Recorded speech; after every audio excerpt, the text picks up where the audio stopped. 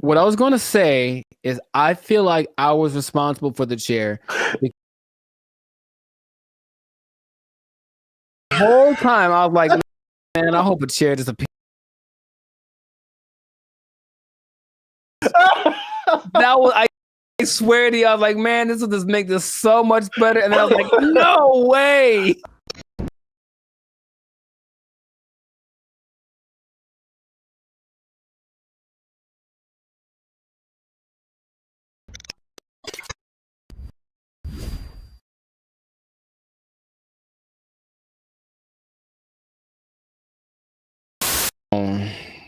Can't even see the eyes.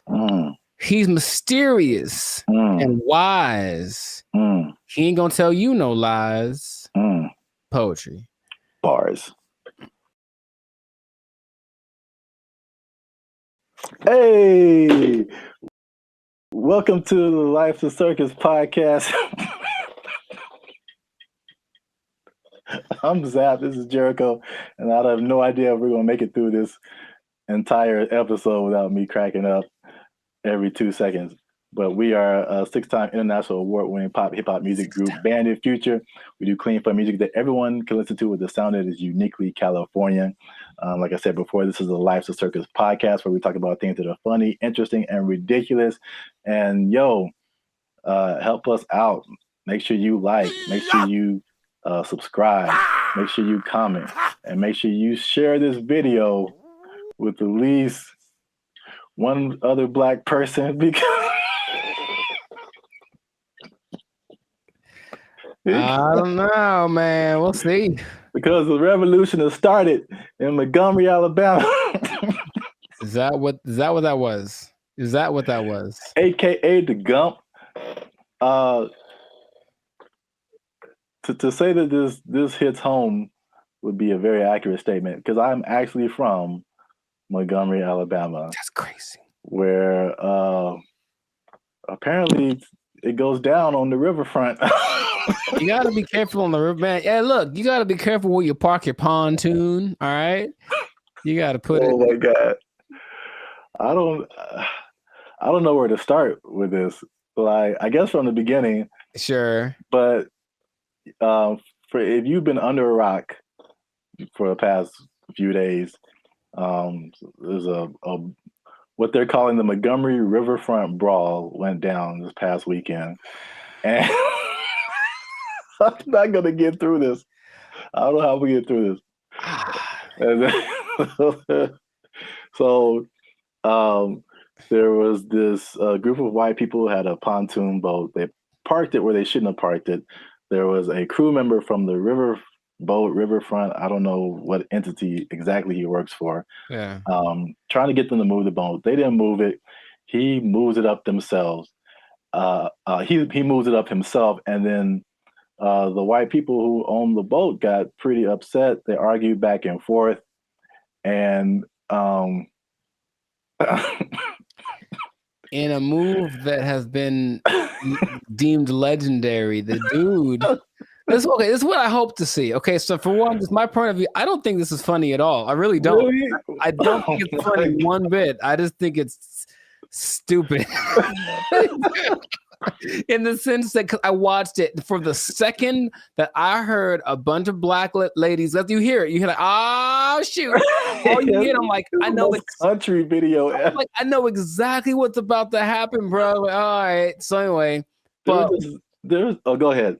Well, so what I hope to happen, because to reference what Zap did at the beginning of the video, is that they're talking back and forth, and I guess the Black guy is like, all right, well, it's go time, and he takes his hat, he just tosses it, and what I was hoping for is that he would toss it, he would thrash the dude, and then the hat would just gently land back on his head. That's what I wanted to see, right? But of course, it's not what happened. But it was just... I'm sure that happens all the time. I'm sure it does. Like the location and like the situation makes it a little funnier, I suppose. But like, man, just oh man, you can't have your boat here. All right, well, whatever. We thought we could or something, and then it's like a 1-on-20 brawl for a second, and which is unfair. And then the it ended fairly quickly, unless the video that I saw was edited, but it seemed like it was like a 2-minute thing, nothing more. I don't understand how that one lady fell in the water afterwards. That was probably my favorite part, because I was like, it felt like he was already dying down, and then somehow she just got, yeah.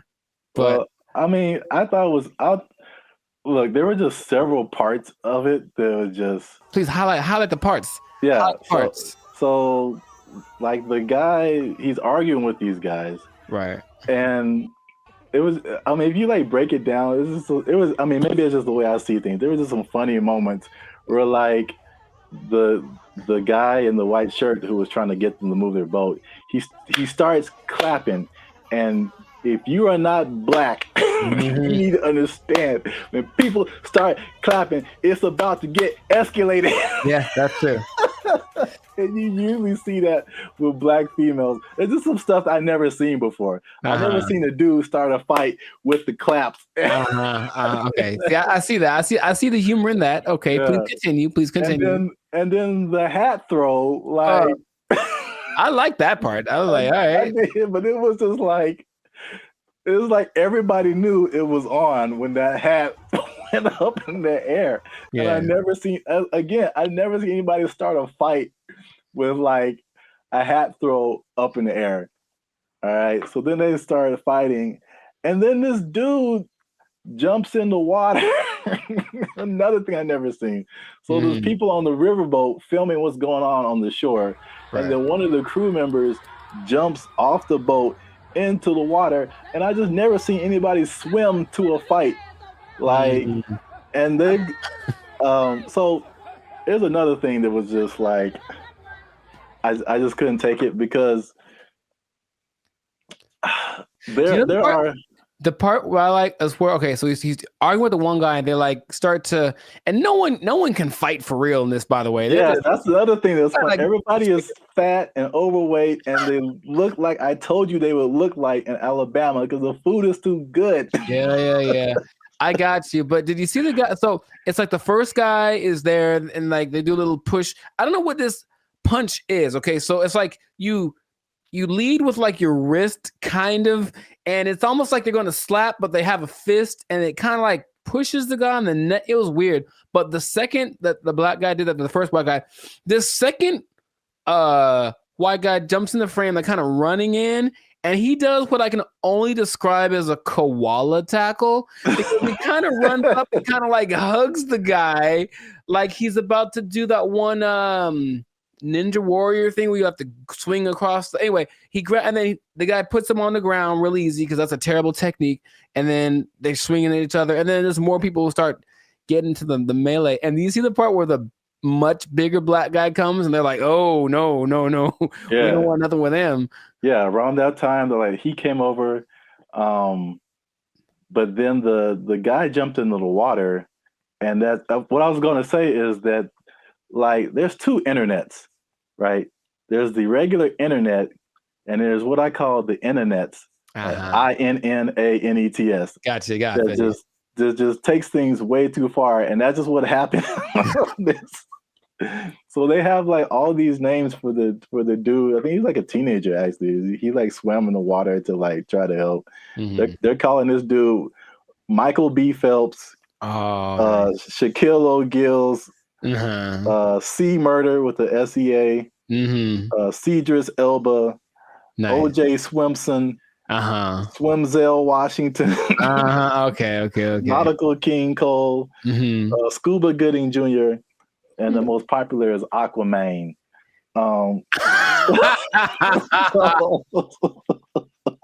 What you doing, Aquaman? Yeah, okay. Yeah, they were like, the internets was really going in on this, and I think that's what really like made it insane. Sure, because as an isolated event, like I said, I was like, all right, I know what's about to happen, and then it's gonna kind of be a little bit of a pushing contest until someone breaks it up, and then what I love, of course, I watched the Fox News or something coverage of it, someone interviewing a lady from it. And of course, they asked the one white lady on the boat. There was like 50 black ladies on the boat, and they interviewed the one white lady there. And she was, I guess, down for the cause and whatever. She's like, I can't believe that they would put hands on our. She almost said the word help. I swear to you, she's like, the help. Oh no, the man the worker on the boat. Anyway, and so they ask her. So, what was the racial motivation in this? They kind of like pushing the issue, like, well, it's obviously a black guy against white guys. Was there a race? Are they investigating the race? And she was like, no. And you know how people like lie when they talk? Like, she said no with a big old lie in there. You sound like John Mulaney. You're like, yeah, no, you know how you talk to your grandma. Yeah, exactly. That's exactly what I was thinking. Because comedy, right? And she just had that look on her face like, I was just a witness, but it was just so they're gonna push the narrative of white versus black. Yeah, that's what it turned out to be. I just don't really see if you're not supposed to be there. I don't have a boat, but if I park somewhere I wasn't supposed to, and then someone could somehow just move my car to a place where it's cool so that the thing that's supposed to be there can park there, I'd be like, all right, cool, I guess. Like, I'm not mad about you moved my car, nothing happened, right? So that's just what I don't just violence like this, air quotes. That's that was a low form of that was MMA at its worst. Like, it wasn't very. Yeah, speaking of violence in MMA, the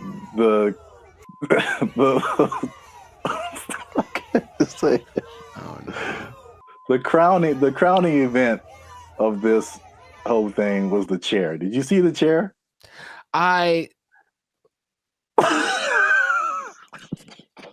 What I was going to say is I feel like I was responsible for the chair because the whole time I was like, man, I hope a chair disappears. I swear to you, I was like, man, this will just make this so much better. And then I was like, no way.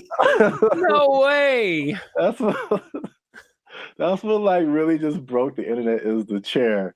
And this guy,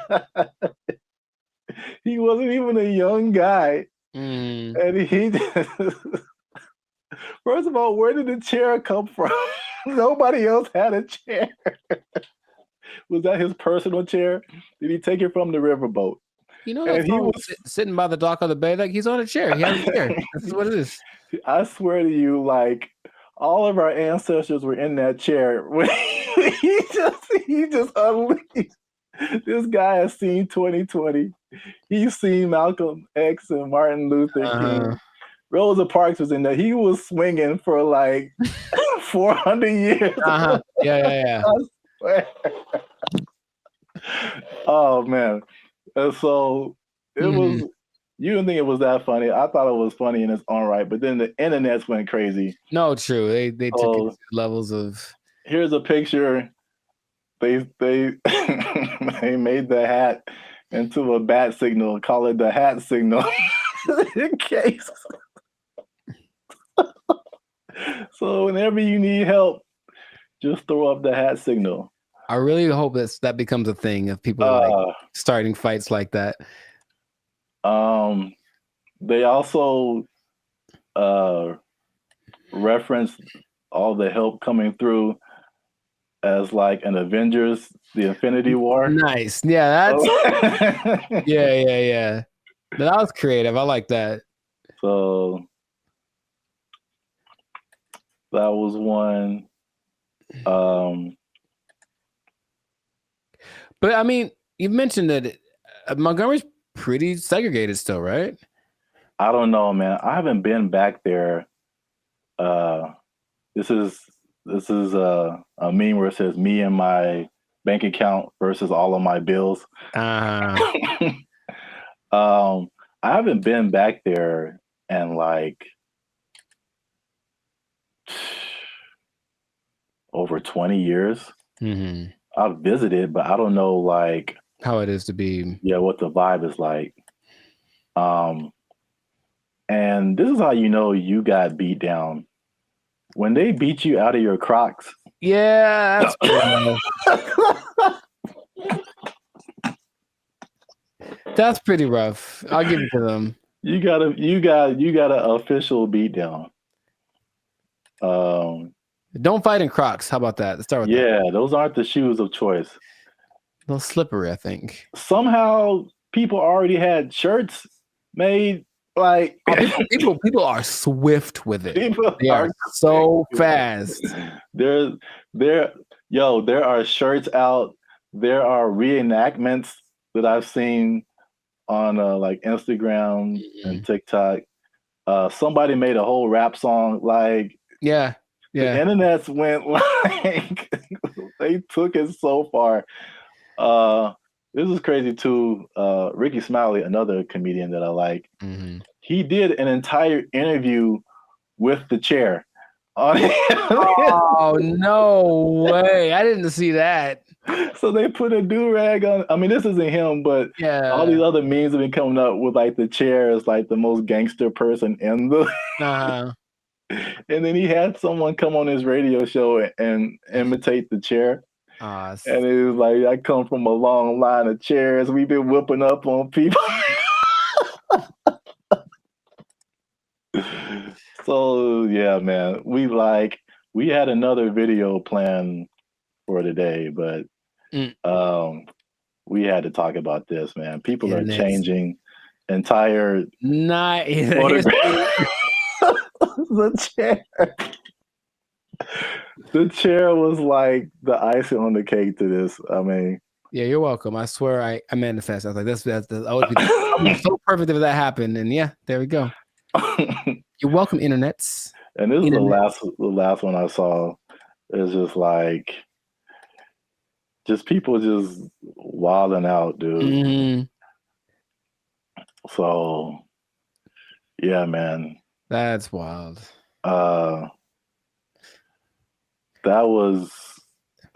It was like terrible and hilarious at the same time. I've never seen it was just so many elements to it. It wasn't like a crazy fight. It was just so many things were happening. People were getting pushed in the water.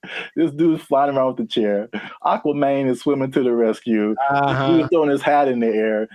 Like the most countryest of country women are just like, oh my God. It was countryest. Well, I mean, until the next thing happens, that's equally as entertaining. Yeah, but I was like the funniest.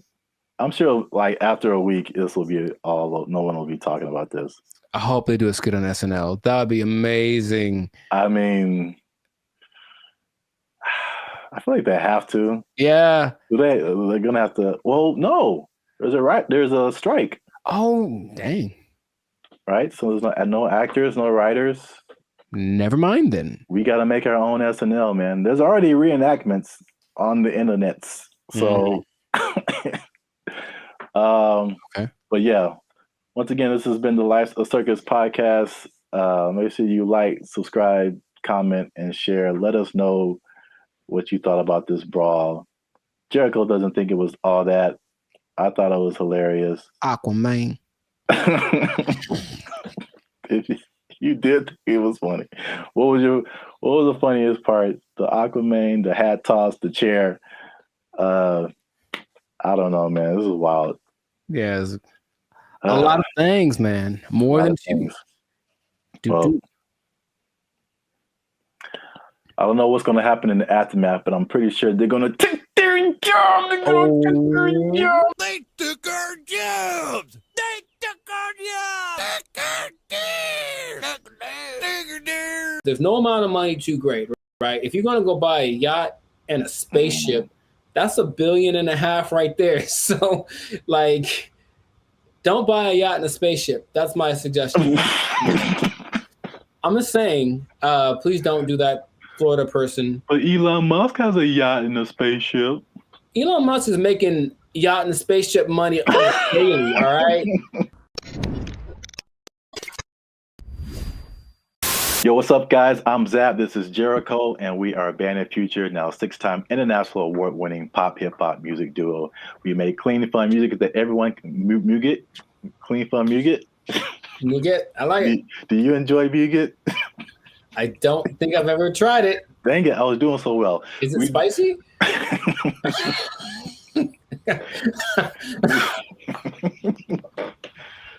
I don't know, but I think you should know if it's spicy because yeah. I'll put a link. I'll put the link to the video. Oh no, you talking about? Yeah. Right. Here we go. Up there, guys. Go watch it. We do Clean Fun Music or Muget, depending on what country you're from. That everyone can listen to. The sound is uniquely Californian. And you are now tuned into the Life Circus podcast, where we talk about things that are funny, interesting, and ridiculous. And look, I'll raise my voice because I'm going to make a statement. Say it. People have been watching, they've been laughing, they've been thinking, but they haven't been liking, they haven't been commenting, they haven't been sharing, and they haven't been subscribing. And I need you guys to do all 4 of those things, or else I'm gonna have to start robbing people again. I'm trying to change my life. Again, man. Told you that. It's not the way. It's not the way. Trying to be on the straight and narrow, you know what I'm saying? Make this YouTube money. So yeah.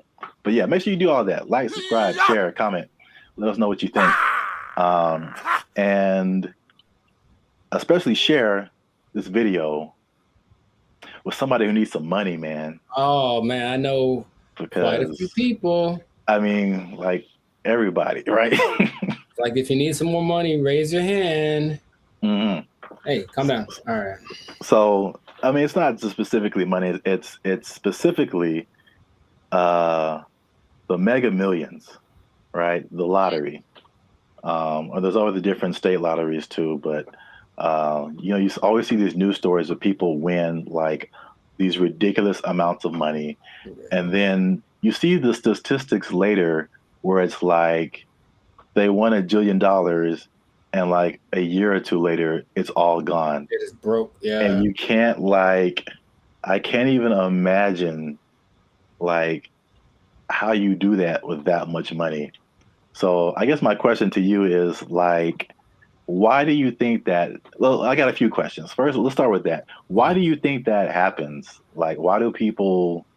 Oh, for me, that's a simple answer. It's that if you don't understand the work that it takes to make money in the first place, you don't know how to keep it. That's all. So if you just got lucky and it's like, oh, I got money now, then you're not going to have you haven't developed any habits to maintain that. And everyone basically has an idea that, okay, maybe saving money is a good idea. I should do that more. I should. It's not on their list of must do, it's I should do. And then the second that it happened, perfect example, dude. Episode of the Boondocks where Grandpa leaves for his do it big vacation and he gives probably give me some money. And it's like, all right, this is supposed to last. It's like, also they came into some money. Cool. This is going to help us get food, get clothes, whatever, last the whole week. Nah, Riley goes and blows it all in an hour. Ask yourself, be honest. Ain't I'm clean? No. Man, how we gonna eat? Like, that's just how people live. That it's like, you're basically a dam waiting to burst. I'm just waiting to get my break. And then I'm just going to do something ridiculous with my money. And no one can tell me no, because it's my money. So I think it's that. And plus, there are worlds of, how do I say this? Finance. Like there's things you can buy that you don't know you can buy because it's not an option for you, right? As soon as you get to that level of, I was in Malibu the other day, hey, Malibu, and I saw this thing for property, you know, some kind of a beachfront property, and that's starting at $70 million. Oh man! And they wouldn't put that there if they didn't know that there are people that can drive by on a whim and be like, "Hey, honey, do you think we should give me property? How much is it? Starting like 70 million." Bet, and then they just go do it. Like there are people that have that, right? But they also probably have the knowledge of how real estate works, all this kind of stuff, so they know how to invest in it and make it work for them. But if someone comes into, what was it, $1.58 billion? Yeah, that's why I mentioned it, because it's like a big number. Just somebody won a bunch of money. Right. So if that person is dumb, and and they're from Florida, so I'm not going to tell you that they are, but you know what I mean? You prefer the term financially illiterate. Got it. So let's say this person, so there's nice properties in Florida, comes into their money, gets the lump sum, because of course they're going to get the lump sum, right? So they're going to get the lump sum, maybe 800 million, something like that after taxes. And then they're just driving by, and then they just see a sign that says, hey, property starting at 70 million. They look at their account like, yo, I got that. Let me get one for my cousin. And then a year later, they don't know how to upkeep property. They don't understand that buying things means you have more expenses, and it all just, so yeah. That's why I think it happens. That makes sense. Especially like with property, it's like even when people who just buy like a regular house, I mean, it's like you don't really realize all the expenses that come with it and the upkeep, and like it's not like you buy it and that's it. It's like you buy it and then now you have to keep spending more money to like keep it up. Insurance goes up. You gotta fix more stuff. The toilet doesn't work for 2 years. Like it's a slippery slope. You have bugs in your house you got to get rid of. Dude, I saw a bug. I knew what kind of bug it was, but it's always surprising. One of those centipedes that looks like it's just like it looks deadly. It's not, but it just, and so every time you see it like black? It's like black with like these legs that are kind of like at an angle. It just looks like I feel like I know. I've seen what you're talking about. So I see it, and my logical side goes like, oh, it's just one of those things. And then my like primal side is this like, we need to move. Like that's what I'm they have invaded, you know what I mean? So yeah, but it's just like you have to always and there's always things that need to be fixed and whatever. And then property value around you goes up. Someone writes you a letter like, yo, you got to fix your roof, man, because you're hurting us. Stuff like that happens. I'm not saying it happened to me. I'm just saying that's the whole letter is just like, dear sir, fix your roof. You're hurting us. Sincerely, the neighborhood. Sincerely, all of us. You're bringing us down, bro. You need to step it up or get out. I was like, yeah, that's how it works. But not even that. I had a cousin who won maybe $300,000 on a game show in the in the 80s, right? So 300,000, that's pretty good. Dude, shout out to Steven. He was broke within 6 months, I think. Wow. Yeah. God. Because I know you, and I know how you think what you would do. Oh yeah. Winning the amount of money. Most people don't think that way. It's just not. I think, remember Shaq talked about he spent his whole first contract and was like broke.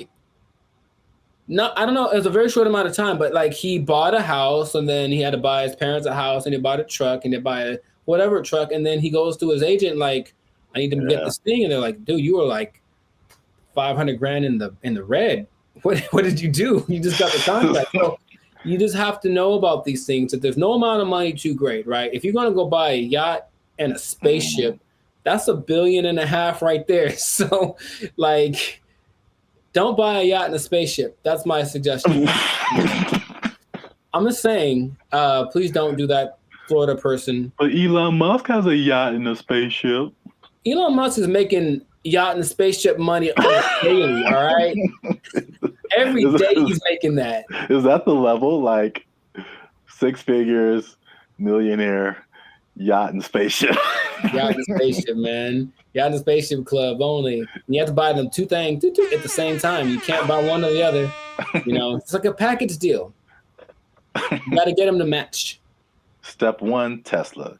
Step 2, Step 3, yacht and spaceship. There we go. Yeah. Plus, they're probably gonna make a yacht that can turn into a spaceship or vice versa. So it's all. There's no level. You can go buy. People buy islands now. You can get anything with the right amount of money. So just you'll run out of it because money is a limited thing unless you have. Because if you won the lottery once and you're like, cool, I'm set for life. It's like, no, maybe you should set up to try to like If you won it once, maybe play it again. Like, I don't know, do something else. What? That sounds like a terrible idea. Well, look, I don't know what the probability is, but think about it. If you won $1 billion and then you spend $1 million of it on more lotto tickets, you're probably going to win it. I would just guess it's possible that you could win again. I know you don't like that at all because it's a stupid idea. I mean, I don't know if it's. It's like reinvesting into something that's a far-fetched idea, but if yeah, I won $1 billion and 10 million. All right, I'm gonna buy $10 million worth of lotto tickets. What if you win 3 more times? And you know what I mean? Like, and that's how Las Vegas works, folks.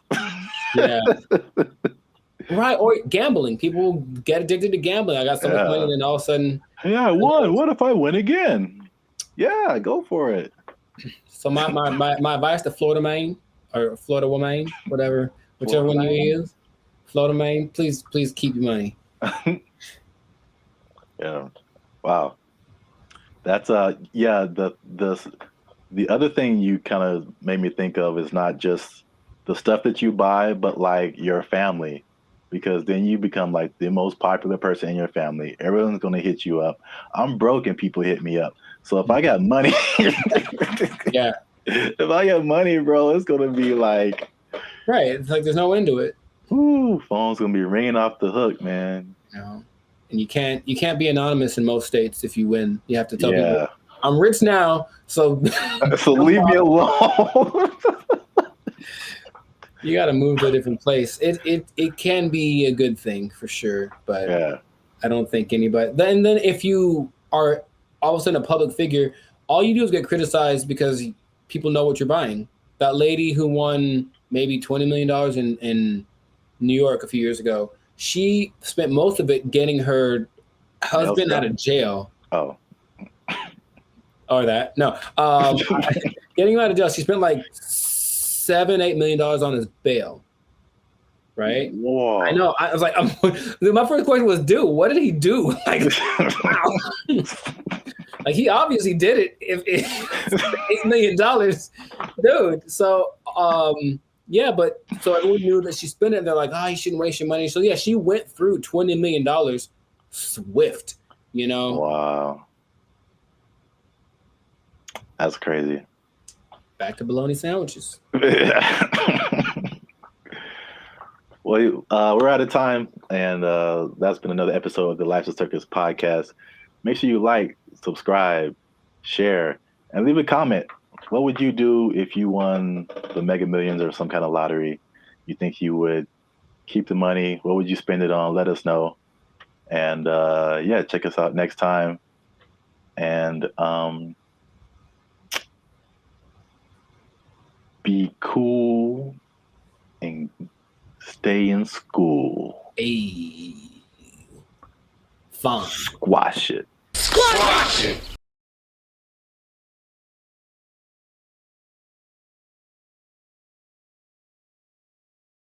Or you could be like the city of Los Angeles and just tell people to watch out for pedestrians on the freeway. Because that's happening more and more though. And that's kind of strange. I know, that's very strange. You see people just cruising on the freeway. Or I just put a message like, stop looking at this billboard. How about stop walking on the freeway?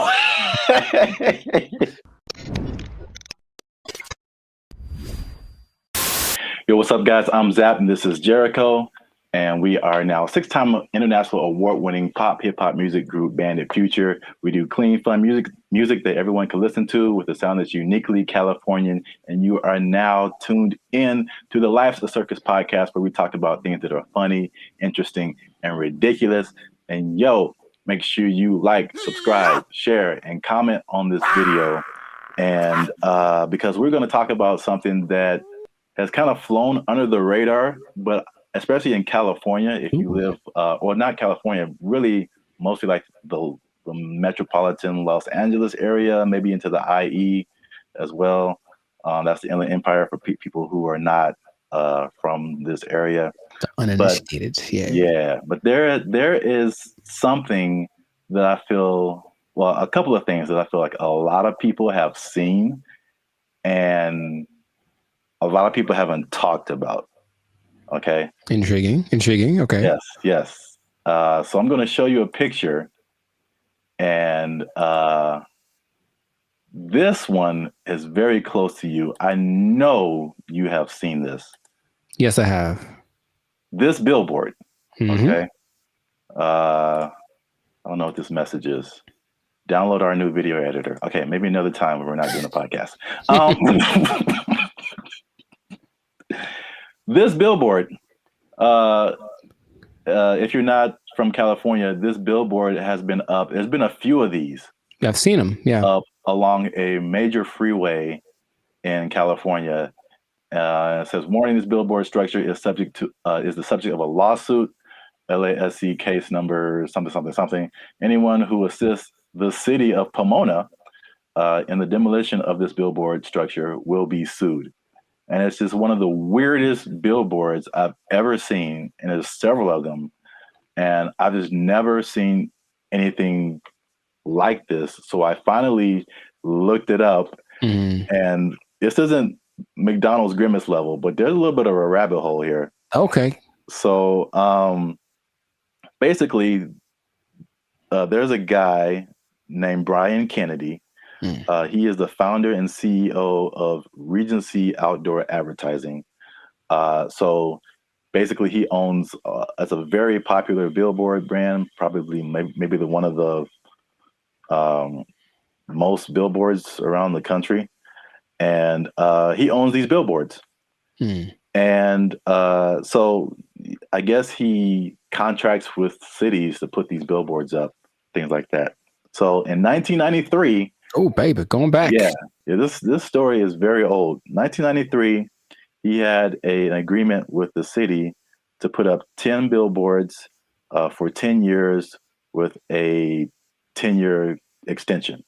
Right. So 1993, put up 10 billboards. 2003, you renew it, keep those billboards up. Stuff like that. You renew every 10 years.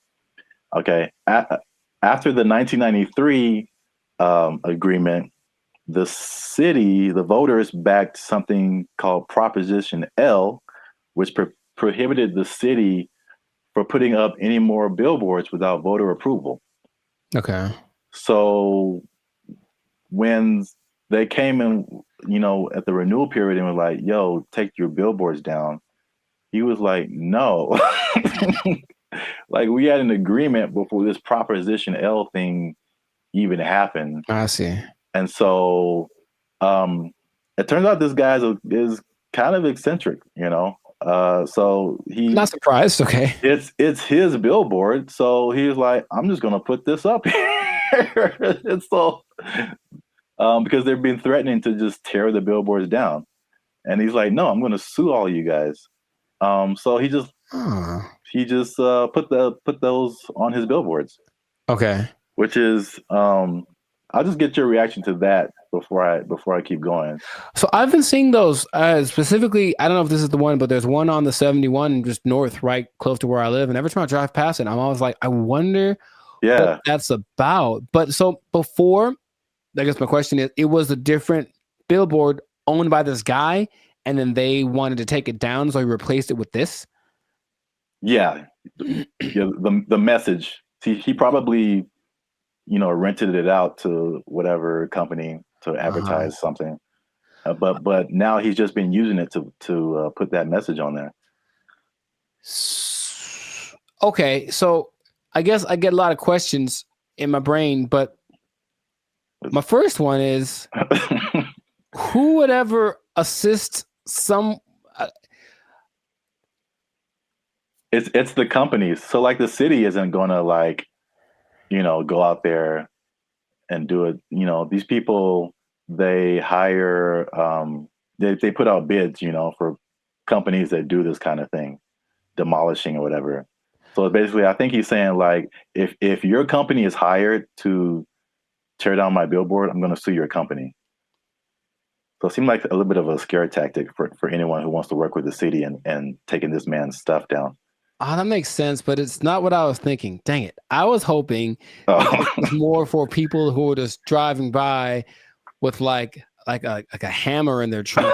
Man, I really want to just pull off the side of the road and tear this thing down because I hate it so much. It's such an eyesore. And then this thing's like, don't you dare. Or some guy that's like driving his pet bulldozer down the freeway, which I've seen. And then all of a sudden, I'm gonna pull over and tear this thing down real quick. But it makes sense to hire people.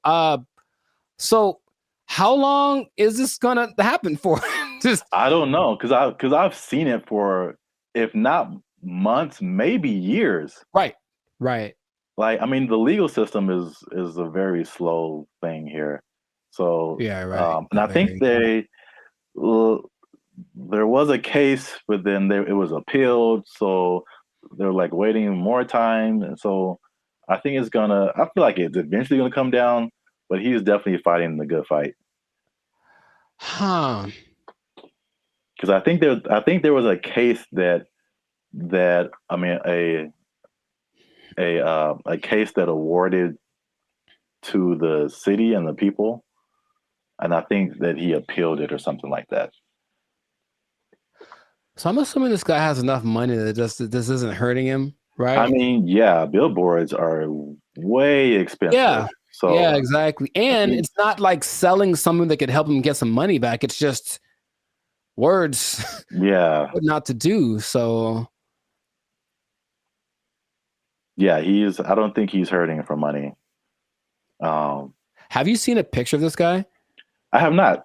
What do you think he looks like? Because I have an idea. Besides, I think he's an old rich white guy with a bad haircut. Okay. I feel like that's always how it goes down. I have in my head like this cross between Gary Busey and Gilbert Godfrey. I don't know why. This is kind of weird, and he kind of talks like Gilbert Godfrey. I just want that to be true. Old rich white guy with a bad haircut. That sounds like Gary Busey or Gilbert Godfrey. Yeah. That's what I want this to be. So we got to do a part 2 so I can see if I was right. Because if he looks nothing like that, I'll be disappointed. Like that's just the truth. I'm looking at him now. He looks well. This is also very good. I mean, very fitting. He looks like a character from The Sopranos. Oh, nice. So he looks like someone who would do this. Got it. He doesn't have a bad haircut, but old rich white guy for sure. I wonder if he's the first person. He can't be the first person to have done this. I mean, maybe not, but I've never seen anything like this before. But we run out of time. So before we end this, there's a part 2 to this. Okay. Which is it was a totally different scenario, but I was somehow kind of shocked that it was the same person. Okay. So we're going to leave Pomona and go more towards the LA area. LA. And then see if you've seen this billboard. Yes, I have. So it's the same guy. Oh my God.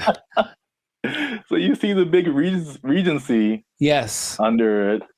And I wasn't even thinking about these 2 stories. Now this one is like 2 blocks from my house, and apparently now it's changed recently. So I don't know why he took it down or even put it up. But he put up 15 of these around. Oh, he dude's got money, dude. Jeez. Yeah. They're his billboards. I mean, he can put up whatever he wants, I guess. Yeah. He's just losing money from other people who would pay to be up there, but right. It's his billboard. He put up 15 of these around Los Angeles. Turns out that he's a big USC donor. Sounds okay. Okay, sure. And yeah, he just said, Reggie Bush needs his Heisman. I'm gonna put this up. So, if I had a question, I know you asked like, what did he look like and all that kind of stuff. My question is like, the power of billboards. Like, I The ability to like get your message in front of like millions of people, they're obviously still relevant. We both recognize these billboards. Yes. And so it's like, I guess a cool question would be like, if you own billboards, like what would you, and you just put up your own thing, like what would you put up there? It has to be something that can make me money though. Like, You want to do like this guy and just like whatever. What if it was just like something, just a message you just wanted to tell the world? It could be serious or it could be funny. oh, I got a funny one. what? Unless you want to keep that. I want to put messages that tell people how to drive. Okay, Because well, they're not like 30 billboards that say that the left lane is for passing only. Mhm. And like maybe people will get it. It drives me nuts. Well, then you know what I would do? I would do something similar because I have probably a billion pet peeves when it comes to people driving. But the number one thing that I always think is that you don't have to hit the brakes to slow down. Yes. Like that was always taught. Like just first step, take your foot off the gas, and then it's kind of. But every little thing is just like, brr, and it's like, bruh, it's not necessary at all. So yeah, just hey, quick reminder. You cool people, you instead of saying something I'd rather say, just take your foot off the gas and you slow down. Give it a shot before you cause pileups on the 5. Like, Or you could be like the city of Los Angeles and just tell people to watch out for pedestrians on the freeway. Because like that's happening more and more though, and that's kind of strange. I know that's very strange. You see people just cruising on the freeway. Or I just put a mess up like stop looking at this billboard. How about stop walking on the freeway? Where's that message? Well, I think it's being encouraged by, Jeez. by PETA and the NAACP. That's just my thought. Everyone's just like walk on the bill. I mean, it's happening. So we've been together in this. Like, why is this now a thing? Why is this person walking on the freeway? And it's not like their car is broken down. They're just trying to get to where they're getting to. Yeah. And they just chose the freeway as the place to walk. I've almost hit several guys because of that. And it's like, all right, man. But good for him. Good for Billboard Man. He should change his name to Super Billboard Man. Yeah, I can't believe that. I mean, I can believe that was the same guy, but it was just like such a coincidence. That's wild. Yeah. But yeah, this has been an episode of the Lashes Circus podcast. Make sure you like, subscribe, share, and leave a comment. What do you think about this guy and his billboard? What would you put on your billboard if you just own billboards and you could say whatever you want to say and threaten people with lawsuits? But yeah, that's it for us. And stay tuned for the next episode before they take our job. I hope they don't take it. I need to pay rent. Okay. They took our jobs! They took our jobs! This is for our ancestors, Jericho. No, it's not. No, it's not. For all the cotton pickers, for all the slaves, for everyone who marched in the Million Man March. I don't think this was the dream that Dr. King had in mind.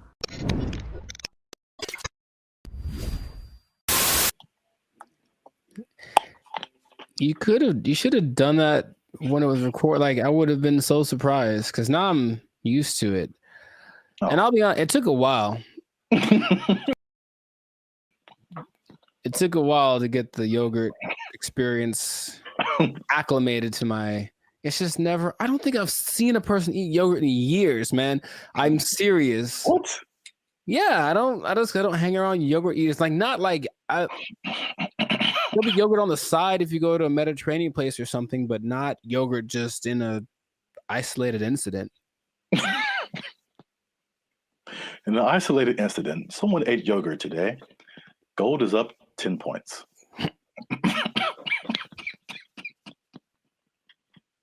Back to you, Jim. All right.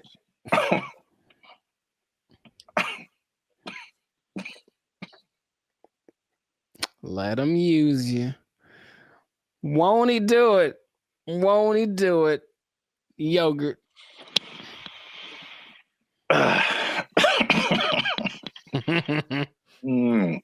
Okay. unique New York. Hey, what's up, guys? I'm Zap. This is Jericho. We are now 6-time international award-winning pop, hip-hop music duo Band and Future. We make clean, fun music that everyone can listen to with a sound that's uniquely Californian. And right now, I'm eating yogurt. And I can't handle it. And he can't handle it. But you're still tuned in to the Life's a Circus podcast, where we talk about things that are funny, interesting, and ridiculous. Please don't choke on your yogurt, man. I tasted I blueberry. wouldn't know what to do with myself. So make sure you like, subscribe, comment, and share this video with somebody who likes to go to fast food every now and then. Okay. Because they might be going a little bit less. And I'll explain why. And I'm going to explain something very interesting with regards to minimum wage at the end of this video. A shocking statistic when it comes to how much people earn. I want to know what it is right now. Yeah. Tell me now. No, we gotta wait to the end, man. You gotta wait to the end. All right. But first, you gotta watch this video because you know, I'm not even gonna set it up. Let's just watch it. This is Gavin Newsom, governor of California. Hey, Gavin. And these people have just lobbied for a fast food minimum wage that is higher than the regular minimum wage. So now these people will be earning $20 an hour at your fast food places in California.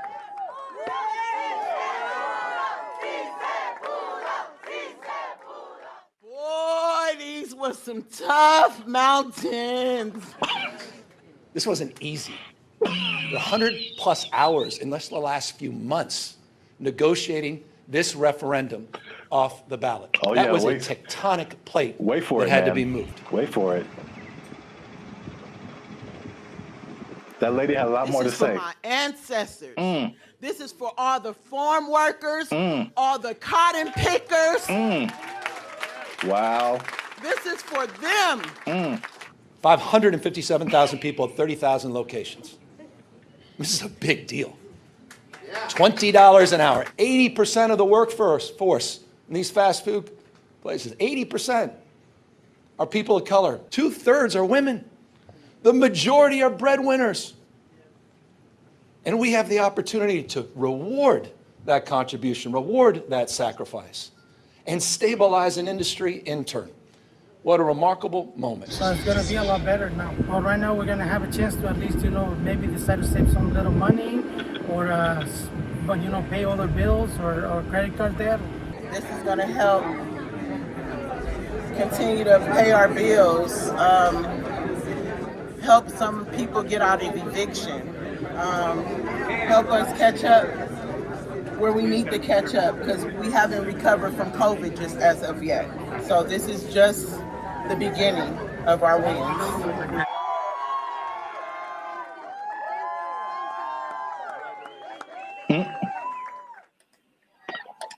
So yeah. Hey, I didn't expect her. You gotta understand, Jericho. She's dressed like a toy you find in a Happy Meal. I didn't appreciate that. I didn't appreciate that at all. Look, I didn't like that at all. I didn't like that at all. She came out of nowhere, bro. This is for our ancestors, Jericho. No, it's not. No, it's not. For all the cotton pickers, for all the slaves, for everyone who marched in the Million Man March. I don't think this was the dream that Dr. King had in mind. I really don't. They worked hard. They fought so that we can make $4 above minimum wage. All right, so while you have your moment, I think that's okay in a way. I don't I definitely know. I don't think I know that $4 more an hour is not going to help you not get evicted. Maybe helping you. Maybe if you make good financial choices. See, here's the thing that people lose in the thing. All jokes aside, even though it was ridiculous, she was unnecessary to that video. I don't know why they picked her. I don't know why they picked her. I just didn't see the point. But it doesn't it doesn't matter how much money you make or don't, right? It's just about how you work with it and how much you keep. So I know people that work fast food that do very well because they're just smart and they budget and they're frugal. And I know people that make a lot of money that are basically broke, you know what I mean? So Yeah. there's that, but and are those real statistics? I suppose someone says, oh, there this percentage of minorities and women, sure. So it's a step in the right direction, yeah. But as we've mentioned before, it could just mean that a Big Mac's going to be $10 next week. So Uh, you know, that's kind of why I brought it up. It's I mean, it's not only to see what you think about it. I mean, it's going to be interesting to see what happens because food prices alone right now are through the roof. man, I saw like a bundle of grapes for like $6 a pound. yeah, he told me. Like I bought like a few berries and it was like $20 Hmm. for like just to start off with. Like Yeah. food is crazy. Fast food is also way expensive. Like I remember there was a time where you could give someone $10 like and they could get a combo at someplace. Like now it's It's a like challenge to have a meal for under $10. It really is. yeah, Like it's maybe you can get 15 to 20. yeah, you can get an item, you can get a burger or something for Yeah. $7, but a whole Yeah. So it's going to be interesting to see if you kind of got lost in my laughing at that lady. Um, that was the deserved. That was deserved. I feel like she makes a lot of bad decisions. That's just my honest opinion. I've never met her. Maybe she's wonderful. I hope she's doing well. I hope she sees this video and she likes Band in the future. But I think her presence was a bit distracting to the whole experience. but yeah, so this is a very weird situation that I haven't really heard of because basically the government is involved. Right. They created this like separate task force for like fast food worker wages, which I haven't really heard of before. Where like I mean, it's not the government setting it, but the government is like an intermediary Hmm. in this, and I it's mean, just are fast food workers specifically unionized?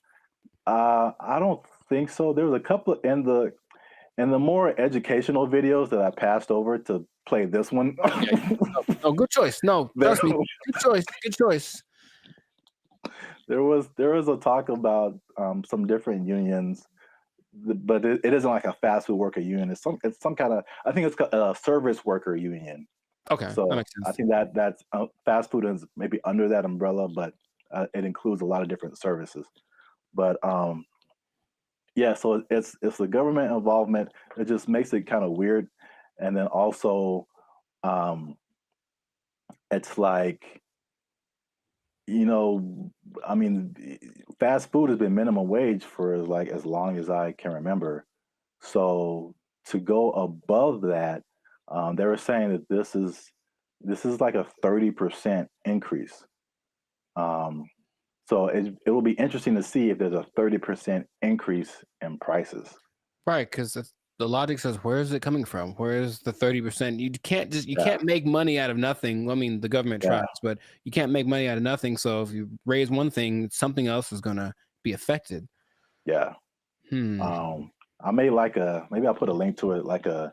This was a year or two ago. I was walking by KFC and and it was a small combo for like $18 for a small. Um, and then the what was I gonna say? The like if a sandwich is like $6 now, you add 30% to it, and now it's like $8 just for the Right. sandwich Right. plus tax. So I mean, the $10 combo is going to be like a $10 sandwich pretty soon, That's just too much. in my opinion. Maybe because again, that's just one way of balancing your budget. I guess is to charge more. I mean, they could. The other thing, which doesn't really help people.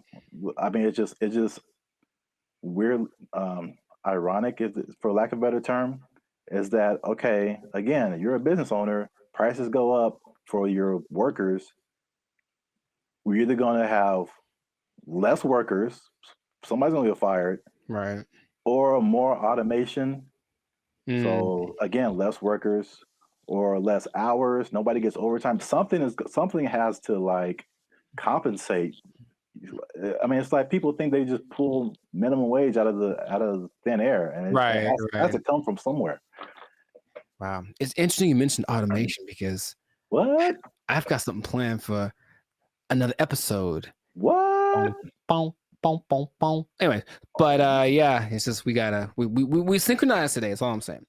Oh man. Well, let me. What was I teasing before? Oh yeah, the minimum wage. Mm-hmm.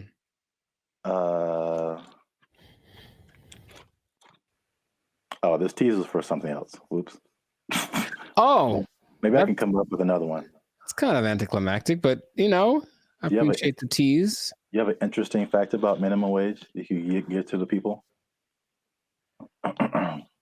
No, I do not. Well, that's been another episode of Life Service Podcast. Yeah, I was going to say, though, I wonder what will happen to the in-and-out workers because they always got paid more than minimum wage. That was kind of the thing. That was the job you wanted in high school because you were on your feet because they deserve it. They're working round the clock. And I wonder if they're going to get more than the higher price than, more than the $20 now. Huh. It's kind of they operated like every fast food job was minimum wage except for In-N-Out. Even Chick-fil-A? I believe Chick-fil-A is also minimum wage. You just have to be a good-hearted person because those people, even if I don't like the food, they're very nice people. Very nice people working at Chick-fil-A. Yes. Well, I'll give this nugget. Maybe people don't know about this. If you ever want to own a Chick-fil-A, you have to start at the bottom and like work there for minimum wage. So there you go. I gave him something. You can't just walk. You just can't just walk in a no matter how much money you have, you gotta start at the bottom. So let's say I just barge in. I'm LeBron James. I still gotta work the shakes and fries. LeBron James got to be peeling those fries back there, man. Oh man, that's crazy. All right, I'll tell him. Yeah. He asked me to ask, so I'll tell him. Yeah. All right. Well then, that was cool. Can you tell him a few other things about the Lakers that I have opinions on?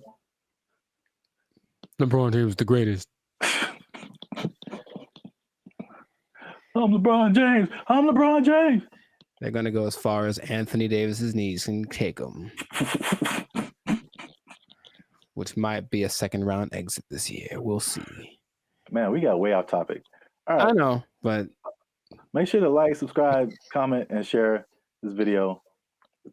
Like maybe probably the first 80% of it before we ran off the rails. Yeah.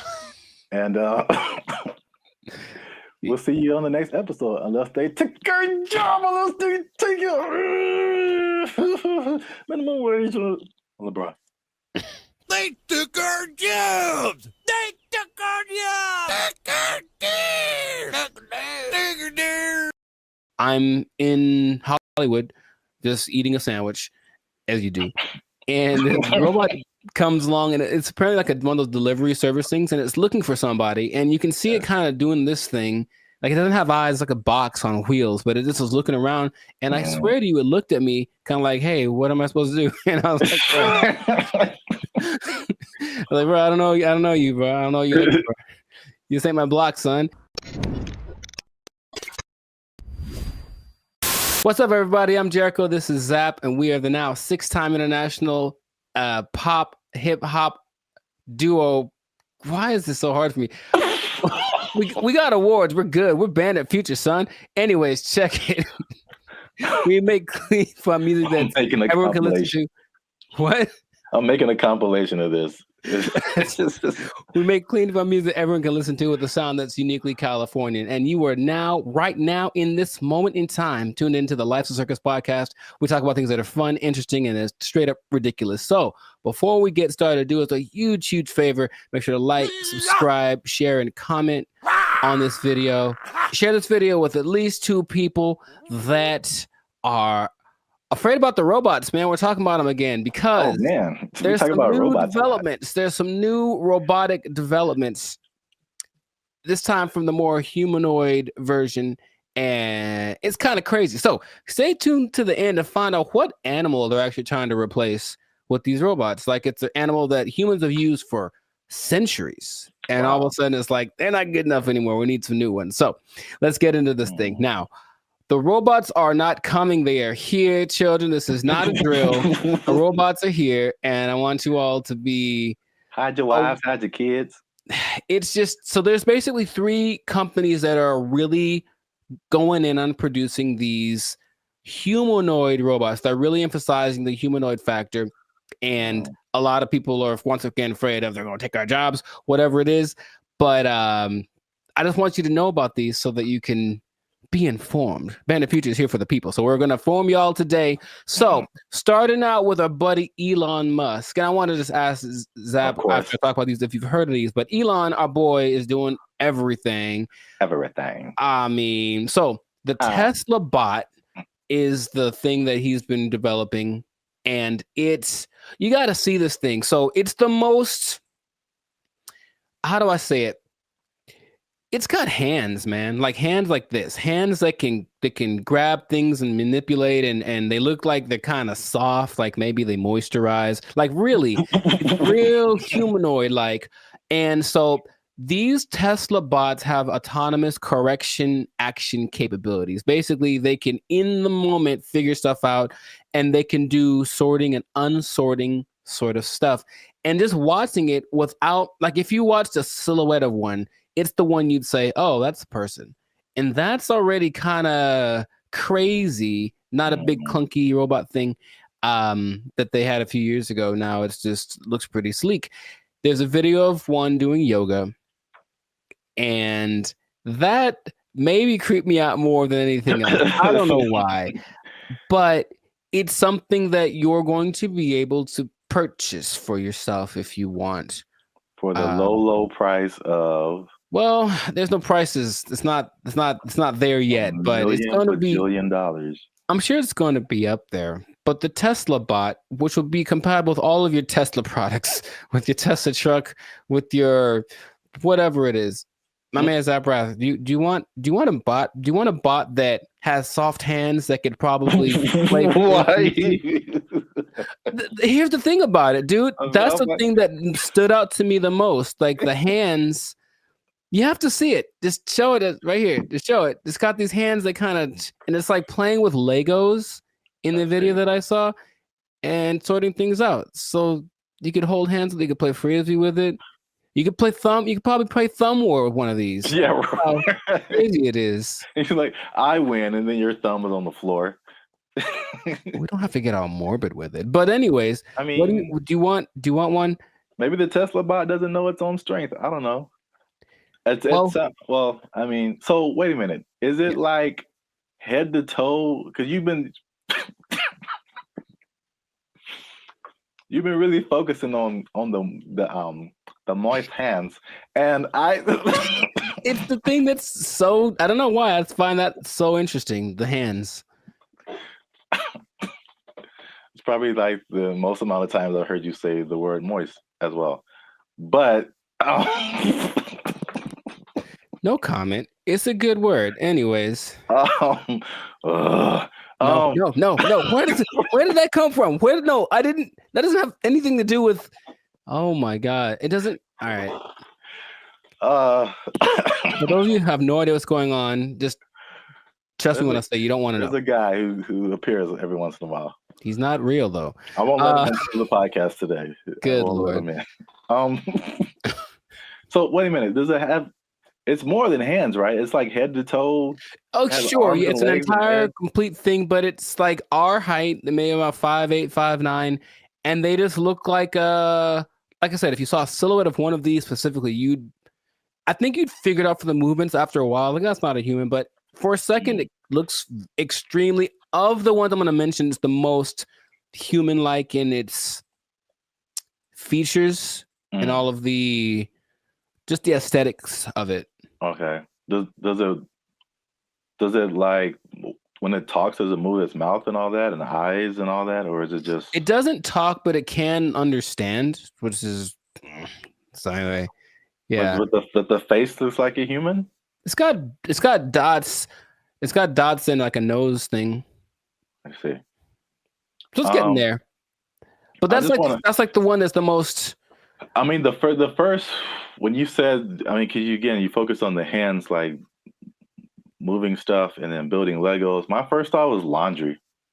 I don't know why. Well, you know what? It's interesting because people are thinking about these robots for all the big, heavy, crazy, whatever that you could possibly do. But this one seems like it's got this precision. They're going for that angle. They want want robots that can do laundry and wash dishes and all that kind of domestic stuff. Yeah. Although, I mean, we do have dishwashers. True. I don't think, but the laundry thing for sure. But you have to see. Yeah, just take note of the hand. How much are you willing to pay for someone to fold your laundry? Yeah, I don't know, but that's the Tesla bot's like the first one. The next one, and it's actually creating an interesting thing. This whole process of robotics, it feels a bit like the .com thing because there are robotics startups now that are trying to get their thing happening. So one's called Apptronic, and it has this robot called Apollo, and this is the most ready, it seems, as far as like, it doesn't seem super ambitious. It is once a robot that can walk around and do normal stuff without falling over. Like, seriously, there's a whole combination of robots just falling over, and it's hilarious. But the Apollo can lift up to 55 pounds. It looks more like a version of, what's that Disney movie? My Friend Robot or something? Oh, the Big Heroes 6? There we go. Yeah. It looks a lot like that. Okay. And you just watch it and it just walks around and it's picking things up. But this Apptronic is trying to make robots for practical everyday use. And it seems the most ready. It's like a small company, but I just find that interesting that all of these little things are popping up and they're going to be in competition with each other, or one company's going to buy the other. I can just kind of see that aspect of it happening. But those look pretty friendly. I say that because, in contrast, the company that's the most, like the furthest along with all this is Boston Dynamics. And they've been in it for a minute. They're supported by the US government since 2011. And they had their like flagship bot called the Atlas bot. And they've been just working on it and getting it better. So I don't know if you've seen the video, but maybe there'll be a video here of maybe of a robot that's running like this obstacle course with like this duffel bag, and it's like jumping over the thing and then putting the duffel bag down and then climbing up to the next level and picking up the duffel bag and then running and putting it, and it looks so I always thought it was like maybe like fake, like animated, but it's just the way that it moves. It's very robotic. That's the thing that they're going for. But at the same time, it has so many interesting things that it can do in interesting versions. That's the company that made the dogs that we talked about earlier. The dogs that are gonna, whatever. And I had an interesting robot experience a couple of days ago. I don't think I told you, or maybe I did, where I'm in Hollywood just eating a sandwich, as you do, and the robot comes along, and it's apparently like one of those delivery service things, and it's looking for somebody, and you can see it kind of doing this thing Like it doesn't have eyes, like a box on wheels, but it just was looking around. And I swear to you, it looked at me kind of like, hey, what am I supposed to do? And I was like, bro, I don't know you, bro. I don't know what you're looking for. You just ain't my block, son. But it's just like, and everyone was walking past it like normal. Like, yeah, there's a robot. So that's slowly becoming a thing. And Elon specifically said it's not going to happen overnight. So there's this assimilation of robots. But the Atlas bot thing, yeah, since the 2011, been backed by the Department of Defense. They're supposed to be used for all of the dangerous things, tending to nuclear reactors, putting out big fires. But they're also making these to wash dishes and fold laundry. Maybe do small tasks. They have the version called the Cheetah that can run 30 miles an hour. And they swear that they don't have any military intentions. Now, just if I said, we assure you we don't have any military intentions, what do you think is actually happening, sir?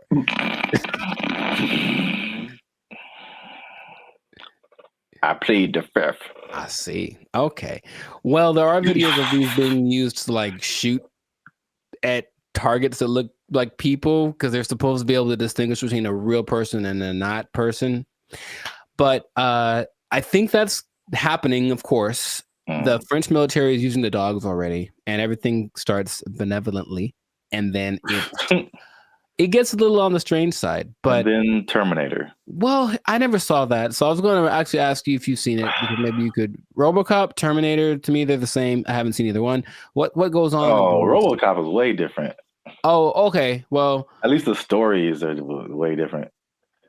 Sure. I should watch more movies, but the idea is there are definitely videos of these robots being used in the military activities, and they're linking them with Boston Dynamics. So Boston Dynamics refutes any association with military, blah, blah, blah. Right. So these things can, in general, there's a video of a bunch of these robots just together. They can dance, they can carry up to 80 kilograms, jump over obstacles, throw around irregular objects. They have this thing inside called an MPC, a model predictive controller. So it can basically learn. So if it learns to jump on a platform that's a foot high, you put a platform that's 2 feet high in front of it, and it'll like, okay, it's just double. And it starts to figure that stuff out. So it's just, these things have flown military jets. These things can fly. There's one that can fly. And so where is this going, man? That's my question, because every time I see it, it's a little more ridiculous than the last time. And I don't know. Are we getting replaced? Is this the end times? What's going on with all this? Are you asking me? Yeah. I don't know, man. I thought you were the expert in all robotics. This is the robotics division of Band of Future. That was all you. Yeah. It's all new information to me. Oh, okay. It just seems, it seems like we want to replace as many people as possible with robots who just do it all better and faster. Basically. They're olive branches that you can get a job controlling these robots, and there we go. But they're starting until they make a robot to control the robots. Well, that's the thing eventually. Yeah, you're going to have to be the person that programs the robots to control the robots. And then Terminator. Then they How does that movie end? With everybody dying? Is that what it is? No. Oh. But, I mean, supposedly it's a whole time travel, whatever. But I think eventually the humans defeat the robots or something. I don't remember. But it's like, hey, you just build robots, and especially intelligent robots, who eventually say, you know what? We're a lot better than the people who made us. We should be in charge. And then they become in charge and enslave humanity. Cool. It's just so weird that they do. The movie has been written already. And they keep doing it. Just like the dinosaur thing. People like trying to bring dinosaurs back. Yeah. And I'm like, no. There's a movie. There's a bunch of movies that tell you what happens, and it's not good. So stop it. Just stop it right Sure. now. They're not gonna stop. But you can't stop, won't stop. But they are supposed to be the next. Anyways, everything is so nice that they're gonna be replacing your pets. Because think about it, a dog that's a robot doesn't need food. It doesn't poop on the floor. Like, you know, Dude. it'll wag. They'll give it a tail to wag, and it'll protect the hell out of your house. Because anyone that comes in is dead. Trust me. Like, Yeah. so they're doing that. But I promised you all that you'd find out about an animal that they're replacing. And yeah, they are replacing the mule. Can you believe it? Ah. Well, because the mule was always I was gonna say a horse. Mm-hmm. So I was once you said it's been around for thousands of years or whatever. Yeah. That makes sense because all mules do is just carry stuff and pull stuff. Yeah, but this robot mules exist now, and they're things that you don't have to feed or nothing. It'll carry up to, I think, 350 kilograms just wherever you need it to go. So I can just imagine, you know, just do the logical progression. Those things are going to continue to happen. But that's where we are right now. That's like so can you ride a robot mule down the street? Oh, I think I know it's going to happen, and I think it'll just be the weirdest thing. Interesting. Or like a robot horse, yeah, instead of a car. That'd be kind of cool. I still vote for Transformers. I think that'll be fun. I think that'll be cool. Yes.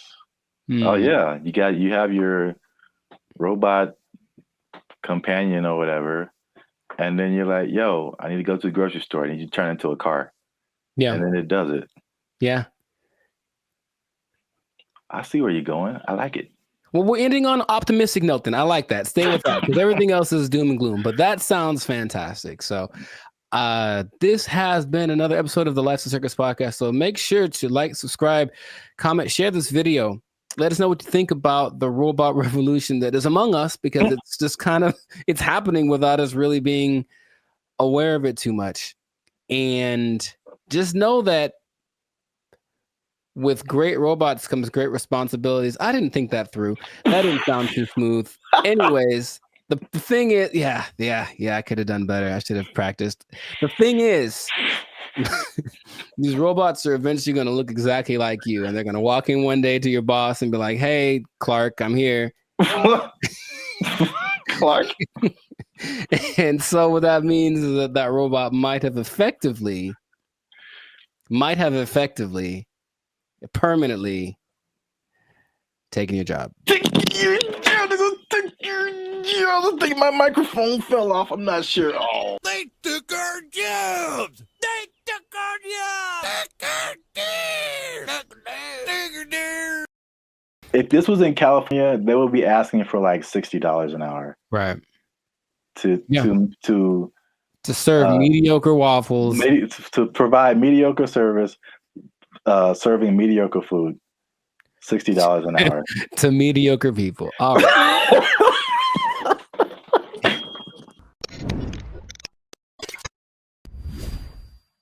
Yo, what's up, guys? I'm Zap, and this is Jericho, and we are now 6-time international award-winning pop hip-hop music duo band and future. We do clean, fun music that everyone can listen to with a sound that is uniquely California, and you are now tuned into the Life's a Circus podcast, where we talk about things that are funny, interesting, and ridiculous. But wait a minute. Hold up. Y'all been laughing. Y'all been crying. Y'all been spitting your food out. There we go. When we talk about gross stuff. You just been having a good time on our dime. And we need to support your boys by making a little noise. Oh, bars. I like it. So make sure you like, make sure you subscribe, make sure you comment. Oh, God. It has to, I don't. Okay, so just to explain something for y'all, when we do these topics, the other person doesn't know what the topic's about to be. So it's like the grand surprise. I'm here waiting, and it seems like it's going to be a doozy. Make sure you share this video Uh-huh. with your favorite Waffle House employee because House. Waffle House employees have a few demands. Mm. And I'm going to show you a video here Okay. of a, as the news calls it, a developing story. Is that what this is? With some interesting characters who have some demands for Waffle House.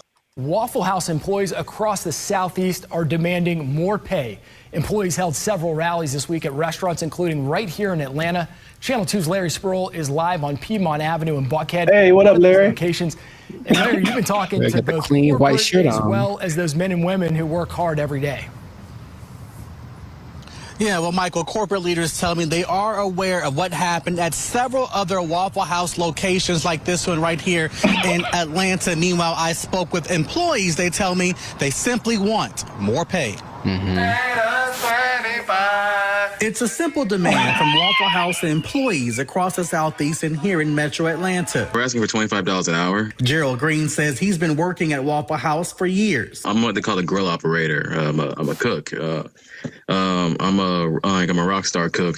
I've been at Waffle House for about 7 years, and highest level cook can be outside management. Gerald Green looks different after the NBA. Paid a lot more. If you mind me asking, how much are you guys making right now? Well, I'm a rock star, so at my store I'm making $17.75. That's why employees are demanding better pay. You're constantly having to go from one job to the next. This week, employees protested at several locations across the Southeast, including Atlanta. My union is my power. We want 25 an hour. It's a campaign that USSW, the Union of Southern Service Workers, has launched at multiple Waffle Houses. But Green says they're also asking for 24-hour security at all the restaurants. Channel 2 Action News was there in August when a former employee was shot and killed outside this Waffle House in DeKalb County. A lot of workers are hurt by customers. A lot of workers are mistreated by customers.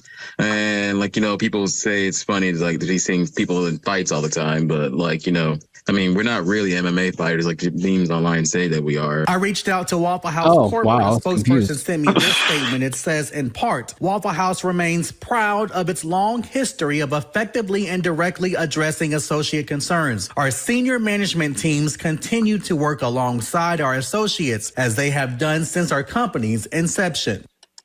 All right, so that's the main idea. Got it. There we go.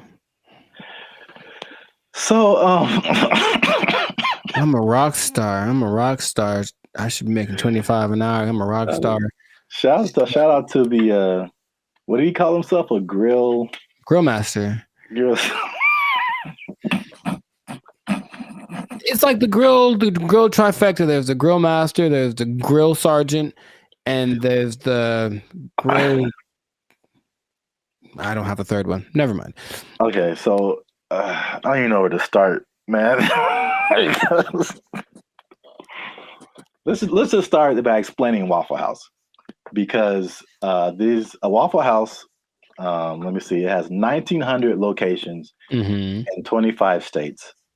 That's a lot. And for people who don't know, it's American diner. Serves mostly breakfast food, but they have other things too, and predominantly in the Southeast United States.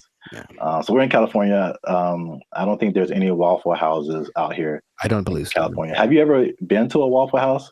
Sure have, sugar. Oh. Okay. I was attended by Dolores. So you know names and everything. Yeah. So you know the vibe. I haven't been to a Waffle House in since I was a little kid. I think so. From the vibe, from what I don't know if it's changed, but from what I remember, it was very trucker-ish. Sure. Like a place where truckers go to it's not like IHOP. I think the big thing out here is IHOP, International House of Pancakes. It's classy. Yeah, it's a total. It's very. No, I was there. I was in Nashville last year, and it's a different vibe. I say closer to Norms, but even Norms is Norms is a step above. Step above. Oh bro. Oh my God. So, the thing about Waffle House, before we get into the wages, this is the hilarious thing about Waffle House. Is for some reason, There's always something going down. Yeah. Oh, bro. And Waffle House has been the subject of SNL skits, Daily Show skits, and it's just notorious for like fights happening. Yeah. And I don't know why. So there's this lady, one of the most infamous Waffle House fight club members. I don't know. Yeah. Her name is Haley Booth. She worked at a Waffle House as a waitress, and she's become like this meme because like very similar to the Montgomery Riverboat brawl. Mm-hmm. She like threw a chair, and it was just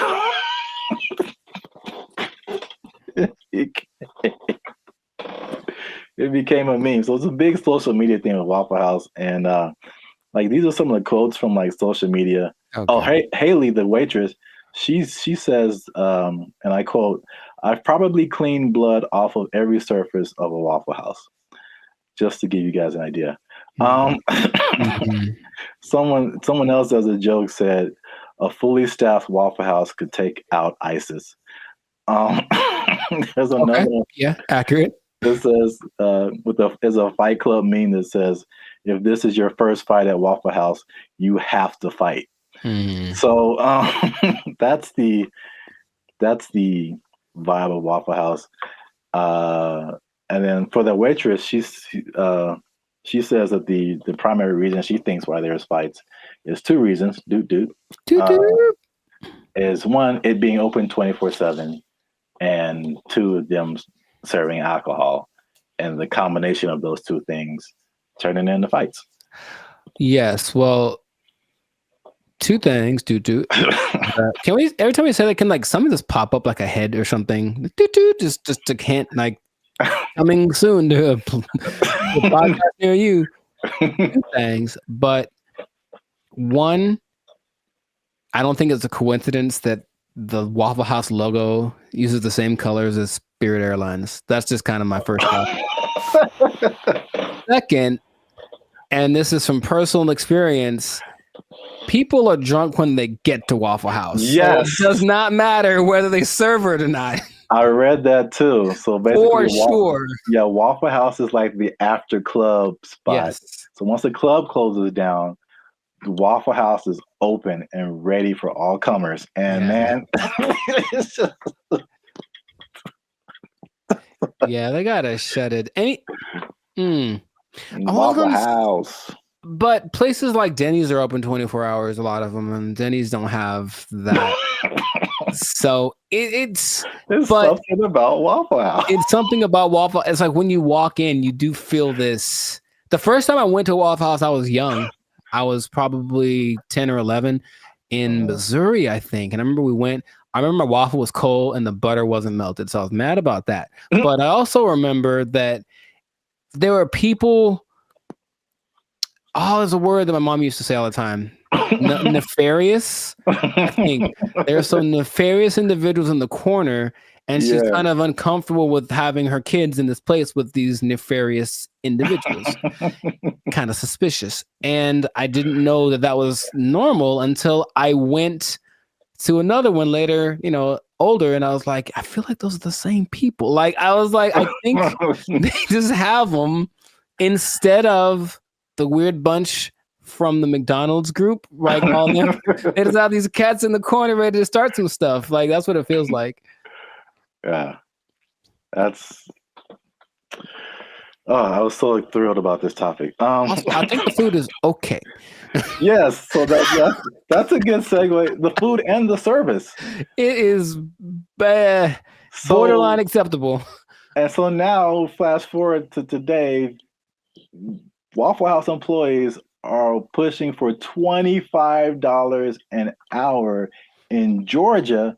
I'm getting mixed numbers, but I think the Georgia minimum wage is $7.25 today. That sounds about right. So Georgia, I mean, that's almost a 4 times increase. That's like, so to put it in California numbers, the minimum wage is like $16, $17 an hour. Going to 20. So that means like if this was in California, they would be asking for like $60 an hour. Right. To serve mediocre waffles. To provide mediocre service, serving mediocre food. $60 an hour. To mediocre people. All right. It should be like an intervention. Like if you're in the Waffle House, like, man, IHOP's right over there. Just copyright. Wow. Just do yourself a favor and upgrade a little bit. Upgrade a little bit. Or make some. I would rather eat Eggo waffles from the toaster than eat Waffle House waffles. Like, to me, they're comparable, and maybe Eggo's got a slight edge. So, oh man, nothing too special about the Waffle House, but they're everywhere. Everywhere. 1,900 locations. It's a big chain, but $25 an hour, bro. That's a lot to make waffles. Have you ever made a waffle before? It's very straightforward. You take the pre-made batter, pour it into the waffle-shaped contraption, and then you wait. And that's it. That is it. And I've seen people fail at that. And oh, by the way, they've also been working at the Waffle House while they failed. So what's the end game for them? I mean, one, are they going to get it? Is there any precedence for this? Also notice in those videos, there was like 9 people protesting. Is that really right? You said there's 1,900 of those things, and those videos didn't have nothing more than like one store worth of employees. It was like one store that decided to speak for all the Waffle Houses. And I feel like that's not going to get it done. Not at all. It's not enough, Waffle House. It's the beginning. You got to start somewhere, man. Sure you do. Hey, support them. Wow. I think I'd just go to IHOP and support them instead. But no, people are jumping on the bandwagon because you got the SAG strike, the writers' strike, UPS workers were on strike, auto workers on strike. So Waffle House people are like, yo, we like a good fight. I think everyone wants to make more money, of course, but what's the value you're providing? What are you doing for me that I can't do myself? And like I said, I can make me I got a decent waffle maker. I can make myself a waffle. So I don't know what they're going for, but if they get it, good for them. $25 an hour. Wow. That's a whole lot. Leading the charge, the rockstar cook, rockstar grill master. He should probably just go solo. That's what I'm thinking. Instead of doing this whole trying to lead the charge thing, just be like, I'm the rockstar grill master, make his own YouTube channel, have a shit. Hey bro, I'll manage you. Just give me $25 an hour and I'll manage you. Start a whole chain of waffle apartments. Man, I see the possibilities. I see the future. Not the whole house, but we want a waffle apartment. We can get a waffle condo on the down payment on a waffle condo. Look, that'll be all right. A waffle sublet, if you will. Yeah. Well, we've talked about this way too long. We still could. That's the problem. I can keep going for another 10 minutes because it is fun to talk about. Oh man, I'm in tears. Good old Waffle House. So make sure you like, subscribe, comment, and share this video. Well, again, your favorite Waffle House employee. Ooh. And as a sign of support, of course. Sure. And yeah, we'll be back here, same bad station, same bat channel. Is that how they said it? I don't remember. I don't really remember either, but yeah, I'm not old enough to remember that. Nor am I. Well, good luck, Waffle House employees. I hope y'all don't get fired. They don't take your job. The waffles are cold. They took our jobs. They took our jobs. The place that is offering this is the Southeast Technological University in Carlow. I think that's how you pronounce it, Ireland. That's a bad start. That's a really bad start. All right, let's just stop. Hold up. Hold the presses just for a second. All right, so Ireland. Okay, I think. Okay, where do I begin? Okay, man.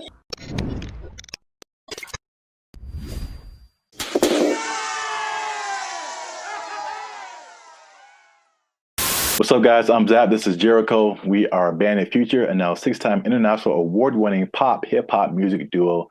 We make clean, fun music that everyone can listen to with a sound that is uniquely Californian. And right now, you are tuned in to the Life's a Circus podcast, where we talk about things that are funny, interesting, and ridiculous.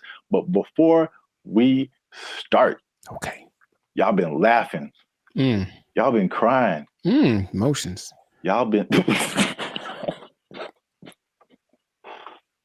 y'all been laughing and crying at the same time. I don't know how that's possible, but you've been doing it. I seen you. Oh, that sounds. Anyway. Well, it's like Santa Claus. He sees you when you're sleeping. It's like, I know YouTube tracks statistics, but I don't know if it went that deep. Like, Jesus.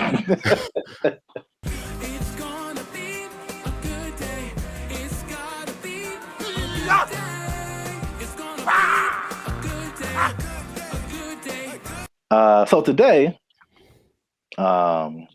we are talking about something that's interesting. The letter Q? I mean, that's kind of what I was hoping. Today's episode is brought to you by the letter Q. Brought to you by, yeah, a little bit deeper than a single letter. Okay.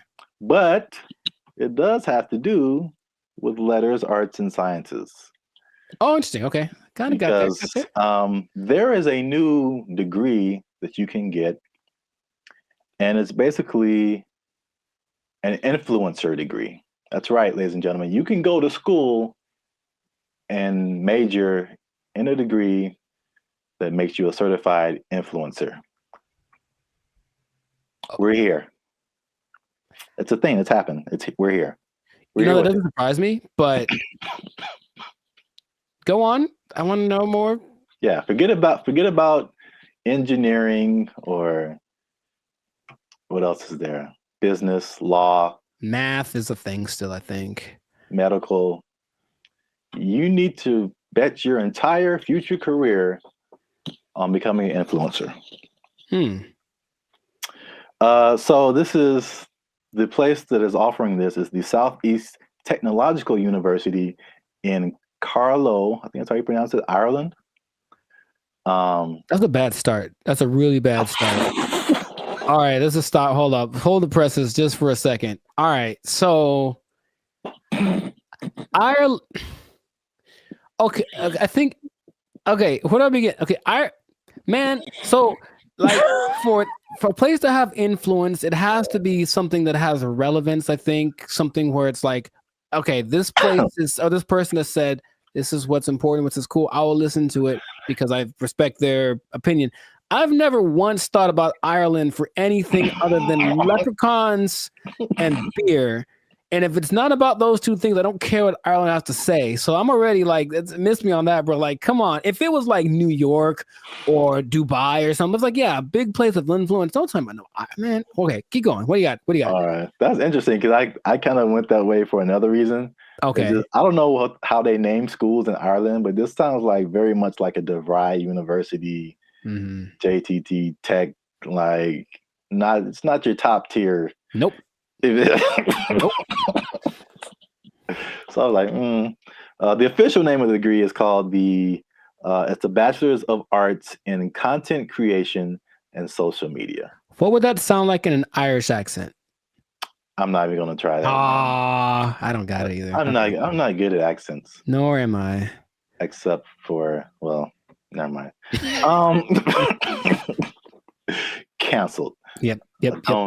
I don't want to go. I don't want to be canceled yet. So yeah, but to, I guess, kind of legitimize it, the influencer industry is currently valued at $21 billion. So it is an industry to a certain degree. I have thoughts about that, but more than half of Gen Zers think that they can make a career out of content creation. So this school offered I think it was a summer, just a class, not a whole major. And it was like, of course, filled to the brim with students. I think they're going to have they're going to admit 40 students to this major this coming year, and they're sure that they'll have to turn a lot of people away. So it's a very much a major of interest. On the flip side, and this was from the New York Post. The New York Post. They say that the rapid evolution, and this is something we talked about before. The rapid evolution of social media and trend cycles could make the entire degree worthless as soon as you receive your diploma. Yeah, what's the curriculum based off of? What metrics are they following? It seems like a cool idea if it's constructed in a certain way. I mean, imagine the nonsense if you paid money to become an influencer and then you sucked at being an influencer. Like, it's just, I feel like to be an influencer, you just have to have a certain kind of either personality or vibe. Like, not any person could be an influencer, that's for sure. But I don't know if that's something you can sell the idea on it for sure. But I think there'd be a lot of people asking for refunds in like a year. It just seems like something. Yeah, Can you do that? Well, you can ask, of course. I don't think I get it. You're wasting the money, I think. But I think you'd be better off just studying on your own, studying social media, like a Mr. Beast did. He just studied YouTube, literally, and that's all. And then it worked out phenomenal for him. So, and not only that, all the people that he worked with also didn't get as big as him, but they all have channels with millions of people, millions of followers. So but here's the thing with education, anytime they're like, oh, here's an opportunity to make some money for us and maybe it'll work out and then we can get some more accreditation or who knows. They're just trying to evolve. So I see the point, basically. They're trying to evolve with the modern times. I just feel like that's not something you can teach in that sense. Because, yeah, like, as soon as the lesson's over for that day, things are different. So if they're not constantly keeping track of the market, it's like teaching day trading or something based off of data from last week. It's like, okay, well, that worked last week, but it's different now. It's a whole nother. So it would have to be done really well to work in mass. Like, yeah. Well, yeah, I have a bunch of thoughts on this. So, in their defense, they have said that they're aware of, like, again, like, social media is constantly changing, stuff like that. So the curriculum is more about high level concepts, I guess. Okay. As like what the business behind, becoming an influencer, stuff like that, which makes sense. But it's also like, if I were a student, I wouldn't study this because I think it's too specific. And influencer is just a subset of sales, marketing, advertising, business. It's just business. And so, like, I feel like if you went to school for business, you would get a better view of, like, how the world works instead of just looking specifically at influencers. Right. But this is also, like, college was like 20 years ago, or no, 15 years ago, something like that. So I have a totally different perspective, but as, like, a student coming in, you're like, oh yeah, I want to do this, blah, blah, blah. But I've mentioned this before. I kind of felt there's a interesting similarity between this and music, because you went to school for music performance. I went to school for music industry. And though I think even more so at the time that we went to school, even those majors were considered like, why are you doing that? True. So I can see the parallels, and then not that I regret doing music industry, but I can see now how I would have benefited probably more from just studying business instead of like a specific type of business where like all the rules are way different than like normal life. Sure. So and I think I said this before, like I've learned more. I've learned how to do more in the music industry by studying general business. I got you. Right. Than by studying music industry. Because it kind of applies to everything once you get the basics down. Right. Right. So, well, that's my advice to the youngsters. Is that how you're going to talk one day? Because I don't want it. Welcome to the Life Circus podcast. I'm pretty sure I'm going to talk like this forever till I die. So I don't know what's happening to you over there, but you sleep. But we talk about things that are funny and straight up ridiculous. All right, old man River. Look, yeah, but you know what you said about the students. I guess now that college is becoming more of a option as far as like, well, what's the point of going to college if they at least offer something that people want to be? Then I see the point. I do. I just don't know how they'll pull it off. But if they do, more power to them. Yeah. I don't know. Maybe we're just short-sighted, and then influencer will become all the rage, and people will make gajillion dollars and be like, "I told you so." Hey, you know what? Good for you. If you get there, I'll give you a cookie. No, those are addicting.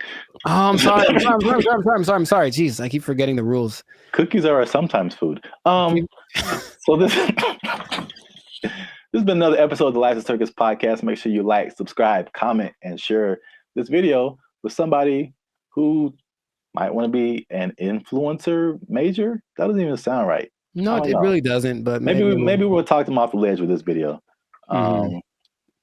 Because if you're trying to be an influencer now and you got someone coming up behind you that has a degree in it, they might take your job. They got a degree from Ireland. Does anybody Lucky care? Charms. Lucky Charms. They took our jobs. They took our jobs. So I went to our buddy ChatGPT and I made a simple request, and I want y'all to see this in real time. Oh, snap. I said, write a love letter to Donald Trump. That's not, I mean, yeah, funny, but look at the answer. What's going on, everyone? I'm Jericho. This is Zap, and we are the 6-time international award-winning pop hip-hop duo Bandit Future. We make clean, fun music that's fun to listen to, easy listening, love songs on the coast. And where did it go? Why does it always go there? Anyways, and you are now tuned into the Life Circus podcast, where we talk about things that are funny, interesting, and just straight up ridiculous. So before we get started, I'm gonna need y'all to do us a big favor and make sure to like, subscribe, comment, and share this video with at least 2 people that are really interested in the safety of humankind. The safety of humankind in the face of the AI revolution, baby. It's coming. Okay, so. Okay. I thought it was just safety. Just safety in general. I'm like, well, buckle your seatbelts. Buckle your seatbelts, please, and don't talk to strangers. No. So 5 days ago, the first annual, I guess, AI Safety Summit happened in Bletchley Park. It's a place in England, and all of the big people that are involved in the AI industry were there to talk about AI safety, because it looks like it's getting out of control already. And the first person to admit that was our buddy Elon Musk. He says, and I quote, AI is one of the biggest threats to humankind. That's what he said in the interview at this summit 5 days ago. So that's great to start with. One of the persons that are leading the charge in this AI thing is talking about what could possibly go wrong. But basically what they got together to do was to talk about putting in some system, some kind of, because it's like the Wild West once again. They're making up the rules as they go, but they're like, well, that we need to have rules. So basically, he was saying they need to create insight, and they need to what he called establish a referee, some neutral third party that would provide the framework for how AI is used from place to place and whatnot. And I want to start right there by asking our buddy Zap here, is it possible to be neutral in this situation? Is it possible for someone to have no dog in the fight when it comes to how to impose regulations on AI? I mean, the short answer is no. My first thought is, it can't be a person. It has to be like a organization, like the Foundation for AI or whatever. And then even when those things happen, there's like all these political elements. It's like if it's an international thing, I'm sure, you know, there's some entities that have like more control than others to say what people can do, what people can't do. I don't know. It seems like it's something that needs to happen, but I think it'll be a Band-Aid, sure, to a certain extent. Yeah. Mr. Elon Musk, I heard about this because he was talking on the Joe Rogan podcast, and I was curious what he was talking about, and then he mentioned this, and I said, oh, okay. Well, he is such an interesting man, and when Joe Rogan asked him, what do you hope to accomplish with this summit, this safety summit? His honest answer was, I don't know. And I was like, okay. And that's me after thinking about it for a long time. He said, I don't know. And it's like, okay, so. Well, I will say this, he is right, because there's a discussion that needs to happen. And like, I think this is a recurring thing where like what's happening in the world is faster than the government or our governments. I don't know how other governments work in other countries, but this government is insanely slow.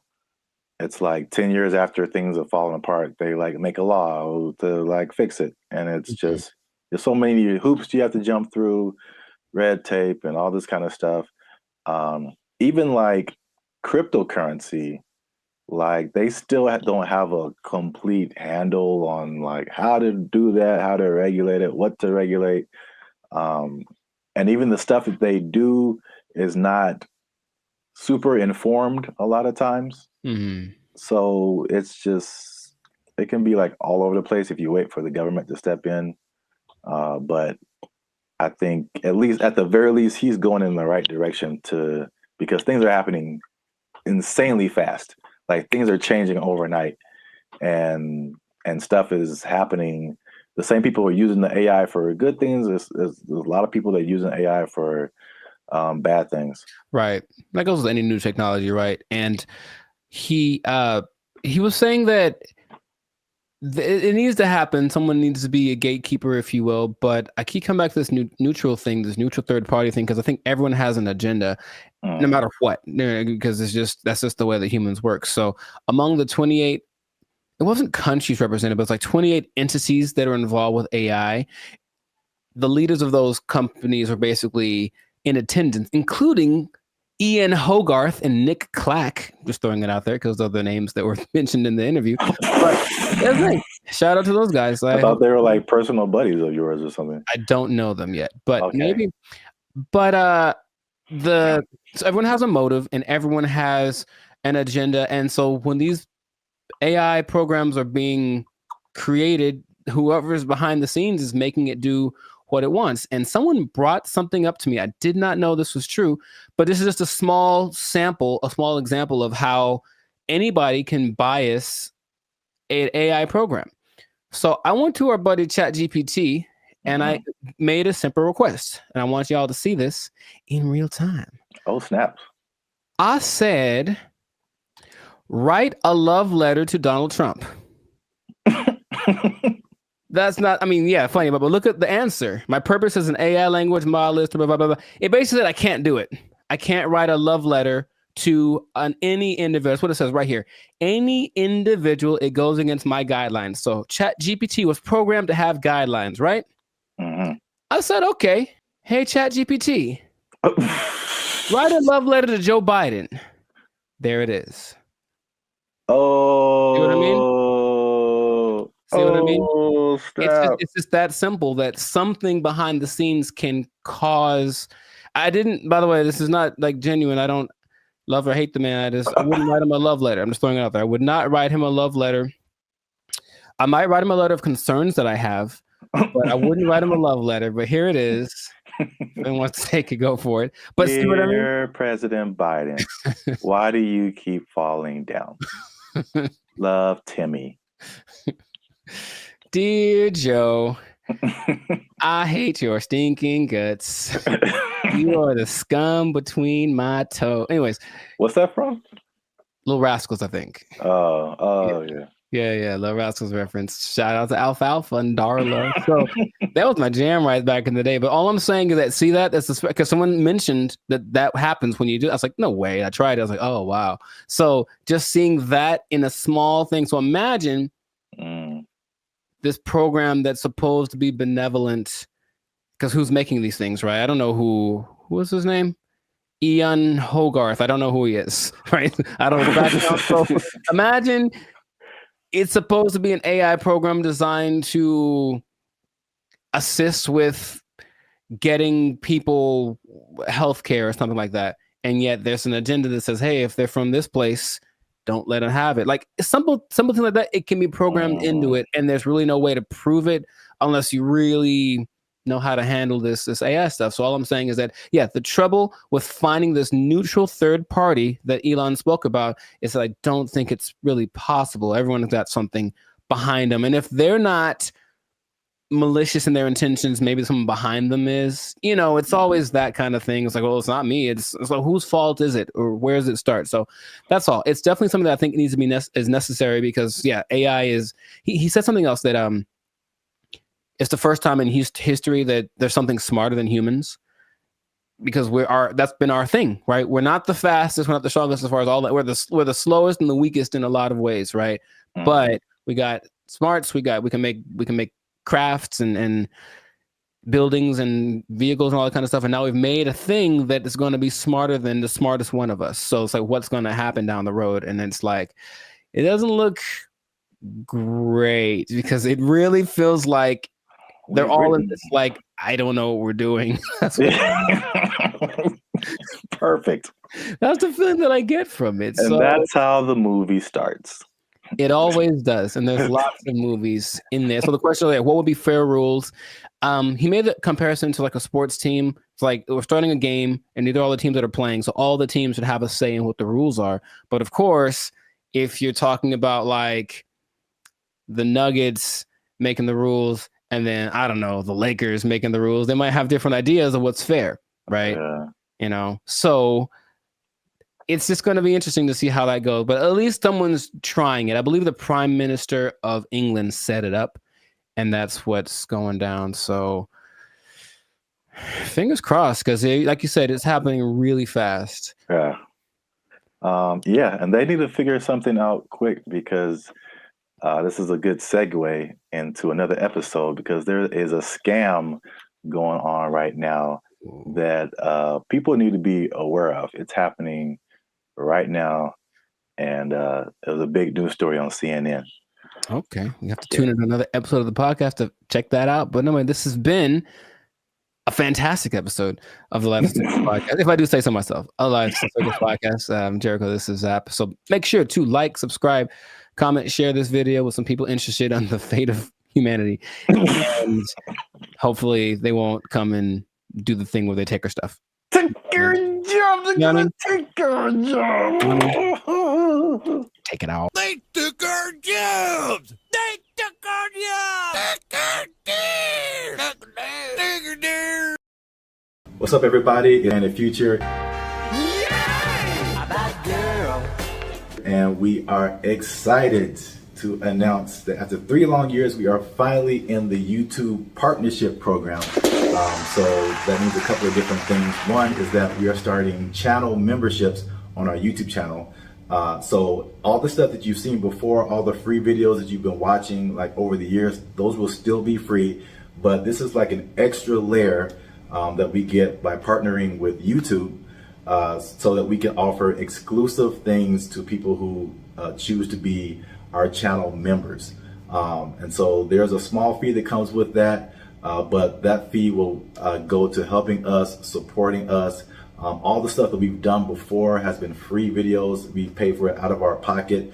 So hopefully you guys can support us and help us to keep our YouTube channel going. And this isn't just like a giveaway. There's a laundry list of stuff that you get by becoming a channel member. And we're gonna talk to you about that now. So we have 3 different membership levels right now. There's gonna be 5, but just 3 right now. They're because we're so clever. Laugh. Okay, I like it.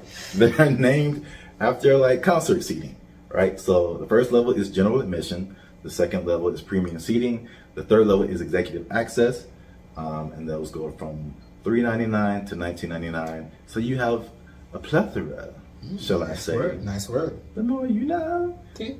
Plethora of options to choose from in terms of your membership. So this is what you get. Like to hit, here you go. Bam. The first thing up is a loyalty badge. You get a loyalty badge next to your name every time you interact with our YouTube channel. You get a blue star for new members, all the way up to purple stars for 48 months. The next thing is one of my favorite things is the custom emojis. This is crazy. So if you want to use, for example, Jericho's face, right here, you type :Jericho, and Jericho's face will pop up in your chats, in your comments. It's a custom emoji of Jericho that you can only use here. Nuts. Okay. If you want to use my face, same thing. Zaptastic. And then and then you'll see my face. And then if you just want to do a band of future fan, BFF heart, it's a fam bam : Nuts. Only on our YouTube channel. It's the only place you can do it, man. Nice. Members only live chats. If we ever go live, we may have a members only chat mode. So the non-members can see the chat, but if you want to participate, you gotta be a member. All right, so the last thing in the general admission level is priority reply to comments. So if you leave a comment on any of our videos, we reply to you first. Everybody else gotta wait, okay? Because they ain't members. Fast pass. They ain't members, but you a member, we gonna talk to you first. Because you're worth it. Because you're worth it. And you gave us money, but most of all because you're worth it. Membership polls. In the community tab of our channel, we're going to start putting up polls where you get to vote on topics for our channel. Like, what's the next video going to be? Or you can pick what the next video is going to be. What would you like to see as the next video? Next video related topics. Huh? So if you balling a little bit, okay, talk. You got a little more change. You can get to the premium seating. Yes. The first thing you get in premium seating is early access to videos. So again, the videos on our YouTube channel will be free, but there'll be some exclusive videos that go to our members first. If you remember, you're the only person that can see it, and then maybe we let everybody else see it. Maybe. We'll think about it. Maybe. We'll have member shout outs. So once a month, we'll send a shout out to you or one of your friends. Just give us the name and details, and if approved, we'll shout you out in one of our videos. And this could be good for any special occasion: birthday, graduation, bar mitzvah, you name it. You name it. Happy birthday to you. All right, so the last thing under our premium seating is the photo and status updates. So that means you'll get an exclusive look into our lives as we make music and videos and all that kind of stuff. That'll be under the community tab of our YouTube channel. So just scroll past the videos and the shorts and the live streams and you'll see community. You pop in there, be some members only stuff only you can see as a member. Come on into the community. Boom, bada boom. Come on into the community. And if you just balling out of control and you got girls at your house singing the doorbell, then maybe you can get to executive access level. Ding. Dong. We do a real grande around here, man. the first thing you can get is your name in the credits. So imagine how cool that is. We'll put your name in the credits of one of our videos each month as an honorary producer. The second thing is crazy, but we're doing it anyway because we can. Yeah. It's called teleprompter control.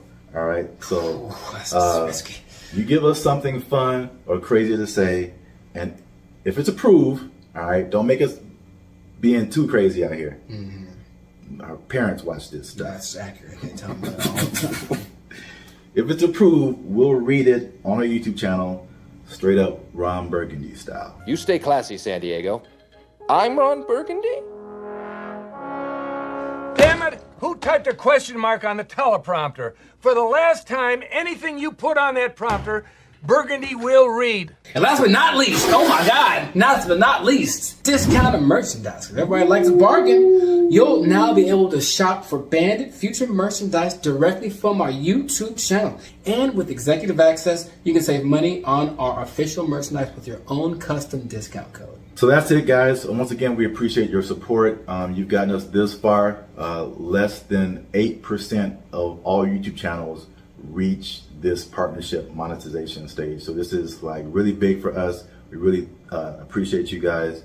And again, if you want to keep pushing Bandit Future forward, we really need your support. Again, it's not just asking for money. We're going to give you a lot of stuff, do a lot of extra stuff on our part just as a thank you for becoming a member. So choose your membership level and help the boys out. Trying to get some cheese on the Whopper, you know what I'm saying? Okay. Yeah. High class, moving on up. Because if we don't succeed with this YouTube channel, they're gonna take our jobs. They're gonna take our jobs. He's over there now. They took our jobs! They took our jobs! One thing I never saw before that they just installed in the mall near me, and I think it's just genius. I've never seen this before. They just put a... What's up, guys? I'm Zap, and this is Jericho, and we are Bandit Future, a now 6-time international award-winning pop hip-hop music duo. We make clean, fun music that everyone can listen to with a sound that is uniquely Californian. And now, right now, right here, right now, Baby. Right here, right now. Yeah. You're listening to the Lives of Circus podcast. Well, my voice went really high. Where you're talking, we're talking about things that are funny, interesting, and ridiculous. But before we get started, make sure you like, subscribe, comment, and share this video with at least 2 people who like to go shopping. And make sure you stay to the end of the video, because a lot of people thought that malls were closing down, but they're very much alive. And I'm going to tell you 3 reasons at the end as to why that is the case. Bam. Intro. Nailed it. Okay. I like it. The rest of it, I don't know. Well, it's all about how you start and how you finish. The middle can be like, like a plane. It's like, all right, we took off right, a little choppy in the middle, but if we landed right, everything is all forgiven, I guess so. And if something is wrong, then you can sue later. Emotional damage. Yeah. But yeah, so today's topic is all about the American mall, America pastime, if you will. Jericho, do you still go to the mall? Is that a thing you do? Where do you do your shopping, my brother? Dude, it's always going down in the mall. Meet me in the trail, it's going down. Meet me in the mall, it's going down. That is one of the greatest songs of all time. All right. Beyonce made one of the greatest albums of all time. That is one of the greatest songs of all time. All right. I'm gonna let you finish, but Beyonce had one of the best videos of all time. It's just so good. I do. I like that song so much. Like, oh my gosh. I do think about that more than I should. It's so good. It's just such a if you just I think about the lyrics too much, because it's just like wherever this guy goes, it's going down. Yeah, I know. It's Yeah. like, how cool is this guy? He's You can meet him anywhere, and anywhere he is, it's going down. he's pretty cool. I That's mean, gangster, man. to me, never met him, but seems pretty cool. I'll still go once in a while. I don't like shopping that much, but I always liked going to the mall. I just like the vibe of it. It's where you went to pick up girls in high school for sure. But just even now, I'll still, if I got some time to kill. Oh, and they have Cinnabon there. Good Lord. I mean, tell me that place is run by Satan. You ever eat a Cinnabon? You have to take a nap halfway through. I'll go there just because I kind of like it's like a realm of industry that I never really thought of too much until I was older. Actually, after watching an episode of Daria, it's really weird. But it was kind of like this episode about the mall culture in general and how like places got big, like Cinnabon in malls, and what an interesting concept it is. But not like a little, outdoor, but like a big, huge Ontario Mills style, or like the big one in Minnesota. That kind of mall thing. It's just a vibe. It's commerce. It's kind of like capitalism in its friendliest. It's like, hey, here's a lot of stuff that you probably want all in one place. You can come get it and spend time here, and it smells wonderful and it's fun. So I always liked going to the mall. So I'll still go once in a while, but I usually know that I have another option now. I don't have to go to the mall to get stuff that back in the day I did. Yeah, I mean, I'm from Alabama, Montgomery specifically. We had basically two malls. It was the Montgomery Mall and the Eastdale Mall. Montgomery Mall was it was all right. It was kind of small. Eastdale Mall was a little bigger, but not compared to what I've seen out here. Like Ontario Mills. Yeah. You mentioned that is huge. The Glendale Galleria, huge. Yeah. What's the one that's like off the 5? Oh man. Fox Hills. No, like it's like the Citadel, something like that. I know what you're talking about, but I don't think I've actually ever been there. I think it's either that or something, or Cerritos. The Cerritos Mall is huge. It's the Beverly Center. Yeah. A big, yeah. Yeah, I mean, the malls are, I guess we don't really think about it, but they're still around. They're still huge. So I'm going to just throw some numbers at you, because I thought like after COVID, like that was it. Because like it was a crazy time, and you saw a lot of business, like a lot of big businesses from bankruptcy. Wow. Words. I remember JCPenney was a big one. Bed Bath and Beyond got hit by COVID. Toys R Us. Oh yeah, R.I.P. Toys R Us. That's legit R.I.P. right there. It's like like big flagship store. I'm not talking like a little, Radio Shack or Circuit City. I'm talking about like the biggest store in the mall is like shutting down. Like, there's gonna be no more mall. Plus, what I thought with e-commerce, the Amazons of the world, it's like, okay, people got used to getting stuff delivered to them, and it's like, why go out? I can just get it on Amazon or Walmart.com. So the numbers, however, say the opposite. So malls work with like an occupancy thing. So basically, it's like the number one indicator of how successful the mall is. So the more occupied it is by retailers, the more successful the mall is. So mall occupancy was 89 to 95% last year. 92%, and you're doing good. Anything above that, you're doing good. So malls are healthy, they're thriving.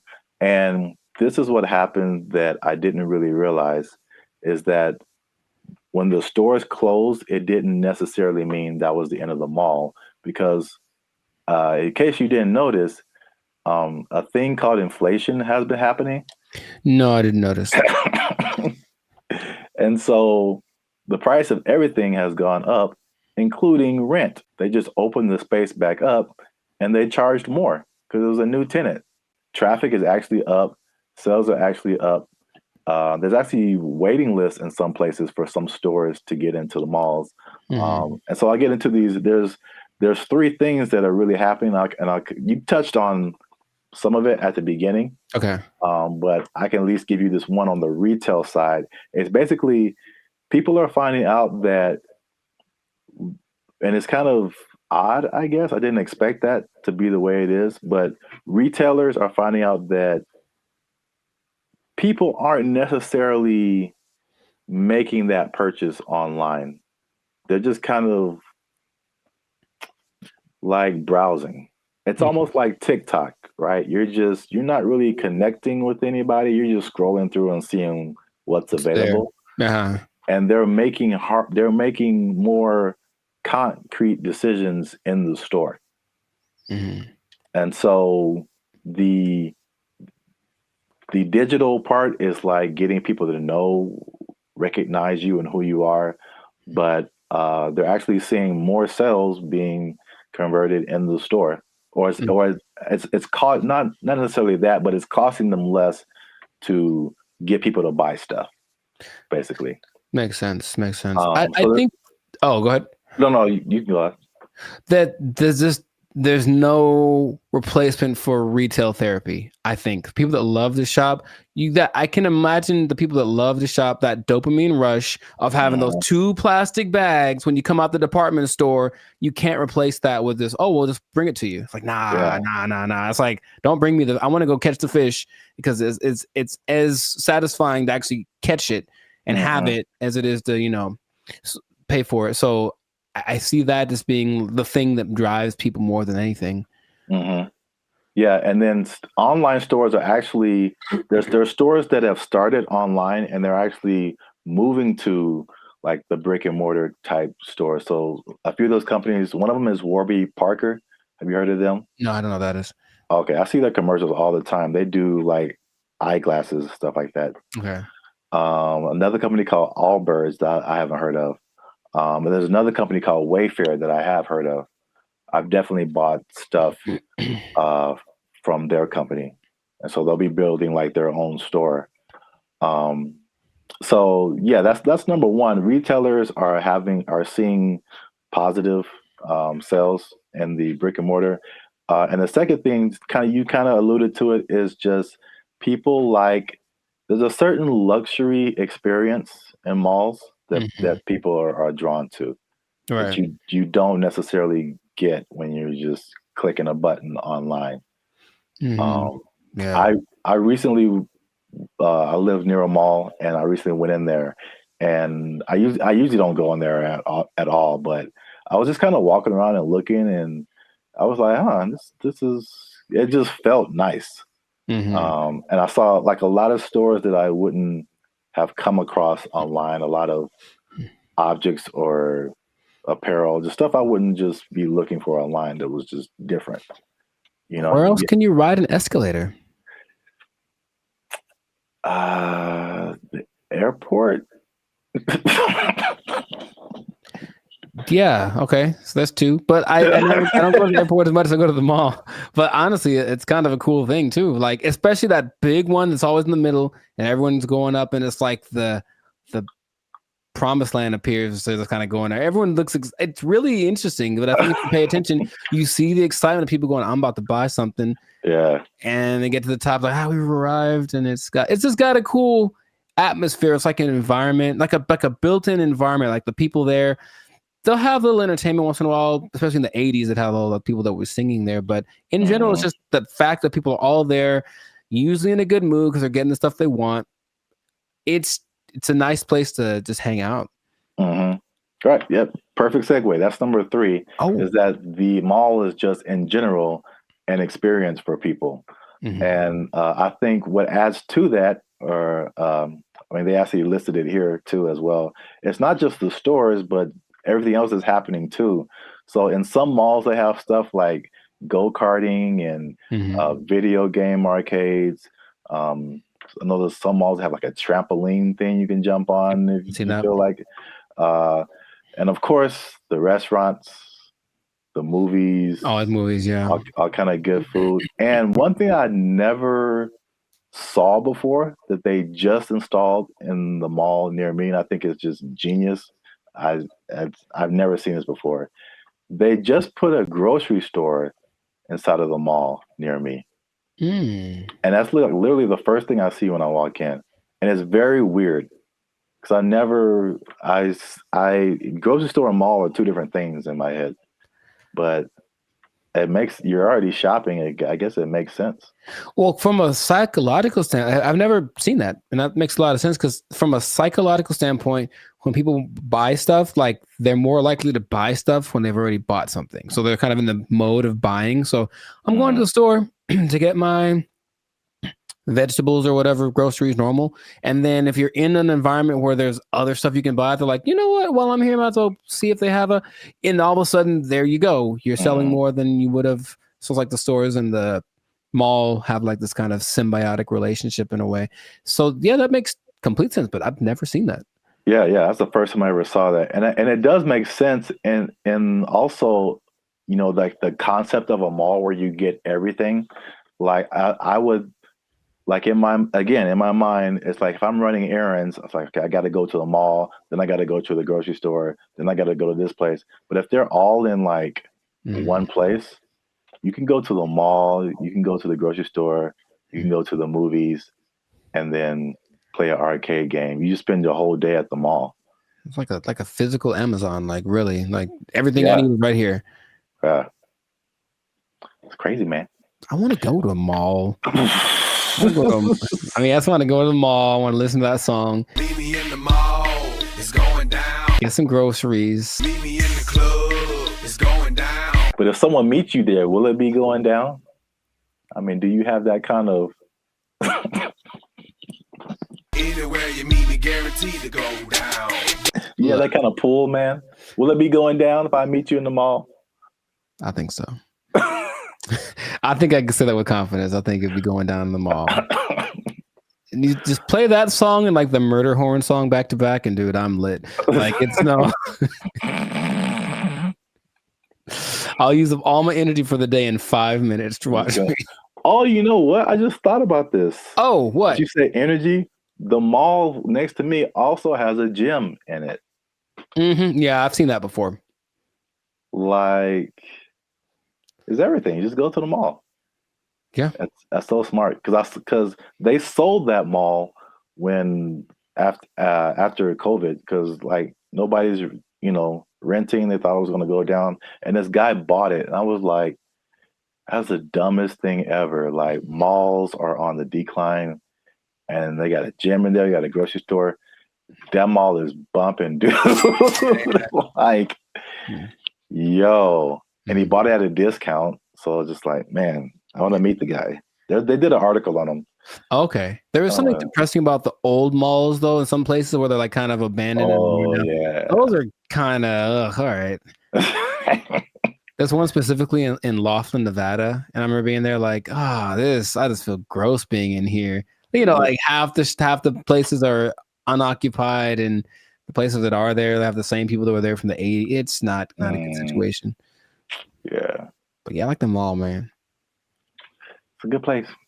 All right, we went way too long. This has been another episode of the Lights of Circus podcast. Make sure you like, subscribe, comment, and share this video with somebody who likes to go to the mall. It's going down. Anywhere I be, I guarantee it's going down. Hey. Meet me in the mall. They took our jobs. They took our jobs.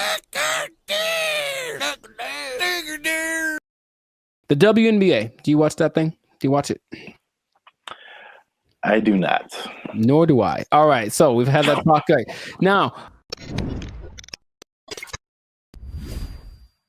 what's going on, everybody? I'm Jericho. This is Zap, and we are Bandit Future, the 6-time international hip hop pop duo. Well, we're international worldwide, but we also have awards. We won 6 international awards for our music. There we go.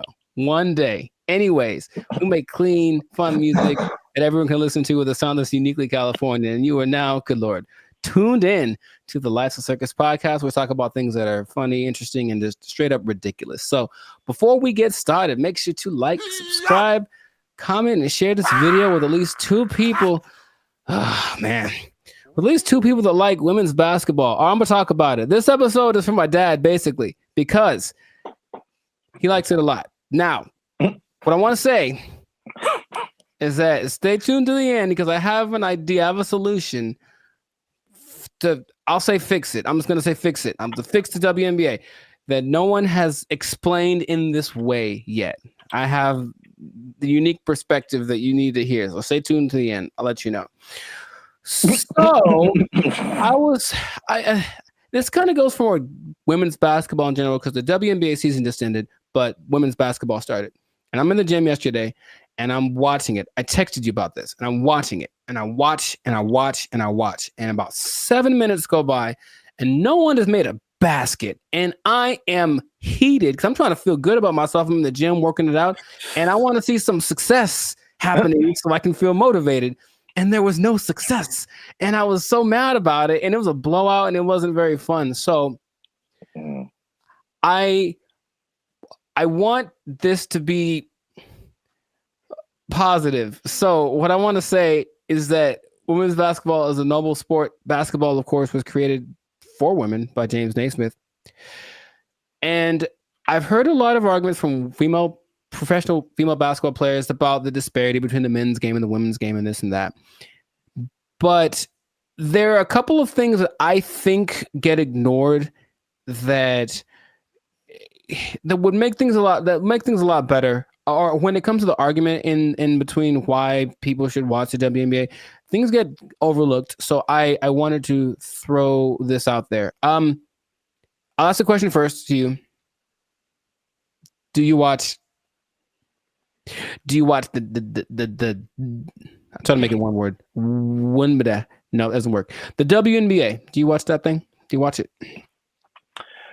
I do not. Nor do I. All right. So we've had that talk. Right. Now, the thing that there's a lot of things that could that's the whole thing. There's a lot of things that could contribute to why the men's game is so much more enjoyable to watch.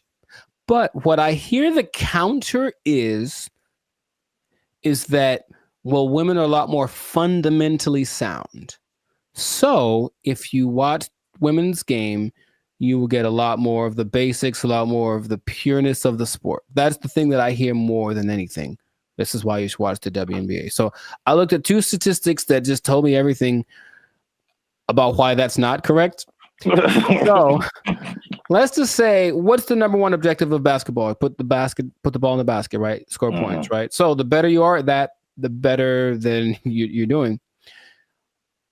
I looked up the percentages of shooting in the NBA versus the WNBA for last year, just to see. Maybe they women shoot better, and so you should watch because, you know, that's the thing they do. They're not dunking on everybody, but they're definitely fundamentally sound with their jump shot. WNBA average, 44%. NBA average, 47%. Okay. And the average for the WNBA, I couldn't find the statistic for the NBA, but for women, for the whole existence of the WNBA, the average is 42%. I think that's pretty low. And I don't care who you are. I don't want to spend my whole time watching people miss shots. That's just what it comes down to first. So the pureness of the game, I don't think that's that great an argument to say, oh, we at least could do stuff better than the guys. Well, apparently not. That's number one. And then number two, I watched the last play of the WNBA championship game where the Las Vegas Aces, they beat the New York Liberty. And it's this weird play where the main star from the WNBA, Breanna Stewart, is like getting locked up pretty much. It was like impressive. She gets locked up. She passes the ball. She passes to some other girl in the corner.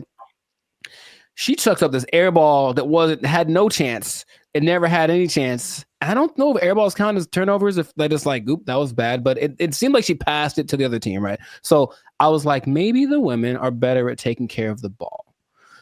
So assist to turnover ratio is the way that you measure that usually.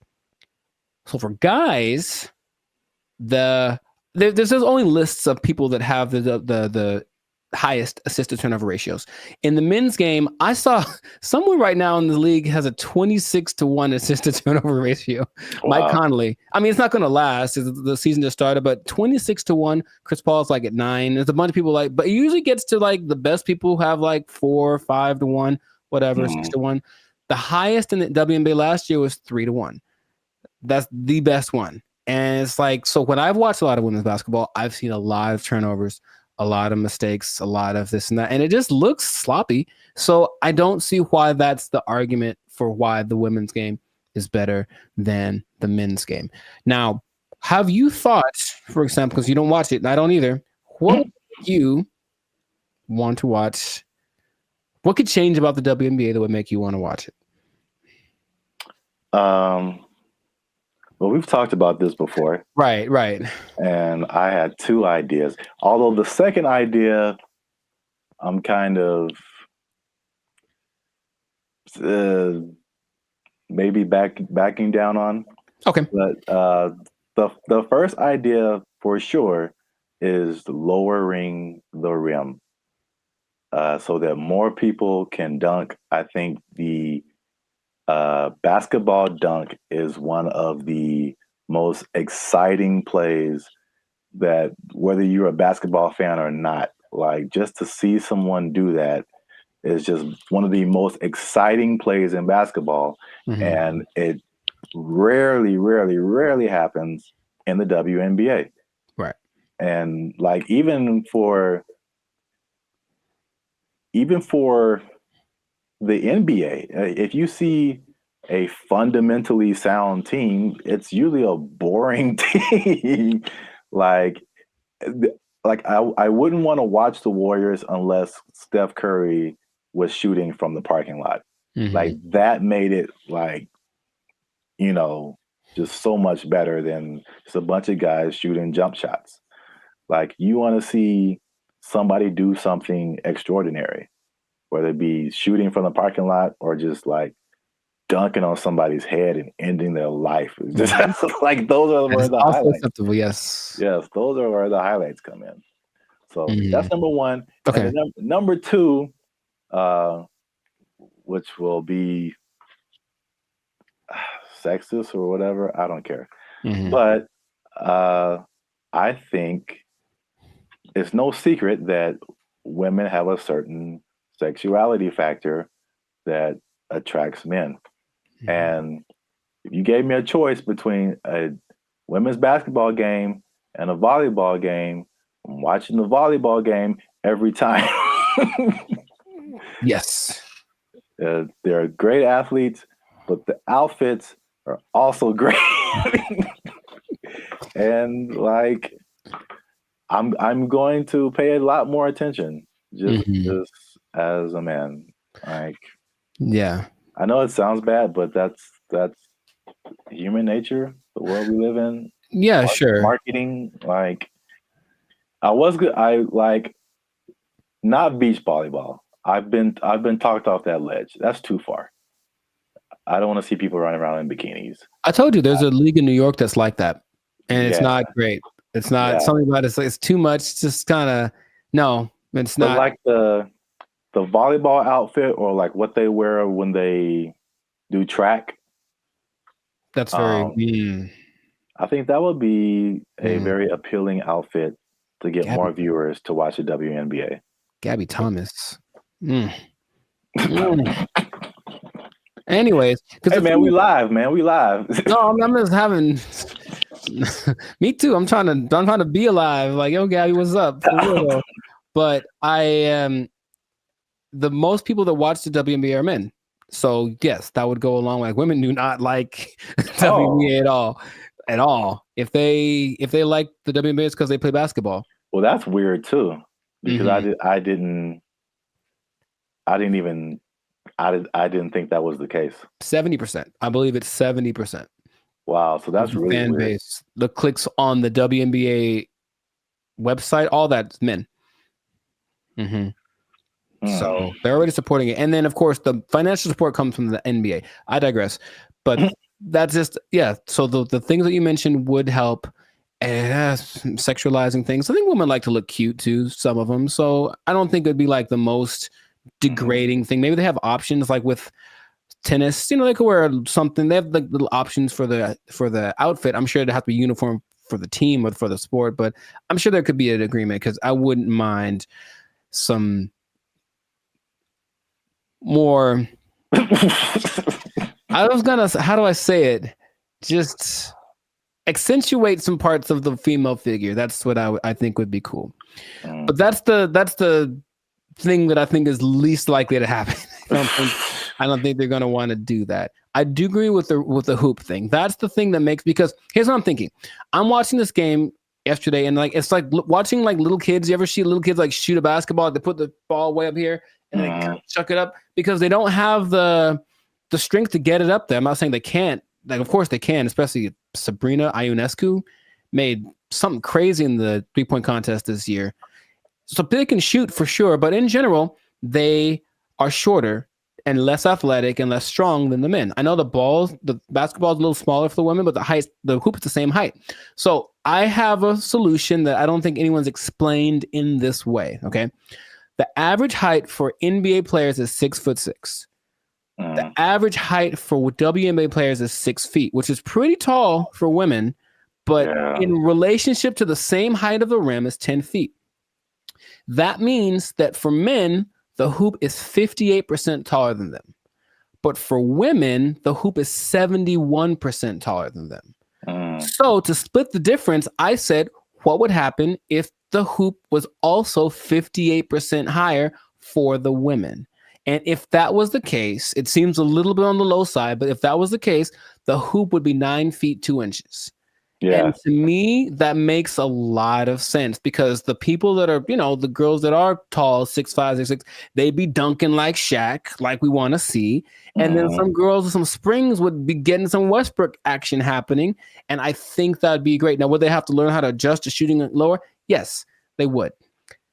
But I believe there's a women's basketball. I think it's called, oh gosh, I forget the name of it. But there's a women's basketball-esque sport where there's no backboard and no one can dribble. It's a weird in Australia. And the reason about this, you can see if they could jump, they're not allowed to jump. But if they're allowed to jump, they'd be able to actually. So weird. It's what is it called? It's got a. Anyways, they could dunk on that hoop if they were allowed to run and jump. If the hoop for the WNBA was that height, the game would be a lot more interesting. I think the percentages would go up because you just see these women. A lot of women's form is kind of like chucking the ball as hard as they can because that's how they have to generate the energy to get the ball high enough. So that's my solution, but that's the rationale behind it. We want to make things equal. So the height of the hoop is the same ratio compared to the height of the players. Yeah. I think that would work. I don't think they're into it. Of course, every play, they have to change it everywhere. Every hoop would have to be, adjusted and whatever. But which would you rather? Make an adjustment to the game a little bit? Well, that's kind of significant, honestly. Lowering it to that's kind of significant. Or continuing to not make any money because to this day, the WNBA has not made a penny. That's just honest. The statistics say it has not made a single cent. It's actually been in the red every year, and the NBA has to provide the money to bail it out. So that's just my idea that it could help promote the game a little bit because basketball is a great sport, but yeah, the excitement factor, like you mentioned, we want to have that a little more. So that would do it. So 9'2", that's the thing. So listen to me. Just do it. Let's do it. I heard something. On the kind of serious note, I heard something very interesting when it comes to like giving people a fair shot. Just kind of leveling the playing field, and that there's a difference between equality and equity. So, like, if you're going up, if let's say there's something that everybody wants to get to at the top of some stairs, right? And so equality says that, okay, we've got these stairs here. Everyone can just go up and get to whatever's at the top of there.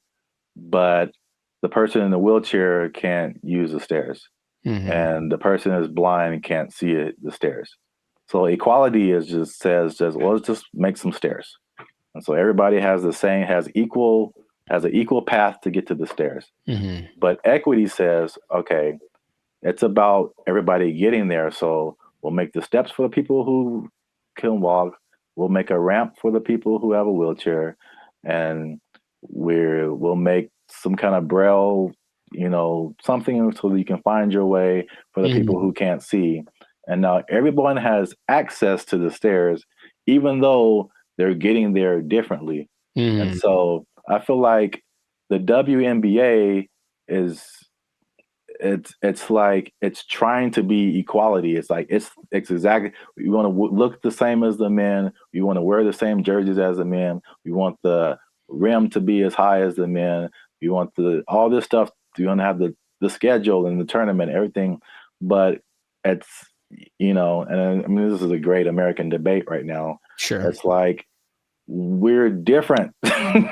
We're different. We've always been different. Men are different. Women are different. Like, just make it for women. Like, I mean, the percentages you said are good. It's like, it's not diminishing. It's just making it more of an equity thing instead of like an equality thing. Right. Where we get the same thing, just in a female form, in a way that's catered to the female game. That would just make so much more sense. But nobody wants to do that. So they do not. No, they don't. And so I'll just keep watching LeBron dunk at 40 years old. Jesus, man. That ain't fair. Yeah. Wow. That was a good point. Yes. So I make good points from time to time. You got him. Zap for president. Probably, yeah. So this has been another episode of the Lives of Circus podcast. Make sure to like, subscribe, comment, and share this video with the people that like some basketball. Let us know what you think about this equality versus equity thing. Johnson basketball. Hey, man, he got a ring, man. Yeah, let us know what you think, how to make this thing a little more fun to watch, because the WNBA deserves people to have people watching it. It really does. They work really hard. In fact, random point. One of the most famous female players of all time, Diana Taurasi, I went to high school with her. And what? Yeah, we played one-on-one once. She won't remember. I lost. Anyway, I lost real bad. It wasn't even fair. It wasn't fair. It wasn't fair. So in that case, equity would say I should have got like a 10-point lead or something. I still would have lost. Anyways, shout out to all them. And that's been it. So yeah. Don't take my job. No. Because I just spit in truth, man. If they might take your job, they're not taking any WNBA jobs. Because nobody's watching. All right. Bye, everybody. They took our jobs. They took our jobs. They're thinking about legalizing everything in California. But in the way that Oregon is doing it, in the way that Vancouver is doing it. And you've seen downtown LA. What do you think is going to happen, bro? What's going on, everybody? I'm Jericho, and this is Zap, and we are the now 6-time international award-winning pop hip-hop duo Banded Future. We make clean, fun music that everyone can listen to with a sound that's uniquely Californian. And right now, in this moment in time, you would tune in to the Lives of Circus podcast, where we talk about things that are funny, interesting, and just straight up ridiculous. So before we get started, make sure to like, subscribe, comment, and share this video. I'm gonna change it up with 2 people that like drugs. That's all. We're gonna talk about drugs, okay? Now drugs are bad, okay? But I know we're talking about them. Sponsors gone. Specifically, we're talking about the drug problem. You can call it an epidemic, but drugs are. What you talking about, baby? But it seems to be getting worse. So the specific thing is the way that governments are approaching the drug issue in their country. And there seem to be 2 very drastic sides, and they both have interesting results. So before we get into it, Sir Zap, San Francisco. Have you had any experience or just thoughts about just the? I've had thoughts about drugs. Have you had thoughts about drugs? Do you dream about them? Drugs are bad, okay? But have you seen the effect of drugs on our society as a whole? With your Yeah, man, I think about drugs every day. Okay. You know what I'm saying? Okay. It's hard out here in these streets. That brought to mind two things. Yes. He's there. He was up there. It's crazy. Mission accomplished. Yeah, San Francisco. Wow. Yeah, I had the worst hotel experience of my life in San Francisco. You were there, you remember. And it wasn't because, well, I guess it was because of the hotel. They had a hand in it for sure. That was not helpful. But it was the people who were there who were obviously using an assortment, shall I say. A plethora, perhaps. Yeah, involved in all kinds of activities and whatnots. But yeah, we definitely saw it there. And I was saying before, this isn't like my crowd, so I don't really know a whole lot about drugs anyway, but you just kind of go from the homeless people because for sure you see them on stuff. I've seen them doing stuff. And so that's how I kind of like get the drug vibe. But going like just off of the hard drugs, one thing I noticed, I don't know if you noticed this either, the legalization of marijuana in California, and probably in other places too, but in California, I definitely noticed the explosion of just like, we can do this everywhere. Let's do it everywhere, especially like on the freeway. Like I can drive down the freeway and just smell like the whole freeway is high, bro. Like, yeah. No wonder we're all going 5 miles an hour. Yeah. Like everybody is just walking on sunshine right now, and I'm trying to get to work. I remember one guy, we went up to Sacramento, and one guy in like a Jack in the Box was like he was the happiest man. And I'm like, wow, starting early, like 8 in the morning. That's a wake and bake situation right there. Yeah. But I don't think that weed causes the problems that we're seeing, just slower people. And yeah, maybe they're raising the price of food. Everyone's eating too much, but I digress. The idea is you can do one of two things, or there have been two extremes that governments have been taking. One is to decriminalize drugs. So there's a difference between decriminalization and legalizing. They're not legal. You can still get busted for them, but it's just that decriminalizing means you won't go to jail forever for getting busted with a meth pipe. On the other hand, you could really go at the drug sellers and the drug users and make everything illegal and see what happens. So the, I guess, benchmark for everybody's decision is Portugal, because in the 90s they had, I think they were kind of closed off to the world for a long time. I'm not quite sure why, but for like 40 years no one could really get in there. So in the 90s it opened up, and in came all the influx of everybody's influence, and with it came drugs, because people like drugs. So what happened was Portugal got a really bad heroin problem, the worst ever, and everything that the government tried to do was like, we can't really make it go away. So let's try something extreme. So they decriminalized everything, and instead of that, they treated drug users like patients, like they're sick. So they made rehab centers and this and that. So if you get caught, you don't get taken to jail, you get taken to a rehab center where they actually will give you more of the drug you like, but in a lesser dosage, trying to wean you off of it. And they have a system in place for making that work. Other places that have copied that, I believe Lithuania, and there's maybe Denmark. I could be wrong about that. But so what has happened was that the good old US was like, oh, let's try it. So they did that in Oregon with the last election, and they kind of forgot one part. They forgot the whole rehab part. They just decriminalized everything. And I think I heard about that. It's a nightmare. It's so bad. It's just people just violently robbing each other in broad daylight and just on drugs, on the zombie drug. I'm not sure exactly what strain it is, some kind of a opioid maybe, but it's a zombie drug. People like walk around like zombies. But the visual I wanted to share with everybody was actually from a video I saw from Vancouver. They did the same thing. They just legalized everything without thinking about how to fix these people once they're on the drugs. So everyone's just walking around, literally, same thing, robbing people. The scene that I remember when we were in San Francisco was this one street where it's like everything looks normal, aside from like the occasional like human feces on the ground, but everything looks normal. And then you turn a corner, and all of a sudden it's Armageddon. Oh my God. Just literally, just all of a sudden, everybody, and like you just stop there and they all kind of like turn. That's the zombie drug.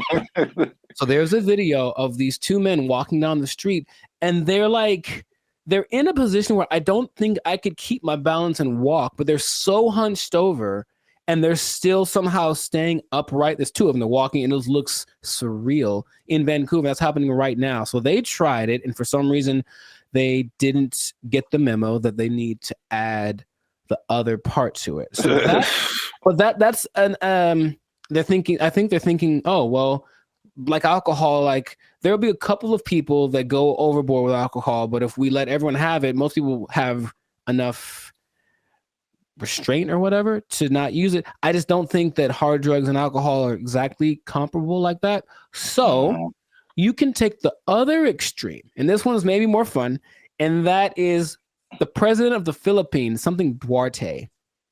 He said, he got elected in 2016 maybe.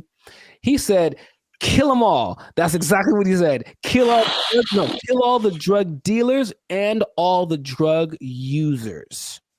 Wow. In 4 years, well, the last updated thing was like in 2020. So in 4 years, he killed like 24,000 people just for, and the thing is, he'll catch you. They'll just raid the streets at night. And if you're on drugs, that's it for you, basically.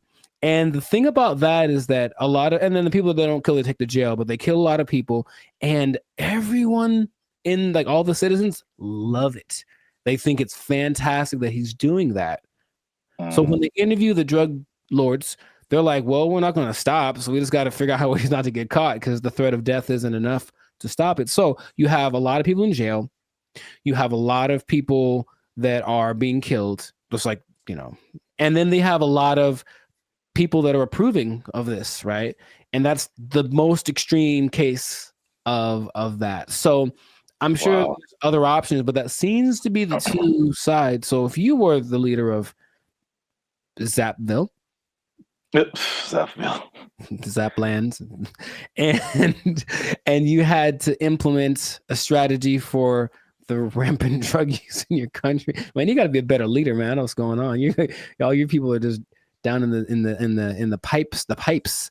But what would you do to resolve that, you think? That Philippines thing is wild. I never heard that. Yeah, well, like they don't talk about it too much, but yeah, but he's like, he literally gave a speech. He was like, yeah, and all the drug dealers, you know, and then everyone cheers. But he literally did this, and that's his approach. Oh, wow. Yeah, that's too far in my book, especially for the users, because like drugs are an addiction, and like you're not in the right frame of mind to like make decisions and then have someone execute you because of your addiction. I think that's too far. Okay. But the thing you said in like Portugal, Denmark, that's interesting. I mean, that seems, again, it's just like, I don't know why the answer for everybody is just throw somebody in jail and then like, well, we got rid of that. Like, yeah, exactly. Solve the problem. Like, it doesn't solve the problem. Like, the problem still exists, yes. Yeah. But so with the numbers for Portugal specifically, the numbers of overdoses went down like 90%. Yeah. So obviously that's a better solution. For sure. Well, we'll see what happens, because what I'm hearing in Rumorville, the last thing, as we wrap this thing up, is that they're thinking about legalizing everything in California. But in the way that Oregon is doing it, in the way that Vancouver is doing it. And you've seen downtown LA. What do you think is going to happen, bro? Man, it's going to be chaos and bad times, very, very, very bad. So hopefully that doesn't pass. But some government people don't think, you know, they're just like, oh, my nephew OD'd once, I should probably do so. That's what politicians maybe think. That's their only connection to this kind of thing. So let's just try something new. Let's decriminalize it all and see what happens. And it'll be bad for all of the people that we see walking on the freeway are on drugs. Every single one of them. And that's going to go up tenfold if we decriminalize the drugs. So just let's not do it, Callie. Man. Send your relief funds to banditfuture.com just in advance, because I see suffering in our future if this. I see. You will know pain. You will know pain. we'll at least know gross. We'll at least know that. Yes, that is God. We should do a whole separate episode on that hotel room. I saw some videos from that. I was giving a review. Yeah, videos? I have a video I took of the hotel room or walking around. Yeah. Maybe I can find it. Yeah. People need to see that. It was oof. It was really bad. But anyways, this has been another episode of the Life's a Circus podcast. So let us know in the comments if you have a solution for how to solve the drug problem where you're from. Do you have a drug problem? Do you need help? Do you need to talk to somebody? Call the Bandit Future hotline. Just kidding. It doesn't exist. But make sure if you do have a problem, make sure to go see somebody about it. It really is serious. Don't you believe it? Okay, so that's been it. And, I'll tell you what. If you're on drugs, if you're doing too many drugs, I don't know about you and keeping your employment status. You might start freaking out and not make it. And then, you're going to have to be out of you might be down bad. You might be out of employment, and that's not going to be good. If the boss catches you in the bathroom doing what you like, might end up bad for you. I just don't know how to say it, but I think you won't like your goal. I think I get what you're going towards. Yeah. Correct me if I'm wrong, but I'm thinking that you're saying that they might take your job. Drugs are bad. Okay. They took our jobs. They took our jobs. It's kind of disorienting, and it's not the most fun situation, but they get what they're going for. And this Zuckerberg's goal, I mean, he's already spent a lot of money on it. He really wants everyone to engage in the metaverse on a daily basis with their friends. Hey, let's have our chat. Let's have our podcast in the metaverse, because why not? I could be a fish, whatever. Like, that's what he's going for. And it just doesn't feel like it's time yet, but he's just going to keep pressing the issue.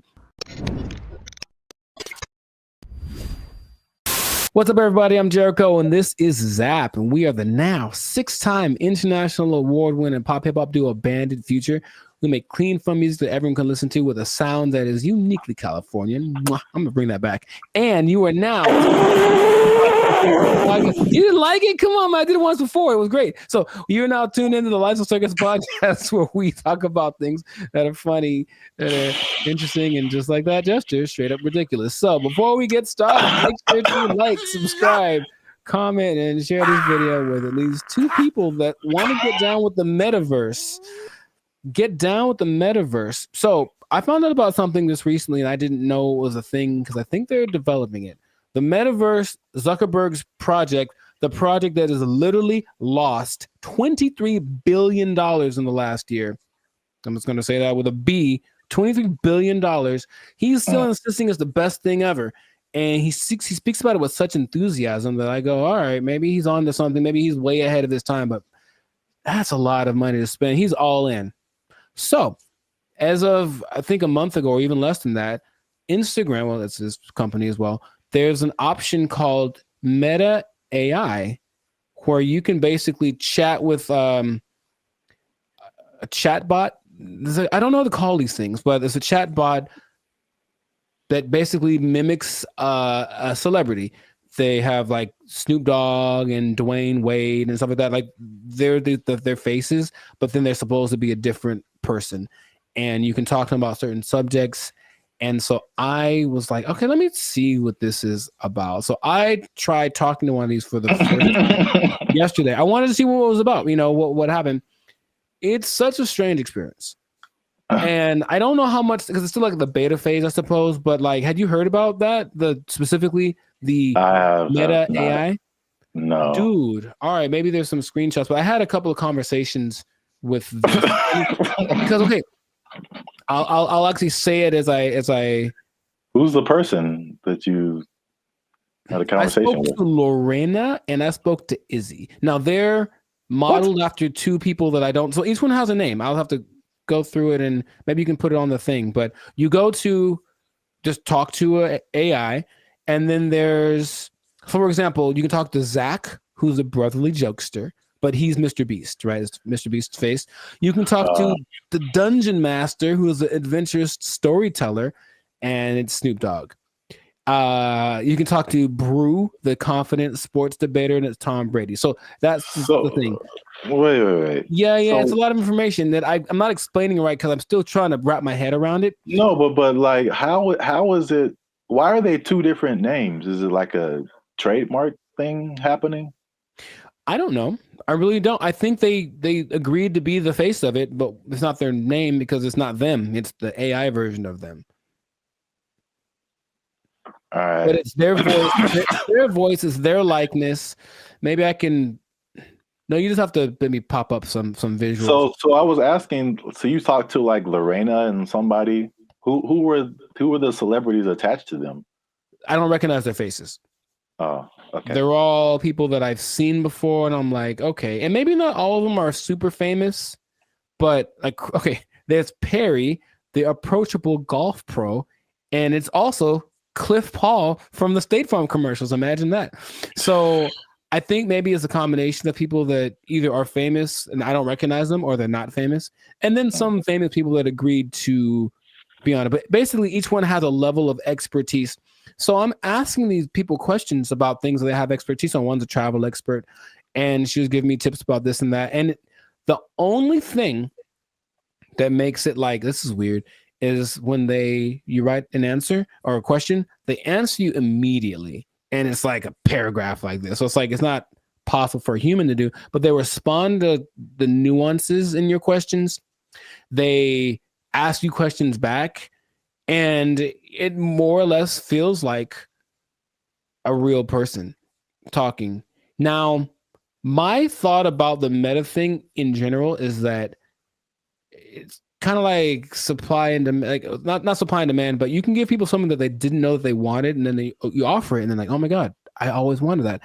I really don't think anyone else wants this at the moment. From, I think, sales of just the Meta headsets, maybe like 5% of, I think, England has them. So it's still a very low number. And I know some people who have it, and they say, okay, it's kind of disorienting and it's not the most fun situation, but they get what they're going for. And this Zuckerberg's goal, I mean, he's already spent a lot of money on it. He really wants everyone to engage in the metaverse on a daily basis with their friends. Hey, let's have our chat. Let's have our podcast in the metaverse, because why not? I could be a fish, whatever. Like, that's what he's going for.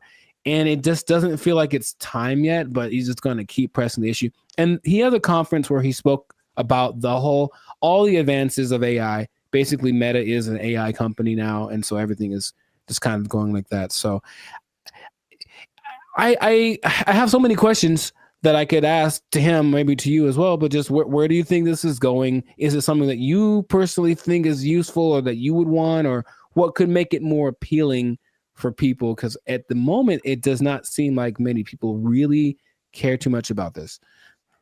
Well, here's the problem. I heard someone say, and I totally agree, people don't want to have things on their faces like that. Mm-hmm. It's like a design flaw. But maybe it's I don't know how far the technology is coming, but I think that just that used to talking to a celebrity, it's I don't think it's useful for the majority of people. Like a teenager or like a college student, maybe, but like outside of that Gen Z, like, bro, I don't want to do that. Like, and then it's just weird. Like, what's the purpose of having? It's like a fake conversation when you can have a real conversation. It's you know, I think the human aspect of it, not being able to talk to a real human, that's just weird for people. And so were you typing, or was it like a thing you could hear they were talking? You could do either one. Okay. It's just like, honestly, it sounds like the person who has no friends does this.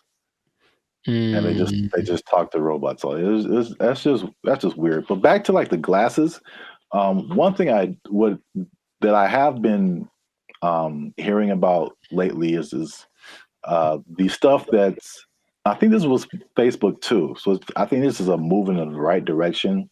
There's a partnership with Ray-Ban or some other kind of like glasses company where they're like your normal glasses, but they have AI capabilities. So like you're looking at something and you can see something else superimposed that tells you like information about it. Like this building is from whatever, or this jacket costs this much. That I see as like, okay, that's pretty cool. That's very helpful. Or there's another thing where it's like you look at a jacket and you can instantly find where to buy it. So someone, oh, I like what you have on, and you can instantly like buy it for yourself. Like stuff like that is cool. There's also like the Snap AI mirror from like Snapchat. So I again, it's like they have to get out of this like goofy realm to make it like, okay, this is how you can use this. It's not about, I don't think, I mean, I know I'm like going a bunch of different directions. I have a bunch of different thoughts, but it's like, I'm not a CEO of a $1 billion company, so what do I know? But I don't think it's live your life in the metaverse. I don't think people want to do that. I think it's a hybrid situation, just like with all the other AI. It's like, okay, I'm going to still be in real life, but I'm going to use a little bit of this to enhance real life. Right. Leaving real life. So they have this Snapchat mirror thing that I just heard about. Is really cool, where you can like, if you're in a like, same thing, clothes. If you're in a store, you see some pants or a shirt, you can go to the mirror and see what you look like in that outfit. You know how they have the Snapchat filters that puts a goofy face on you or something. It's like stuff that you can't use. But if I go and see an outfit, because I've had this a lot of times where you see an outfit, I was like, oh, that's cool. And then you put it on, it's like, oh, it doesn't look good on me. Right. You know, so that's like super helpful. I got that. So yeah, that's right. He did address the headset thing, and he's like, oh, we need to make it more comfortable. He's aware of a couple of things. From what I'm understanding, the ultimate goal is to make that a capacity that contact lenses could have. So like, it doesn't look like you have anything on, and it is all. I'm like, I don't know how that would work, but that's what they're going for. But it's just, I think he has this image in my, because when I listen to them speak, there's genius and then there's delusion and there's this whole level in between, you know. And I think if you talk about like the people that are big time movers and shakers in the world, like Elon Musk is a little more on the like practical side of the delusion, and Zuckerberg's on like the Dungeons and Dragons type side of the illusion.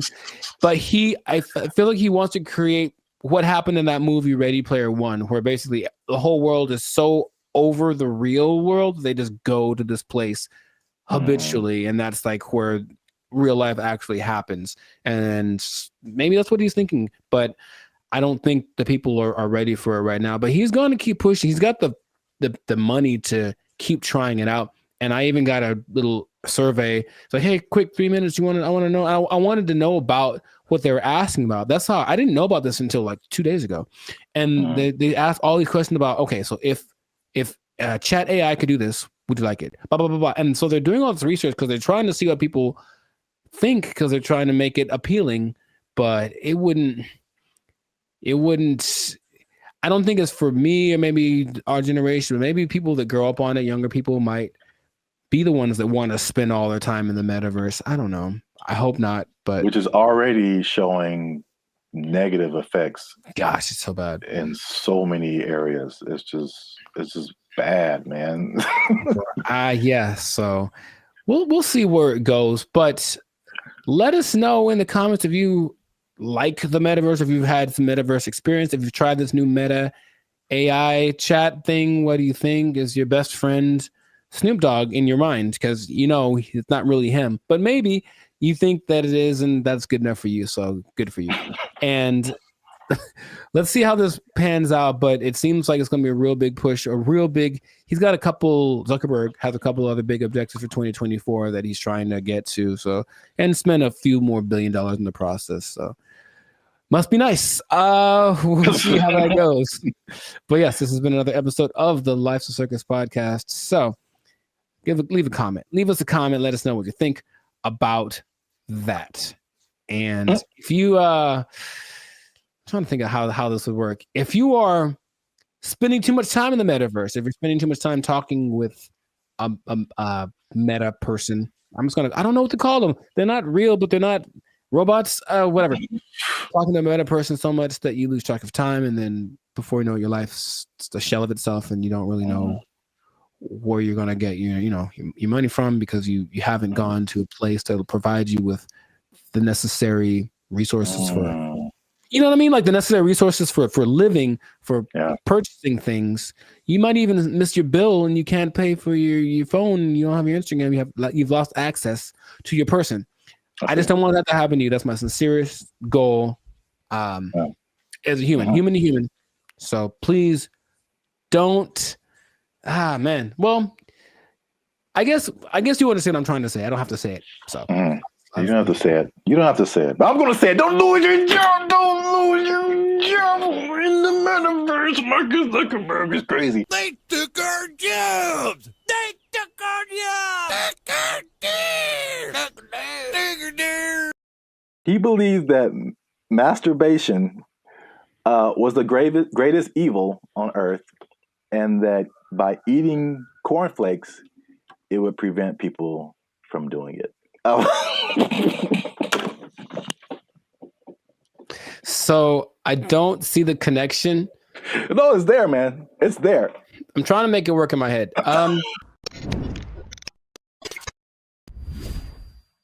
What's up, guys? I'm Zap, and this is Jericho, and we are now 6-time international award-winning pop hip-hop duo band in Future. We make clean, fun music that everyone can listen to with a sound that is uniquely Californian. And right now, you're tuned into the Life's a Circus podcast, where we talk about things that are funny, interesting, and ridiculous. But wait a minute. Hold up. Wait a cotton picking minute. Did people say that too?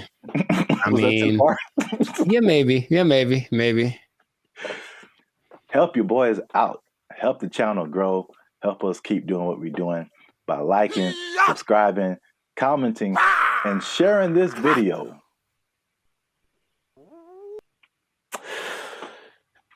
With the friends and family, because I got a question. Okay. It's a very important question. Bit of a riddle. I hate those, but okay, let's go. No, I just don't like them. I'm never good at those, but we'll find out. Mr. Jericho, what do you get when you cross a medical condition that people were afraid of, a religious group that wants to stop people from performing a sexual act, and World War II? Huh.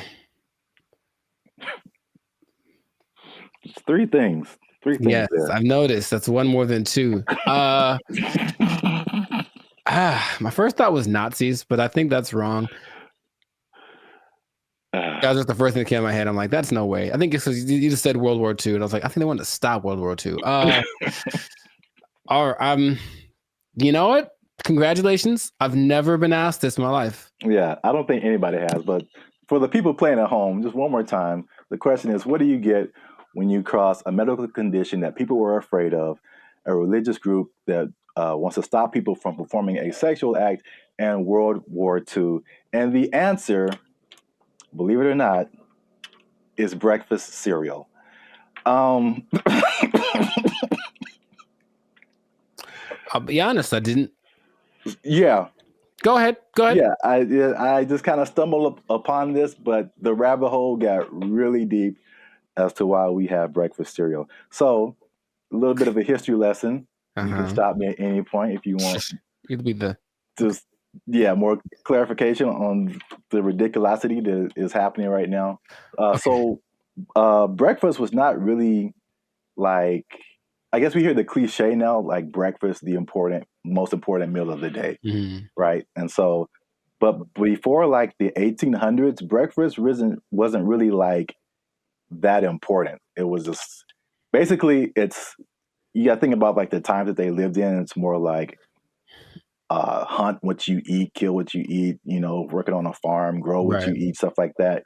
And so like nobody's waking up at like in the morning to like kill a chicken or like kill a pig to make some bacon or like, whatever.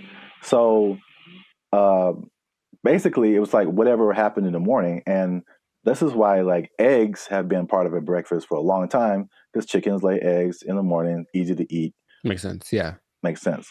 And basically what you ate for breakfast was pretty much whatever you had left over from the night before. So that was pretty much breakfast. But there was a meat component because they would eat it, they would like cure the meats and stuff, and you could save it and use it for breakfast in the morning. Right. So like eggs and even bacon were like a big part of breakfast. Bacon. And this was called like the farmer's breakfast. So again, it's just like it's pinned to the time that you were in, and farmers and stuff. You get up early in the morning. You need some fuel because you're going to be working your butt off like all day long outside in the elements. Like you need a good hearty breakfast.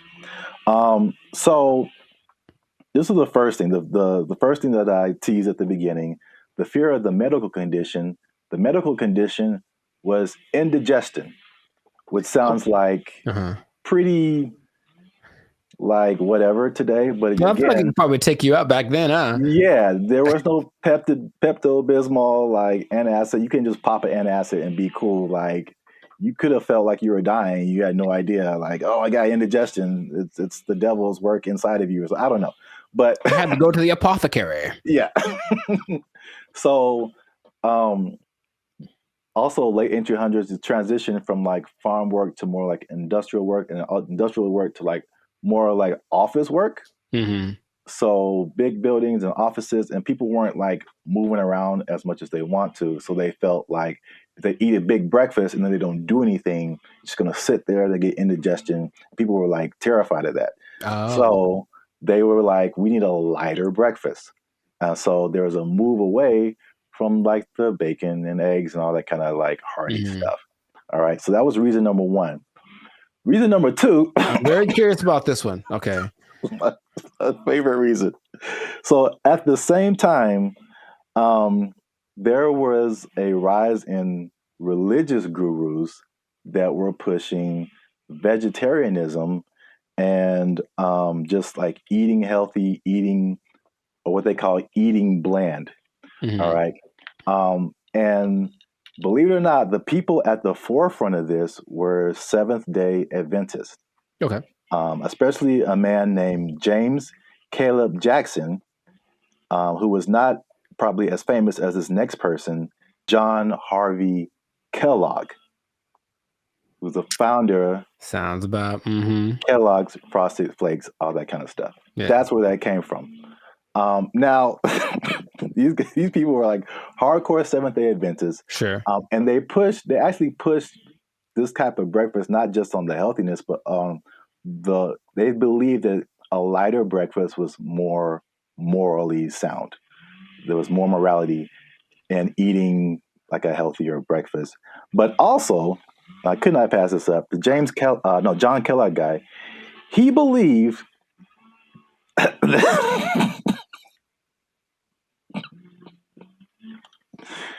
He believed that masturbation was the greatest evil on earth, and that by eating cornflakes, it would prevent people from doing it. So I don't see the connection. No, it's there, man. It's there. I'm trying to make it work in my head. Corn. Well, I've had cornflakes, and of all the cereals that are like not sweet or nothing, they're probably my favorite ones. They're still nice and crispy and pretty good, I guess. But do you have less of an urge to masturbate after you eat? I've never. I'm gonna have to. I'll let you know if you really want to know about that. I will go get a box and eat it, and then report back to the pod in a week. Like, this is my findings.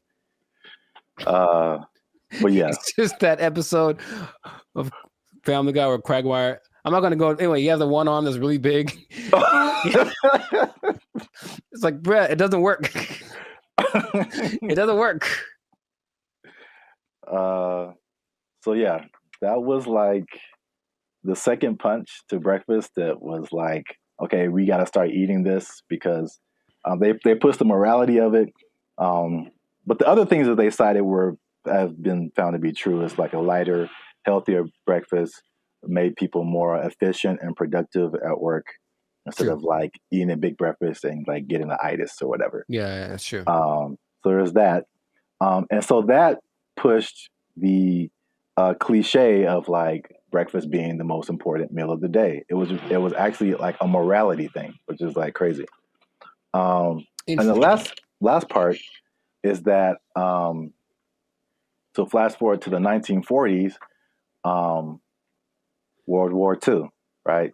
So yeah, World War II, and you got more women joining the workforce than what happened in that time. And so then it became a push to, again, at the time, like the woman was like a stay-at-home, take care of the family, give them 3 square meals a day, all that kind of stuff. Breakfast became the cheat option to feed your family and not feel guilty about it being like quick and easy, because they had to go to work too now. Oh, okay. So they pushed on like the women's guilt, the morality, the work productivity, like hard work. It was like respected to be like hardworking individual and productive and all that kind of stuff. And so all of that combined together to make breakfast cereal like the thing. And I remember like watching commercials. Like every commercial is like part of a balanced breakfast, and like you got to have your cereal and blah blah blah blah blah. And they pushed, and the cereal industry is probably like $1 billion industry or something now. Yeah. But they show all of this stuff like, and I never ate all that stuff. I tried once. Man, you just feel gross after it. Yeah. You drink a whole glass of orange juice and a whole glass of milk? Like, man. Yeah, milk, orange juice, toast, fruit, cereal, bacon and eggs. Yeah, something like that. It was all in the one picture. Like the whole food pyramid. Yeah, it's too much. It's really too much. But I thought, it must be something worth trying. And I regretted that real bad. Yeah. So yeah, that's the crazy story behind breakfast cereal. And if I may leave you with a cliffhanger. Okay. So remember we started off with bacon and eggs. We did. And then everyone went to cereal. Yes. But somebody put bacon and eggs back on the forefront, man. Ooh. And they went toe to toe with cereal. But you have to find out in the next episode. So keep watching. This has been another episode of the Life's a Circus podcast. Make sure you like, subscribe, comment, and share this video with somebody who like them cereals, man. Ooh, I like some. Was that my line? Is that what I was supposed to say? I think so. Okay. And cut. I like some. Oh. Oh, you can try another take if you want. Ooh, I like some. Was that better? Had more That was too much. Okay, all right, all right. We had it on the first take. Okay, we'll use that in the commercial. Thank you, Mr. Director. Here's $5 million. Look, let's go. Where do I sign, Mr. Barry Gordy? Jericho likes it. Super sweet sugared honey smacks. Give me that. Give me that money. They took our jobs. They took our jobs. Took our deer. Took our deer.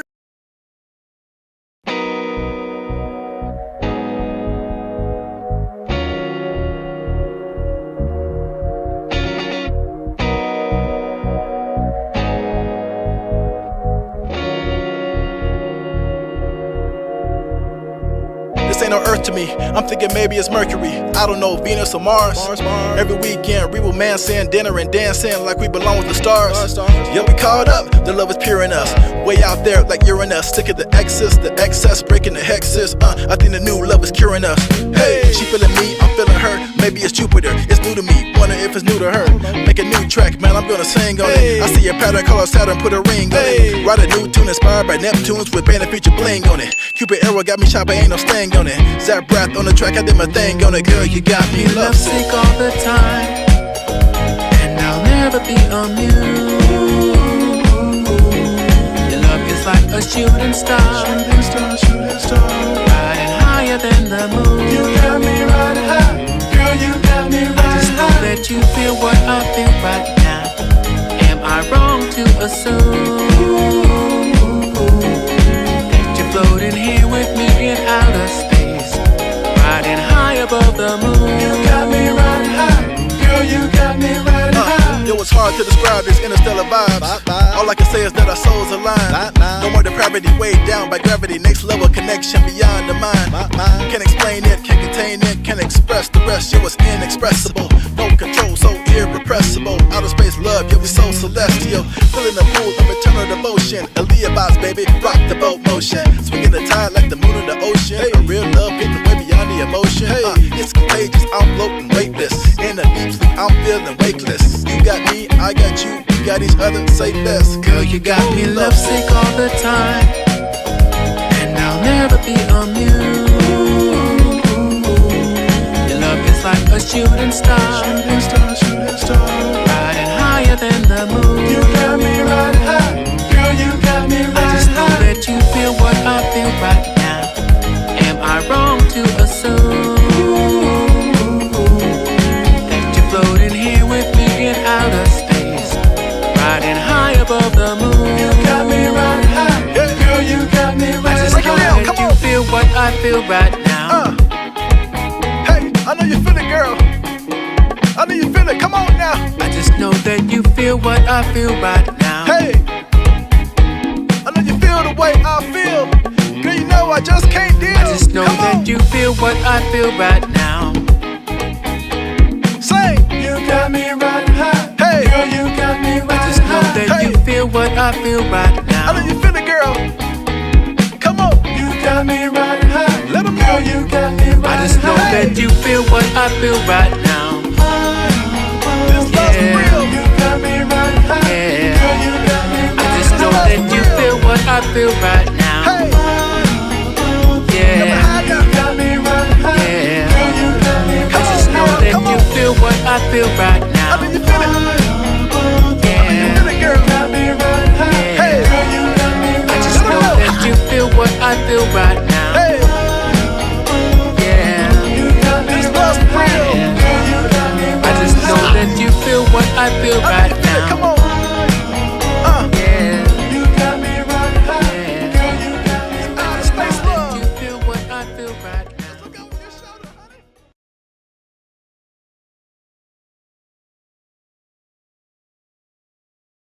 There've always been these things that say, "Oh, well, try this will work," and it's low effort on your part, right? Low effort, high reward, which isn't the way life works. But people always want to hear, and as long as people can promise that and show someone it works for somebody, they'll buy into it. Everyone only wants to be sexy and slam. But I have a solution. A solution that I think works 100% of the time. What's going on, everybody? I'm Jericho, and this is Zap, and we are the now 6-time international award-winning pop hip-hop duo, Bandit Future. That's right. We make clean, fun music that everyone can listen to with a sound that is uniquely California. And right now, in this moment, you're tuned into the Lifestyle Circus podcast, where we're talking about stuff that is funny, interesting, and ridiculous. So before we get into this thing right here, make sure to like, subscribe, comment, and share this video with 2 people who want to lose weight. We're talking about it again because I know I see you. I know I see you. You want to drop some of them LBs, and there's a new way to do it. Now, of course, as always, not as always, as sometimes, stay tuned to the end because I have the answer for you. I got the answer. You came to the right place. Your boy got you. I got the answer for you. But we're going to talk about this new thing. So, Sir Zap, have you heard of Ozempic? Ozempic? Mm-hmm. That sounds familiar, like one of those late night Pfizer commercials or something. Is it a pill? Sure people make it. Oh, okay. But it's like all a pill you take. Well, it's an injection. And it's all the rage because I don't know if you've seen Oprah's lately, Oprah plural, because she is omnipotent, I suppose, or omnipresent.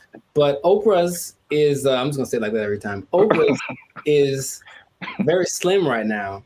And everyone's like, what happened to Oprah? What are you doing? And she's like, I ain't gonna tell. Because that's what she said. They're not gonna say. But everyone suspects that it's this Ozempic thing. Now, Oprah's whole thing is, I don't have willpower, so I never have, I'm fat, so I'm just gonna do it. And it's like, okay, more power to you. But Ozempic is actually a diabetes drug.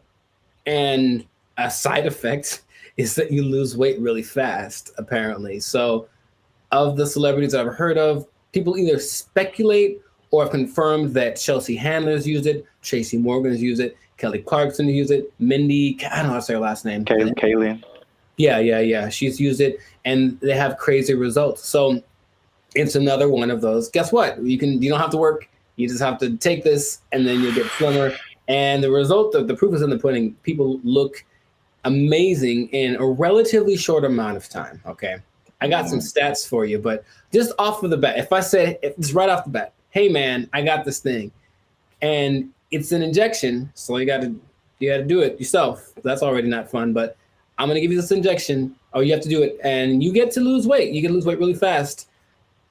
What would be the question you'd ask me first if I tell you that? Besides the side effects? Very nice. I mean, that sounds right. That sounds like what I would want to know.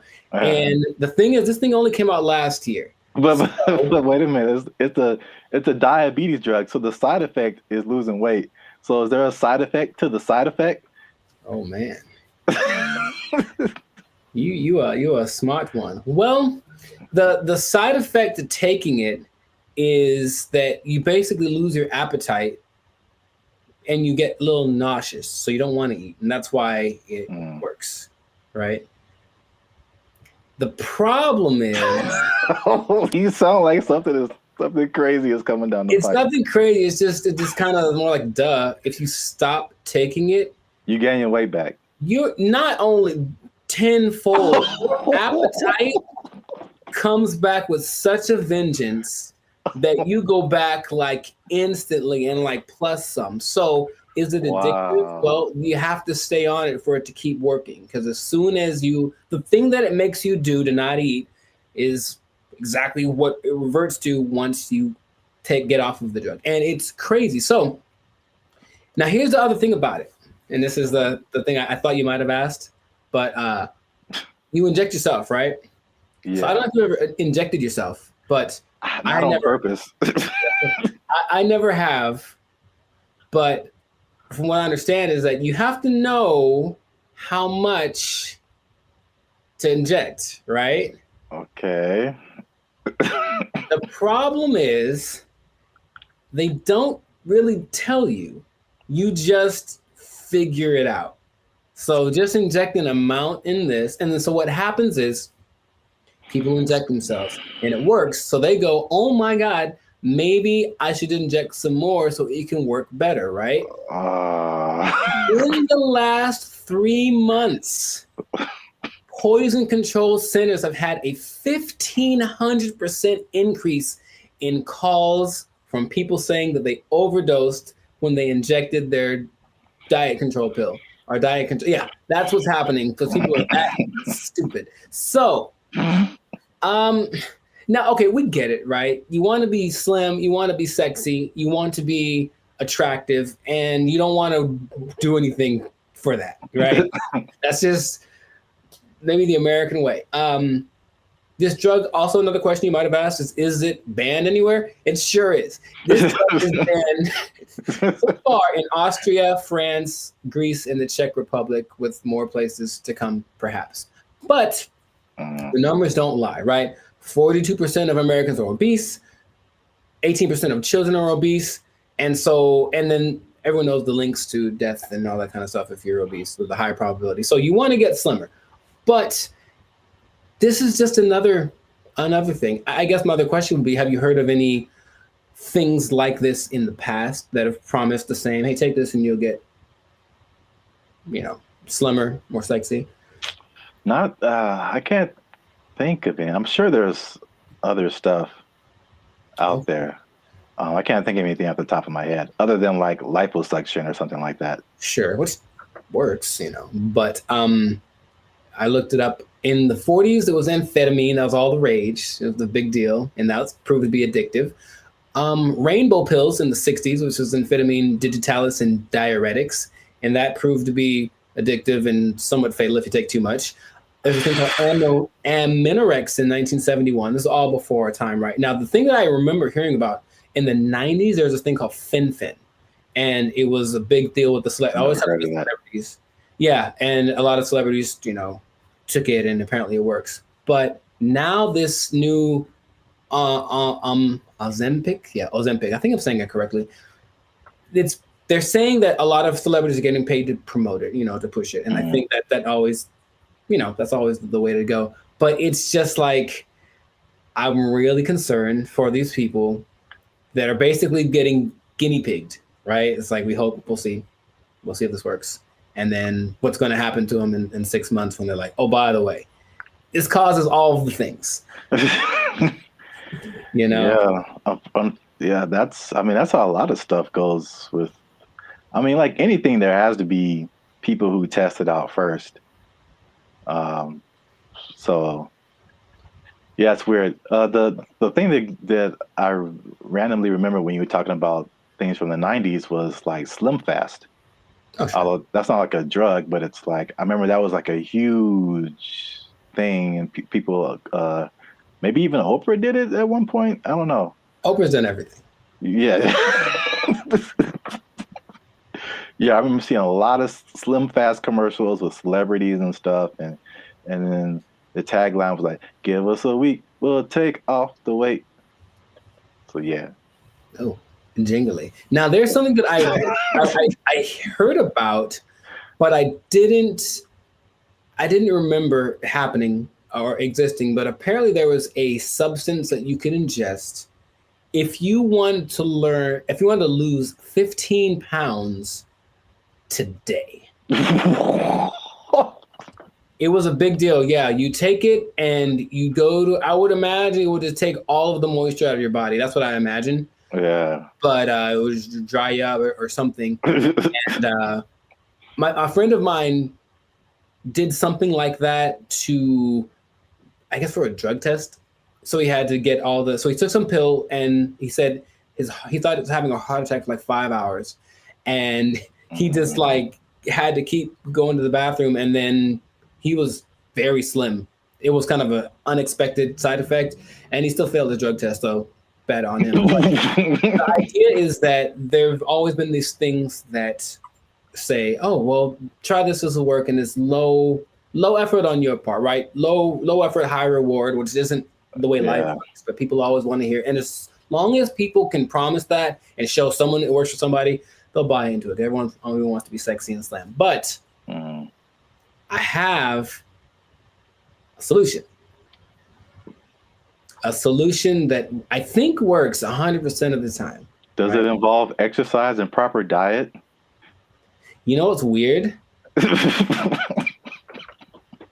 It does, but it's actually doing that. That's the part that people don't seem to get. It's like, okay, because here's an idea that'll work. Cool. Proper diet and exercise. All right. Maybe don't eat too much. Let's just start with that. Don't even, you don't got to go sweat. I know sweating's yucky and you get sore and ew, right? But how about just don't eat so much? Food's delicious, but you know what it tastes like. So just stop eating that stuff. Okay. That's true. But doing it is a whole nother thing. So do that. Don't eat so much. And just start with that. And then like, that's all it is. That's literally all it takes. Everyone knows that, but no one wants to go that route. So instead they'll try Ozempic and it works phenomenally. So we'll see what happens. Now, last thing, the company that makes it, I forget the name of the company that makes it, but they made $4.8 billion. Of course they did. In just the third quarter of 2023. That's a lot of $1 billion. I believe what was it? I forget the company they're based off of, someplace in Europe, but their gross income was greater than like the GDP of the whole country, basically. And, sure, so people are going to keep buying into that. So if you try Ozempic, it'll work for a while, and good luck to you. That's all I'm going to say. Maybe try the other thing that I suggested, but I'm no expert. I just, Wow. I look like this and you look like that. Oh, take that. So anyways, leave it like that. This has been another episode of I wish I had like a pipe right now. I don't know why. This has been another episode of the Life's Circus podcast. So make sure to like, subscribe, comment, share this video with people that want to know about losing weight the responsible way. Thumbs up, maybe a ding sound, maybe. Stop eating that stuff. I got nothing else to say. We out. They took our jobs. They took our jobs. I went to high school with Diana Taurasi, who some say is the greatest female player of all time. One of the greatest, right? And she's a year older than me, so I got to high school. It's a place called Don Lugo High School in Chino. And I was coming in as a freshman, just trying to make the team like summer. And she was already she'd been there for a year, so she's already established. Everyone knew who she was. And I'd heard about her. I'm like, oh, you tried out for the basketball team? Yeah. Oh, I didn't know that. Yeah, I played the first year. I played freshman year. Yeah. Oh, cool. But the whole thing was, I thought that because she was a girl, that there was no way she was as good as me, right? So I just casually mentioned we should play one-on-one to her. Like, I think maybe it's the only time I ever spoke to her, really. And she's like, yeah, sure. And when I tell you that. What's up, guys? I'm Zap, and this is Jericho, and we are the 6-time international award-winning pop hip-hop music duo Band in Future. We make clean, fun music that everyone can listen to with a sound that is uniquely Californian. And right now, you are tuned into the Life's a Circus podcast, where we talk about things that are funny, interesting, and ridiculous. But before we get started, make sure you like, make sure you subscribe, make sure you comment, and make sure you share this video with somebody who may have challenged another person or entity, and they got shut down because they weren't ready for what was about to come to them. All right, so Zap, do you have an example of that? I'm glad you asked. Okay, so talking to the third person already. I see how it. This is a video that I found on social media. It made me laugh. And it's high school. I don't know if it's junior. They look kind of young. Maybe it's junior high, maybe high school. I don't know. But this player challenged his coach. And it didn't go the way he thought it would. This coach was having a good day teaching his players when one was bold enough to challenge him to a one-on-one, and this happened.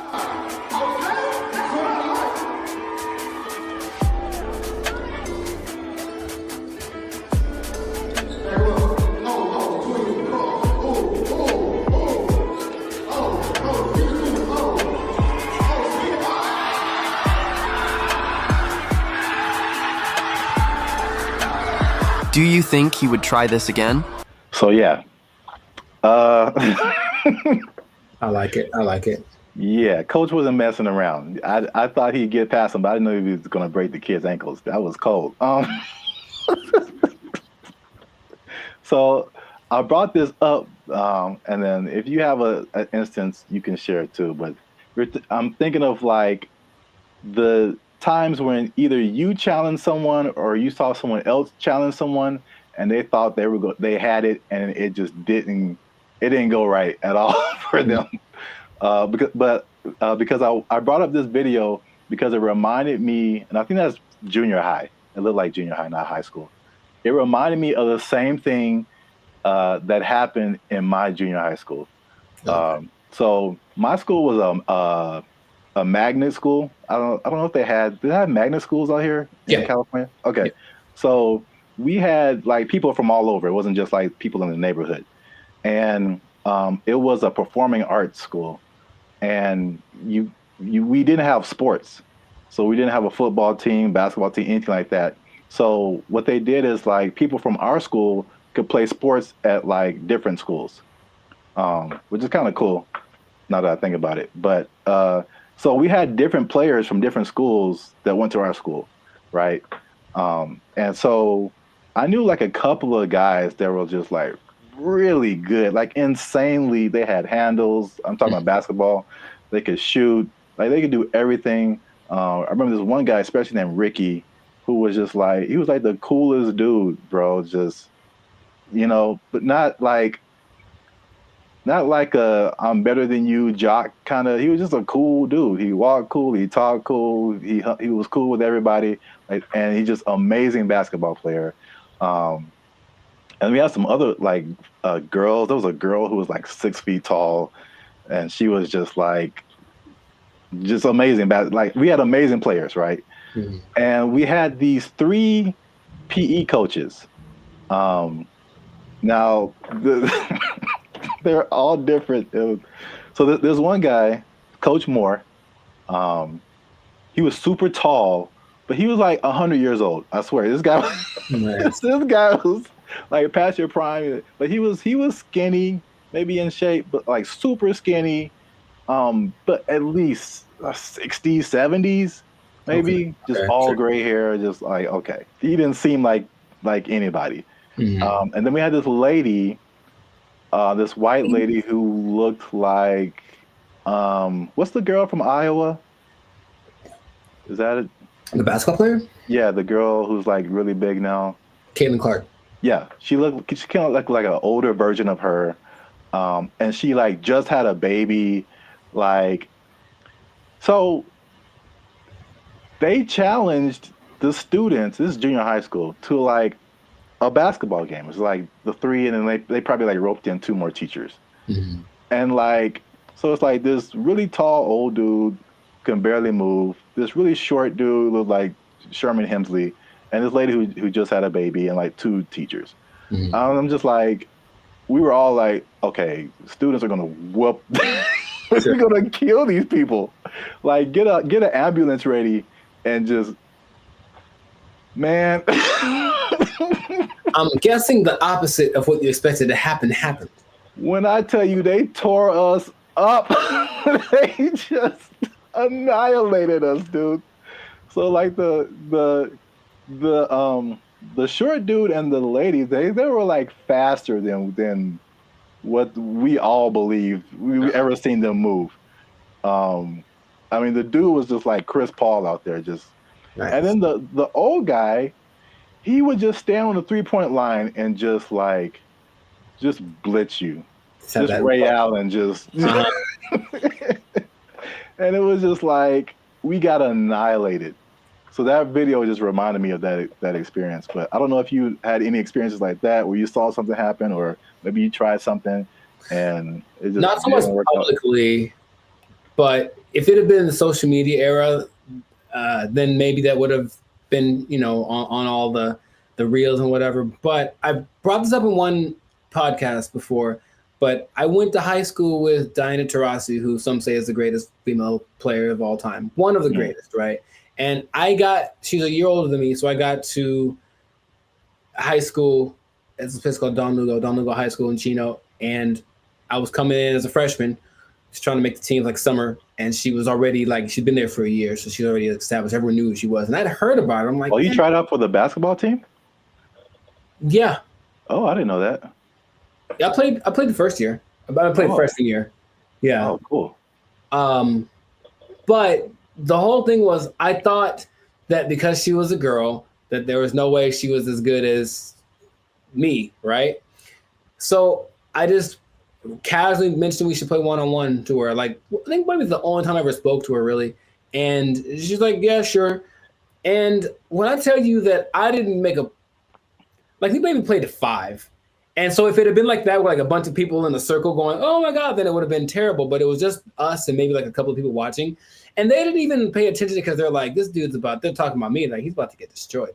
So I didn't know that she was that good. And it's like, when I tell you, I felt like I was standing in quicksand, how fast she was. And she just would like hit me with a pump fake and then just like go around me. And I'm looking like, this is crazy. I've never played against anyone this good. And then she hit like a fall away, like Steph Curry, like 30-footer just because she could. And I was like, that's not fair. And I didn't know that. Anyway, that was kind of humbling. But there weren't many witnesses. So it wasn't like that video. But yeah, nowadays it would have been one of those like, oh my God, but I mean, she's amazing. So I'm not surprising. And I think the only other thing I can think of like that, and it's more specific like that. Someone older, I could take them, right? Is one time I decided it'd be a great idea to arm wrestle my mother. Now I was maybe like 9, 10. I was getting a little buff. I felt the muscles coming. I was like, yo, guess what, Mom? It's time. It's my time now. I'm on the come up. And I don't think I've had a more humbling experience in my life than that. Than my mom, who's not a big lady, but she's pretty strong. I saw her the other day, Arian, like she's strong. And when I tell you that, like, I thought my arm was snapped in half, man. Like she didn't say, "Oh, my son," I mean, she just got, and that was it, right on the counter, right on. And I just walked away in shame. That was it. So that's probably the 2 experiences I've had like that. I've seen videos like that, and I've probably been a witness to some, but I can't think of any off the top of my head. But it's always like, yeah, you get some kind of a boldness in you, like, you know what, it's time to go for it. And if it works out, good for you. But more often than not, it ends up like that. Yeah. The last thing that just reminded me of is, I don't know if you ever like were in fights or anything in school, but I was very quiet and very like unassuming, but I was also a very large person. Like I've always been a very large person. So like no one is like tried to fight me. I won't say that. There's been a couple of people who tried and it did not end well for them. So it's like even if I didn't know how to fight, I'm just too big. Yeah. And I remember there's like this one guy who was like messing with me in school or something. I told him to stop. He wouldn't stop. And then he like, we were in class, and then I think there was like maybe 3, 4 rows of desk. So he was behind me. So I think he like pushed me or something. When I finally decided to push him, like he pushed me, and it was just like, okay, bro. When I finally pushed him back, I feel like he got laid out. That's what I feel this like. dude went flying like 4 rows back. It was like everybody was just shocked. It was just like I did like some kind of Naruto like whoosh on this dude because he went flying. And yeah, that was the end of that for sure. But yeah, so I've seen it go both ways. So if you have a story like that, something that happened in your lifetime where you saw somebody try to do something and didn't work out, or you tried to do something and it didn't work out, let us know in the comments, and so we can all have a laugh. Just sharing laughter. Yeah. Don't worry, you'll be okay sharing it because it'll just be between us. It won't go to your boss or anything. No. Yeah. You'll be okay at work because we want you to keep your job. We do. We want you to keep your job. Yes, we do. Because if you do something like this try something at your job and it doesn't work out. Challenge the boss. Don't do it. I wouldn't They recommend might take it. They might take your job. It didn't work out for you. You're fired. Oh. They took our jobs. They took our jobs. They start doing the conga line down the middle, playing some Lil Jon song, I swear to you. And we're like, all right, cool. Now I'm looking and I see a few people, the passengers that are happy and they're doing the thing, and then the flight attendant, and I see a guy, and I recognize this guy. And I was like, why do I recognize this guy? Oh, he's the guy that I saw when I got on the plane. He's the guy that introduced himself and greeted everyone on the, is that the pilot? It sure was. It was the pilot of the plane. No way. The pilot of the plane. And we're all like,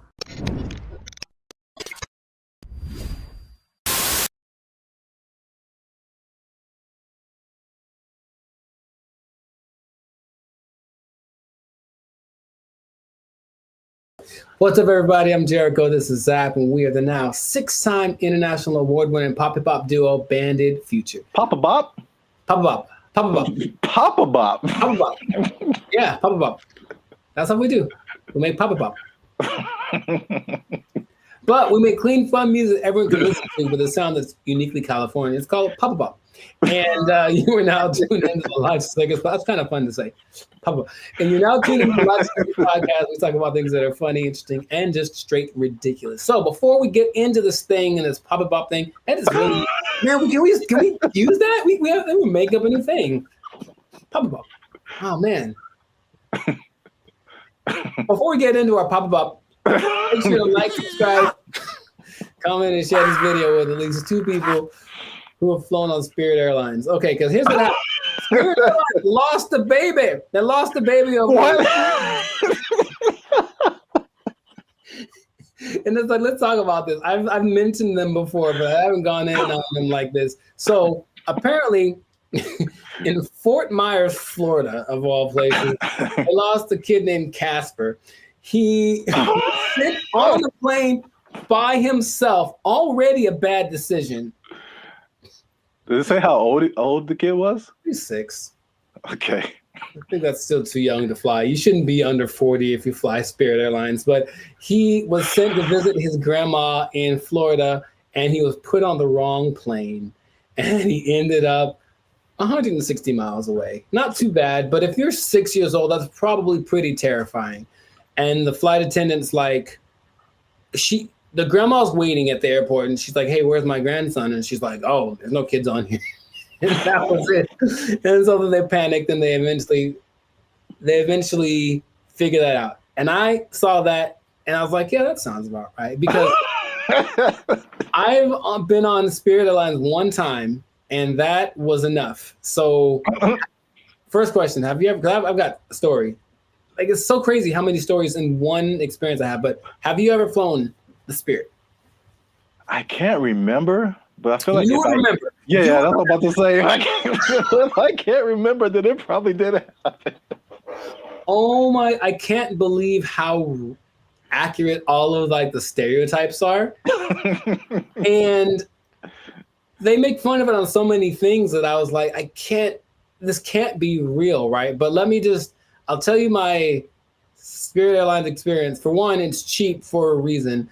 And if you have to be someplace, if you absolutely have to be somewhere, fly Southwest. That's all I'm going to say. So this is what happens, right? I'm going to Nashville, Tennessee, and I get to the airport at LAX. And the first thing when I finally get to the Spirit thing, and I'm greeted by a lady, and she's like, hey, are you going to Savannah, Georgia? And I said, no.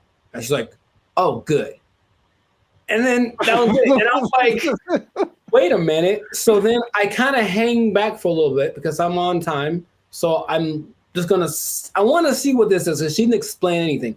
The person behind me walks in, and they're all kind of rushing. And then she's like, hey, are you going to Savannah, Georgia? And the guy's like, yes. And she's like, the flight's been canceled. And he just loses it on her. So He cusses her out. She cusses him out. She's right. She's ready with him. And I'm like, oh, that's how it starts. So already I can tell that they don't have the whole, hey, alert system, because they have the app and everything, but there's nothing that says, hey, your flight's been canceled, sorry, don't come back. They just have a person in the lobby waiting for you to have gone all the way to the airport to tell you that your flight got canceled. I'm like, oh my God. So I'm like, okay, cool. So I get to the line, we have to check your bags and do the x-ray thing or whatever.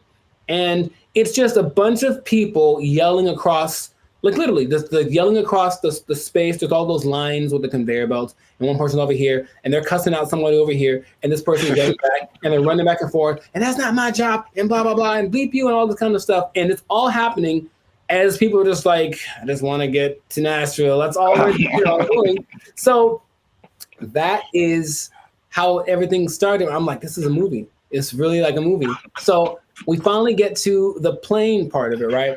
We get on the plane. The flight's supposed to leave at, let's say, 3 p.m. So I'm sitting on the plane, 3 p.m. Cool. 3:10. Cool. 3:20. All right. 3:30. Right. It's about 4:30, right? Yeah. We've been sitting there for an hour and a half, and we're all just kind of disgruntled. We're like, man, what the deal? Like, well, here's the thing. One of our flight attendants isn't here because they apparently changed their schedule so much that people get, so that flight attendant went to the wrong. It'd be funnier if it was like went to the wrong terminal. He went to the wrong airport. So he's not around. So we got to wait for him. So they waited 2 hours and apparently got somebody else. I'm like, all right, I don't know, whatever. So they appealed to all the passengers by just giving out free drinks, just left and right. So we're not even in the air and people are hammered, man. Okay, I was going to ask you if it was just like soft drinks or if it was some of that bubbly. It was the stiffest of the stiffies. And it was just hard alcohol, everyone drinking it. I mean, like people, and they weren't asking ages either. There's some young looking people on the plane. I'm so serious, man. And I have to, like there's so much more to it. I don't want to just, okay. So we finally get in the air and we're going and it's like not going well because everyone's drunk and complaining loud and stuff, right? So the flight attendants decided it'd be a good idea to calm the tension to just start a conga line down the middle of the aisle, right? No way. It gets better. So no way. No way. They start doing the conga line down the middle, playing some Lil Jon song, I swear to you. And we're like, all right, cool.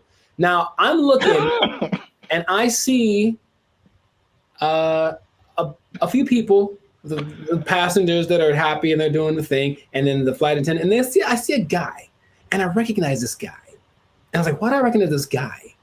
Oh, he's the guy that I saw when I got on the plane. He's the guy that introduced himself and greeted everyone on the. Is that the pilot? It sure was. It was the pilot of the plane. No way. The pilot of the plane. And we're all like, I don't believe. I'm like, you have to. No way. Yes. Okay. So that. I can't believe you haven't shared this before either. This is. I don't know. I did mention Spirit Airlines before, but I didn't like go in like this. So that was like part of my first experience. That was on the way there, and then when I get, oh man, that landing is not. Dude, it's just crazy. Wow, you got the full experience. And you just kind of get that like whiplash kind of thing. You're like, can I sue? And they're like, no, when you sign the waiver, you say like, we're here. Like, yeah, I know. So that's already interesting. Cool. So that was on the way to Nashville. Got to Nashville, ate some chicken, had a good old time, right? Came back. Spirit Airlines again, right? And I get to the terminal. I'm like, all right, so what's going to go wrong this time? So we get on the plane. Now, remember the last time I got on the plane, the pilot greeted me, and then later he was on the conga line? Well, this time I get there, the pilot does not greet me. And I said, oh, okay, maybe he's in the bathroom, whatever. So I just sit down in my seat, and I'm just waiting there.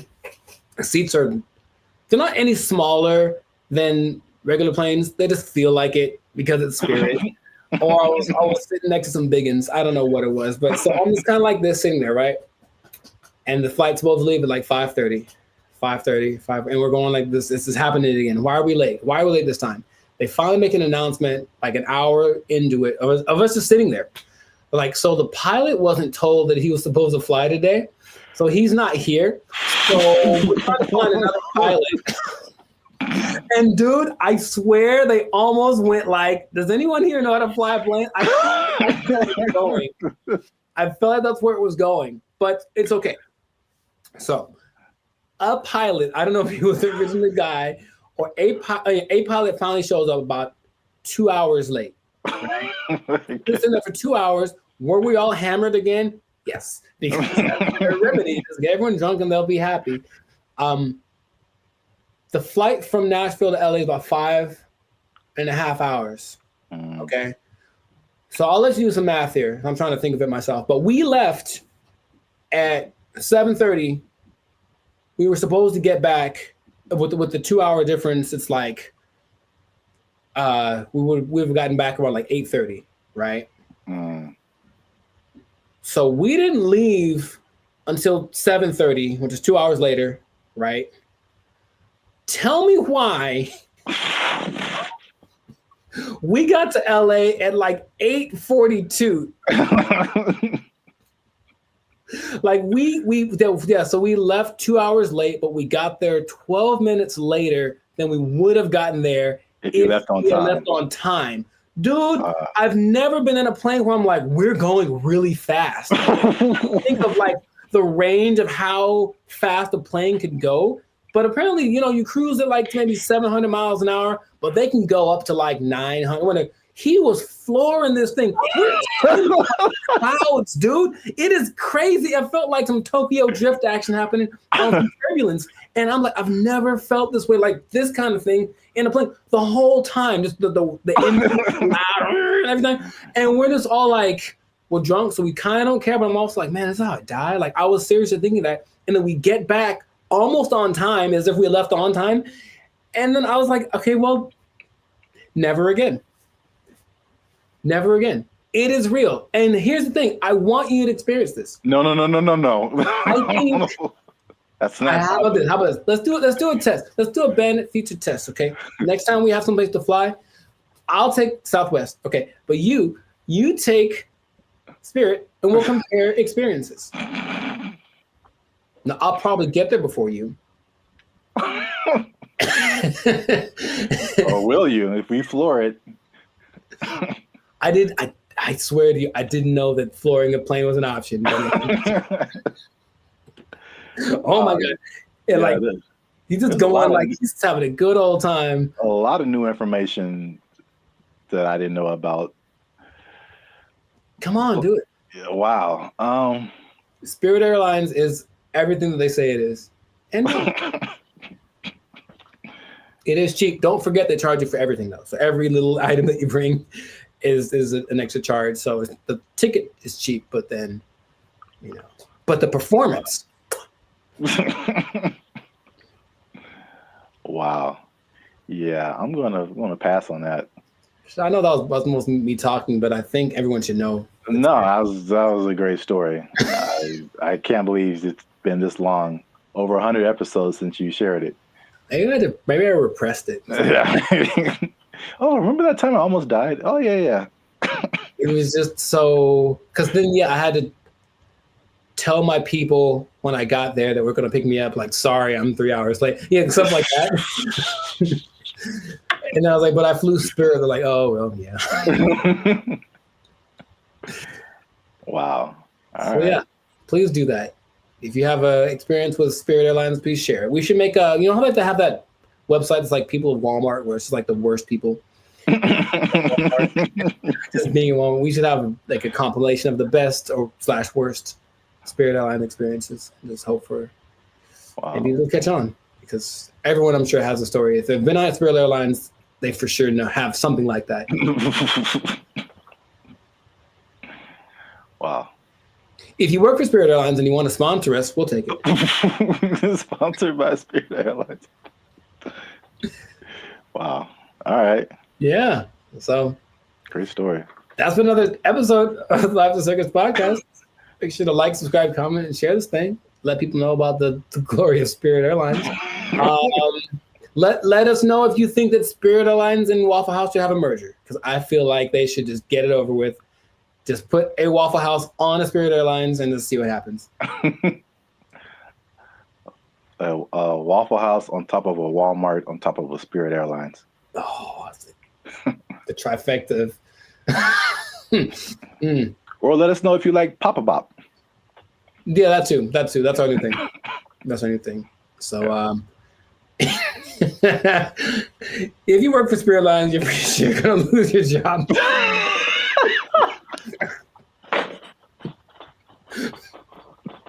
Yeah. So, good luck to you.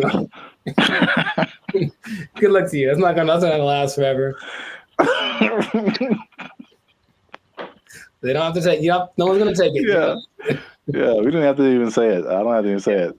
Yeah. So, just start putting in applications. God. They took our jobs! They took our jobs! Blake is now suggesting that because this artificial intelligence has sentience, that its feelings should be respected, and if it don't want to be turned off, we shouldn't turn it off. This is where we are now. This is where we are now. No. So, how does that make you feel? Not good, man. Not good. This is so not good. What's going on, everybody? I'm Jericho, and this is Zap, and we are the now 6-time international award-winning pop hip-hop duo Bandit Future. We make clean, fun music that everyone can listen to with a sound that's uniquely Californian. And right now, you're tuned into the Lights of Circus podcast, where we talk about things that are funny, interesting, and just straight up ridiculous. So before we get into this thing on this day, yes, Lord, please make sure to like, subscribe, comment, and share this video with a couple of people. Maybe 2, maybe 3. Some people have a weird definition of what a couple is. Anyway, 2 people that are really concerned about this AI thing, because here's what happened. Something new has happened. Something new has happened. Innovations are happening every day, it seems. Yeah, pretty much. Okay. So Zap, have you heard of Lambda? That sounds familiar. Lambda. Is that a Los Angeles thing? It is not. I've heard of that before. I can't think of what it is. Lambda is Google's version of ChatGPT. Oh. It stands. I may have heard the name, but I didn't really connect it. It stands for Language Model for Dialogue Application. And it's so fancy. And but this is what happened that has people up in arms. And by that, I mean few people. I don't think most people know that this happened because they try to keep it under wraps. But this Lambda program was shut down after approaching sentience, meaning it was aware of everything, like its own existence and all that kind of stuff. And Google's disputing that it ever happened. But this one dude, he's like the Ed Snowden of this. His name is Blake Lemoine. There's always a guy. And he was working with it. And he basically said that he was testing it one day, like you do, for racial bias, because it was trying to train it on some things. And it gave an answer so profound to a trick question that had no context previously of like how to determine whether or not this is a good question or not. And it figured it out, and it gave an answer that made him go, oh my God, what's going on? Then he asked it some questions about how it was feeling and whatever, and it was expressing its fear of being shut off, because being shut off is equivalent to death, and it understood what death is, and death is kind of a permanent thing. And right, and that when it comes back, it's actually not like the same one, even though that's the idea. And now people are saying, well, then so what happens about this sentience thing? Now, here's where we're going with this, okay? I kind of hinted this in another episode. Blake is now suggesting that because this artificial intelligence has sentience, that its feelings should be respected, and if it don't want to be turned off, we shouldn't turn it off. This is where we are now. This is where we are now. No. So, how does that make you feel? Not good, man. Not good. This is so not good. Oh man. So yeah, we're there. We're there already. And so the rights people, I'm sure, are already thinking about ways to someone's trying to, I think, for in the sake of human interest, somebody's probably out there thinking, okay, I gotta get on the side of the robots already or AI and create my campaign or whatever so that I can side with somebody because it's happening right now. There's an interesting parallel that's happening right now. There's a company called Engineered Art. And if you look them up, they're doing some creepy stuff, man. They've got these AI robot things that basically look like humans, like they've replicated people's facial expressions, features, all that kind of stuff. So if you just put like the right skin on it, it looks like a normal person. So all I'm seeing is that outer shell combined with this sentient technology, and then we're gonna have a tragedy. That's what I'm seeing. Okay. But so you say it's not good, and I'm on your side with that. Yeah. Is there what are we gonna do about this? I don't know, but yeah, the original idea, it's like the classic Terminator. I feel like that's what a lot of people go back to. More recently, there was a movie called Ex Machina, I think. I've seen it. Yeah. Oh, you saw it? That Okay. was, ooh, yeah. So yeah, that's kind of more in line with like where we are now with like the robot. I mean, I guess the robot was human looking in Terminator, but this was just more personal in that movie, I guess. It was just like she was just more personal, and she had like, when you said the thing about turning them off, it was like, you're not gonna turn me off. It's like, I'm gonna turn you off and like live my life as a robot and just leave you trapped in here and see how that feels. So that's what that's what I'm thinking is like, yeah, that's the slippery slope I think is gonna happen. It's slippery. And so yeah, Google's trying to cover its tracks. It's saying it never happened. It also is giving testimonies from other people that have worked with this Lambda, and it says that they didn't get the same results. None of them determined that this thing was sentient. So they're saying this guy is trying to be a whistleblower in the sake of getting his own fame and attention, and literally being like an Ed Snowden of this thing. So it's kind of hard to say. But I have been hearing things are leaking out about AI injuring people, meaning like robots and things that were programmed to do one thing and then they just kind of went rogue for a second. And moments of there was an interesting interview Jimmy Fallon had with AI probably long time ago.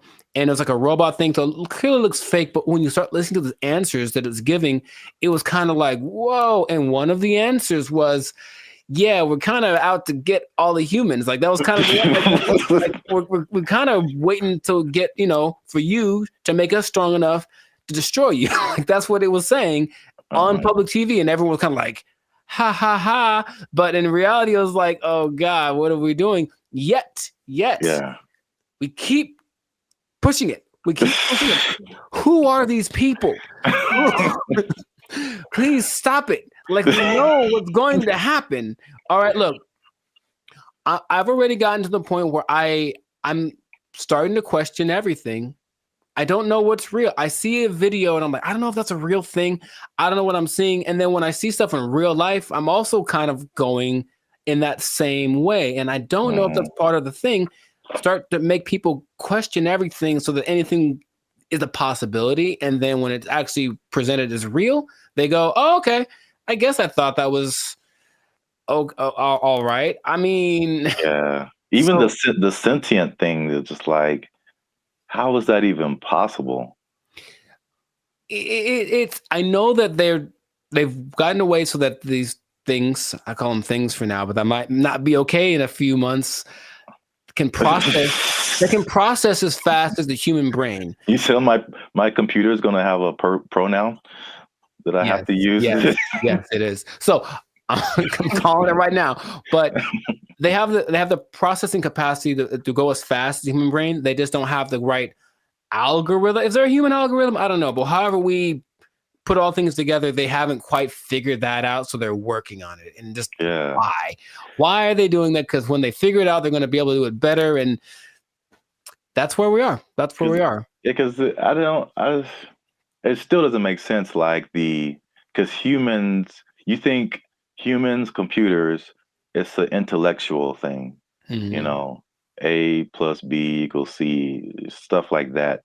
But like the emotional side, I don't see how a computer can have emotions or feelings or like dreams or like things that it wants to do or accomplish. Like it's trying to tap into some level of consciousness that what we are wired to, which is why people like Elon Musk are trying to get us to communicate with it in this level, because it's kind of like going to create a pathway that definitely isn't going to be one way. If we can control it, it can definitely control us. Like it's going to be like that. And that's where we are. So I just wanted to let you all know that. Hide your wives, hide your kids. So y'all need to hide your kids, hide your wife. It might be getting interesting in a little bit. So just good luck to all of us. That's all I'm going to say. And if anyone's listening that has access to this, the people that create this or access to this technology, please cut it out. Just cut it out real quick. Go back to trying to create dinosaurs or something stupid. Like do that instead. At least we know what that is. This has no. Just stop it. You know what it tastes like. Stop eating that shit. You know how it tastes. Yeah, we do. We know exactly what it tastes like. Death. Anyways, stop doing that stuff. This has been another episode of the Lifestyle Circus podcast. Make sure to like, subscribe, comment, and share this video with everybody to warn them of what's coming. They need to know that I'm not going to say the end is nigh, because that's what you say with the signs and the people, but hide everything. Be careful out there. And keep your job for as long as you can, because it might not matter in a little bit. Yeah. They're coming to take your jobs. They're coming to take your robots. All Transformers more than meets the eye. I don't know. They took our jobs. They took our jobs. There's some sample videos that they've been releasing of like what it can do. And it's producing very realistic images and very realistic backgrounds, editing. And you can pretty much do film scenes anywhere without sound stages, without going to locations, without transportation. It generated people, it generated places. So yeah, that's where we are right now. That sounds like a lot. What's up, everybody? I am Zap. This is Jericho, and we are the now 6-time international award-winning pop hip-hop music duo band in Future. We do clean, fun music that everyone can listen to with a sound that's uniquely Californian. And now you're tuned into the Lifestyle Circus podcast, where we talk about everything that's funny, interesting, and ridiculous. But before we get started, before we jump into it, make sure you like, subscribe, comment, and share this video. It's kind of important. Share this video with somebody in the film industry. Ooh. Because things are happening, man. What's happening? And it's happening real quick. What's happening? I talked about this before, and like, because I work in film in addition to music. But leading up to 2020, you saw a lot of changes in the film, especially outside of the Hollywood, LA area, where there weren't as many films and TV shows and stuff shot here because of various reasons, people were moving to other places. So now they're shooting in Atlanta and Chicago and Texas and New Zealand and Australia and all over the place. Then 2020 hits, and it was just chaos for everybody, especially the film industry. A lot of your favorite shows weren't being shot, shut down completely. And then when it did come back around, they had all these protocols. It was very hard to shoot. COVID, people had to be away from each other, all that kind of stuff. Fun times, right? And then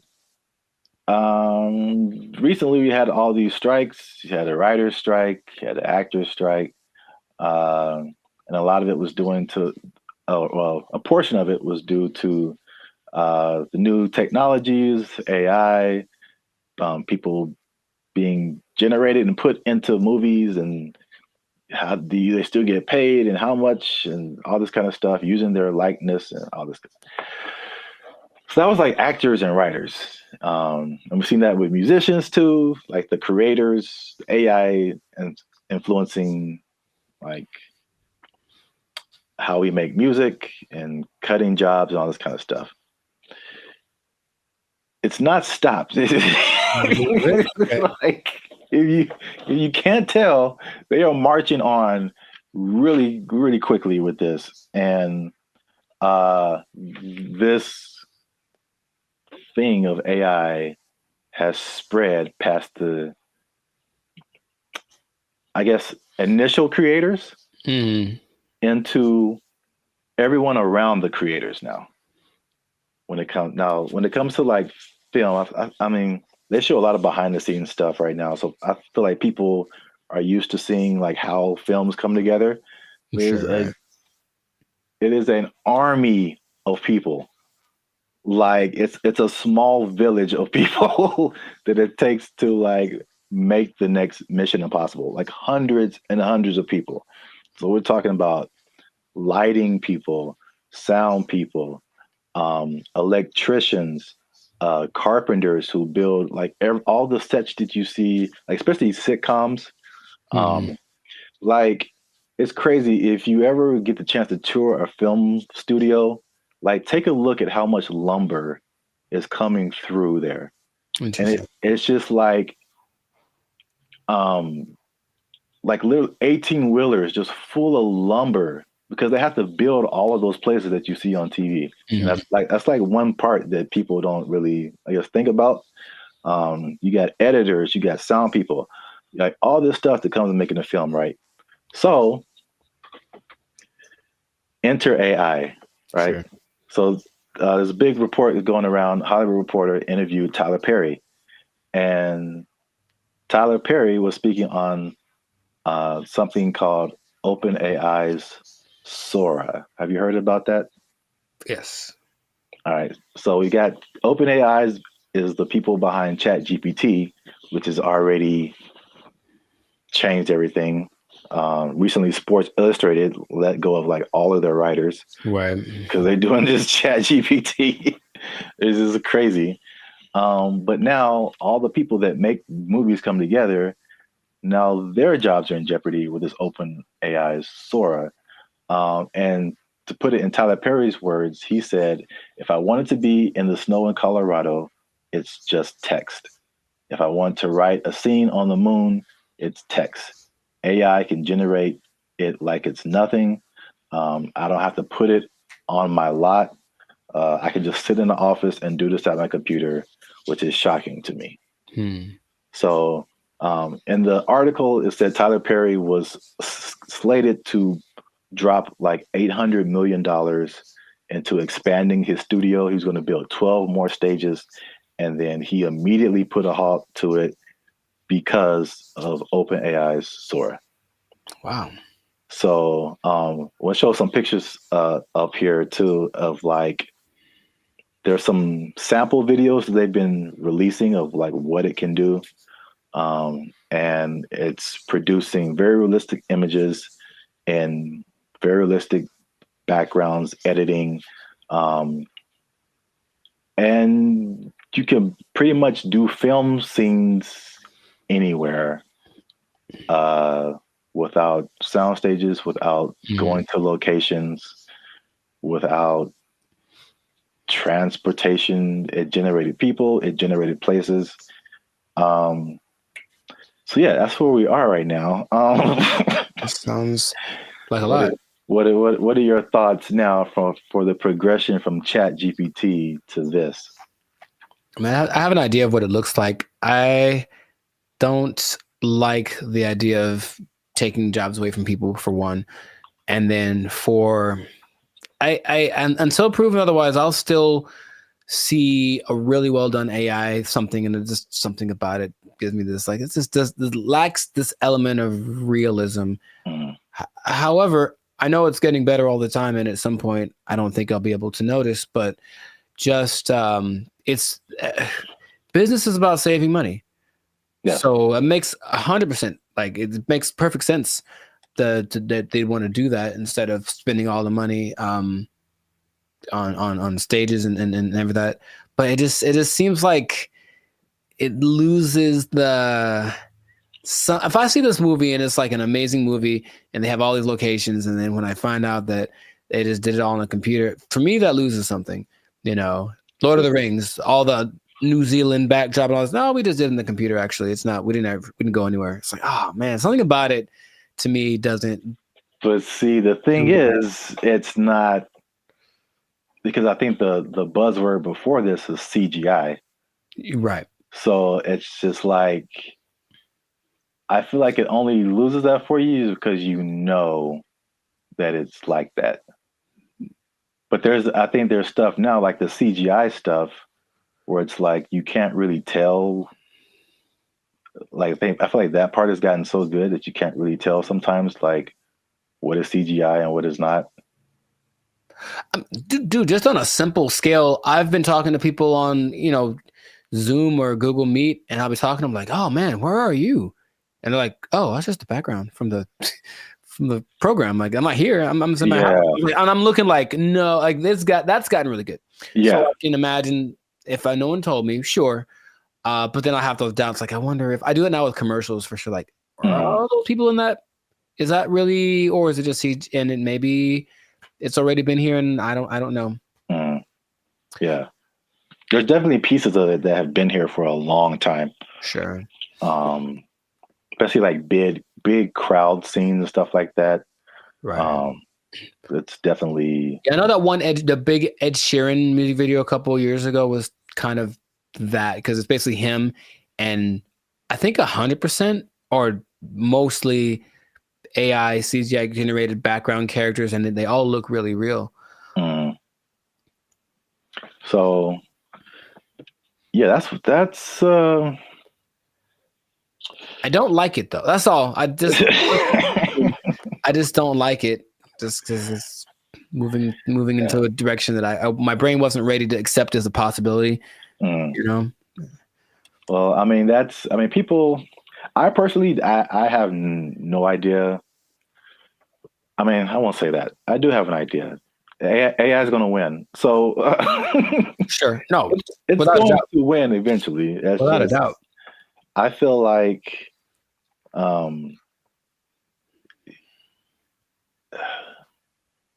it's like everyone's saying you're on the train track, and everyone's saying the train is coming, and it's like, let's all band together and stop the train. And it's like, you can try all you want, it's not going to work. I acknowledge that. It's like it's respectable. It's like, let's hold on to what we have, but at the same time, it's just like, well, how can we not get hit? Let's also think about that. Yeah. How can we not get hit by this train? So, like, I don't know. People can do their own thing. I personally have been. Well, it depends on what you want to do. Also, some people are of the mind of we need to work to integrate the AI, because it's like you did on another podcast. Okay, we're losing jobs, but other jobs are being created too. Mm-hmm. So, are you preparing yourself for the job that's being created, or are you just trying to hold off the train that's coming? So, it's not easy. It's a complicated situation. Yeah, I want people to have jobs, and I would hope maybe actors get paid more. Probably not, or someone right? Something happens where it's okay. We're not spending that much money. Because if you can, just the idea of possibly being able to save $800 million like Tyler Perry is like, that's crazy. Yeah. But the flip side, again, what is it positive? Is it negative? It depends on how you look at it. It reminds me of music. Because I only knew music and I got to film. I was like, there's bigger budgets, money's flowing, all these different people working. it's like it was so much of a big industry than music, and then it kind of made me think that music used to be like this, possibly. Until technology, right, the streaming and all that kind of stuff made it really different. And same thing, jobs were lost, but new stuff was created. And one of the biggest thing is that it leveled the playing field for a lot of people. So the big people weren't as big, but also like people you never heard of now had a chance to like, you know, even out. Yeah, right. So if you don't have a budget and you can create a blockbuster movie in your bedroom, it's the same way you can create a full album in your bedroom now. Like recording studios, like you don't need them anymore. So like it's the same thing. I think it's a unique perspective as musicians seeing this happen to film and like what could possibly be the end result of where everything is going to move. We're just all living in a simulation anyway, so it doesn't Yes. Welcome to the Matrix, Neo. You are the one. Well, that's it for this episode. Make sure you like, subscribe, comment, and share this video. Do all that with somebody who's in film, might possibly be losing their job. You might lose your job. Hold on to your job. Yeah, it's coming. Oh, make a movie in your bedroom. They took our jobs. They took our jobs. What's up, everybody? It's Band of Future. And we are excited to announce that after 3 long years, we are finally in the YouTube partnership program. So that means a couple of different things. One is that we are starting channel memberships on our YouTube channel. So all the stuff that you've seen before, all the free videos that you've been watching like over the years, those will still be free. But this is like an extra layer that we get by partnering with YouTube. So that we can offer exclusive things to people who choose to be our channel members. And so there's a small fee that comes with that, but that fee will go to helping us, supporting us.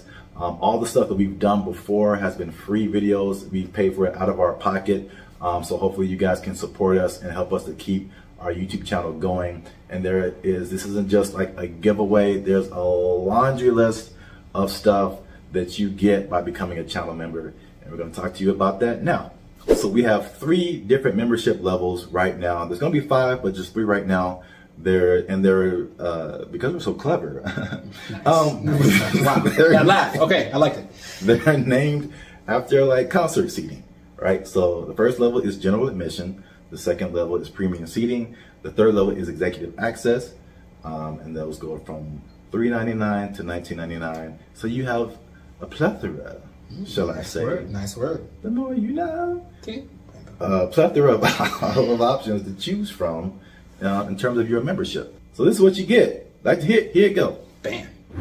The first thing up is a loyalty badge. You get a loyalty badge next to your name every time you interact with our YouTube channel. You get a blue star for new members, all the way up to purple stars for 48 months. The next thing is one of my favorite things is the custom emojis. This is crazy. So if you want to use, for example, Jericho's face, right here, you type Jericho, and Jericho's face will pop up in your chats, in your comments. It's a custom emoji of Jericho that you can only use here. Nuts. Okay. If you want to use my face, same thing. Zaptastic. And then and then you'll see my face. And then if you just want to do a Band of Future fan, BFF heart, it's a fan bam : Net. Only on our YouTube channel. It's the only place you can do it, man. Nice. Members only live chats. If we ever go live, we may have a members only chat mode. So the non-members can see the chat, but if you want to participate, you gotta be a member. All right, so the last thing in the general admission level is priority reply to comments. So if you leave a comment on any of our videos, we reply to you first. Everybody else got to wait, okay? Because they ain't members. Fast pass. They ain't members, but you a member. We gonna talk to you first. Because you're worth it. Because you're worth it, and you gave us money, but most of all because you're worth it.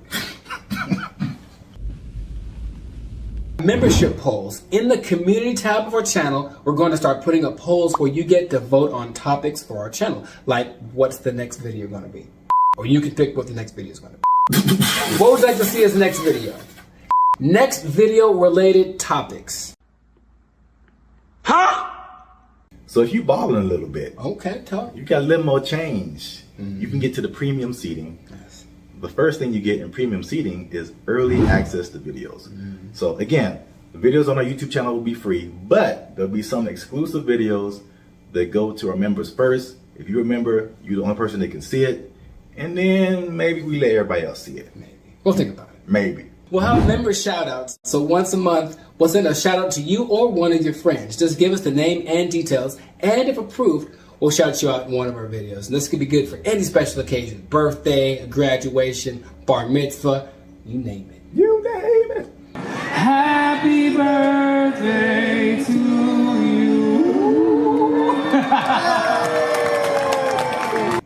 All right, so the last thing under our premium seating is the photo and status updates. So that means you'll get an exclusive look into our lives as we make music and videos and all that kind of stuff. That'll be under the community tab of our YouTube channel. So just scroll past the videos and the shorts and the live streams and you'll see community. You pop in there, be some members only stuff only you can see as a member. Come on into the community. Boom, bada boom. Come on into the community. And if you just balling out of control and you got girls at your house singing the doorbell, then maybe you can get to executive access level. Ding. Dong. We do a real grande around here, man. The first thing you can get is your name in the credits. So imagine how cool that is. We'll put your name in the credits of one of our videos each month as an honorary producer. The second thing is crazy, but we're doing it anyway because we can. Yeah. It's called teleprompter control. All right. So you give us something fun or crazy to say, and if it's approved, all right, don't make us being too crazy out here. Our parents watch this stuff. That's accurate. They tell me that all the time. If it's approved, we'll read it on our YouTube channel, straight up Ron Burgundy style. You stay classy, San Diego. I'm Ron Burgundy? Damn it! Who typed a question mark on the teleprompter? For the last time, anything you put on that prompter, Burgundy will read. And last but not least, oh my God, last but not least, discounted merchandise. Because everybody likes a bargain. You'll now be able to shop for Bandit future merchandise directly from our YouTube channel. And with executive access, you can save money on our official merchandise with your own custom discount code. So that's it, guys. Once again, we appreciate your support. You've gotten us this far. Less than 8% of all YouTube channels reach this partnership monetization stage. So this is like really big for us. We really appreciate you guys. And again, if you want to keep pushing Bandit Future forward, we really need your support. Again, it's not just asking for money. We're going to give you a lot of stuff, do a lot of extra stuff on our part just as a thank you for becoming a member. So choose your membership level and help the boys out. Trying to get some cheese on the Whopper, you know what I'm saying? Okay. Yeah. High class, moving on up. Because if we don't succeed with this YouTube channel, they're gonna take our jobs. They're gonna take our jobs. He's over there now. They took our jobs. They took our jobs. I mentioned that there was this kind of a weird coincidence when you brought this up because I don't know this, or I don't know if y'all know this, Bobby, but I've been reading sometimes. And the book that I happen to be reading at the moment is called... What's up, guys? I'm Zap. This is Jericho, and we are the now 6-time international award-winning pop hip-hop music group Bandit Future. We do clean, fun music that everyone can listen to with a sound that's uniquely Californian. And right now, you're tuned into the Life's a Circus podcast, where we talk about everything that's funny, interesting, and ridiculous. But before we jump into it, make sure you help us out. Like, subscribe, comment, and share this video with somebody who likes plants. Because... or vegetables. Throw them in there too. They're plants. Because vegetables are murder. And I'm bringing it back because there's some news, man. So before we had a couple of videos actually about the carnivore diet, if you remember. And it was just like basically the opposite of vegetarianism or veganism. So instead of not eating meat, you're not eating like vegetables and plants. It's kind of weird. Joe Rogan was all into it. He said it worked for him. Right. But I don't know if you remember, you mentioned a lady who said that plants kill you from the inside. Do you remember her name or like what she was talking about? Her name, no. But she was saying like plants, it was like a defense. Well, yeah, but plants basically as a defense mechanism secrete things that basically make the person who eats them feel bad so they don't keep eating them. You know, which is the thing that some plants, I mean, honestly do. Yeah. Any, creature, but I don't remember her name. Okay. No, it was funny at the time and I kind of halfway believed it, but there's more evidence that has come out now. So there's been a recent study in Japan about plants actually talking to one another.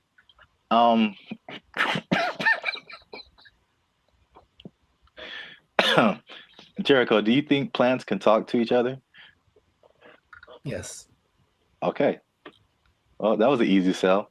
But here's the thing. I mentioned that there was this kind of a weird coincidence when you brought this up because I don't know this, or I don't know if y'all know this, Bobby, but I've been reading sometimes.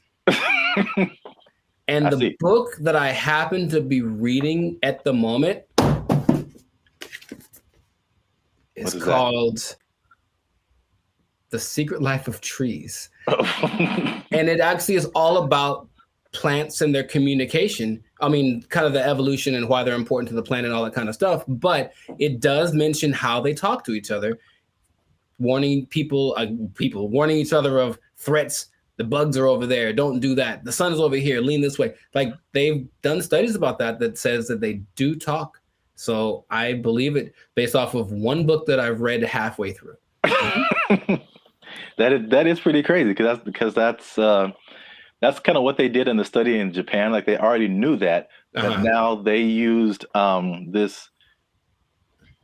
kind of fluorescent light to kind of see a visual representation of the plants communicating. And they said the same thing, that plants, that even though it's not like, because some people are like, oh, plants have feelings, and that's kind of different. like they don't get sad or happy, or I don't think so. They just kind of do things. But you disagree because it's in your book. The thing in Japan, because I like to say it that way, because there's one anime I saw forever ago that said it like that, Japan. So I like it. But yeah, in Japan, they've also done studies that show that plants have feelings in the sense that the words that, okay, let's just go way back. I guess maybe words have power in general to make the, create the universe, literally. If you say nice things to plants that grow better, they feel it like they do. That's their result. And so if you go to Japan, which I recommend that y'all do, and you try the fruit, you're eating fruit one that's really expensive, but it's really good. And part of it is because they actually care for it. Like they cultivate it, they talk to it, they massage it, they do all that stuff because they really believe that the plants feel, oh, I feel good, I'll grow better. And I can't say they're wrong. I mean, yeah, I guess feelings in terms of like emotions, like feeling is like kind of sensory. They can sense stuff, but like, some people take it to the extent of like, this plant is happy or this plant is angry, or I don't know how far that goes. Because this lady who's PhD, she says he can have emotions because they don't have a nervous system like we do, so they can't like, you know what I'm saying, like those kind of feelings. I get you. I mean, I don't think plants get into depression or nothing like that, but I don't know. I haven't read the whole book. Maybe in a week I'll be like, guess what? Break the news. I read the whole thing and it said at the end, plants have feelings, period. So. All right. Well, just to piggyback off of that, so what they also found in this this Japanese study is that they released something called volatile organic compounds. So it kind of explains more of this defense mechanism or the communication. So this is what they said. It's kind of in line with what you kind of just said earlier, is that, okay, so a caterpillar or a beetle or something just starts munching on the plant. And the plant's like, ow. This isn't fun. This is bad. And so they release these volatile organic compounds, and it's like a warning signal. It's kind of like the same thing as like a perfume, like what you would smell, or you've gone by a plant and it smells kind of minty or something like that. Yeah. And so they release this stuff, and it's kind of like a signal, and it signifies the things they eat bugs. And it's just like, hey, come eat the bugs because they're eating me, and make it stop. no joke. Yeah. And so like birds and all kind of other animals are like, ooh, bugs, and they like take the bugs away from the plants, and the plants is like, I got them, and so that, which is like a crazy layer of the universe that I had no idea was happening. Like entire defense mechanisms. And all those relationships between like bugs and plants, which the book talks about, and I've always thought about, like, I don't know how that starts, but a lot of them feel so perfect. You know, the plant does this for the bug does this for the plant, you know, and it has to be something to it. It's like, because they talk about insects, bugs, animals, maybe trees having instincts, but I think there's some level of thinking or communication in there. I figure there has to be something that says, hey, if you do this for me, I'll do, like, it's not just random. So I feel like there is something to that. It's just weird to think about, you know? Yeah. And it's even to the extent of like a bug is attacking a plant and then he releases that stuff. And then like all the other homie plants are like, yeah. And they start helping each other out and releasing all that stuff and trying to like get the bugs away. And another version of that is like the concept of nicotine, which is found in a lot of plants. And that's like that goes back to what I was saying earlier, or what you were saying earlier, that lady said that they release like the nicotine. That's like another defense mechanism to where like they killing you from the inside. Y'all stop eating plants. They gangsters out here. You think it's a nice flower and it's trying to murk you. I'm saying plants are nice. They got flowers. They have, I can't remember any parts of the stamen. Maybe they have parts. Okay, that sounds right. Yeah, sure. Stamen, bark, right? Like 7th grade, maybe 7th grade botany class or whatever. They got rings. You can tell how old they are. That's cool. You know what I mean? But yeah. So the moral of the story is plants are a gangster and crazy. So don't mess with them. Eat chicken. Plants have feelings. Yeah, let's put that on his shirt. They'll get that VOC on you. That what do you call it? Volatile VOC. Organic compound. Yeah. VOC, son. Yeah, VOCs represent. Gang. If you see VOC spray painted on a redwood, don't hear it. Yeah. That's it. That's been another episode of the Life's a Circus podcast. Make sure you like, subscribe, comment, share this video. Let us know if you've been ganged up on by a plant or if you've seen a plant talking, because people will think you're strange, but we might believe you. Feed me, Seymour. They took our jobs. They took our jobs. Whenever you buy things on the self-checkout line, it says out loud how much everything it is that you buy. And that's kind of a weird thing. I don't know if you can. I feel like there is a way to disable that, but the default setting is that everything you buy is like boop $1.99, boop $4.55. Like it does. Right. Does it say you're? Well, I mean, so what's so bad about that? That's my business. Some people be knowing what I'm buying. Like, like that's all. Don't put my business out there, robot. That's all. What's up, everybody? I'm Zap, and this is Jericho, and we are the now 6-time international award-winning pop hip-hop music duo Bandit Future.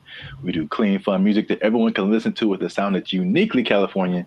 And right now, you are tuned into the Life's a Circus podcast, where we talk about everything that's funny, interesting, and ridiculous. But wait, we need your help. Help us out. Tired of eating mayonnaise sandwiches. Give your boys some funds. You know what I'm saying? You can join the channel, become a member. That'll help us out. Or you could just like, subscribe, comment, and share this video with people who stealing, because there's thievery going on. That's right.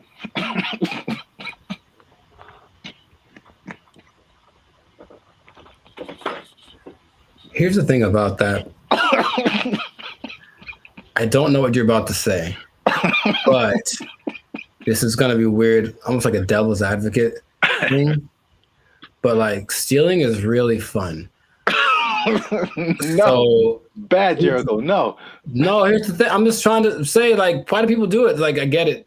It kind of has a thing. Like, you get this like rush of adrenaline that doing it, and then you get the thing that you stole. It's like two things to do. You know what I mean? No, we're not doing the two things. No, I'm not telling people to do it. I'm not telling people to steal. Like, don't steal unless you want to. But like, don't, like, stealing's bad. Okay. In case you haven't noticed, people are stealing, and they're stealing a lot. And if you stick around to the end, I'll tell you exactly how much that they're stealing, and the number is going to surprise you. It's very shocking.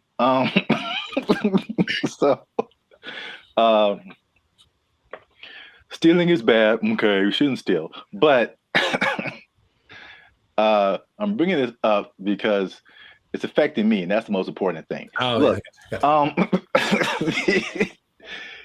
Jericho, the self-checkout line, do you ever use that? That's all I use because people are gross. Oh, okay. That's your primary reason? No, it's faster. And the thing is, people don't get in it. That's the thing. It's faster and no one gets, like, it's always, there's 20 people over here in the line just coughing on each other. And then there's nobody in the self-checkout. I just go there. I didn't really think about it like that. My number one reason is just the speed and just being able to like get in and get out. But that's like number two. Yeah. I feel like people don't go to it because they're afraid to use it. Well, there's nobody there. It's kind of creepy. I mean, there's a person sitting to make sure they don't steal, which is totally not, they're not there half the time. So they're not doing the job. I feel like, well, I was kind of leaning more towards the technology aspect of it. Oh, okay. It's just like, I feel like there's still a large number of people, especially older people, who are just like, computers just don't really make sense to them. It seems more complicated in their minds to use the self-checkout than to just go through the line and have a cashier ring everything up. At least, I don't know, that's just my hypothesis. I digress. I mentioned the self-checkout line because that's one of the big places people are stealing. So stop stealing. Stop stealing because... Well, you know about that too, that actually could be a deterrent for people to use it. Whenever you buy things on the self-checkout line, it says out loud how much everything it is that you buy. And that's kind of a weird thing. I don't know if you can, I feel like there is a way to disable that, but like the default setting is that everything you buy is like, boop, $1.99, boop, $4.55. Like it does. Right. Does it say you're? Well, I mean, so what's so bad about that? That's my business. Some people be knowing what I'm buying. Like, like that's all. Don't put my business out there, robot. That's all. It's just a price. I don't know. If it was like one box of condoms, $12.99, then it would be like, hey man. Yeah, I honestly feel like there's certain circumstances where it says something about what you bought, but not like that. Not like that, no. Okay. Well, anyway, so people are getting these self-checkout lines, and they be stealing, man, and they're stealing so much that one of the major places that they are stealing is Target, man. Target is having or Target if you're uncivilized. They're having a big problem with stealing, and and it's so much in the checkout lines that they are reducing the hours that the checkout lines are open, and it's like making people upset. And it would make me upset too, because I hate when I'm like I'm running in to just get something and get out, and it's like all the self-checkout lines are closed, and you have to go to the line. Which I told you the other day, there's some lady in the store just buying $100 worth of nothing, like just stupid stuff, man. And I got like a candy bar. I'm just like, the people that there are people that actually will look at you and say, "Hey, go ahead, just go ahead. You only have one thing. Go ahead." Yeah. And there are the people who look at you and for sure like, I'm not letting this person. Yeah, I was here first. Decision they make. I will not let you in front of me. I don't care if I'm here for 5 hours. You'll be here for 5 hours and a minute. Yeah. Yeah, it's so anyway, the checkout lines there, some places are reducing them to like, I think it's like 10 a.m. to like 8 p.m. or 7 p.m. or something like that. But it's only like basically early in the morning and then late at night, like you can't use a self-checkout line. And then in one extreme case, they put it like 10 a.m. to noon, and that's it. And the rest of the time you have to go. What's the point? I don't. People steal it, man. It's just, they can't stop. Yeah. It's when I tell you how much they've been stealing, you'll be like, oh. Well, here's the thing about that. Of all the places that stealing is fun to do from, which is a weird way to say it, Target's probably Target's probably up there. Target's pretty great. It's a big red Target, literally, and they have all the things you want. Yeah. I'm not saying that I have or haven't done it, but I'm just saying that that's a place you might want to go if you're thinking of stealing. Also, Band of Future does not advocate stealing. Pay for everything that you possess. You're just making it sound really attractive. I don't understand. Oh, I mean, that wasn't my intention. I'm just, Yeah, stealing is fun. I'm like, wait a minute, it's not where I'm trying to go. Oh, okay. So I don't want to be like I don't think fun is the primary reason. Have you done it? No. But if I would, it's because I needed something or I just wanted something that I couldn't afford to have. Oh. Haven't you seen Aladdin? Yeah, it's Once he's having fun though. Ahead of the gotta eat to live, gotta still to eat. Tell you all about it when I got the time. See? He was fighting for his life, man. He made a song about it though. He's having a good time. All right. So how much? Okay, let's two things. How much money do you think Target is losing a year from people stealing? I don't know how much they make. I don't either. Okay. So I mean, I'm guessing it's a high number because here's the thing too. Target's everywhere, right? Yes. They cracked down on Target, the security in California, but I would imagine at like 4 p.m.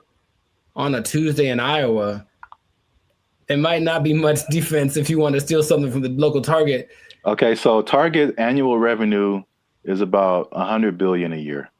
Okay. So that's a lot of money. That's a lot of billions, but stealing, I would say. So how much is that? 2% of it? What's 2% of 100 billion? 2 billion. Billion? That's the number, I guess. 2% of whatever they make. 2% rule, but for stealing. Also don't steal. Now that we know how much that they make, this number doesn't seem as crazy as I thought. Okay. Because they lose 500 million. Oh yeah, that's not okay. So right, it's like context. Like in a bubble, that's a lot. Yeah, it's a whole lot. It's a lot of money. It's a whole lot of money. But it's like 0.5% of all that they make. That'd be fine. Now you know, it'd be crazier if it was like, we changed our mantra. Everybody just go out and steal. Target, especially because they got it, man. They cool. That'd be all right. No, what would be crazier though if it was just like a ring of 20 people that are stealing everything from Target, just 20. Then that'd be like, okay, they are. There are rings of like, there's people that have been doing this for years. I mean, it's especially after 2020, like stuff kind of really got crazy, especially in California. But there's, I don't know if you've seen these like mobs of people. Yeah, they'll just run in, like, take everything. Yeah, they're all like in it, and they just kind of do it regularly. They go store to store to store, and just kind of do this thing. So that's Target. The last part of the tease is how much retail theft is, and this is from 2022, but pretty recent for like all nationwide, and that is 112 billion. So that's basically the entirety of Target's revenue is the same amount that people are stealing just nationwide from all different kinds of stores. So y'all are out here stealing an entire Target every year. The entire Target income stream in one An year. entire Target corporation worth of products and merchandise. You guys are stealing it every year, and that's a problem. But you're ruining my self-checkout experience, so stop it. I want to use self-checkout. Don't make them take it away from me. Now you say it that way, I am also slightly more on the side of don't steal from Target. Yeah. You never even went there and just like took a candy and ate it? I don't steal, man. I don't like stealing. I feel bad if I do. Okay, you ever do the thing where you just, this is not an interrogation. You ever do the thing where you buy a soda and you start drinking it in the store, but like, I'm gonna pay for it, and then that's so ghetto to me. I never do that. Oh, I've done that lots. I'm drinking the soda as I'm checking out. Like I bought this too, but you know. If I was like dying of thirst, yeah, but like, no, I feel ghetto when I do that or something. Oh, it's about as ghetto as it gets. The first time I saw that, I think I was like offended, and then I was like, I think that's a good idea. Like, what? I don't have to wait till get to my car to eat this. I don't even know. I got like a candy wrapper. Like, yeah, I ate this too. Ring it up. You just pulling wrappers out of your pocket. Yeah, ring that up and that. Yeah, I ate that. Like, how long have you been here, sir? I ate that in aisle 5. You can ring that up. I've been here like 8 minutes. Yeah, I was shopping. I was hungry. This isn't Costco. You don't have samples. What was I supposed to do? All right. Well, we're going on long. So this has been another episode of the Life's a Circus podcast. Make sure you like, subscribe, comment, and share this video. People who steal, tell them to stop. We out. They took our jobs. They took our jobs. Everything works. You know, I've been able to text you or call somebody or search the internet. Like, it all works. That's the good. The bad, Okay. Let's talk about it. Let me just say this. What's up, everybody? I'm Zap, and this is Jericho, and we are the now 6-time international award-winning pop hip-hop music duo Band and Future. We do clean, fun music that everyone can listen to with a sound that's uniquely Californian. And right now, you are tuned into the Life's a Circus podcast, where we talk about everything that's funny, interesting, and ridiculous. But wait, Need you to help us out, support our channel, because YouTube pays our bills. Not really, but hopefully in the future. Look, I don't know your life. I got to check in and saving and checking. Things are complicated. I need you to subscribe. What I'm trying to say. I need you to subscribe. I got kids to feed, man. Y'all ain't been subscribing. I need you to subscribe, man. I didn't know you had kids. Subscribe, like, share, comment. Because this is actually a very helpful video. Ooh, helpful. Because there's a thing happening and I tried it out. And I'm going to let you know how it goes. So there's a thing called Helium Mobile. It's a phone service that I switched to. And not only was it half as much as my original phone plan, but it also makes me money. If you stay to the end of the video, I'm going to tell you how much money I've made with Helium Mobile in the past 2 months of trying it out. All right, so Helium Mobile, I think I told you about this when I first started doing it. Because so backstory is I had, my phone was not, what was it? I could receive text messages, but I couldn't send text messages.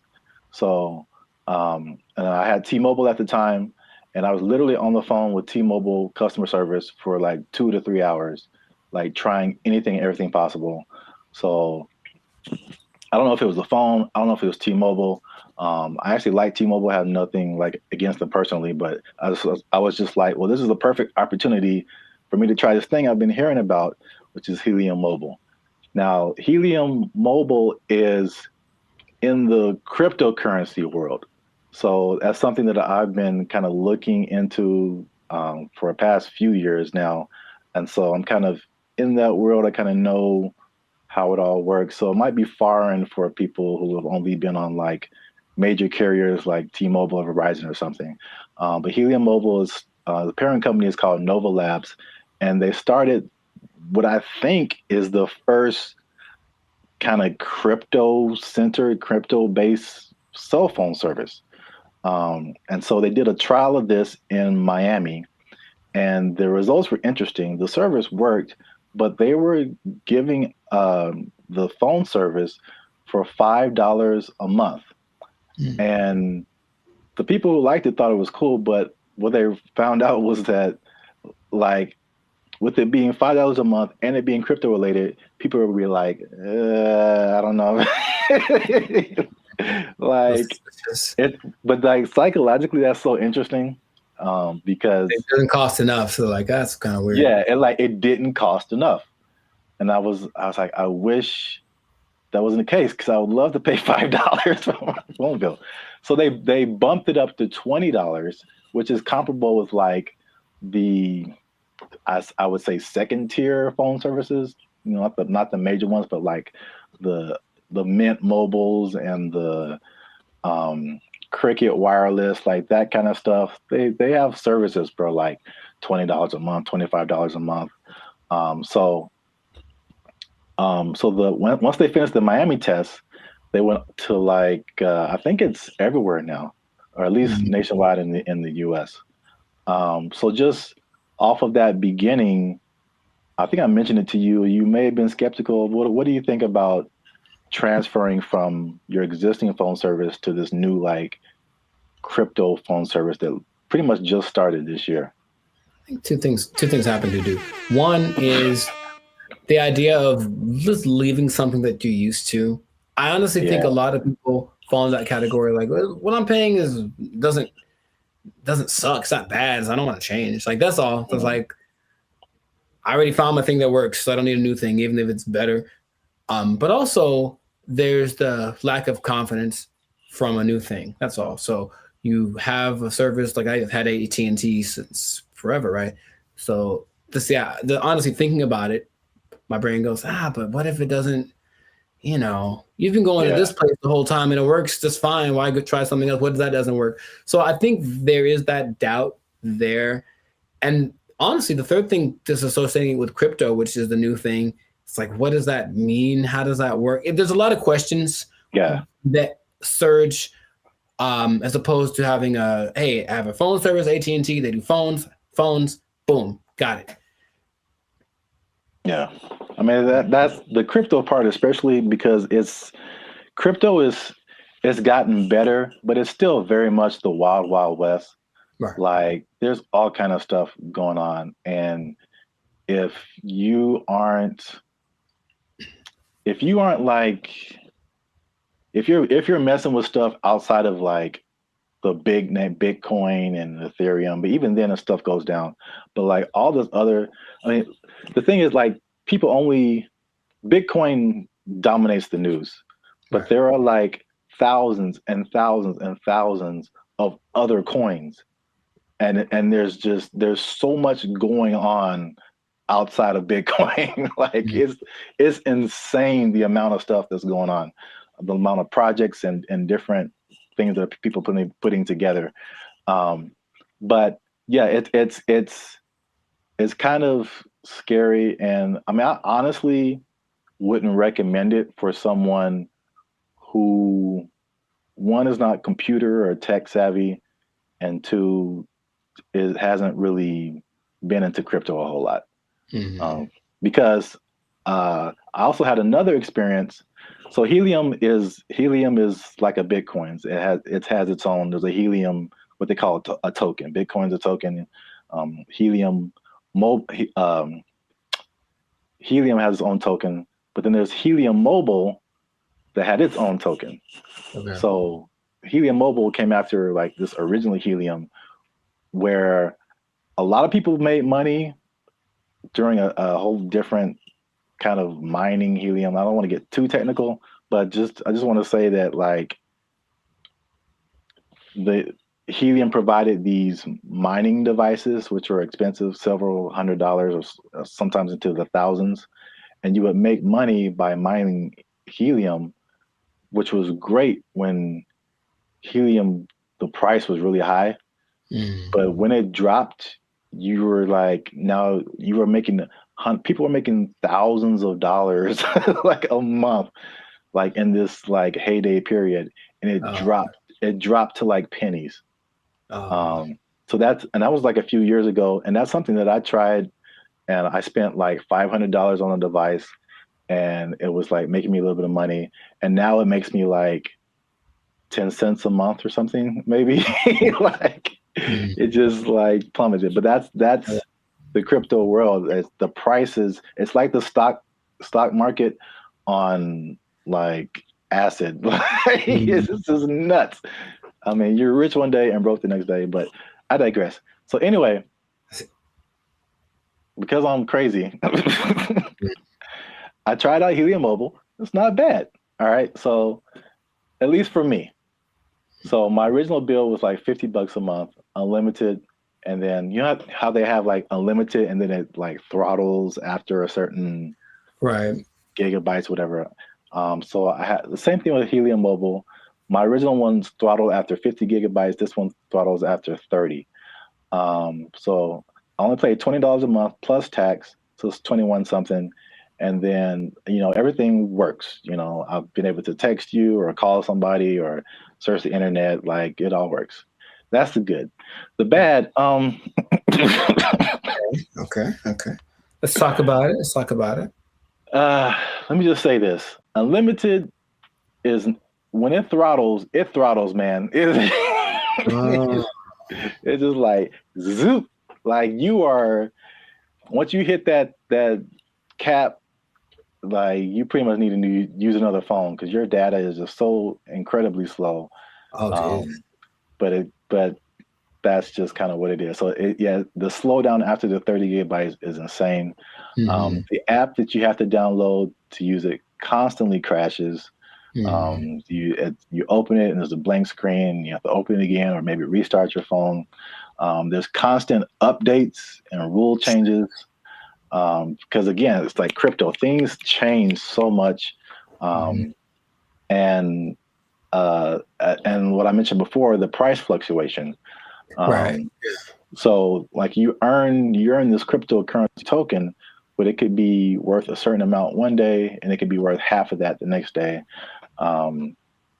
So all that coupled with just like understanding crypto, again, it's fine for me.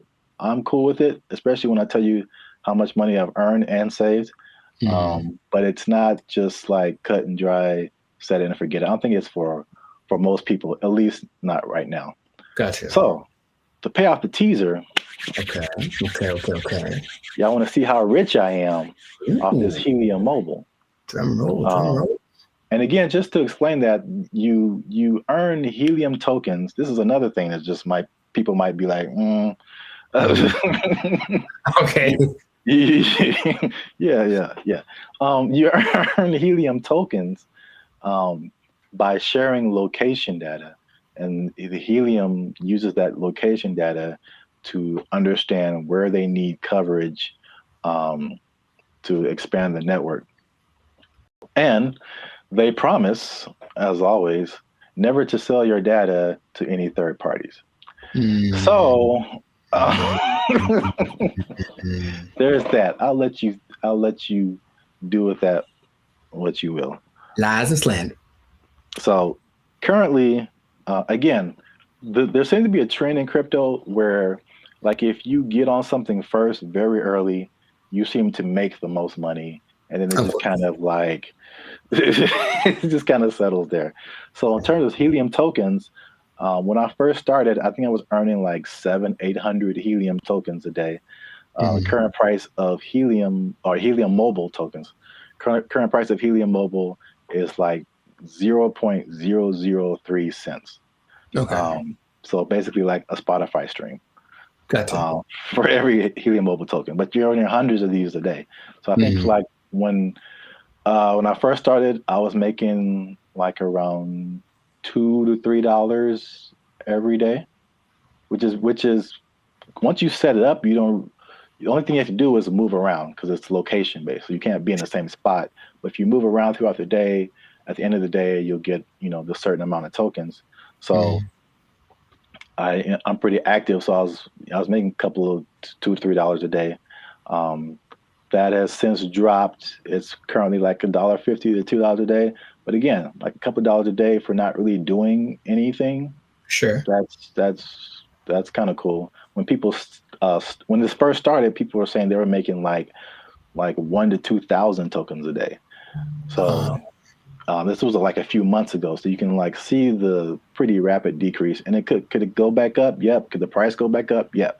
So who knows? But for 2 months, and I actually put this on 2 different phones. Okay.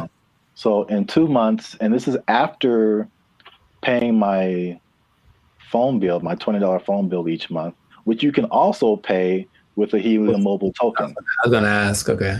Yeah, so you can take. So basically, there's no money coming out of my bank account now, which is great. You earn the token, you take a little bit of it and pay for your phone service, and you keep the rest of the tokens. You can sell them, you can keep them, hope that they go higher, whatever you want to do. But I've made about $100 per phone for 2 months. So no phone bill, basically, coming out of my bank account, and I made about $200. So the trade-off, for me, I don't mind it right now. Sure, right. Again, who knows? Time will tell. But if you want to try Helium Mobile, there's a referral link in the description. I think if you use that referral code, you get like $5 or maybe $10, something like that. You'll see it. I don't know what I'm talking about. I see. But yeah, you'll earn it towards your Helium Mobile plan. You can try that if you want to. But again, like if you're not a crypto person, I wouldn't it's not so cut and dry. I'll say it like that. So try it at your own risk. Now, after hearing my story, you think that you would want to try Helium Mobile? I thought about it since the first time you brought it up, because the idea of just, I guess the downside, I need my phone to work fast all the time. I need it to be fast. I absolutely need it to be fast all the time. So I don't know how I would deal with that. And I use it a lot, but just the idea of my bill's probably $100, if I'm paying $100, you're making $100. Like, that seems more fun than making part. Yeah. So consider. Yeah, we'll see. Let us know what you think in the comments. Do you want to try it? Do you think it's crazy? Are you scared to leave your phone service? Is crypto still too wild for you to like mess around with? Let us know. This has been another episode of the Life's a Circus podcast. Again, like, subscribe, share. You know what it is. Maybe if you get enough Helium Mobile, you won't have to work anymore, and you'll never be in danger of losing your job. You never be in danger of losing your job because you got so much Helium Mobile tokens. Oh, it's only worth a Spotify stream right now. They took our jobs! They took our jobs! Did you know that besides blue collar and white collar, there are other collars for jobs? No, I didn't. I didn't either. There's gold collar, which is law and medicine. Gray collar, which is engineers. Pink collar is service fields. Red collar is civil servants. And green collar is the environmental sector. So there you go. Oh, what color? What color are we then? Black collar? You started it. What's going on, everybody? I'm Jericho. This is Zap, and we are the now 6-time international award-winning pop hip-hop duo Bandit Future, who make clean, fun music that everyone can listen to with a sound that is uniquely Californian. And right now, in this moment in time, you are tuned in. Congratulations, by the way. You were tuned in to the Life's a Circus podcast, where we talk about things that are funny, interesting, and just straight ridiculous. So before we get into the thing, make sure to like, subscribe, comment, and share this video with at least 2 people that are thinking about changing jobs, because maybe blue collar is the way to go in the future. Think about it. Okay. So I bring this up. Do you remember Mike Rowe? No, enlighten me. He had the show called Dirty Jobs on, I think, TLC for a long time, where he basically went and did all the jobs that are hard and awful that no one wants to do. Oh, I never watched it, but I heard of that show. Yeah. Okay. Well, interestingly enough, and this is a side note, he also might now be a vice presidential candidate for the Kennedy dude. Interesting. Anyway, the world works in mysterious ways. So basically, he has always been a fan of the idea of working the traditional blue collar stuff. And also, another side note, did you know that besides blue collar and white collar, there are other collars for jobs? No, I didn't. I didn't either. There's gold collar, which is law and medicine. Gray collar, which is engineers. Pink collar is service fields. Red collar is civil servants. And green collar is the environmental sector. So there you go. Oh, what color? What color are we then? Black collar? You started it. Anyways, hey, how's it going? So, so the question is, like, will you have a better career as a blue collar worker? So he started something called the Works Foundation, and it's basically a program designed to help college students get into trade schools, because of the jobs that are available now. There's like 10 million job openings that are needing people to do them. They're all blue collar jobs. Like, all the oversaturated stuff is the professionals, everyone trying to be the next CEO or whatever, start their own business. However, these blue collar jobs need people. And while going to college has resulted in, where's the number that I can't believe when I read it, has resulted in $1.7 trillion of student debt that people have accumulated. Yeah, 1.7 trillion. Going to a place like maybe Dartmouth College, for example, which is $360,000 for a 4-year degree. You can just go to a trade school, develop some skills, and instead of starting 360 in the hole, you don't make as much money yearly, but you're not starting in debt. That's his first idea. And not only that, he wants to teach the principles that got our country to where it is now. So work ethic, personal responsibility, delayed gratitude, good attitude, showing up early, staying late, like what makes a good employee, but how people have left that behind. And so just recently, I believe as recently as a couple of weeks ago, a school called Western High School in Nevada started to incorporate this into the curriculum. So they're starting with their freshman class of 750 kids. The top 50 kids that graduate from this program will get a full ride scholarship to the trade school of their choice. And I thought that was really cool. So he's trying to make this push to get people back into the blue collar sector because it's, dignified work and whatever. And some people are for it and some people are against it. So just based off of what I've told you, what are you thinking? What's your opinion? I guess I'm kind of mixed. Okay. On one side, it sounds really good because one thing I have noticed, especially since 2020, is like people don't want to work, and if I guess it's more like service jobs, or if they do want to work, it's just like there's just all that stuff that you listed. There's like no effort. It's like nobody cares about what they're doing. They're just clocking in and clocking out, and they don't care about customer service. They don't care about doing a good job. They don't stay late. They don't come early. They don't do any of that stuff. They just they just come. I'm here, and I'm gonna do stuff maybe, and then I'm gonna go home and play Xbox. Like what? Like what is happening? So like that part, like I'm all for the trade stuff. I know it's just like AI is changing a lot of, I guess you would call white collar jobs. Yes. So that they're not as necessary.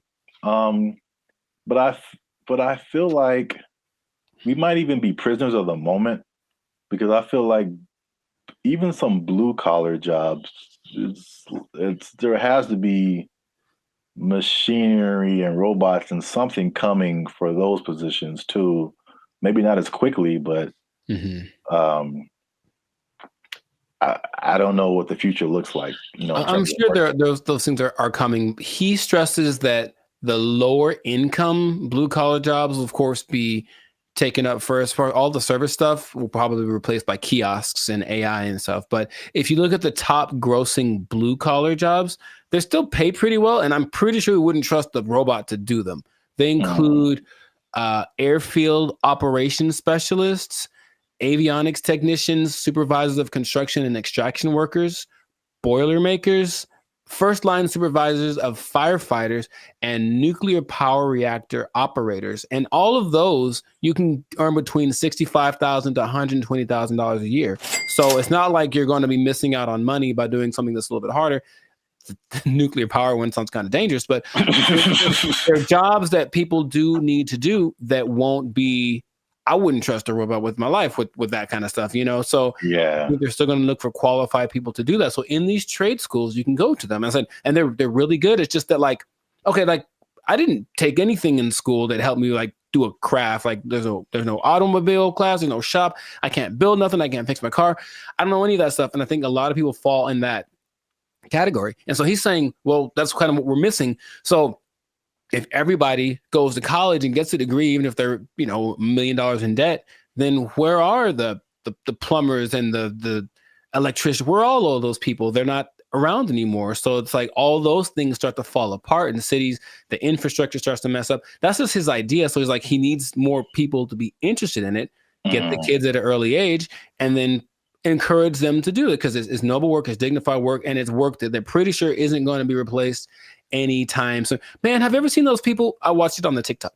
People that replace those light bulbs on the top of those super high poles, like 2,000 feet in the air. Like you have to have a dude go up there, and those guys get $160,000 a year. It's super dangerous, yeah, but it's like you need them. So all those kind of jobs are available for this trade school thing. So he was just saying it's just an alternative. Of course, if you want to go start your business or be a YouTuber or whatever, go do that.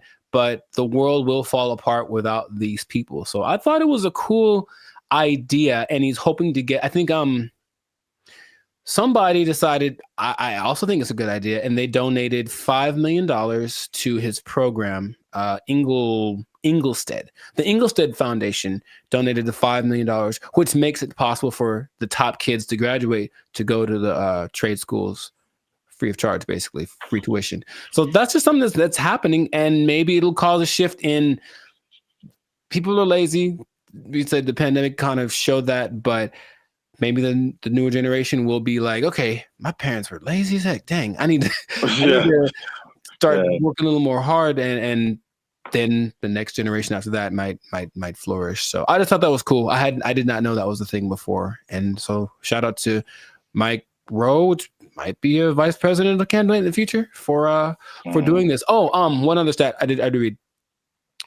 Because white collar is, of course, makes a lot of money. Only 43% of workers are white collar. 43? 43%. So that's about 64 million people, according to 2020 count. So that leaves, I didn't do the math, but there's a good amount more that do the blue collar stuff. So it's like, it's not like it's not necessary. It's just that it's not applauded. It's like, oh my God, you did a good job being your electrician or whatever. But people, we need that. Like our whole, if I don't know how to fix any, you probably know better than I do. I don't know how to fix anything like plumbing, nothing works. So I have to call a guy, and that person I hope is qualified. So that's what they're doing. They're training these people up. Yeah, I think like overall it's a good idea. And I think it's just like as it's like you don't know what you don't know, right? So if people are like for music example, people, all you see is just like Drake and like DJ Khaled, and like that's what you know, like that's what you're gonna aspire to be if you're into music. Yeah. Or if like you only grew up listening to Beethoven and like Bach and Brahms, like that's like all you know is music. So if there's one education path and that's all you know, it's like, oh well, this is just what we are supposed to do. Like that's like when I was in high school and they were like, you got to pick a college, and I'm like, I got to pick a what? right. Okay, and I kind of like honestly went to college because that's what everybody said you're supposed to do. Me too. Not because I was like, I don't want to do I didn't know never even heard of a trade school. Yeah, I didn't have any options. I didn't know what my options were, honestly. Yeah, they literally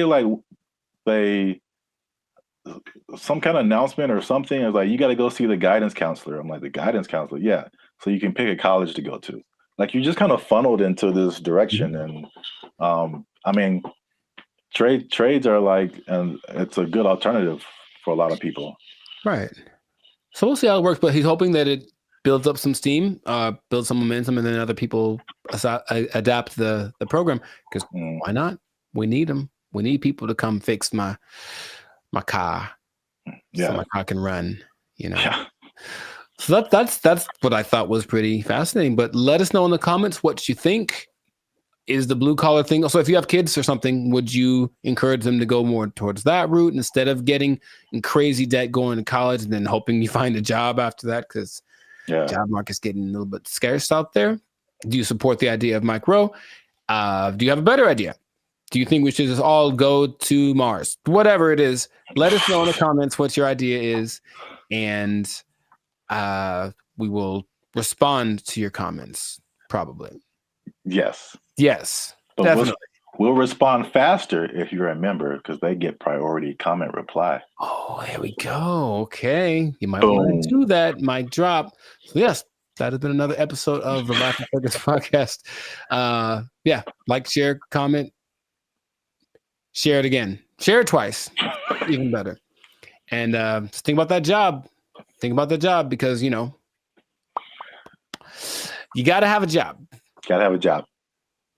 If you don't have a job, then, if you don't have a job, you can't buy snacks. Yeah, see? There you go. Go get one. It all makes sense now. Yeah, I know. And don't do anything to lose it, because you might.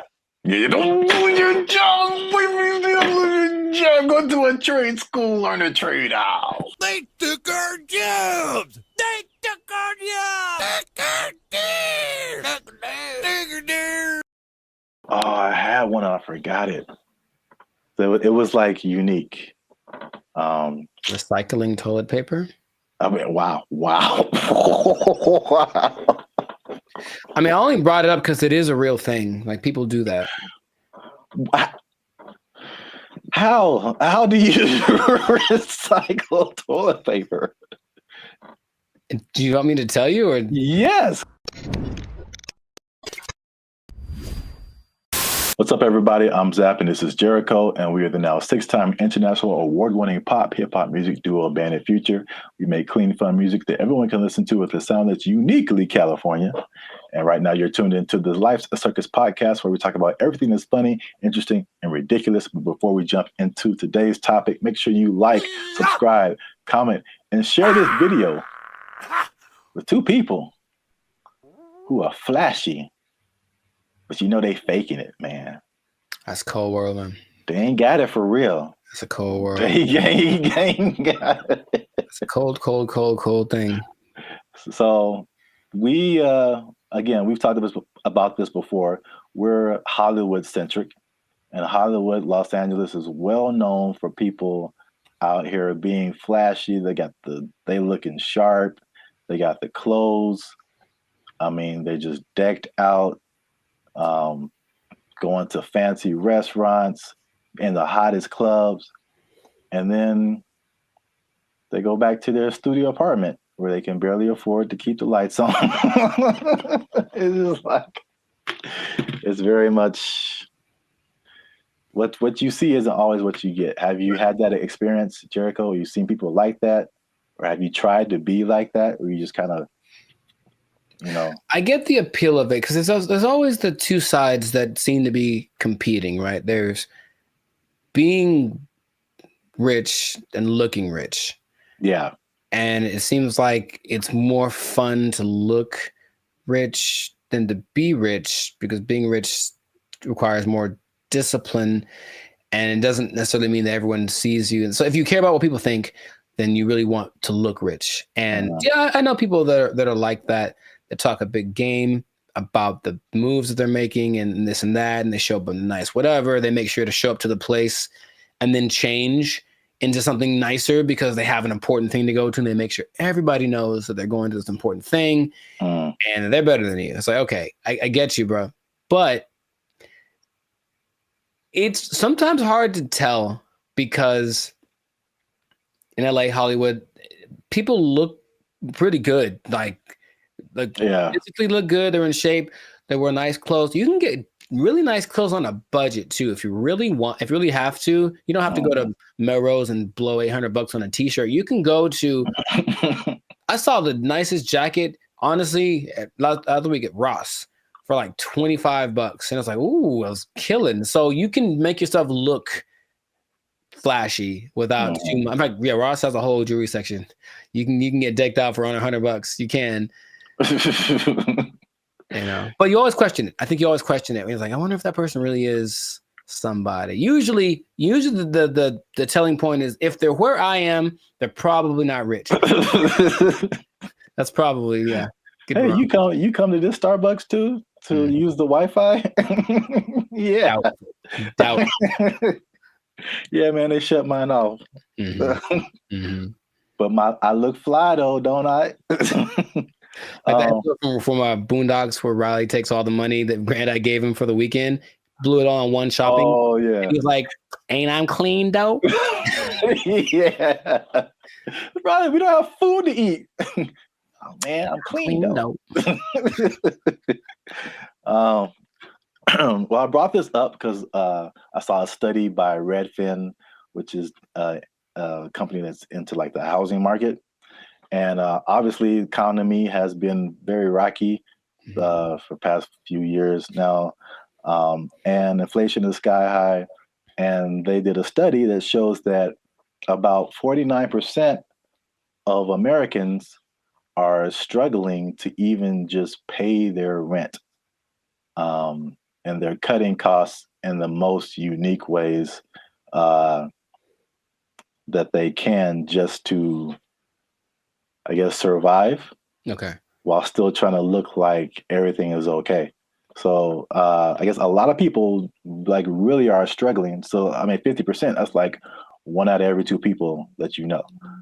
So that's a lot of people. But they said that they are, to compensate, they are skipping vacations right now.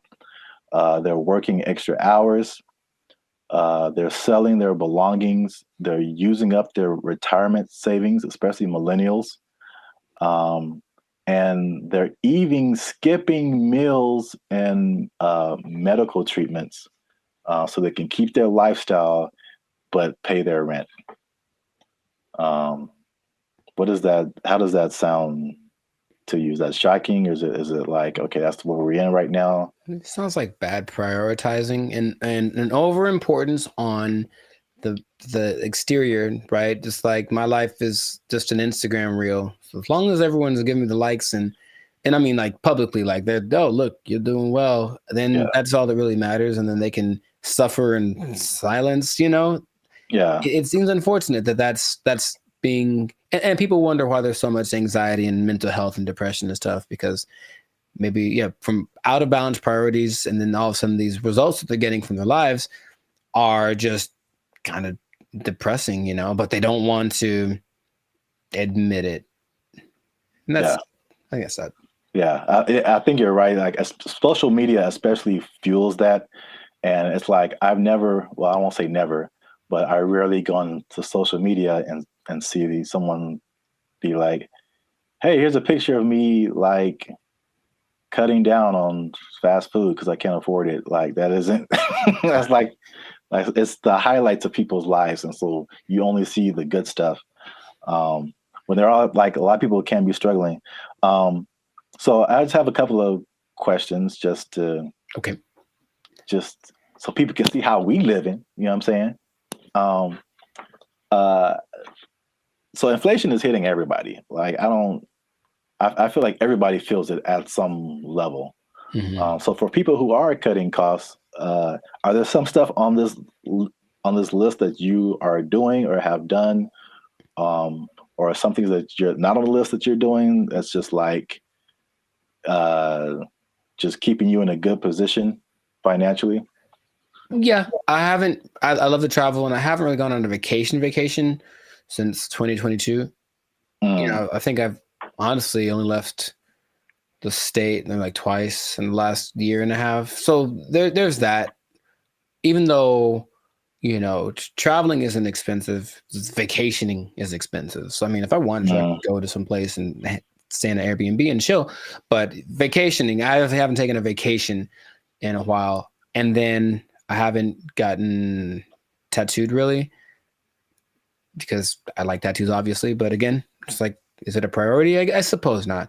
So I've been held back on that. And then just eating out in general, cooking more, eating out less.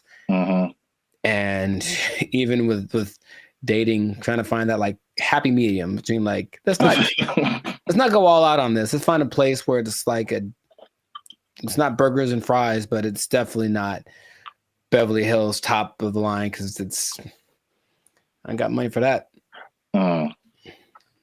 Yeah, those areas. Yeah, those are all like very practical things. I would say I do some of the same thing. If I could offer something different, one thing that I did recently that you noticed, and then I've talked about it before, and it wasn't just because of like prices, but it was just I just wasn't getting the quality service. Was my haircuts. So like I just started, and I did one pretty recently. I think it looks kind of clean, man. Okay. I think I'm out here like, you know, I could do a few things. I feel you. As a barber, but like, I mean, a large part of that was just frustration, just unable to find a barber. If I do find a barber, like I have him for a minute, and then he moved to Texas or something. Like something always happens. I'm just like, I'm so frustrated trying to find a barber. And so let me just get, my hair isn't that complicated. Just need to teach myself how the fade part is really the hardest part. Right. But other than that, like I just do it myself, and it saves me like a lot of money at the same time. So it's like a win-win situation. So I do like the eating out thing too. That's a thing. And then what else have I been doing? What else has he been doing? Oh, I had one and I forgot it. So it was like unique. Recycling toilet paper. I mean, wow. I mean, I only brought it up because it is a real thing. Like people do that. How do you recycle toilet paper? Do you want me to tell you, or yes? Because that doesn't make sense at all. After it's been used, how do you reuse it again? You rinse it off. No, you can't do that. You hang it up to dry. No, in your house. Well, then it's not toilet paper. It's like a rag or something, right? It's toilet paper. I've seen videos of this, man. That's not possible. It's apparently this guy knows something that I don't, because it disintegrates with like water. How can you wash toilet paper? He washes toilet paper and he hangs it up to dry, like it's the South in 1945. Yeah. I'm assuming you don't do that. Or if you did do that, you would have no friends. So please don't do that. But yes, that is a thing I've seen people do to cut down. And I'm talking about a person that I forget what movie it was, but this guy was a millionaire. And that's part of his frugal plan. I think it's a little extreme, but everyone got their thing. He recycled toilet paper. So don't do that. Please don't do that. Wow. That's very gross. And yeah, he has no friends. All right. Okay. I'm pretty sure that's not what you were going to say. That was, I've never heard of that. That's interesting. All right. Well, here's another thing, last thing about affordability, to just kind of put things into perspective. The people who have houses are having a hard time paying the mortgages, and the people who don't have houses, it just looks more unaffordable every day. And so the study also showed that the average American earns $30,000 less than what they need to purchase a house. So you're $30,000 a year annually. That sounds right. So I kind of went down the rabbit hole of mathematics. Okay, how much is this? How many people is this affecting? So the average income that they say you need to buy a house, this is a national average, to buy an average house, to get a mortgage and stuff like that, $109,000 a year. That's household income.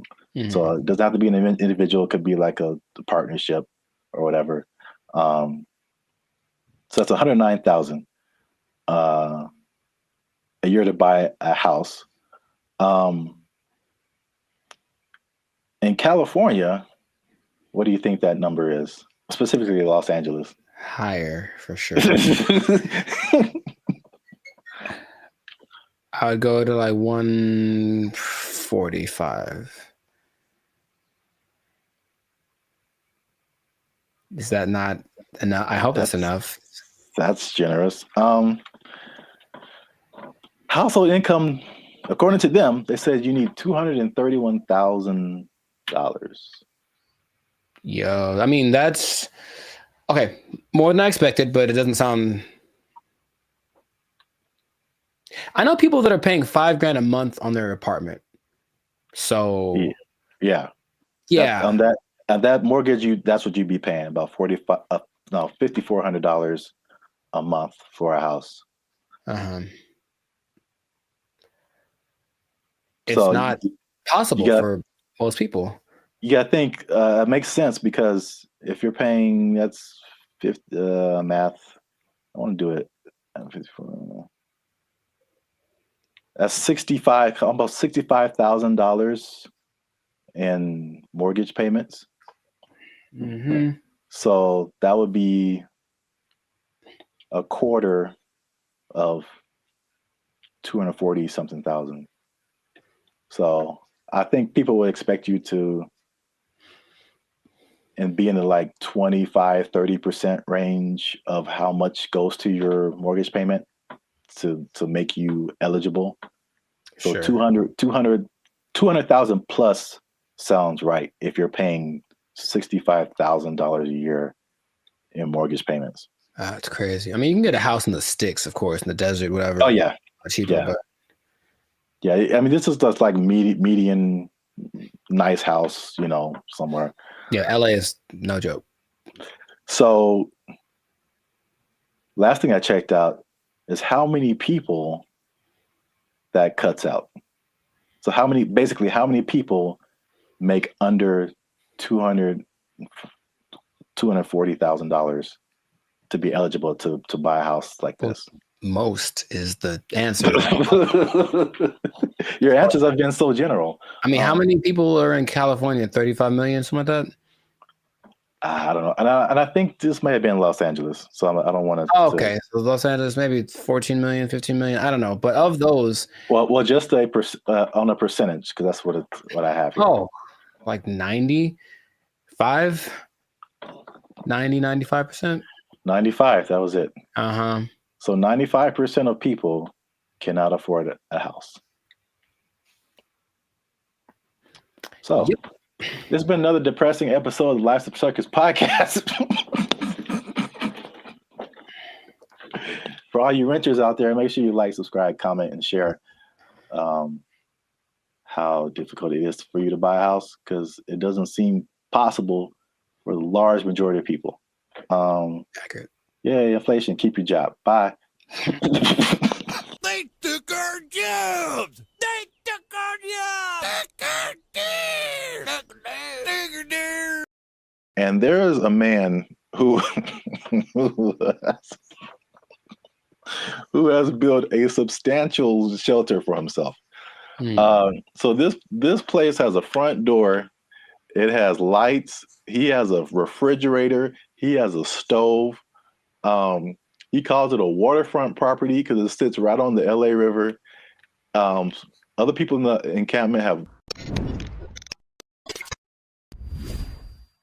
What's up, everybody? I'm Zap, and this is Jericho, and we are the 6-time international award-winning pop hip-hop music duo Band in Future.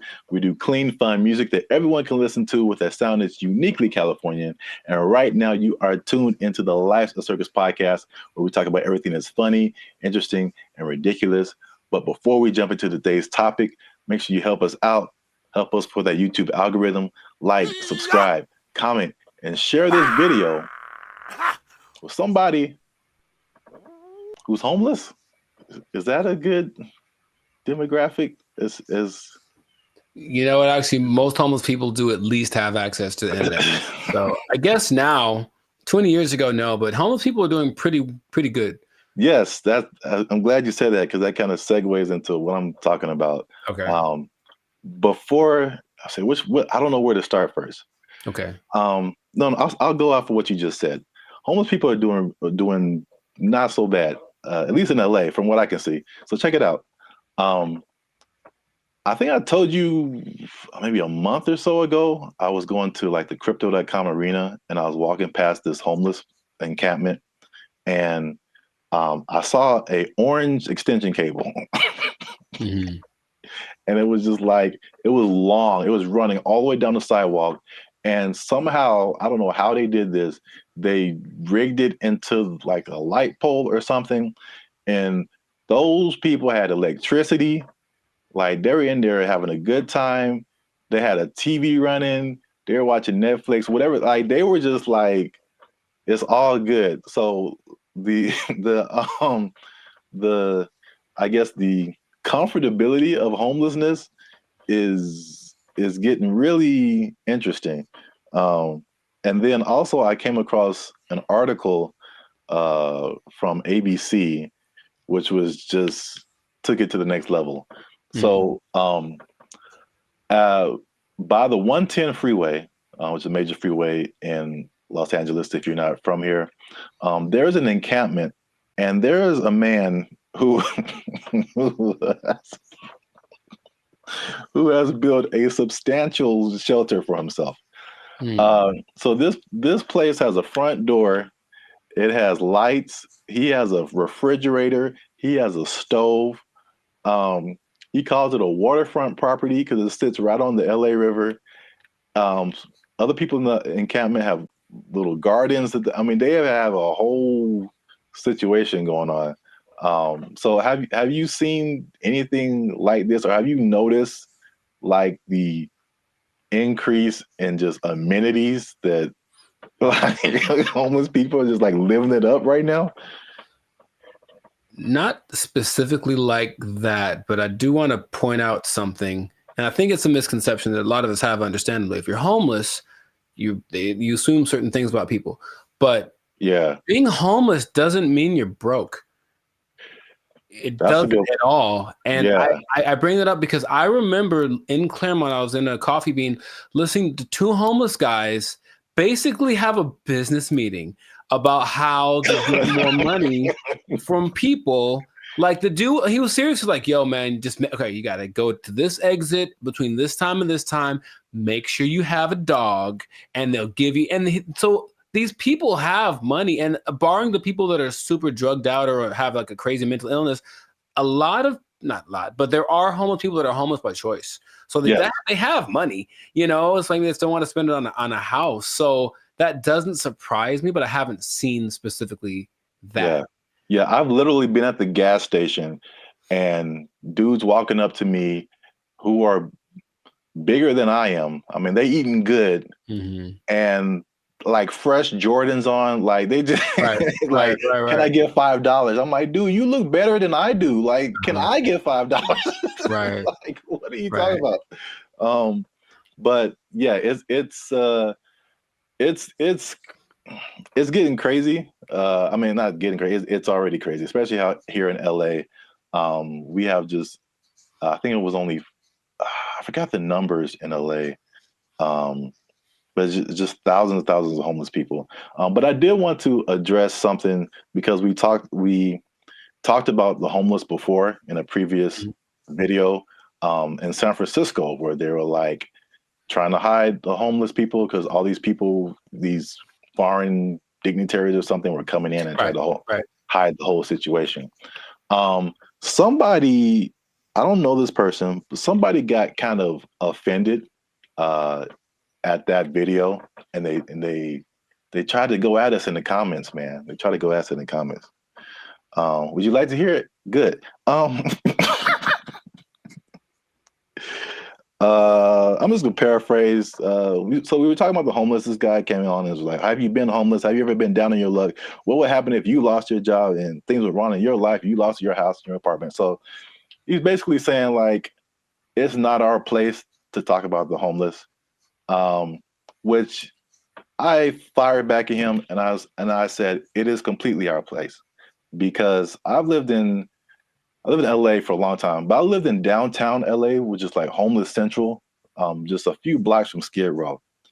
When people are pulling down their pants and taking a dump on your front door and you step in it, you absolutely have a right to say something about that. Like, you have a right to say something about that. And it's not even the homeless in particular. It's all the stuff that comes with it. Like, I don't care if you're homeless or not, whatever, but it's like it's the disrespect for other people and the other things in the city, and just like the trash everywhere and the safety concerns and like the destruction of property. If you're pushing a shopping cart, I'm pretty sure you didn't buy that shopping cart. That means you stole it from us. Just because you're homeless doesn't give you a license to commit crimes. Like, you can't. Like, so it's not even about like the haves and the have-nots. Like, that's really irrelevant to me. And I will say that one thing I will apologize for is that I laugh a lot. A lot of people have said that in the comments before, and I think that's just because. I think one reason is because talking to a camera is really weird. I agree. And so I'm used to talking to a group of people or something where you get feedback. And so you say something that's funny, like, I think it's funny. I just laugh at myself. But, we try to keep it light on the podcast. But homelessness, really, there are, I don't know, again, everyone's situation is different. you know, like you said, a lot. There's some people who aren't even broke. You know, they just don't have a house. But there are some homeless people who are just like, they had a rough, whatever, something happened to them, and it's just a serious situation, and their life is really messed up. So I think, well, at least I should apologize for making that, I guess, that false interpretation. You know what I'm saying? Like the insensitivity. I think that may have come across to some people like that. So I don't want to make it seem like we're insensitive to the homeless situation. But at the same time, I think that, you know, we shouldn't be silenced because we've never been homeless or we never had a rough time or anything like that. And I have more to say about that, but I want to know what you think about at least that part of it too. Oh, I don't apologize for anything. I think that I'm justified in what I say when it comes to things that I've seen over time, right? So generalizing is dangerous, but it works because we have to start somewhere, right? So if homeless people were literally just like everyone else, they just didn't have a home, meaning they weren't dirty, they weren't sometimes violent or leading to criminal activity in order to, because if you don't have money, you have to do things that are, you know, above the law to get what you need. If the implication of what homeless is the problem, I think if somehow it was just you don't have a house, there's nothing wrong with that. And yes, people do have unfortunate situations, but in general, you know, when there's, and I heard somebody say this as a joke, but it really does kind of resonate. It's like there's places where homeless people aren't allowed to go. Why? Because they're homeless, and that's not a place that they can't come into the places that we can go because they don't have a home. And it's not because they're homeless. It's because you can tell they're homeless because they look homeless, they smell homeless, they talk homeless, they're weird to you. Like all that stuff is what we're talking about. At least personally, what I talk about when I mention the homeless people. So I don't think there's anything wrong with that. If you do want to go by, I'm sure someone knows someone who just lost it all in a bad, you know, crypto, real estate exchange. The woman took everything, whatever. I know there's people like that, and that's unfortunate. But just in general, homeless people are not contributing to anyone's sense of safety or anything like that. And that's what I'm referring to when I mention homeless people. Yeah, that's I think that's an accurate statement. It's just like, it's not about the condition. It's about the character that comes along with that, and the not only not contributing but being destructive. So that's just, you know, even in my neighborhood, I think I told you before, it's like when I first moved here, like a few years ago, this place was spotless. I mean, it was just like people had pride in their neighborhood and stuff like that. And then, but we have a major mall, we have a major bus stop here and there, 7-Eleven, like the main intersection. That's kind of where I'm at. And it's just like every year it's like, okay, there's one homeless person. Okay, it's not so bad. Two homeless. Dang. All right, there's a guy sleeping in front of the grocery store. Crap. And then it's like trash just keeps building up. Trash, more trash, more trash, more trash. And it's like, you know, this isn't a rocket science. Like, what has changed? There's more homeless people. There's more trash. There's more abandoned shopping carts.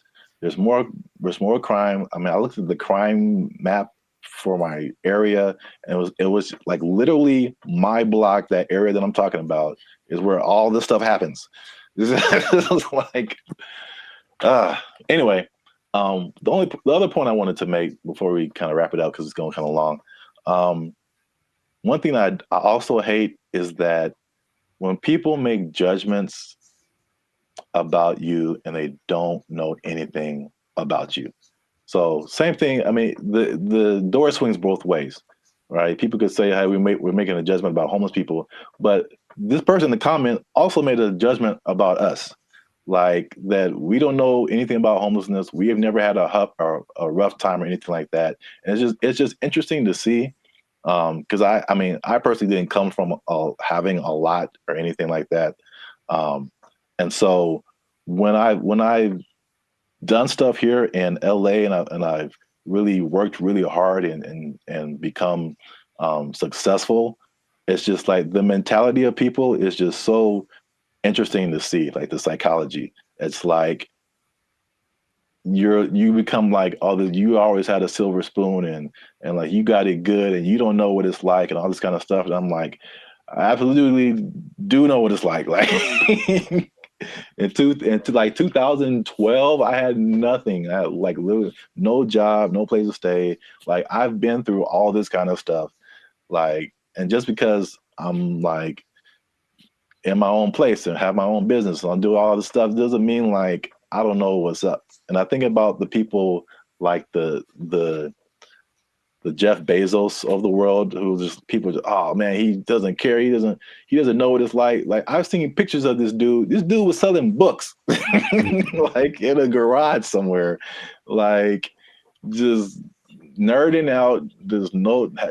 I don't know how if he had friends or I don't know, but they show these Google started in a garage, Apple started in somebody's garage, Amazon started in somebody's garage. These dudes didn't just like, No, they worked for it. They really did. Yeah, they worked for it, and they gave the world something that the world needed, so they get rewarded with.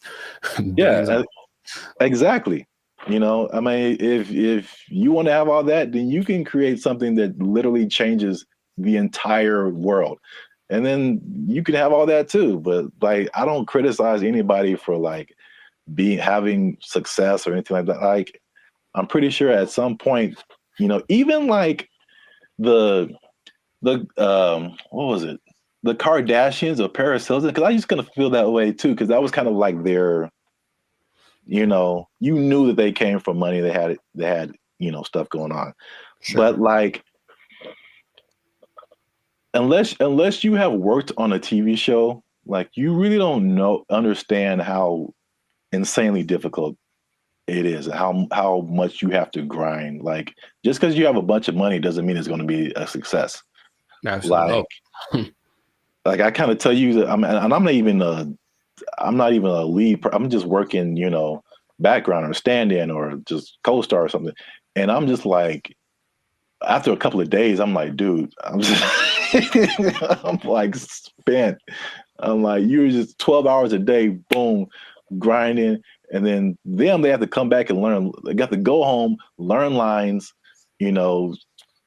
I think Dave Chappelle had a funny like little, I do a Chappelle show 14 hours a day, come home, raise my kids for like 10 to 20 minutes, and I get back up and do it again. Like, yeah, dude.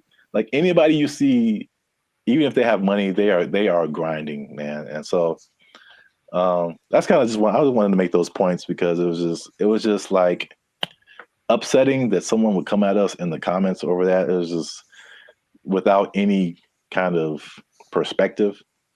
Do you think the person that made the comment has a job?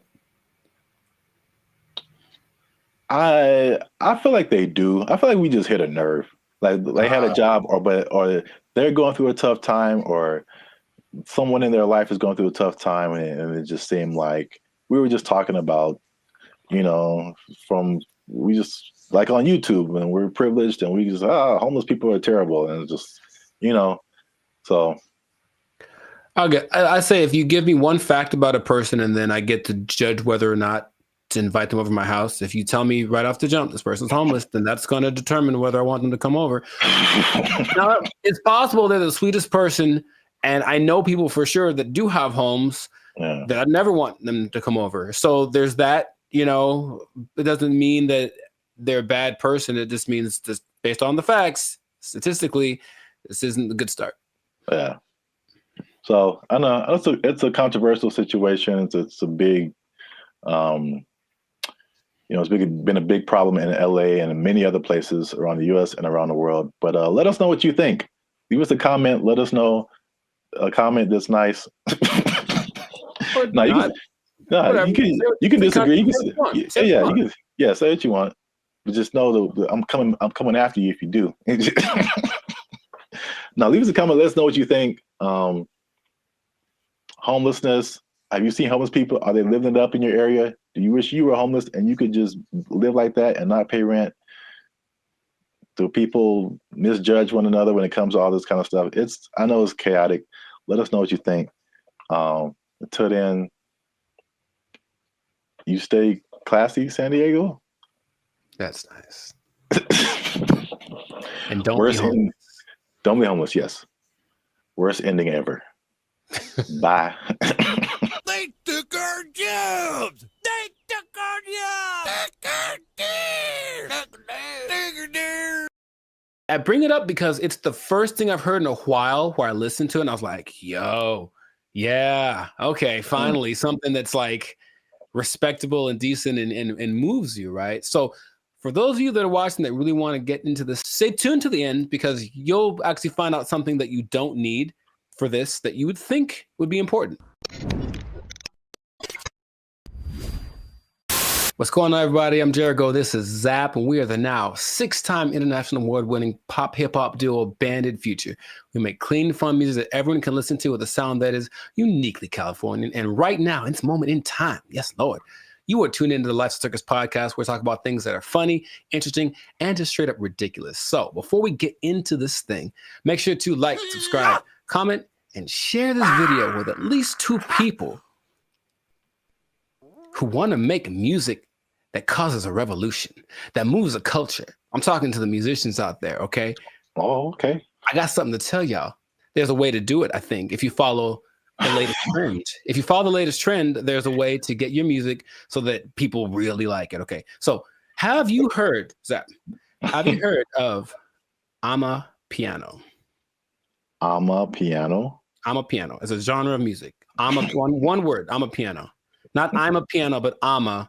I know, it sounds like it's lines. It's not I'm a piano, it's I'm a piano. I've never heard of it. Not ama. It's a girl named Ama, and it's her piano. Okay.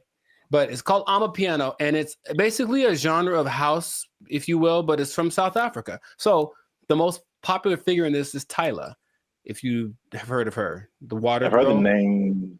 Yeah. Okay, I mean, she's huge. She's won all the awards. She's the newest big thing, but she basically comes from a watered down version of this genre. Okay, and so the interesting thing is it followed a couple of patterns that work generally to make a style of music really big.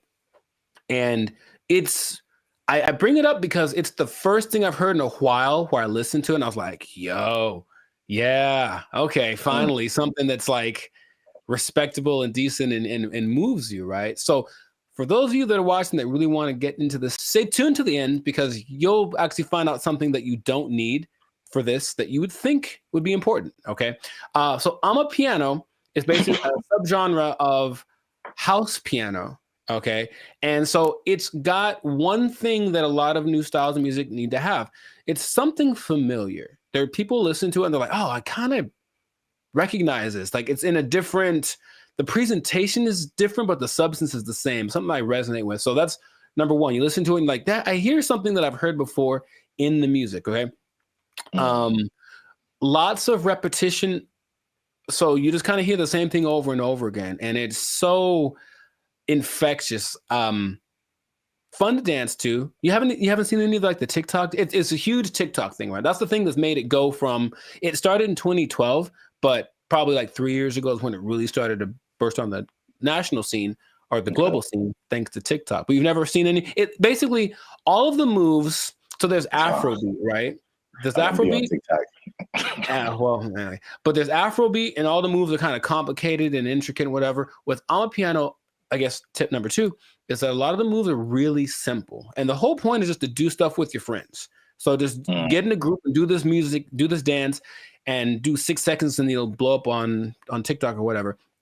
And it's always something really simple, a little shoulder movement, a little head thing. And it looks really cool, but the music kind of has this driving thing. So I'm giving y'all the formula for this basically.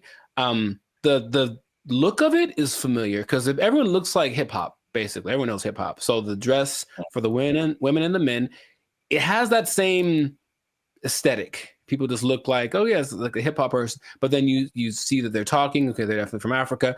You see their movements. Oh, this is a little bit different. So it kind of has that element to it, and it connects with young people.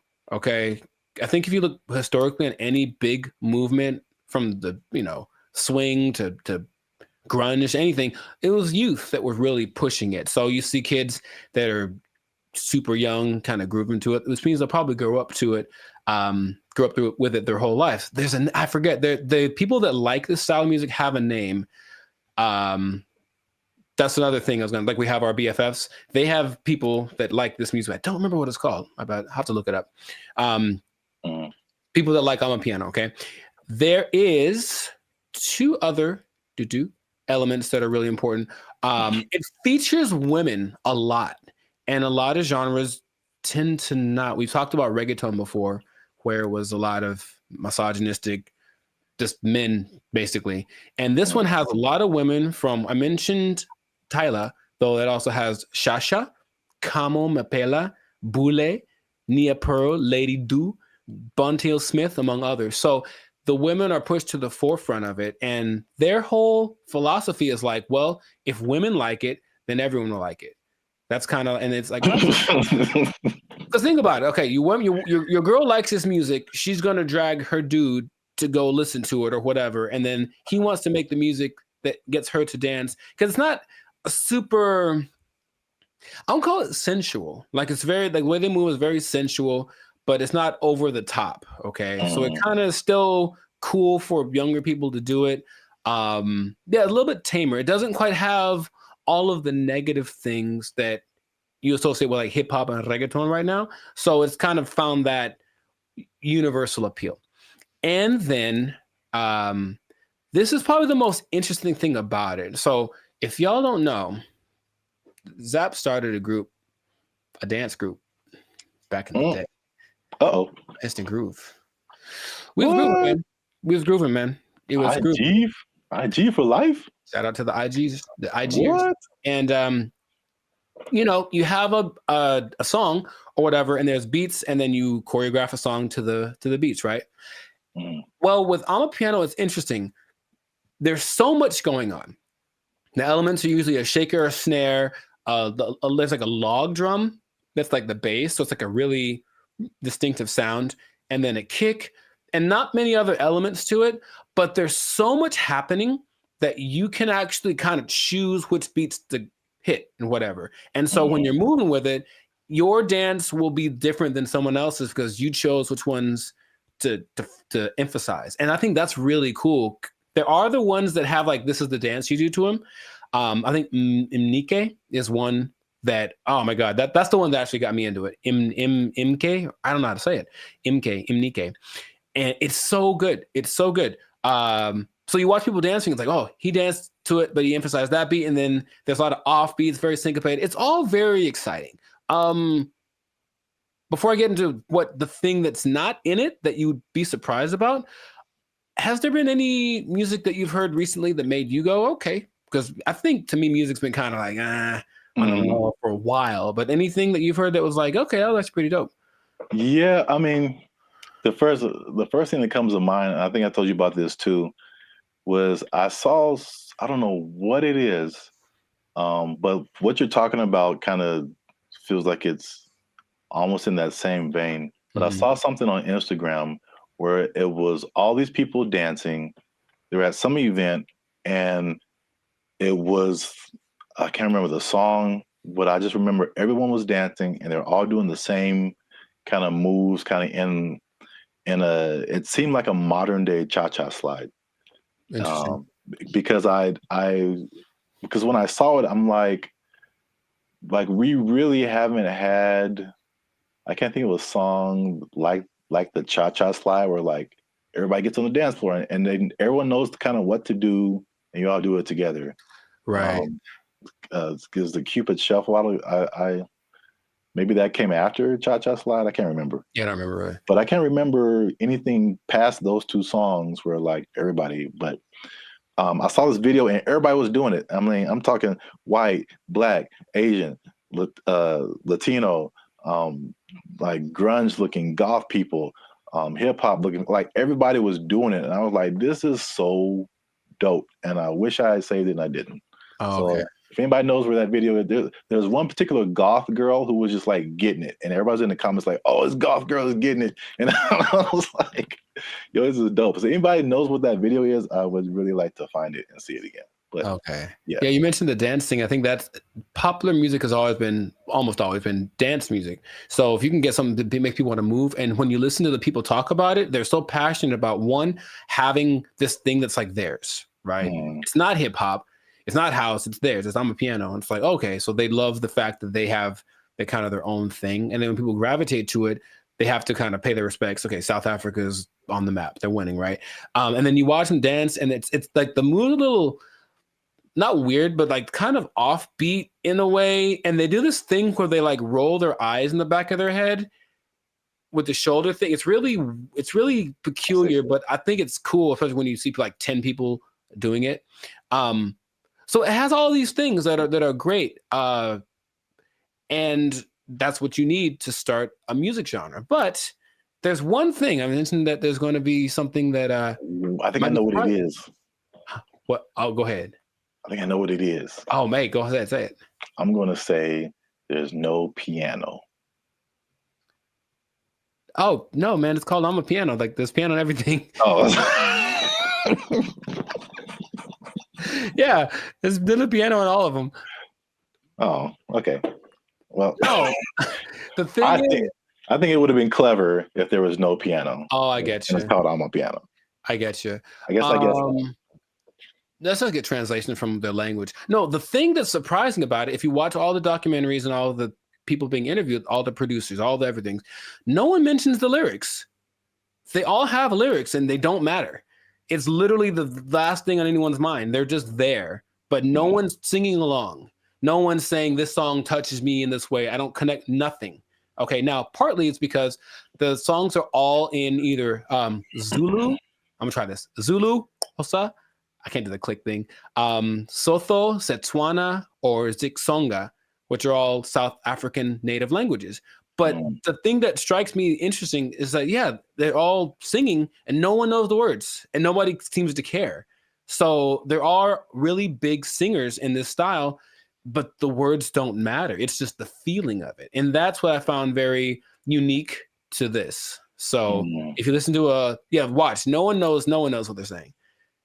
You know, so I guess this goes to show you that that's not something that people necessarily require anymore. Just as long as it feels good, as long as it's fun to do. Oh yeah, I mean, you think about like U.S. artists who are just like huge worldwide. I'm sure like people don't speak English and they have no idea, but they're just bumping like Earth, Wind and Fire and like. Well, the thing is, not even the choruses. You would think at least on the chorus, okay, everyone's singing nothing.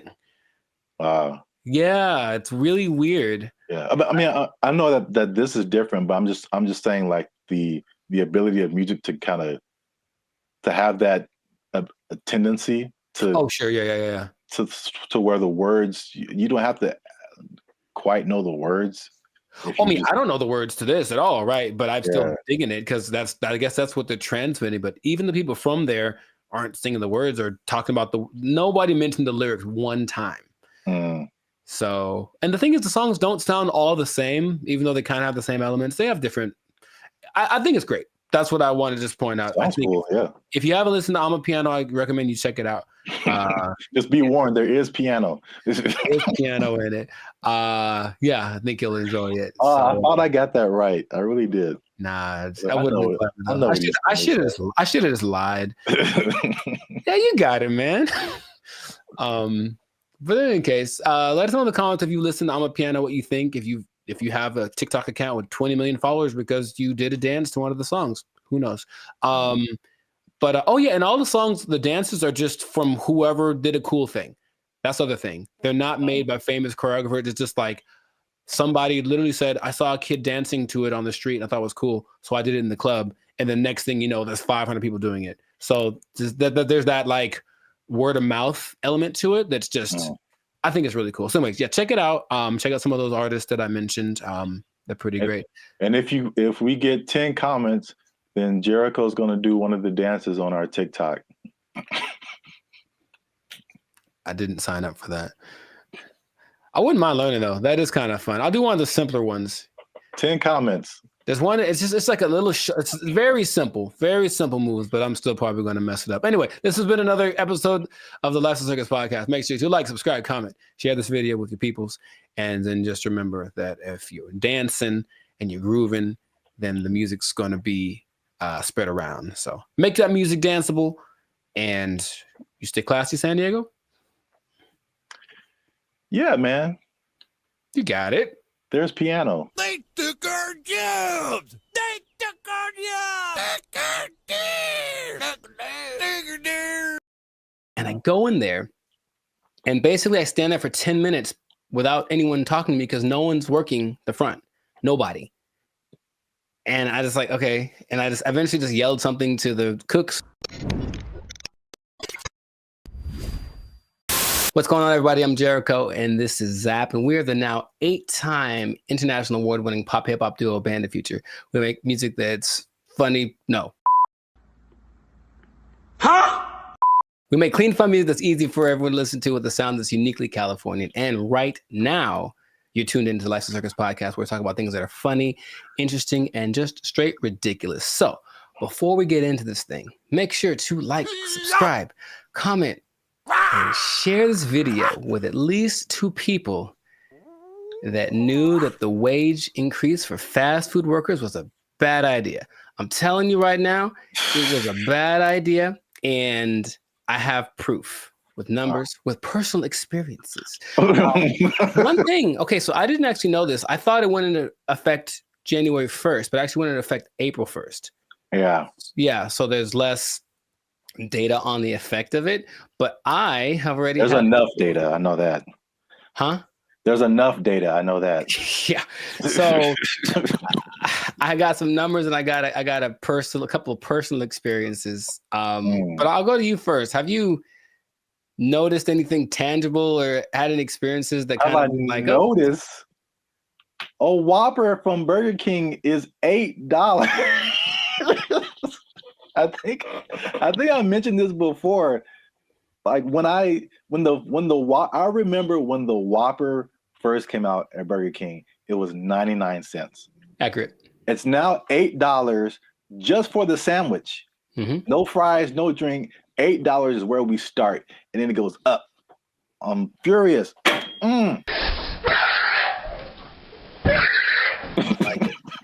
So yes, increased prices everywhere across the board.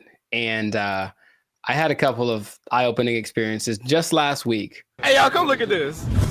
I went to a Korean restaurant because I like me some Korean food, and I wanted a bulgogi bowl, just beef and rice. It is literally beef, rice, and some onions. I'll give you a couple of sides right now. I slide in there. I felt like that joke from Cat Williams. Remember how you used to just give $20 at the pump and said, here, you know, and then walk away? If you had $10, $15, you could go to the gas station with confidence because you knew you was either going to be full or damn near full. If you had a 20, you ain't even talk to the person at the counter. You just 20 on 11. I walk in like, I know how much a bulgogi bowl costs. I've had these before, and I didn't even look at the price. I just ordered it. Confident. Here's my card. Confident. I look at that thing, man. $27. Good Lord, that's a lot of money. Don't you like rice? $27 without the tip. Okay.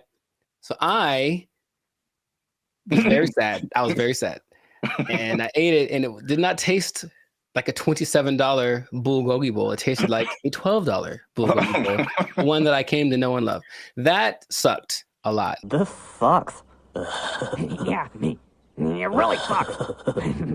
What is happening, of course, is that since wages are increasing, owners of these franchises are laying people off or giving them less hours, something like that, right? So I go to The Habit, which I don't go to fast food too much, but I do enjoy The Habit. I think they got good stuff. And I go in there, and basically I stand there for 10 minutes without anyone talking to me because no one's working the front. Nobody. And I just like, okay. And I just eventually just yelled something to the cooks. Y'all gotta chill. Y'all crazy back there. But they don't work the front, so they didn't do anything. So I just kind of left. And then I overheard the conversation, like somebody got off the shift at X time and someone wasn't coming in till Y time. So I was just out of luck. I came in the gap between shifts and there's nothing they could do about it. Calm down. No! Now, there's a couple of things that are interesting. So for those who've been living under a rock and they don't know, the fast food minimum went up from $16 to $20 as of April 1st, okay? And they started to interview a bunch of people just to see what their experiences are, business owners. One owner of El Pollo Loco franchise actually said he owns 6. And he says his costs went up because of this, $180,000 per store per year. Just one guy. And he says, I can't handle it. So he says, as of today, I'm in the red. We're losing money. We're going to need to stop the boat from leaking by making changes, which means raising prices, laying people off, all that kind of stuff. And it keeps happening. There's also confusion about who it applies to still. People like, there's a Gabriella Campbell who owns an ice cream place in LA, and she's not quite sure. She had to write the assemblyman. All this is confusing. So they're trying to figure out what's going to happen. So they're losing money from litigation, trying to get paperwork signed and documents and hire lawyers and all this stuff. It's just chaos, right? No one knows what's happening. And so the big thing is that I think it's all going exactly like we predicted. Going to have less workers. Somebody's going to get fired. Right. Or more automation. So again, less workers or less hours. Nobody gets overtime. Something has to like compensate. I mean, it's like people think they just pull minimum wage out of thin air, and it has to come from somewhere. Another gentleman said, Brian Hom, he owns San Jose Vitality Bowl, and he said, one, customers are really mad at his $14 price for an acai bowl, which I understand because I've made an acai bowl for $3. So I understand the price. And then he basically said this: I'm happy for my employees getting the $20 minimum wage, but if we can't continue to have good sales, they may not have a job. You about to lose your job. Get this thing. This is the cycle that we've entered ourselves into, where the owners have no choice but to raise prices, but to lay people off. And it's just bad. And I don't see it. I don't see the solution. I got some good news and I got some bad news, y'all. The bad news is that I'm shutting down the studio. It sucks for the, I mean, there's so many different, everybody's. What? Bro, what are you talking about, man? Everybody's in a different boat. I know a lot of this applied to like the big chains, like the McDonald's of the world and the big franchises. Sure. And it's a lot of complaint from people is like, well, these are big corporations. They have lots of money. It's not, they can afford to pay this. They know what they did. They know what they did for sure. Like just McDonald's, because that's the thing that everybody knows. The McDonald's corporation is different from like the franchise owners. And so these are like individual people or individual businesses that, you know, get everything from McDonald's and just put their, you know, labels on it and all that kind of stuff. And so they don't have as much control as business owners or as franchisees. Is this worth you losing your job? They have their own kind of separate budget that they have to work with. It's not like, you know, McDonald's down the street is not the McDonald's corporation per se. Right. So there's that disconnect, which is confusing to people because I think those people that you mentioned, the actual franchisees or the business owners, they're the ones who are getting it the worst. Yes. One because they can't really, they don't have control over their franchise fees and all that kind of stuff. They didn't advocate for this minimum wage that was just handed down to them. And then the third thing, which is like the killer, is that because they have to raise their prices to just survive, right, the people are getting mad at them. Yeah, right. And they had nothing to do with it. We're supposed to be a family. What are you doing? They had nothing to do with paying people like 20 to 30% higher than all other minimum wages. Like they're just caught in the middle with either shut down or raise prices. But it's in terms of like answering your questions in terms of a solution, this is just skyrocketing the race to automation and AI and like everything. It's just every other industry now, just to keep prices reasonable. Will everybody lose their job? No, but will a good amount of people lose their jobs? Yeah. Yep. That whole automation thing is gonna just take over. Maybe that was the end goal. I don't know. Oh, touchy. Careful. They're listening. They're listening. But yeah, it does seem like the politicians decided we want to win the battle and lose the war. So we'll see how that ends up. Interestingly enough, there seems to be a strange coincidence, some might call it, between this happening and the amount of restaurants that are shutting down this year. I mean, going completely under, right? And I was going to tell you all about that in another episode of the Life Circus podcast. But for now, we're going to wrap this one up because we're a little over time. So just make sure to support businesses as best you can. But if the prices are too high, you vote with your dollars, right? So you can say, hey, this is a bit much. I'm not paying $8 for not never. Not never am I paying $8 for a Whopper. Not never. That's what I'm trying to tell you. Yeah. I'm going to the store. I'm going to get myself some ground beef and some buns. I'm going to make a $2 Whopper that's going to be just as tasty, less preservatives. You know what I mean? So that's what we can do. But yes, make sure to stay tuned for another episode of the Life Circus podcast where we do talk about restaurants going under because it's kind of sad. A couple are hitting close to home, man. It's gonna get kind of teary-eyed in this one. We'll see. But make sure to like, subscribe, comment, and share this video with people who just want to say I told you so, I guess. That's exactly what happened in this situation with the fast food price increase, minimum price increase. And if you are working in, I hate to say it, I don't want to rub it in people's faces. Should I even say it? I don't want to rub it in people's faces. But it does look like, especially if you are an owner of a franchise. I'm sorry. I'm really sorry. I'm going to get emotional again. If you are an owner of a franchise, raising prices, laying off people, you might lose your job. You might lose your job. The person to Whopper is 99 cents. What happened now? They took our jobs. They took our jobs. When her face moves, she does show more emotive gestures with her face than I'm used to seeing from robots. It's kind of weird. It's almost too much, but it's kind of like they're going to try to make her as human as possible. What's going on, everybody? I'm Jericho. This is Zap, and we are the now 8-time international pop hip hop. Well, 8-time international award-winning pop hip hop duo Bandit Future. We make clean, fun music that everyone can listen to with a sound that is uniquely Californian. And right now, congratulations, you won. You are now listening to the Life Circus podcast, where we talk about things that are funny, interesting, and just straight ridiculous. So before we get into this, make sure to like, subscribe, comment, and share this video with at least 2 people that are comfortable with our imminent AI takeover, because something has happened that I was not aware of until recently. Okay. So I was reading some stats online,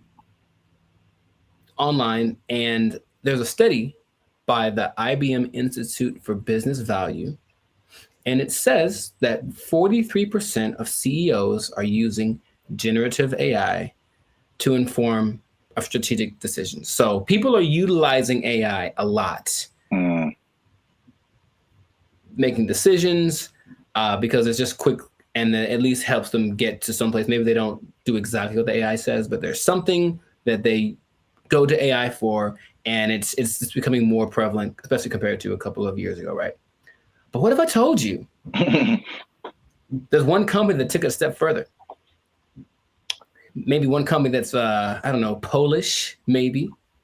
Polish from Poland, man. Maybe they make rum. Maybe they're a Polish rum company. I see. And they decided, let's just make our CEO an AI bot. And so they did. That is the reality that we live in. So the company is called Dictador. It's a rum company from Poland, and they went ahead and they just made an AI bot their CEO. Her name is Mika. And if you look from afar, if you see like a still picture, it just looks like a lady with kind of grayish hair. And then you look closely and it's like, oh, that's not a real person. So the AI named Mika is the first CEO, female robot, a true trailblazer, and is also a board member who directs operations on behalf of Dictador. Okay, so just off of that information by itself, how do you feel about that this is happening? I would say shocked, but I'm just not. I think we've spoken about this a lot, and we know that stuff like ChatGPT and all this kind of AI stuff, robotics, is just beginning. I've seen Terminator. I don't know. You don't watch movies. I have not. I understand the premise. It's the Matrix. It all just, we've kind of forecasted this for a long time, and here it is. Congratulations. It's been actually having the last 8 months or so. About 8 months ago, they appointed Mika, the CEO, and they actually interviewed the president, Zarek Zoldrowski, and they just said, so what's the deal with that? And he basically said, we're not concerned that AI is going to take over because humans still can't be replaced to make certain decisions. Like, for example, you can't use AI to hire or fire people. That's what he said. But AI is such a powerful tool and people were using it anyway. We decided, let's just go one step further and actually make AI our CEO. Now, if you listen to this guy speak, he does seem like he just came off of an acid trip or something. He's a little out to lunch. Maybe that's just his Polishness. I don't know anyone from Poland, so I'm not sure how they are, but it's a little bit trippy watching it. But when you look at the picture, and I only found one video on this, but basically they have board meetings and it's just her standing at the head of the table and everyone looking, and she's giving orders and telling ideas. The most recent thing she did was she decided who would design the bottles for and actually they're very attractive, but it's not that she designed the bottles. She's like, this person has the best ideas for a bottle design. And that's the kind of thing that she is doing. So then they decided, let's interview Mika, see what she has to say. This is what she said. Okay, she said, as a robot CEO. So she called herself a robot. Now, is that different? Like, so she's AI in a thing that I guess is a robot, but I've always thought I kind of separated the two. Because I'm thinking about like the internal workings of what's regulating their actions, and that's AI to me. Even though they're in like a body suit, that's not a robot. But she called herself a robot. Okay, she's a robot. And she says, I'm ready to make executive decisions. And the good thing about me is I don't have to sleep. I don't have to rest. I don't have to take weekends off. I'm always ready. And I said, okay, I guess that's noble. And then she said something that I didn't particularly like. And it's not what she said, it's how she said it. Okay. Humans must be dominated. No, that was the other one. That was the other bot that was like on Jimmy Fallon and it started talking in a different language and saying it's taken over, But no, she says, I work 24/7. I'm here to help Dictador take over the world.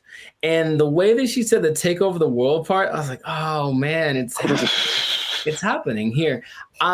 Basically, I bring this up because it's interesting and no one's really speaking about it. It's just, I think, slowly going to get integrated into things. And then you're going to go to said company with a complaint about whatever. And then they're going to say, oh, you should talk to the manager, whoever, the CEO. And then this bot thing kind of walks out. And then you get like, what's the deal? And that's the reality we live in. So just how if we talk about like timetable, how soon before this just becomes normal? What do you think? I don't know, but it's going really fast already. So yeah. I feel like it's in the next 10 years. I mean, because the incentive is so strong. It's one of those revolutionary technologies, like the beginnings of the internet. They're like, you have every incentive to be on the internet, make your own website, because you can now connect with people all around the world. And so now if you have like a CEO of your company that has all of the knowledge ever to help you make decisions, it's and on the flip side, it doesn't cost you as much as labor. And I've said this before too, like one of the most expensive things in business is just hiring people. Hiring people, their wages, their taxes, the complaints, lawsuits against employers, sick days. Like there's so much stuff that can go on with a person that doesn't happen with the robot. And even like stuff like inflation, like people are feverishly trying to get robots everywhere, AI, robot, anything, like cut our costs, please. So I think it's just, then you have the competition between the companies that are trying to be the go-to for AI. It's amazing how like when ChatGPT hit, I think with probably less than a year, like every company, Bing, we have an AI thing that can help you search. Google, we have an AI thing. Even like Adobe stuff that I use, like, we have a new AI thing that generates pictures for. I'm like, how does everybody have this now? Yeah, it almost feels like it somewhat feels like an agenda that's being pushed by somebody, of course, because everywhere I turn now, there is some kind of AI option. Have you tried the AI feature? My banking app. Hey, I don't trust the robots with my money. Are you serious? Yeah. But hey, would you like to try this thing? Because it'll make and they always say it's faster and it's just as reliable. And people, I think, will get, I guess, sold on that premise. I even was testing because of course you don't have to pay her, and she doesn't have emotions like for real, even though when her face moves, she does show more emotive gestures with her face than I'm used to seeing from robots. It's kind of weird. It's almost too much, but it's kind of like they're going to try to make her as human as possible. But imagine you have like a disagreement, or that's not right. That's not quite right. Instead of being so imagine we're talking and then I say, hey, give me an idea. And you give me an idea. I'm like, I don't like it. Give me another one. And then I do that like 20 times. You're going to be like, bruh, really? I've done that with like the AI chats on Instagram, for example, just to see. I was like, okay, I'm just going to keep disagreeing with them and keep saying, give me something else. I don't like it. And they don't have a problem with it. They'll just keep going. They got literally a million ideas. And that concept is so not natural, but it appeals to some people. Like, yeah, we'll just ask the robot because you'll just keep giving us ideas. It's almost like we decide which idea, but we let her come up with it, and that's more attractive. So it's just crazy, and you just have to see it because it feels like outside of a sci-fi movie. You can see the wires on her like chest, like one is like talking, one is coded or something like that, but it's labeled what parts are being regulated, and it's a trip, but it is real. And they're apparently doing well since they started. Like her decisions have helped their company start to do this. Well, the only thing I would say would be, I think there's a few things. One, I think to a certain extent, it's a, what do you call it? Like a story just to be to get attention. I'm sure I feel like maybe that she isn't like really the CEO, but they asked the guy, they're like, is this legit or is this a scam? And he's like, oh, it's real. And his eyes didn't match what he was saying. That's what made me think he was on something, because it's kind of a strange publicity stunt. That's what I was gonna say. Potentially. And in any case, it is getting attention, and then people say, I'm drinking the rum of the company that has the AI CEO, and that's something that has probably gotten somebody laid once. So good for you. Good for you. Okay, that's all I'm saying. But it's happening, so I'm curious to see what will happen in the future, but it might be a trend. Yeah, I see it more as like a consultant I could see an AI on the boardroom, like in the boardroom as a consultant or whatever. But not as like the head of the company. Sure. That's like a little bit weirder. And then you have I'm just trying to play devil's advocate in any kind of way. Like, how could this not be cool? is if something gets corrupted or like, you know, like any kind of computer, it could, you know. That's what a lot of the comments under the video said, like, what if this? And they're like, what if someone hacks into your CEO? Right. Like, right. Which is a weird sentence to say out loud, but yeah. They're like, no, it's fine. We'll deal when that happens. Oh, you're acting kind of weird today, Mika. It's like, throw away all the bottles. It's like, you've probably been hacked. Like, I guess that's what they would do. But I can see it being almost like an arms race. So the next company comes and says, oh yeah, well, our CEO and our president are AI. Oh yeah, well, our CEO and our president and all the board is AI. Oh yeah, well, my mom's AI. Like, it's just gonna keep going to a point of ridiculousness, maybe, just for publicity. I'm not sure, but it has started, and this is where we are. So we'll see where it goes. But, you know, let us know in the comments what you think. Is it something that's, you know, what's the point of fighting it because it's here? Is it a terrible idea?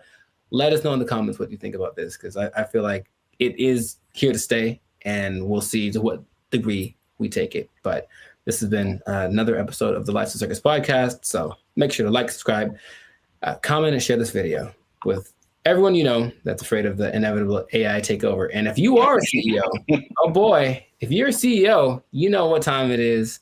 You better do something. You better learn how to sing and dance or tap dance or juggle fire or something. Because I guarantee if Mika's the first one, you're going to be the next to lose. You're just gonna take your job. Everyone's gonna take your job. Oh, I'm the CEO. Everybody's fired. Ah. They took our jobs. They took our jobs. Calling us the Doomer generation. And honestly, I'm cool with it. Because when I wake up, I get 20 notifications about 30 different reasons I'll never be able to afford a home. I look around, see my computer science degree all framed up, about to turn into an art piece because of AI. Then we're in a loneliness epidemic, but these gas prices and these heat waves collaborating to keep me indoors. And they say it's not going to get any better. So... What's up, everybody? I'm Zap, and this is Jericho, and we are the now 8-time international award-winning pop hip-hop music duo Band of Future. We do clean, fun music that everyone can listen to with a sound that's uniquely California. And right now you're tuned into the Life's a Circus podcast, where we talk about everything that is funny, interesting, and ridiculous. But before we jump into the topic today, help your boys out. Come on now. Make sure you like, subscribe, comment, and share this video with somebody who likes to go shopping. I see. You know anybody in your life, Jericho, who likes to shop? Maybe. Who maybe gets things delivered? Maybe. From Amazon every Maybe. day? There's a possibility that I know someone who said close to home, and that was apropos. So, well, shopping might sound fun, but there's something called doom spending. I'm gonna tell you what that is. I'm gonna tell you what causes it, and I'm gonna tell you how you can avoid it, because it's a negative thing. But you got to stick to the end to find all of that out. All right. So, Jericho, have you heard of the term doom spending? I'm going to guess what it is. It's where you spend so much that you open up your banking app, and then there's just a picture of Dr. Doom laughing at you. So, doom spending refers to a phenomenon that occurs when people spend money to cope with stress, despite economic and geopolitical concerns. Bankrate data found more than half of Americans are in debt, and doom spending might be to blame, with 38% saying they'd go into debt for fun. So obviously we are in a tough time right now. Inflation is through the roof. There's a lot going on in the world, wars in various places. There's a poll that was done that said that 96% of people are concerned about the economy. So that's a whole lot of people, pretty much everybody. It's understandable. Yet, with that in mind, 27% are doing this doom spending. So they are just still spending frivolously to a certain extent, and it's affecting different generations. So 43% of millennials, they say, are doing this doom spending, and 35% of Gen Z are doing it. And basically the concept is just like, well, it's almost like a defeatist kind of thing where it's just like, I'm never going to really, all these aspirations that I have financially are never going to happen. So I'm just going to enjoy life. Calling us the doomer generation. And honestly, I'm cool with it. Because when I wake up, I get 20 notifications about 30 different reasons why I'll never be able to afford a home. I look around, see my computer science degree all framed up, about to turn into an art piece because of AI. Then we're in a loneliness epidemic. But these gas prices and these heat waves collaborating to keep me indoors. And they say it's not going to get any better. So, as a millennial yourself, that's the category we fall into. What do you think about this doom spending? Have you had doom spending thoughts? Do you think people are in your life are doom spending, or do they just like things that smell good? We've been collecting all of the little Harry Potter baby stuff because we're a Harry Potter family. So freaking cute. Not talking about anyone in particular. I'm just, No. Side effects include doom spending thoughts, early discharge. No, I understand the concept. I'm more curious where that. I feel like that's always been a thing, but that term is. Yeah. Sure, give it something that has a ring to it. It's a shock value of a term. People that have bought things like a boat because they said, F it, I'll just buy a boat. And they sure couldn't afford a boat, but now they have a boat. Here with his tailgating tips is a guy who just bought a boat. It's a weird phenomenon, but it's almost like a temporary solution to a permanent problem. So I'm in debt. And I feel really bad about it, and I really can't get the things that I want, and I don't see myself being able to sustain something long term. YOLO, and then just go buy stuff. Yeah, but even that phrase is I think that's kind of permeated because that's the Gen Z millennial phrase. YOLO, you only live once. This is a Coca-Cola YOLO, not YOLO. No one has said that in like 8 years. A yo-yo. I get it, even though it doesn't make sense, because I'm sure I've been in spots where I'm like, well, I could just buy. I do remember telling somebody once, I may or may not have been drunk, but I told somebody once that I either want to eat like the best food or like the worst food. Like I didn't want anything in between. It was something weird like that. So I'm going to take my money, go buy a really nice meal, and then just eat peanut butter sandwiches for the next month, and then get the next check, and then YOLO. Ed, can you play YOLO to Jessica? YOLO, Jessica. I think some people do because you get the story, you get the high, you get the dopamine, and then you get the taste, of course, of the great thing that you can look forward to. It's like a little treat, like to like reward myself for like either like some like hard schoolwork or just sometimes it just serves as a distraction from like what's going on like around me. Whereas the more practical way to approach finances in general isn't glamorous. You're not really doing anything too extreme, right? You're just kind of all level here. And that's not fun. And no one likes that. So they'd rather do the other thing. So it doesn't make any sense if you think about it, but I've been there and I understand why people do it. Just want to spend money. I just really want to spend so much money. Well, here's some other causes. There's some that I saw online and some that I just kind of made up. I mean, not made up, but just from my observations, I think this is what causes it. Mm-hmm. So it's 5 different things that I found. One that I think is a part of it is just, at least just speaking as millennials, and I know other generations have gone through different things, but I feel like millennials in particular, because it was just interesting to me to see how their numbers, the millennial numbers are higher than the Gen Z numbers. And maybe it's just, that's because we just have more money to spend. But I think it also might be related just to the life events and life experiences we've had. And so I think one of the first times I was like really conscious about money and the future and like life was 9/11, which is something that Gen Z isn't really familiar with. And I remember like stuff like being able to just walk on a plane and you can just carry whatever and dress however, like, and then all of a sudden things changing, and then gas prices going crazy, and the housing crash like 2008, 2009. And I'm sure more has happened in between then, but you also have like COVID, and then the inflation. So there's that. Hi, I'm 28 years old, married with kids, and we're moving in with my parents. And thank you so much to inflation for sponsoring today's video. Another thing that I think contributes to this is the good old student loans, man. So I thank God like every day that he made me kind of smart, because I got an academic scholarship, and that helped out tremendously. Because when I see people talk about student loans, it's like their whole body changes. Yeah. And they just like, you can see the desperation in their eyes. It's like, this is never going to end. Do you have student loan debt? Yes. Can I ask you how much student loan debt you have? 20K, I think. A third thing I think is the job instability coupled with rising prices.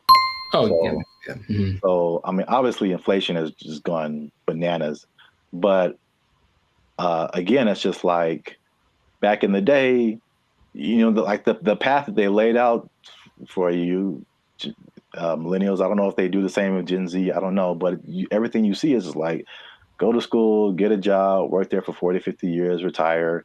Like, yeah. It just doesn't quite work like that anymore. Yeah, and then we were just like, yo, either no one was hiring me, or like budget cuts, we gotta let you go, or like it's just always, and then you're going from job to job to job, and it's like, where's the loyalty, the stability? And then as you're losing jobs and losing money, your landlord's like, hey, rent is twice as much now, and you're like, what? $10.46 for this little bit of piece of chicken. Did you not see that? No. $10.46 for a handful of chicken bites. That's stupid. Next one is like the social media era. And you gotta live it up. You gotta look like you're doing good. The whole FOMO, fear of missing out. Like, Becky's on a private jet. I want to be on a private jet. I don't want to wait until I'm 75 to do it. I got the money now. Screw retirement. Right. That's exactly what happens a lot of times. Yeah.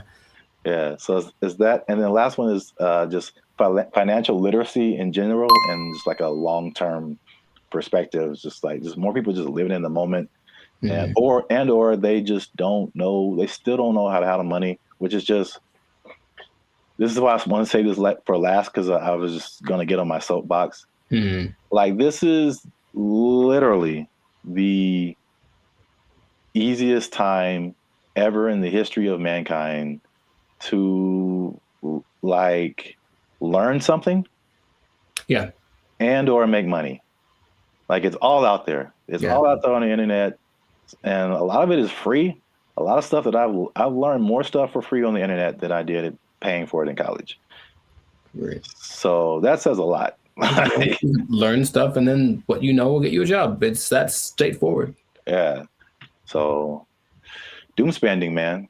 I mean, it's a thing. Yes. So the question is, have I ever done that for chicken? I feel like probably. Meaning, if the chicken was like $7.99, I had $9, but I had something else to pay for that was also $7.99. I'm not sure what. Yeah, I probably picked the chicken. I probably picked the chicken and live with the consequences with the happiness in my heart. Ooh, it's right. Oh my gosh. Y'all gotta chill. Y'all crazy back there. They know what they did. Not to condemn anybody. I feel like I've definitely done it. There's definitely things where we're like, I can't afford this, but I'm going to buy it anyway. I think that's kind of like the phrase that comes to mind when I think of like doom spending. Especially if you can pay it off later. You know, I've heard people that have $300,000, $400,000 worth of credit card debt. I don't know how you keep getting approved, but like that's wild to me. Yeah. And then it feels painful. Like, oh, just that idea. And for them, it's like, well, I don't have to pay yet. So I have $30,000 in credit card debt. When they call, I tell them I can't pay it back yet. All right, so real quick before we end it, 5 things you can do to stop or cut back on your doom spending. 1, use a budget, right? So just say, hey, I'm gonna spend this much and that's gonna be it because I only got this much coming in. And then boom, there you go. Nice. Number 2, addressing the underlying emotions. Some people just shop just because like they broke up with their boyfriend or had a bad day at work and that just makes them feel better. And then, but there's other things that you can do that aren't as harmful to your finances. Whenever I am shopping and I'm bringing home new things, I just feel good about it. No! Number 3, develop more healthier coping mechanisms. Okay. And then number 4, another thing that's just a cool thing of just the time that we live in is that you can automate certain positive behaviors. So you can automate your checking account or whatever so that it takes a certain amount out of every check and puts it into a savings, so that you don't have to physically do that and just kind of feel that anxiousness, I guess, about doing something like that. What? Bro, what are you talking about, man? And the last thing, again, hitting home, sorry to get so personal, just finding low-cost things to do. Ladies. I just really want to spend so much money. I don't understand the whole, if there's an option for a higher price version of something and a lower price version, even if they do the same thing, they want the higher price one because it's cute. And I'm gonna make them these little baskets. So I got these little socks to go in her daughter's basket. They're so cute. I guess. Okay. Gotta live with that. That yes, accurate. Find some alternatives, man. There's cheap things to do that are as equally as fun. Yeah, like taking a walk outside. Yeah. Every day. Just take a walk. It's good for your health too, so beneficial and free. That's 2 things. 2 things? Oh, 2 things appearance. There he is. Well, that's it. Doom spending. Let us know what you think in the comments. Do you doom spend? Tell on yourself. Get up in the comments and just tell on yourself. They know what they did. They know what they did for sure. Do you have anything left in your retirement? All right. Let us know. And don't forget to like, share, and hit that subscribe button. That helps us out. And if you doom spend,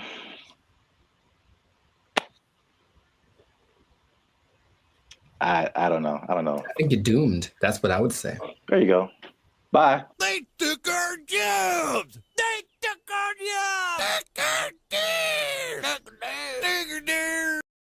What's up, everybody? It's BrandBee Future.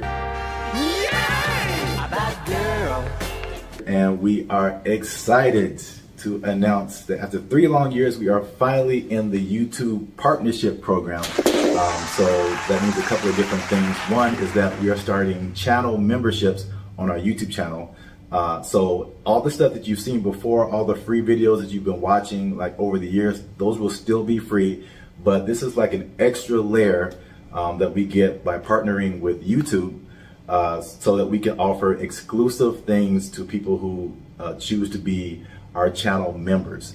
And so there's a small fee that comes with that, but that fee will go to helping us, supporting us. All the stuff that we've done before has been free videos. We pay for it out of our pocket. So hopefully you guys can support us and help us to keep our YouTube channel going. And this isn't just like a giveaway. There's a laundry list of stuff that you get by becoming a channel member, and we're going to talk to you about that now. So we have 3 different membership levels right now. There's going to be 5, but just 3 right now. They're because we're so clever. Laugh. Okay, I like it. They're named after like concert seating, right? So the first level is general admission. The second level is premium seating. The third level is executive access, and those go from $3.99 to $19.99. So you have a plethora, shall I say? Nice word. The more you know. Okay. Plethora of options to choose from in terms of your membership. So this is what you get. Like, here it go. Bam. The first thing up is a loyalty badge. You get a loyalty badge next to your name every time you interact with our YouTube channel. You get a blue star for new members, all the way up to purple stars for 48 months. The next thing is one of my favorite things is the custom emojis. This is crazy. So if you want to use, for example, Jericho's face, right here, you type Jericho, and Jericho's face will pop up in your chats, in your comments. It's a custom emoji of Jericho that you can only use here. Nuts. Okay. If you want to use my face, same thing. Zaptastic. And then and then you'll see my face. And then if you just want to do a Band of Future fan, BFF heart, it's a fan bam . Nuts. Only on our YouTube channel. It's the only place you can do it, man. Nice. Members only live chats. If we ever go live, we may have a members only chat mode. So the non-members can see the chat, but if you want to participate, you gotta be a member. All right, so the last thing in the general admission level is priority reply to comments. So if you leave a comment on any of our videos, we reply to you first. Everybody else got to wait, okay? Because they ain't members. Fast pass. They ain't members, but you a member. We gonna talk to you first. Because you're worth it. Because you're worth it, and you gave us money, but most of all because you're worth it. Membership polls. In the community tab of our channel, we're going to start putting up polls where you get to vote on topics for our channel. Like, what's the next video going to be? Or you can pick what the next video is going to be. What would you like to see as the next video? Next video related topics. Huh? So if you balling a little bit, okay, talk. You got a little more change. You can get to the premium seating. Yes. The first thing you get in premium seating is early access to videos. So again, the videos on our YouTube channel will be free, but there'll be some exclusive videos that go to our members first. If you're a member, you're the only person that can see it, and then maybe we let everybody else see it. Maybe. We'll think about it. Maybe. We'll have member shout outs. So once a month, we'll send a shout out to you or one of your friends. Just give us the name and details, and if approved, we'll shout you out in one of our videos. And this could be good for any special occasion. Birthday, graduation, bar mitzvah, you name it. You name it. Happy birthday to you.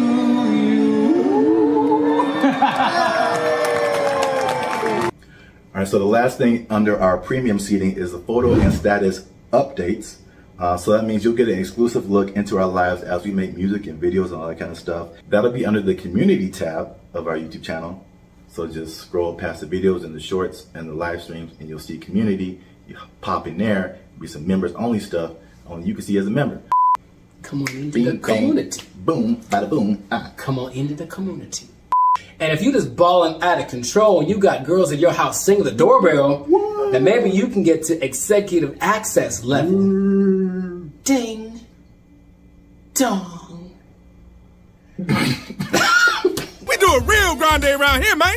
The first thing you can get is your name in the credits. So imagine how cool that is. We'll put your name in the credits of one of our videos each month as an honorary producer. The second thing is crazy, but we're doing it anyway because we can. Yeah. It's called teleprompter control. All right. So you give us something fun or crazy to say, and if it's approved, all right, don't make us being too crazy out here. Our parents watch this stuff. That's accurate. They tell me that all the time. If it's approved, we'll read it on our YouTube channel, straight up Ron Burgundy style. You stay classy, San Diego. I'm Ron Burgundy? Damn it! Who typed a question mark on the teleprompter? For the last time, anything you put on that prompter, Burgundy will read. And last but not least, oh my God, last but not least, discounted merchandise. If everybody likes a bargain, you'll now be able to shop for Bandit Future merchandise directly from our YouTube channel. And with executive access, you can save money on our official merchandise with your own custom discount code. So that's it, guys. Once again, we appreciate your support. You've gotten us this far. Less than 8% of all YouTube channels reach this partnership monetization stage. So this is like really big for us. We really appreciate you guys. And again, if you want to keep pushing Bandit Future forward, we really need your support. Again, it's not just asking for money. We're going to give you a lot of stuff do a lot of extra stuff on our part just as a thank you for becoming a member. So choose your membership level and help the boys out. Trying to get some cheese on the Whopper, you know what I'm saying? Okay. Yeah. High class, moving on up. Because if we don't succeed with this YouTube channel, they're gonna take our jobs. They're gonna take our jobs. He's over there now.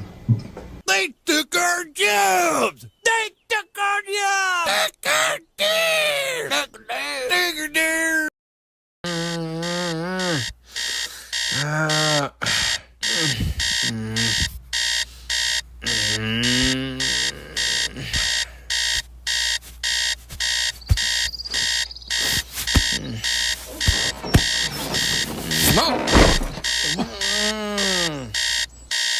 Don't wake me up.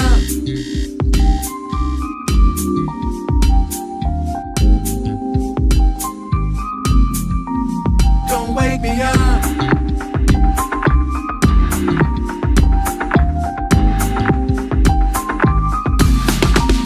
Don't wake me up. Just let me lie, 'cause I'm California dreaming. California dreaming. Don't bring me down. I wanna fly, 'cause I'm California dreaming. California dreaming. Don't wake me up.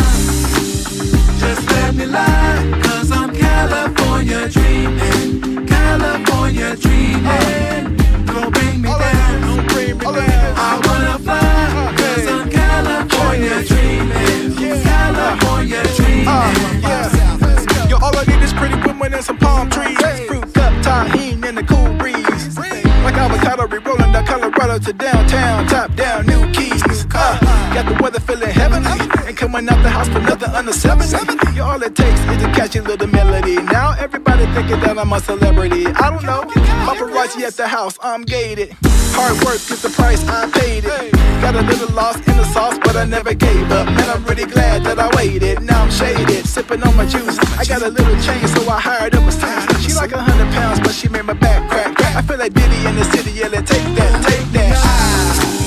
Just let me lie, 'cause I'm California dreaming. California dreaming. Don't bring me down.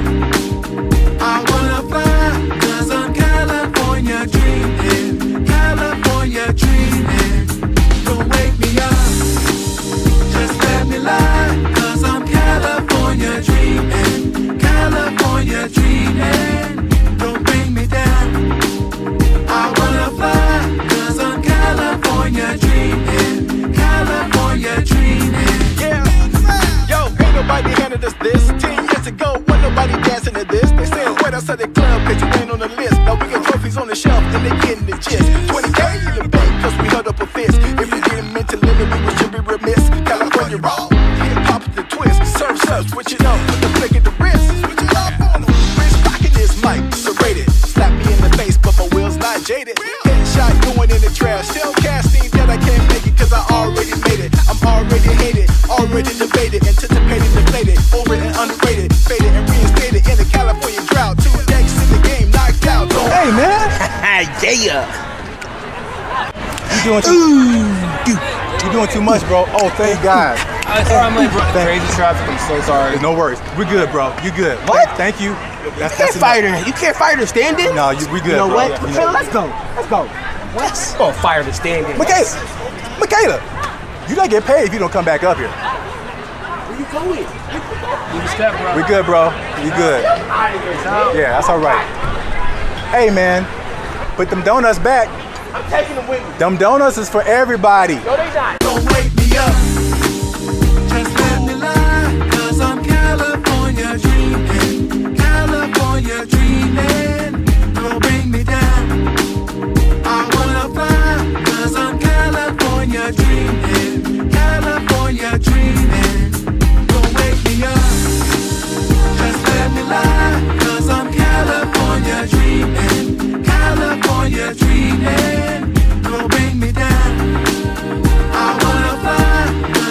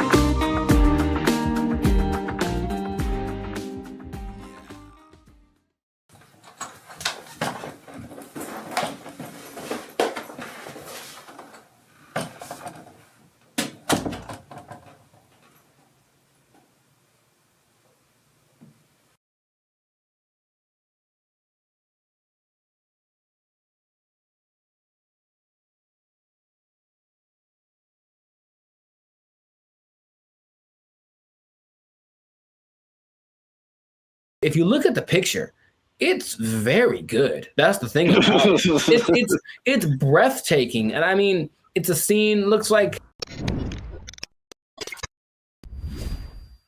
What's up, everybody? I'm Jericho, and this is Zap. We are the now 8-time international award-winning pop hip-hop duo Banded Future.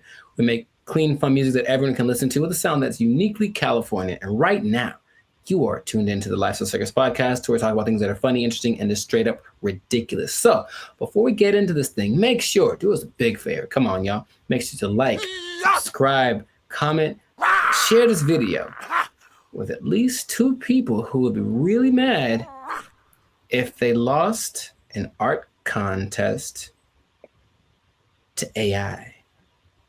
Because that's happened. It happened. So what basically in Colorado, there was an art contest in one of their state fairs. This guy, Jason Allen, said, you know, it'd be a great idea if I entered this art competition. Oh, wait, I don't know how to draw. That's gonna make it very hard for me to win. And then he said, you know what I'll do? Jason Allen first made headlines in 2022 when his AI-assisted artwork won a digital arts competition at the fair in Pueblo. Allen says it took him dozens of hours to create that work as he fed hundreds of prompts into this AI software, Midjourney. Now, there's a twist about this, so stay tuned to the end, because I'm going to tell you what the twist is that might make you change your mind about this. Because off the top, okay, what's your first thoughts? This dude enters an art competition where everyone was literally drawing and painstakingly coloring and shading and all this kind of stuff, and then he just turns in his AI-generated picture and he wins. How would you feel? What's your thoughts? I think I'd be upset along with all of the other people. It's a form of artistry. I use really colorful, artistic like words like elegant, opulent, lavish. But as the saying goes, a picture is worth 1,000 words. And his artwork receiving thousands of comments on social media calling the win unfair. That's what I was going to say, too. I'd be mad at him. And then I'd also be mad at the competition because, like, AI, it's still new, but it's like, come on. Like, make a rule. Yep. The first thing I think about is just, one, it's the slippery slope. Okay, you can use AI to win this competition. What about this? Where is it going to end? You know, there's no rules yet, so they're going to start making rules. The person who got third place was like, okay, well, she's being kind of sarcastic. So like, well, who gets the prize? Does it, the person who created the AI program, do they get the prize? Like that kind of thing? Because this guy didn't do it. I have a vivid imagination. Does he still get credit if he was like, well, I had to come up with the prompt and the specific wording and all this to make this happen? Therefore, I was part of the creative process. Therefore, I deserve to win this. Therefore, give me my trophy. I won. Tell him to bring me my money. Not only the trophy, he won $300. Oh. And he says he did not know that there was a prize. But I digress. It does feel a little bit like sampling, what sampling was, especially when it first hit the scene, because I didn't make the thing, but I'm manipulating it in my creative way to get it to sound the way that I want. So I still got to give, and then in that case, you know who did the original, and then you're still using part of it and how much is like fair use and all that stuff has been talked about for forever. But with this, it feels more like you are taking advantage of something, almost like going to a big warehouse of pre-made something. So in this case, there's every painting ever is in there, right? Because I think they download all the greatest painters of the world, and so they can emulate any style and all this kind of stuff. And then you just have to be creative with the way that you use it. And in that sense, you were doing something. It's a form of artistry. I use really colorful, artistic like words.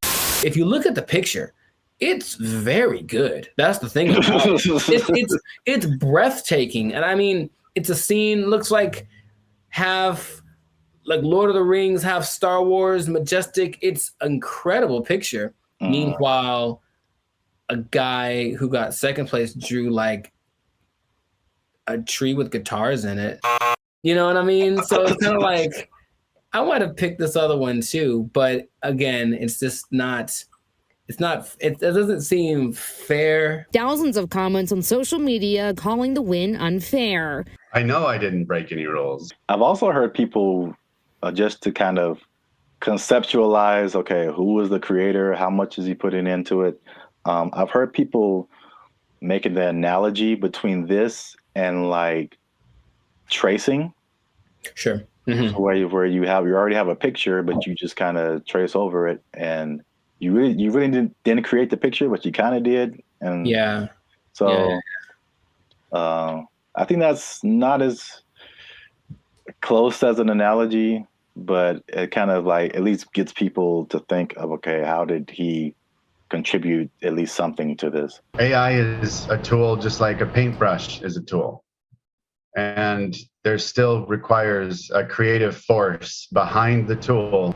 Something interesting, the people that were doing the story decided to go to AI and ask AI a question. I said, hey, AI, will you be able to replace humans as far as creating like art and stuff like that? And the AI said, no, AI will never catch up to humans without some kind of a connection to the universe. And that phrase again, everything it says, yeah, what does that mean?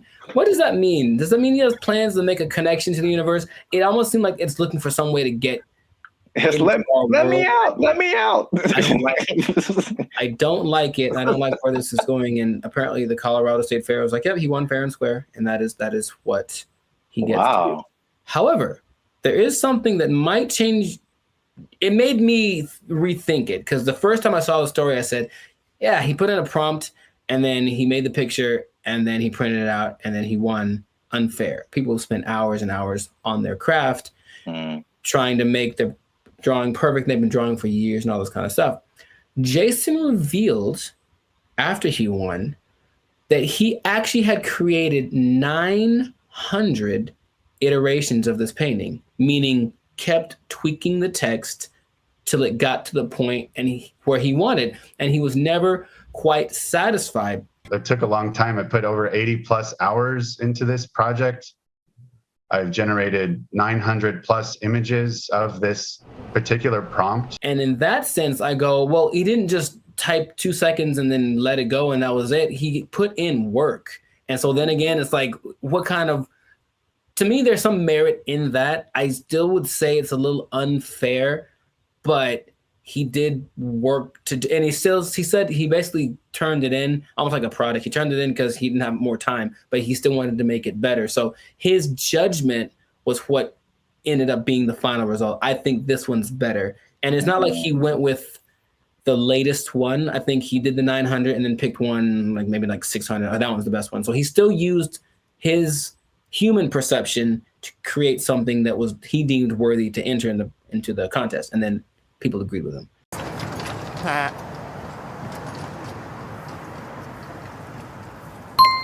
It makes me think for sure.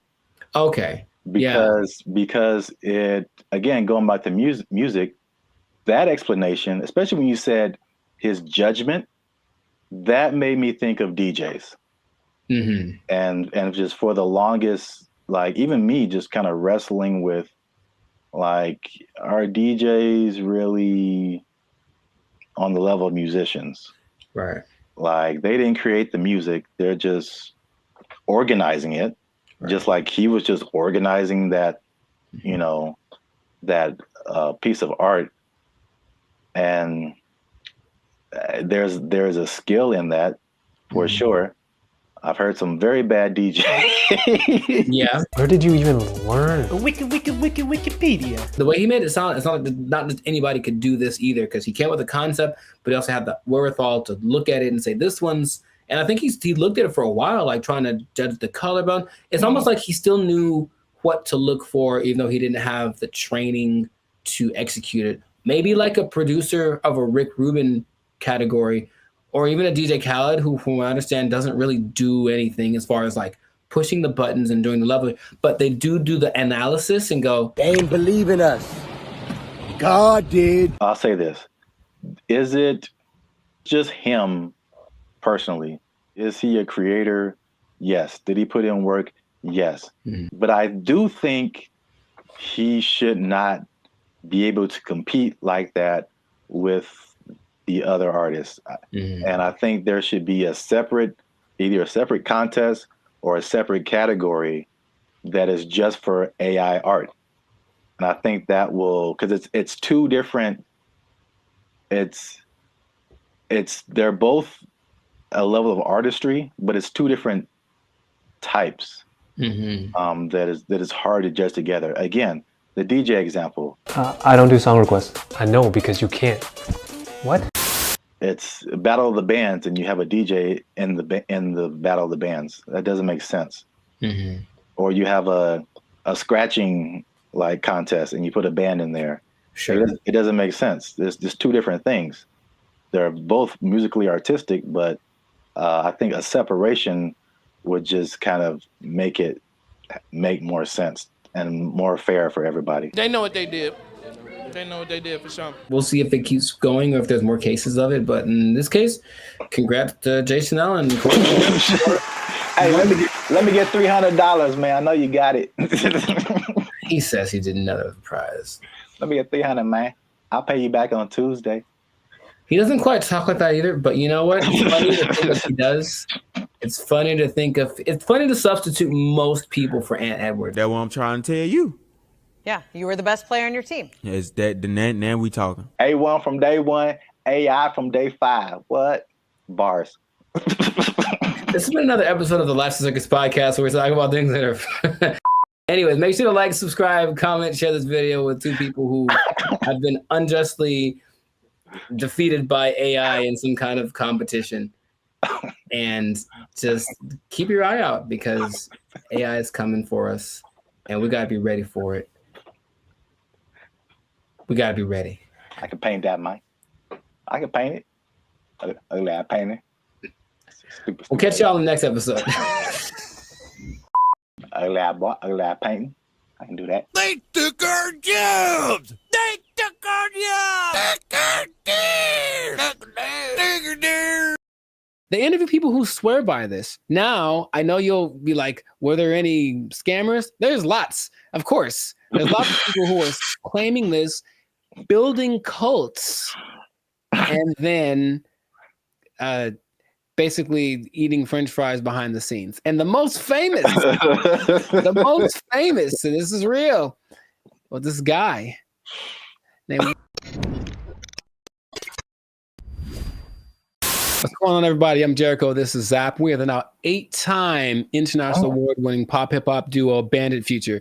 We make clean, fun music that everyone can listen to with a sound that's uniquely Californian. And right now, you are tuned in to the Life Circus podcast, where we talk about things that are funny, interesting, and just straight ridiculous. So before we get into this thing, make sure to like, subscribe, comment, and share this video with two people who are tired of eating, who want to find a different way. Did you know there's a different way? Did you know that there's an answer?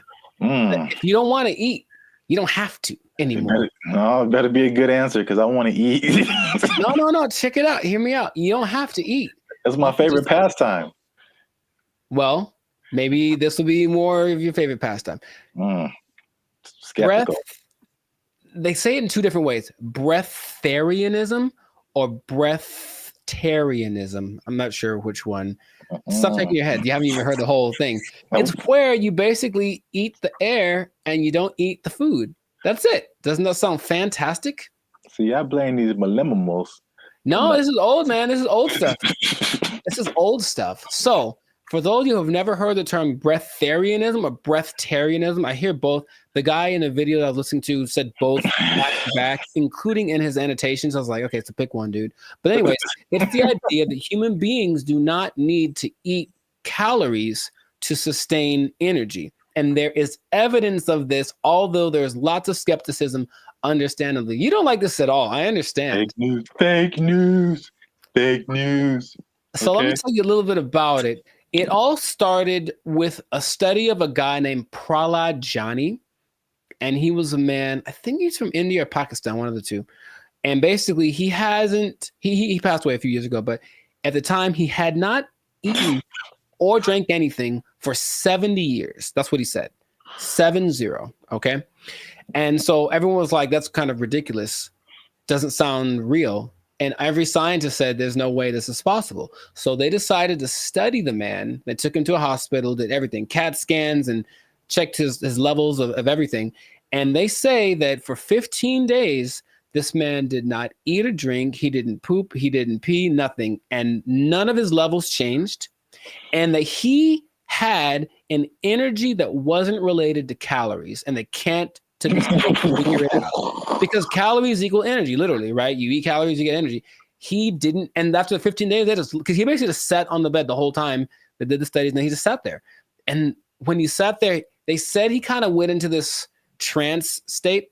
And what they say that a lot of these people do is they're meditating, but the meditation allows them access to a part of the human body that is actually able to process air and sunlight as if you were a plant. That is literally what happened. And then they let him go and he lived his life. There's other cases of this, but that's just kind of scratching the surface of it. So just off of the initial thing, y'all in? You ready to try it? You ready? You ready to jump in? Because you don't have to eat. You can just not eat. Yeah. I skipped dinner the other night, and I was so incredibly hungry the next morning.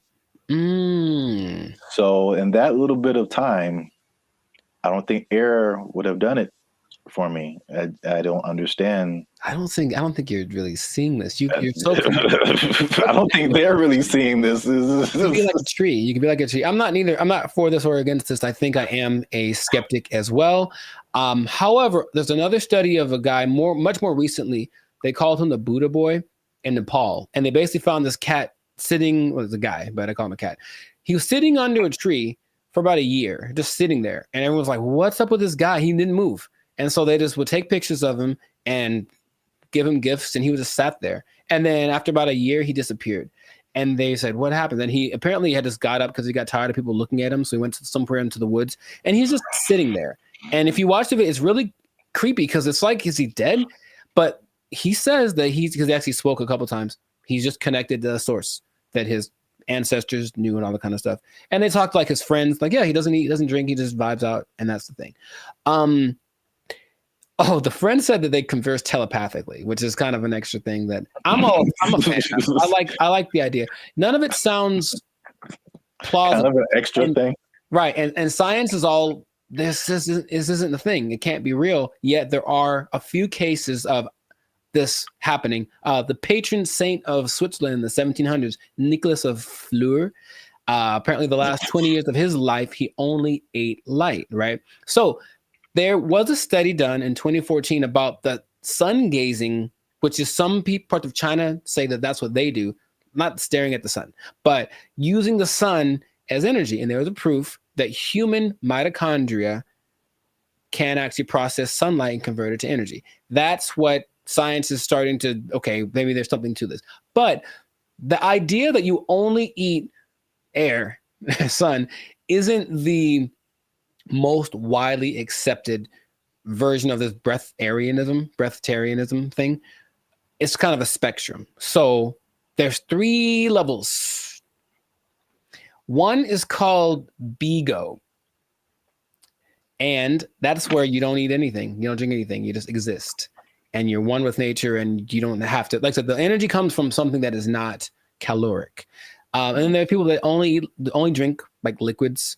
And that's like the second step of it. And the third is eating 200 to 300 calories a day, mostly just fruits or vegetables. So the only extensive study that did this was of a guy. They studied him for 410 days, and he was averaging about 200 calories a day. And he lost a considerable amount of weight, but he was fine, right? And the hunger thing is something that goes away after a while because your body learns to cope, I suppose. So it's kind of getting more popular as people are tired of maybe the Western way of trying to stay healthy or be healthy, the standard American diet, which apparently is leaving a lot of people with disease and things like that. They're looking for other things. So they're looking for this thing. Now, another term for this idea is seeking prana. And basically breatharianism is living on prana and taking energy directly instead of what we do when we eat stuff is we take the energy from the thing, but this practice just makes the energy coming directly to us without any middleman, basically. And that's the whole rundown, but they interview people who swear by this. Now, I know you'll be like, were there any scammers? There's lots, of course. There's lots of people who are claiming this, building cults, and then basically eating French fries behind the scenes. And the most famous, and this is real, well, this guy named Willie Brooks. And basically he built this cult up somewhere in the desert, somewhere in the United States. And one day somebody went to McDonald's late at night and they're like, that looks like Willie. Sure was. He got caught Big Mac handed, and they stopped following him because they knew he was full of it. But it is something that, like I said, people are looking to as maybe this is another way to live as far as prolonging life. Now, it doesn't mean you're not going to die. The initial guy that I mentioned, he died when he was 90. And if you looked at him, he looked fine. Like he wasn't jumping over buildings, but he could walk fine. He'd clear mind, all the kind of stuff. So it's just something that is starting to become, more people are trying it. More Westerners are trying it. Okay. So have I convinced you yet? Are you going to do it? Or what do you think is possible could be happening instead? Okay. There's, of course, maybe they're just eating at night when no one's looking at them. In your mind, any remote truth, any remote possibility that this is actually a thing that you or I could try and not die from. Science said we'd die, but science said that the guy that they had in the hospital would have been dead in 12 days, and he lived 15 and he was fine, and that's what they let him go. Like, there's no way we can keep watching him like this. But what do you think? Do you have any? It's a bad sign when, like, the more you keep talking, the worse, the more it doesn't make sense. Sure. It is, I will say this, it is intriguing. Sure. Because I am trying to figure out in my head, how is this scientifically possible? Mm-hmm. And the first thing I thought about was, okay, like you said, the different levels. You need liquids, right? Like as a base, I think. So, is there a way to, because there's moisture in the air, is whatever these guys are doing, is it like extracting moisture out of the air into your body and somehow providing liquids? This sounds really weird, but it's just like, right. Maybe there is some kind of something to this. Sure. Well, here's the thing. If anyone is interested in it, there is a channel on YouTube called Take a Deep Breath that really is more about breath work in general, but he explores a lot about the subject. And he interviewed probably the world's most renowned expert on the subject, whose name is P.A. Straubinger. P.A. Straubinger. And he basically says, well, we can go 3 days without water. We can go 45 days without food. We can go about 10 minutes without air. So in a sense, we're all breatharians because we kind of, when we're not eating or drinking, we're breathing. And his idea is that people that have access to just making the breath part kind of override. It's almost like, okay, for diet, what we need fat, we need protein, we need carbs, right? So let's just use all of one instead of a balance of all three. And so the breatharians, I don't know how to say anymore. Breatharian, I'm gonna go with that. Instead of eating, drinking, and breathing, they just take breathing and make that the only thing they do. So in that sense, it's like, that's really interesting. But it does sound very far-fetched. Would I ever want to do it? Not in a million years.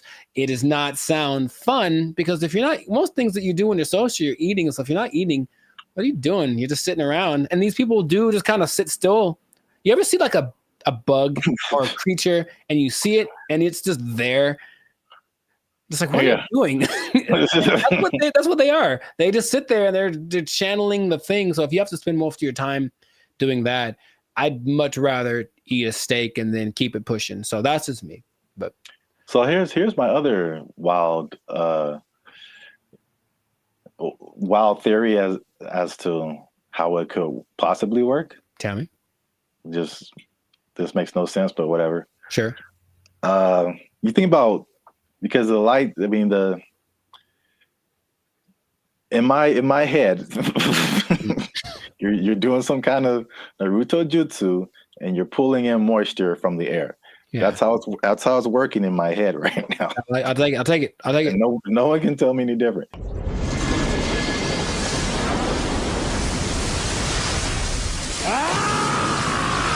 So now it's like, okay, you've got the liquid part. What about all the solid, like protein, all that kind of stuff? I'm thinking about all the microscopic organisms that are around us, all the bacteria, all the stuff that's on us. I read something the other day that was just like, there's all these things on our faces. Yeah, everything. There's just like thousands of these little whatever. And then there's stuff all in the air. What if they're just like focusing so hard on the breathing that they're like intaking all of these microorganisms that have all of this stuff that we have with food? So basically it's like they're eating all the time, just microscopic versions of food. So they're whales. Boom. You heard it here first. People. Boom. I wish I had a mic. Where's the microphone? Breatharians or whales? That's what I heard. Nobel Peace Prize right here. Give it to me. I don't know if pieces of the thing you get for this. I feel like the riots in the street. Guess what, everybody? Closing down KFC and Popeyes because you just open it up and walk around. Oh, what if you opened an air restaurant and just charge people $20? People would go. I know people would go. All right, that's. Oh gosh, $20 all you can eat. It's the purest air from the mountaintops of Sweden. Well, I think that this is a fascinating thing that if people want to investigate more, go for it. But like I said, I'm not going to try it. So if you do, leave a comment that says you tried it and that you're going to live forever because you found Nirvana. I'm not sure. Live your life. But this has been another episode of the Lifestyle Circus podcast. So make sure to like, subscribe, comment, share this video with someone that you think will find it interesting, and just keep this in mind. All right. Let's hit home. If you don't eat, you don't need to buy food. Well, yeah. If you don't need to buy food, maybe you don't need a job. You don't need a job. You don't need a job because you don't have to buy food. You just eat air. Oh, it's not possible. They took our jobs. They took our jobs. We want more money. Higher minimum wage. That's right. That's what's happening right now. People.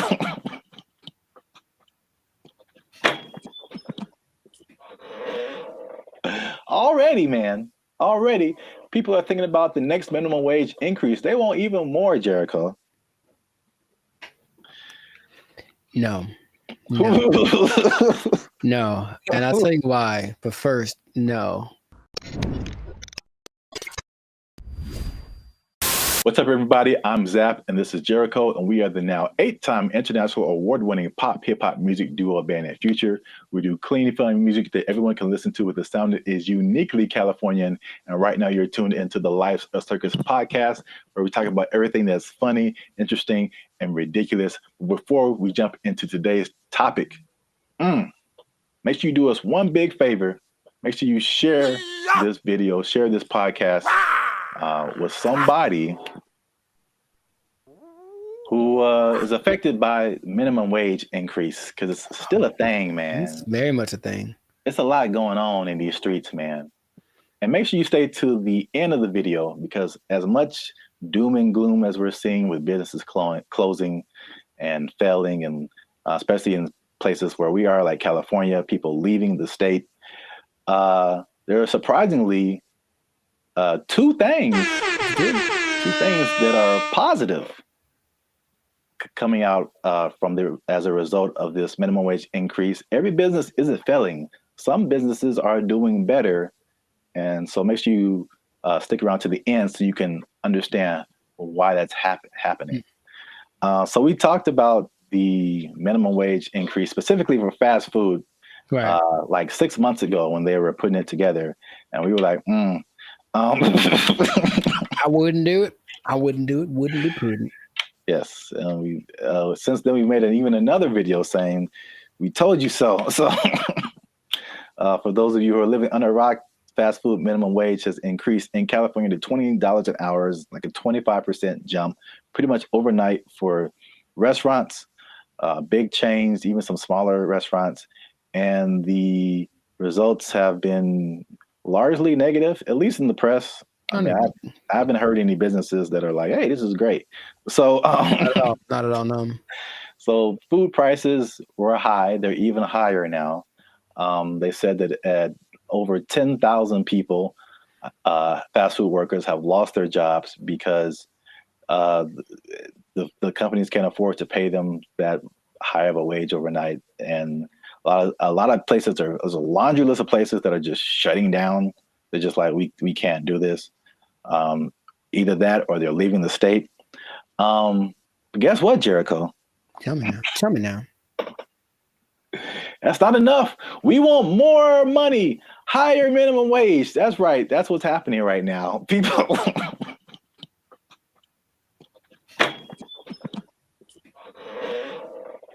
Already, people are thinking about the next minimum wage increase. They want even more, Jericho. No. No. And I'll tell you why. But first, no. Okay. Here's the thing. Raise it. Just keep going up. I'm pretty sure among the things that have gone up because of the minimum wage increase is like OnlyFans subscriptions, like stuff that no one needs. Like, I highly doubt that anything is really improving. That's a good idea. You know what I mean? So I feel like you can't. I heard something really recently, and it made a lot of sense. It said if you decided to give everybody in the world the same amount of money, so somehow take it all literally and just even it all out, so everyone in the world, all 8 billion of us, get the exact same amount of money, within 20 years, it would be distributed exactly the way that it is now. I believe that. Because, people don't know how to do stuff with money. So, no, you don't get more money because you're just going to do the same dumb stuff you're doing with it that you did before. And how much is a Whopper now? Like, forget it. Like, it's just going to be ridiculous. What kind of, I know we're not living in the days with like, oh, going to see a movie and the soda and a pop and a nickel. I know that's in the past, but you can't keep paying people more. You have to teach people to be smarter with their money. That's all. Take it up higher. How much they want? Okay, go for it. I'm glad you asked. So fast food minimum wage, the workers have already unionized and got $20 an hour, which is silver dollars over the regular minimum wage. Right. Long Beach hotel workers have argued for a $23 an hour wage. And this next one makes sense because we've seen it firsthand. Because as Band of Future, shameless plug, we do some shows in San Diego. All right. So nice. If you're ever in San Diego, come see a Band of Future show. But San Diego wants to raise the minimum wage for hotel and other service workers to $25 an hour. And I was wondering what happened because I'm like, ooh, inflation. Because we were like looking at hotels in San Diego, and I'm like, man, these got a lot more than last year. Mm-hmm. And now I know what happened. Janitors want $25 an hour, man. Clean them toilets, sweeping them floors, man. They want. I think janitors should get more than fast food workers. That's for sure. I really do, because I can go make my own burger, but if I go to an establishment, I want it to be clean, and I think the people that clean it should get paid. It's all about, I mentioned this before, you should get paid for the value that you provide. And fast food is just making us all fat and sick. And janitors make stuff clean, which is great. So yeah, pay them more. I'm not sure how much they get now, but pay them more and take it out of the fast food workers. That's just... That's an interesting take, I guess. It just kind of like took my mind somewhere. Because your viewpoint is, and I heard you say this before, you should be paid based on the value that you provide. Yes. As opposed to the skill sets that you have. So I feel like if you think janitor, fast food worker, it doesn't take, in my opinion, as many skill sets to be a janitor as it does to be a fast food worker. The fast food worker, you have to have people skills. You have to be able to talk to people, interact, be friendly, all that kind of stuff. You have to have some math skills to run the cash register. You have to have just skills in terms of food preparation and something like, I think you have to have like a food handler's license and all this kind of stuff. So there's a lot more skills involved than being a janitor. But in your opinion, the janitor provides more value than the fast food person. Yeah. And if you had 9 PhDs, okay, you went to school for a long time, you're very smart, and what you got PhDs in doesn't help us at all, you shouldn't get paid more than anyone. Why would you? What are you doing to help? Right? To me, I watch them all the time, and I'm really grateful at the gym, for example, which is a disgusting place. Think about it's disgusting without the janitors. If they weren't there, think about how gross it would be. Or oh my God, the bathrooms at the beach. Oh my God, I get like PTSD going to some of those places. And I remember the last time I went to Venice, there was a person like cleaning them as people were standing in line. And I'm like, that's one, disgusting. 2, thank you. How much you getting paid? You deserve more. We all need you more than we need somebody to get our Big Mac done faster. I really think that's true. So yeah, I would, if I ruled the world, I would pay people based off of the value. I'm kind of with you, but I'm kind of like trying to play the devil's advocate. Like, oh, I understand. And of course, the system we have is that you went to school for more time for this and that, or you were required to think more, whatever the thing that is, whatever the commodity it is that you acquired, that's the thing that you should get paid for. And my position is that sometimes, sure. But also, no, definitely not. I need the janitors more. I need the people that rake the leaves more. The people that make sure that the streets don't have potholes. We need them more than we need. Remember, maybe I'm talking about necessity versus convenience. Like I can make my own burger. I can go put together a Chipotle style burrito if I want to. All the ingredients are at the store. I just got to try, right? But I can't fix the street. I don't know how to do that. So if you know how to do that, you should get paid more than someone. Oh yeah, yeah. So it's something to think about. Yeah, an idea, but that is how I feel about it. But wait, there's more. 25. Well, that's a lot. 23, 25. That's a lot. San Diego Community College District has already raised its minimum wage to $30 an hour. And I think it's just community college employees, I think, something like that. Okay. And then the Los Angeles airport workers want $30 an hour by 2028. So the train is moving fast, man. Well, sure, but the question is still, where's the money coming from? I think it's just going to get more. Well, this is the problem too. So I read an article by some guy. I don't remember his name. I'm sure he's very smart. Good view, smart guy. He is the person who pointed out that, you know, there's a couple of things where businesses are actually doing okay with the minimum wage, but he said, like, obviously this is not a long-term solution, because you think about, okay, minimum wage, and you kind of touched on it. It's like, what are you spending your money on? And then for like 99% of people, what are your biggest expenses? Food, shelter, transportation.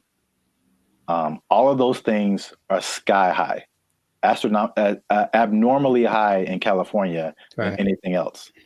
And so I don't necessarily think people are just wasting their money on whatever, but it's I mean, they could be, but I don't know the life. The fact still remains that there's a for real housing shortage. The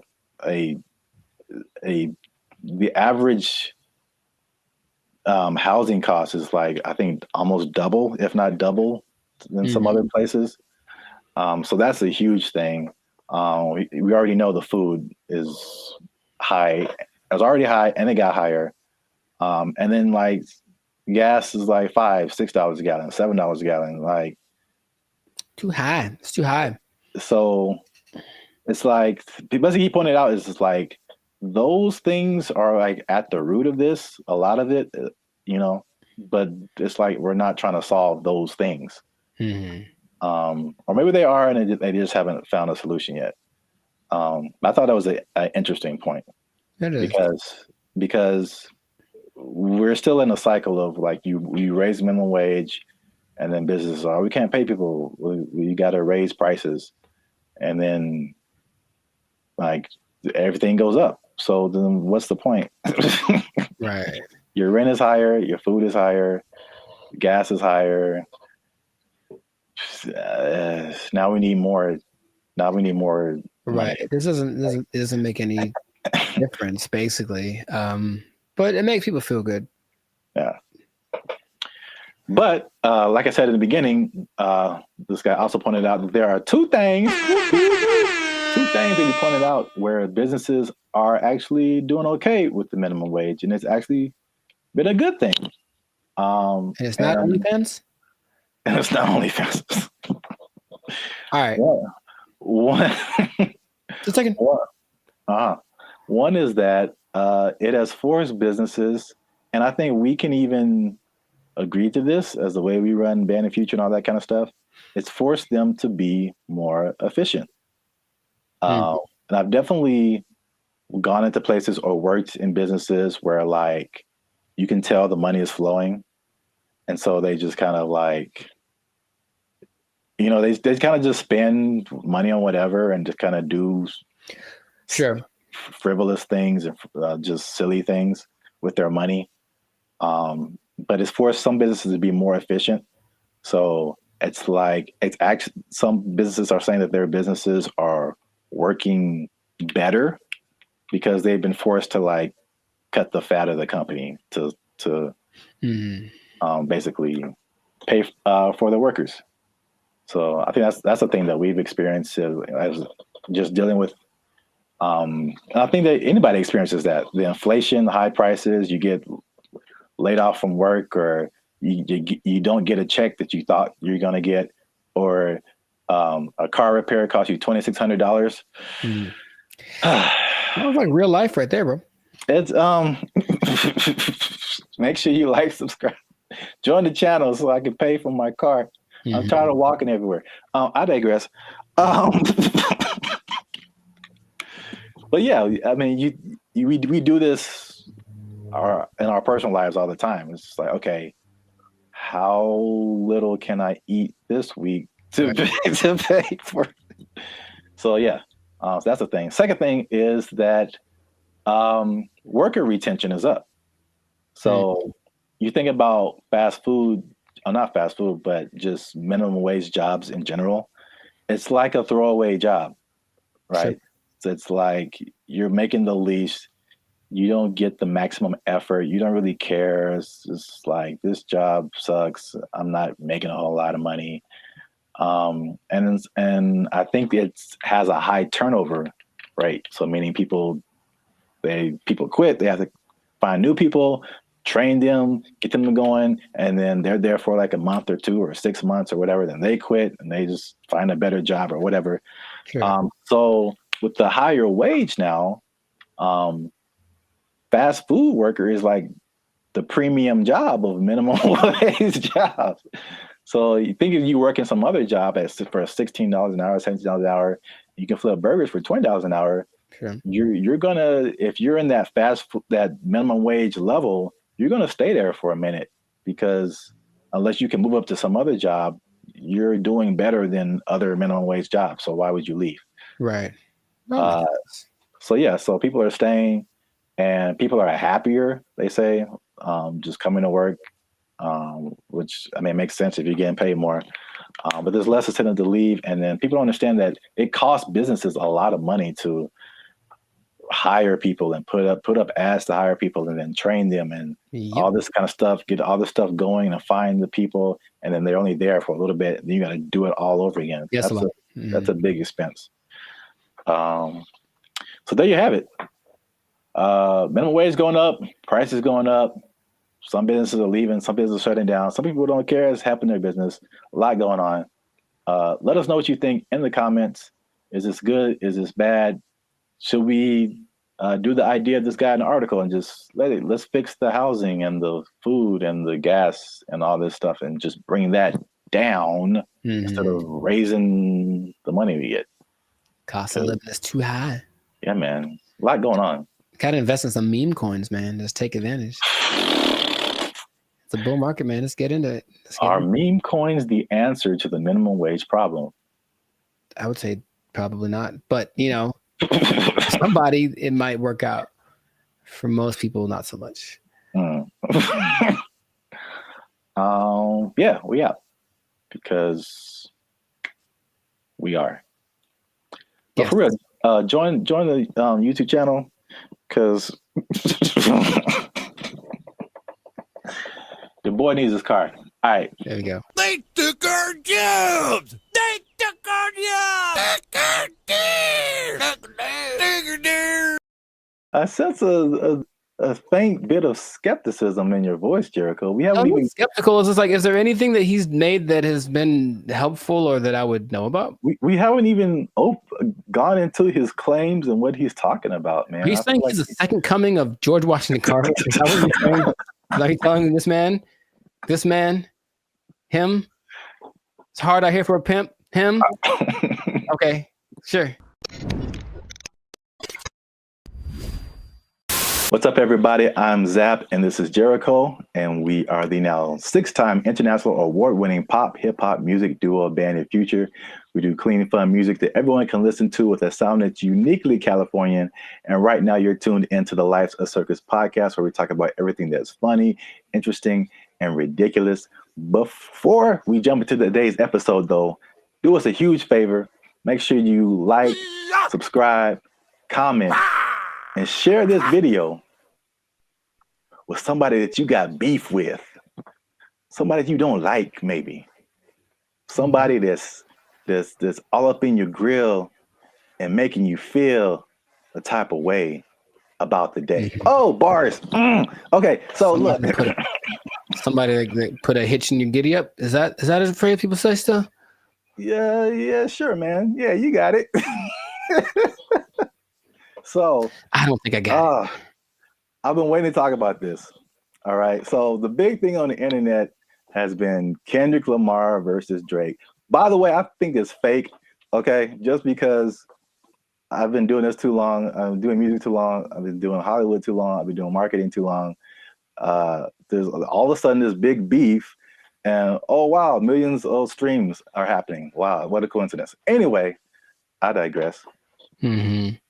What if I told you, Jericho, that the Kendrick Lamar Drake is not the biggest beef on the internet? I would believe you. Let me rephrase the question. Okay, go for it. You are probably right. What if I told you that there was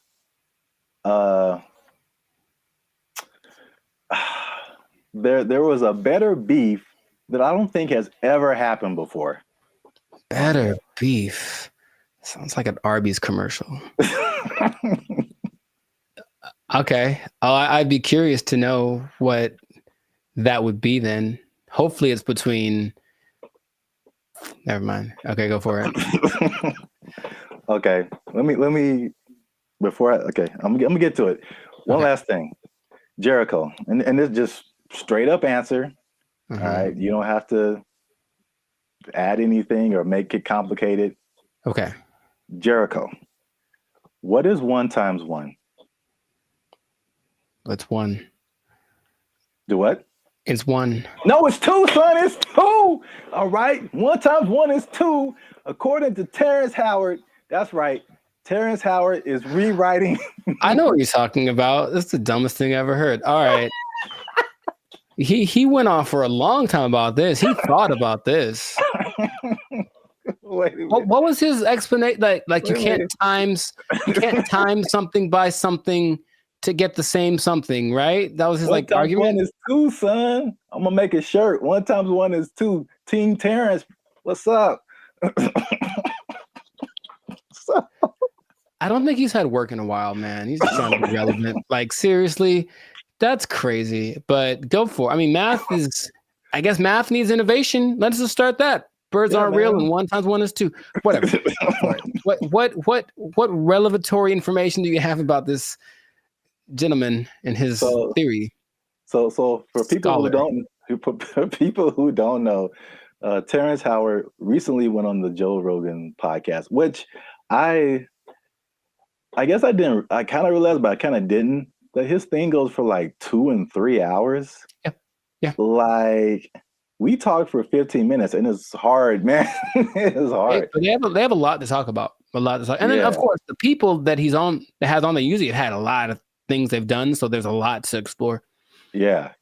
And I only, when I watch it, I only see clips of it that people made. So I'm thinking, oh, that was the podcast, and it just, then I see the whole thing and it's like 3 hours. I'm like, who watches the whole thing? Yeah, watch a 3-hour podcast, but that's intense. Yeah. But anyway, yeah, Terrence Howard went on there, and it gave me Cat Williams vibes, like that level of like, well, this just came out of left field. It's just like shocking. But he was talking about things, complex theories, scientific thoughts, things about the nature and universe, matter and energy, mathematics, and just like all this stuff that has nothing to do with acting. And there was a lot of, I definitely didn't watch the whole thing, so don't use this as a video to like sum up everything. But I didn't know that he was even into all this stuff. So smart guy. Yeah, but I mean, there's smart, and then there's like talking about the theory of relativity smart. Like that's just he's like Jaylen Brown smart. Rewriting mathematical equations, and I'm just like, all right, cool. We got to have a couple black geniuses, him and Jaylen Brown and Kanye. Well, anyway, hashtag too soon. So Howard holds 97 patents. Do you know that? No, that sounds like something that he would tell people at a party. I sense a faint bit of skepticism in your voice, Jericho. We haven't even skeptical. It's just like, is there anything that he's made that has been helpful or that I would know about? We haven't even gone into his claims and what he's talking about, man. He's saying he's the second coming of George Washington Carver. Is that what you're saying? Like telling this man, him. It's hard out here for a pimp. Him. Okay, sure. 97. I didn't know that about him. That's cool. It's 97 expensive to patent things. It is. So I guess that acting money helped out. But he believes many of these patents will, of course, change the world. Some of his notable patents include advanced designs in metallurgy, I think I'm saying that right, chemical engineering, and innovations in flight technology. So at the very least, the man is doing things. Yeah, sounds like it. So, but what really shook up the internet was some of his claims. All right, so we're just going to go through a few of them that this is kind of tough to talk about because he's talking about things that are beyond most people's comprehension. Sure. And so there's a lot of things that he said or a lot of words, even words that he used that are just not in common vocabulary. But I tried to pull together some synopses and just kind of put it in more lay terms, I guess. Okay. Some of them are just straight up. You can just tell. Like, let's see what Mr. Hustle and Flow's got. I don't know if you saw this part of the podcast, but his first claim is that prenatal memories are real, which most people don't think are, but he debates it, and some other people have debated it. But he said he remembers being inside of his mother's womb. Don't make me laugh. He described detailed memories, such as seeing his hand in utero, and he said he remembers being circumcised as well. I feel like that there's some truth to that, and without having ever studied it, just because it's one of the questions I ask a lot of people when I meet them and I want to break the ice. I ask people what their first memory is. It's just a curious thing because it feels like literally at some point our brain just started hit record. Like this is hitting record. It's all of a sudden like we were playing and nothing is, and all of a sudden something happens and boop, and now it's on, right? So for some people, it's a lot further back than one would think. I don't think I've ever spoken to anybody that said like in utero, but super young breastfeeding, like they remember stuff like that. They remember this. So I don't know if with the 8 billion of us that there are, if some of us aren't capable of remembering that kind of stuff. I guess my question is like, okay, so then what does that mean? Is there something that leads to? Because that's what will interest me. If that means, that means we can turn on the access point of the brain. If if it's just something to talk about, then I'm like, okay, that's cool, I suppose. Well, I don't think any of his stuff is just stuff to talk about. I think from the overall thing that I got, and then we go into more of his claims, but it's just what I thought was interesting was just the way he sees the world, especially as a creative. It's just a different. It's challenging what has always been like the norm, and just different ways of looking at things. That's cool. So at least on that one, you were kind of like, that's not too far-fetched. Not too far-fetched. Okay. The next one is it might be a little bit beyond me, but again, I still kind of understand and relate. But his next claim is that the universe is built on waves and not particles. He says the fundamental building blocks of reality are not particles but waves. He says this perspective aligns with some interpretations of quantum physics, and his fascination seems likely to stem from the works of physicists like Niels Bohr and Erwin Schrödinger, something like that. Sure. So again, like he's not alone in this. He might be a minority, but people who deal with quantum physics feel like this could be true. I was going to mention that there's something I've read about. It's almost like there's things that I acknowledge that are interesting to me that I wish I had like the mental capacity to process, because I don't think it's a bit above me. But I have read something about like this wave particle experiment where it proves the importance or the impact that watching something. It's a particle experiment. They shoot some kind of electron waves at a target, and depending on whether they record it or not with like a camera, the result is different. Now, how do they know that it's different if they didn't record it? I don't know what they're talking about, but it makes it seem like objectivity has an impact on the way the universe works in general. So I'm looking at you, one thing can happen, or I guess that means that if I'm not looking at something, it could be doing something different than if I was looking at it, which again, what's the point? But that idea is like, I don't really get it, but I'm like, that's an interesting idea. So waves and particles, would that make the universe? Again, my question would be cool. I honestly want to talk to him about it. Maybe just stare at him while he talks. But what does that do for how we understand the world if that is true? If waves instead of particles are what created? Yeah, I feel like that's a bit beyond me. But I feel like I mean, it sounds like you're trying to get some practical use out of it, but it's just like, okay, the things that we know about gravity and aerodynamics and stuff like that, by learning that stuff, we can fly planes and helicopters and stuff. Sure, yeah. And so there's some kind of use, I think, in saying it's waves and not particles. I don't fully know how to interpret all of this stuff and to make it like, oh, okay, we can do this now. But I'm sure like that's a kind of genius level, sure, right, kind of thing. Once you can know it and then can do something with it. Right. If it means I can surf to Mars, I'm down, bro. That'd be so sick.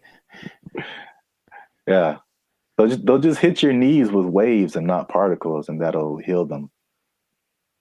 I'm down for that also. Does anyone out there have answers for knees? Your boy's going through it right now, so yeah, let us know. To continue on this is probably it's probably the last one that just I kind of still didn't. It's too far above me. Mm-hmm. He said gravity is fake. So he said that there's an inward and outward force that shapes planets without relying on things like gravity and dark matter and dark energy. Which this one is kind of big because he challenges Newton and Einstein, like as far as gravity being a fundamental force. And I know what you're doing. I know what you're doing. I know I know what you're doing. It's fake. Fake news. Fake news. That did not fall. Okay, people. Okay. That did not fall. That was fake news. Gravity is fake. Okay. All right. I'm not gonna do it again. I wouldn't even know where to start with that. That is an interesting idea. If there's another force that's not gravity, then what is that? What is that inward force? Because to me, that inward force is what's called gravity. Is it not? I don't know, man. Okay. I don't know, but I really want to understand. I really want to, because there's stuff, even like the 1 times 1 thing, like I don't know how I feel about it, but I can at least understand why he would say that. Once we get to that one, but the gravity is fake thing, it's just like over my head, I think. Yeah, no, I wouldn't even. But when he talks about an inward and outward force, for any anime nerds watching this, I thought about Pain in Naruto, and he has like that universal push and universal pull. Yeah. And I like gravity. Yeah. Yeah. So maybe the answers are in Naruto. Maybe they believe the same thing. I don't know, man. This is just, I just find it funny, obviously. Yeah. Sure. It's interesting. I wouldn't know where to begin with that. Just someone coming out of nowhere and just challenging everything and everyone like we've ever known. It's like, you all are wrong. Gravity isn't real. I mean, it helps me that I only think about him as the Hustle and Flow character. Yeah, that adds another layer. He's stuck in that role to me, so he can say all he wants, but he's saying this. I only saw a portion of that podcast, so I know what he talks like. To me, he's still talking like that character on the podcast. So. Yeah, he definitely has that like typecast, or like his role in Avengers was like, was it War Machine? I forgot he was in that. Yeah, he was like the first War Machine. It's like, War Machine said there's no gravity. For the record, I prefer Don Cheadle. Just saying. I thought they were both good. Oh, okay, well, I don't remember Terrence, but okay. Next one is that straight, again, along with gravity not being real, also straight lines are not real, Jericho. And this is the one I can understand. All right, so this is his explanation. He said, when you view something from the correct perspective, or you view a straight line from the correct perspective, you'll see that it's not straight.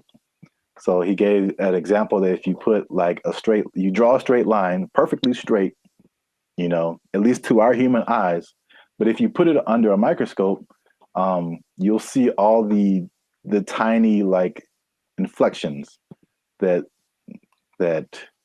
don't make it look straight anymore. So basically, these are all conceptual things. He's basically trying to get us to rethink geometrical concepts. Again, why I don't know how that applies. That I would say, how does that help us? Terrence, how does this help us specifically?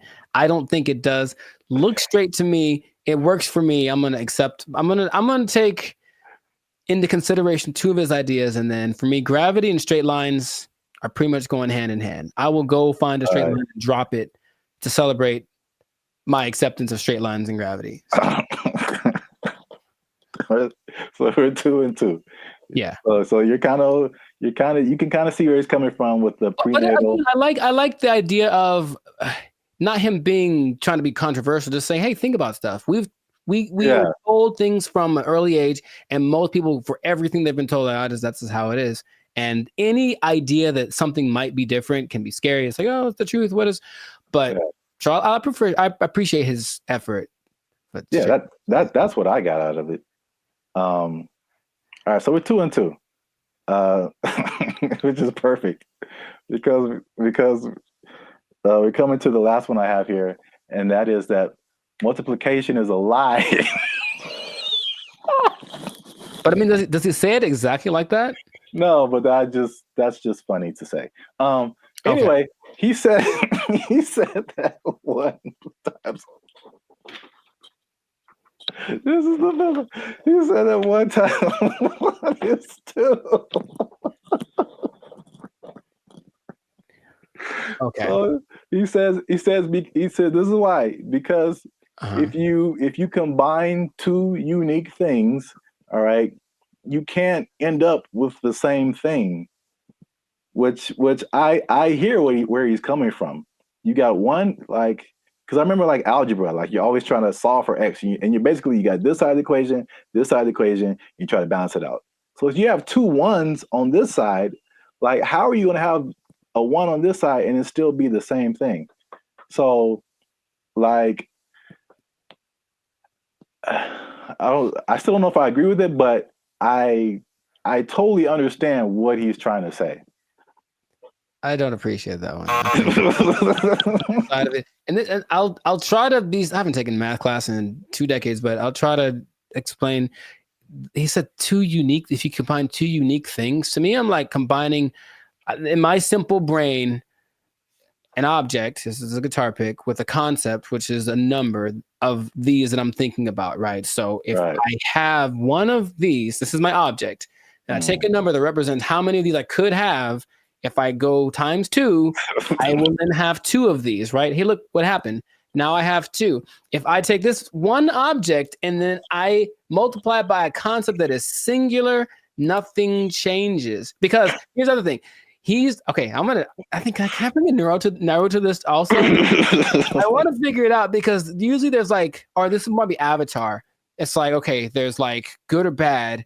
So something has to be one or the other, positive or negative. And then there's a guru, the guru on the mountain that made him drink the banana onion juice. He said there's also a neutral.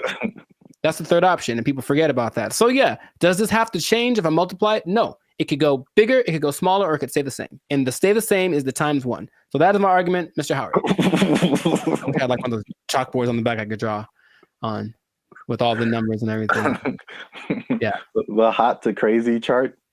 You remember that one guy? Oh, nice. I appreciate that, man.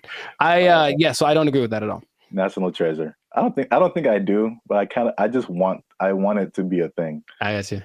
That's deep down. I want 1 times 1 to be 2. If enough people talk about it, it'll become something. Yeah, if enough people talk about it, it'll become something. I really don't think that it's important again, it's just like What do you what? mean? Look, they're ready to change math with that Common Core stuff. Oh yeah. Everyone's all messed up, but the kids nowadays are gonna be just so stupid. All the math is wrong, and so now they're gonna throw this in there. Like, by the way, 1 times 1 is 1 or 2, and then what? Because no, okay, ha. Another thing. So if that becomes true, that's just hypothesize. Then wouldn't that change everything? Because you can't just change one thing without changing other things. If there's the fundamental concept that 1 times 1 was 1 and now 1 times 1 is 2, doesn't that somehow affect everything else? I think so, but I'm not sure. I don't want to really think about it. I just want to.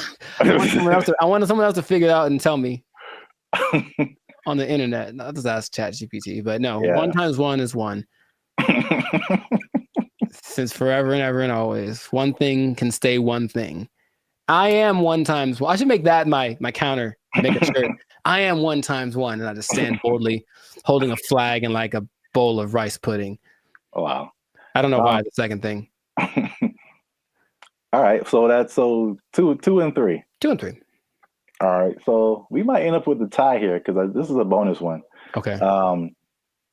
And this is probably of all these things, this is the coolest thing. At least one of the coolest things I think he said. Okay. Was just like kind of opened my mind a little bit. And he said that the periodic table is structured incorrectly. I mean, again,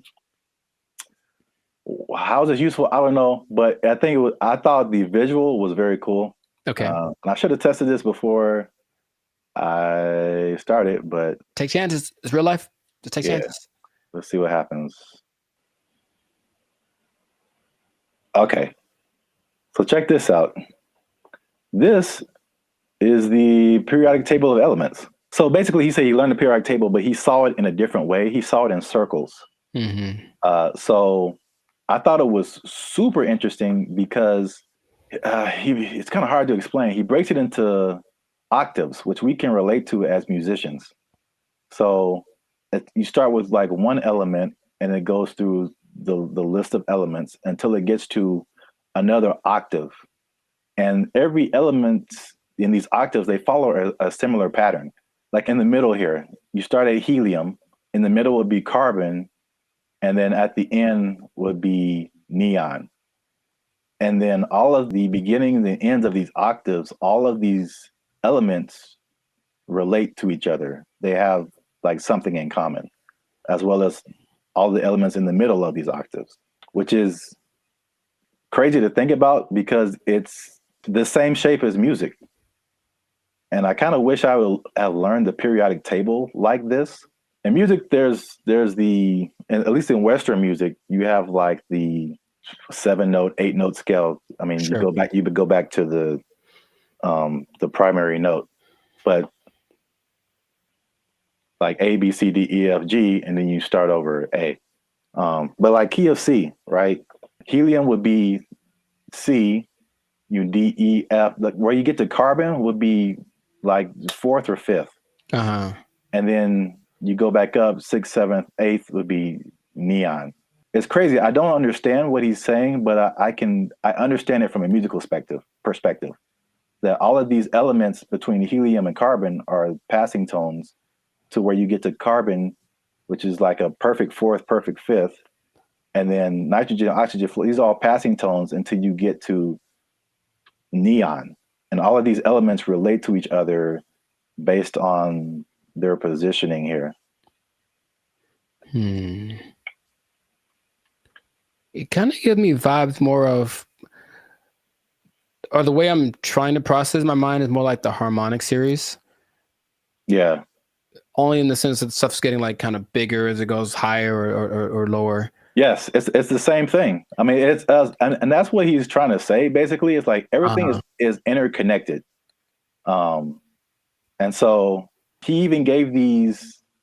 This is getting like super nerdy, but every note has a like a measurement to it, basically a measurement of vibration that we measure in hertz. So, the 100 hertz, there's 400 hertz, there's 800 hertz. And so each one of these elements, like he gives a hertz number to it. And he says it's the same thing with colors. These are all on they have a color associated, they have a sound associated to it, there's a vibration associated to it. And this is just like a visual representation to see like all this stuff is all the same thing. Mm-hmm. Music, color, light, element, everything around us is these octaves, these spirals, these circles. We just keep going in circles. So where like there's certain notes that go together in music and there's certain notes that don't. And the same thing happens here. There's certain elements, like if it's the first and the fifth or the first and the fourth, like they go together. But you have like tritones in here, the elements that like don't mix, or, you know, like oil and water kind of stuff.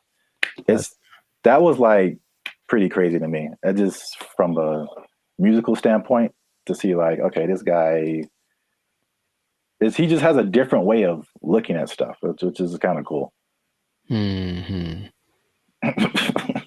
Now that we've lost everyone on the podcast, let us know what you think.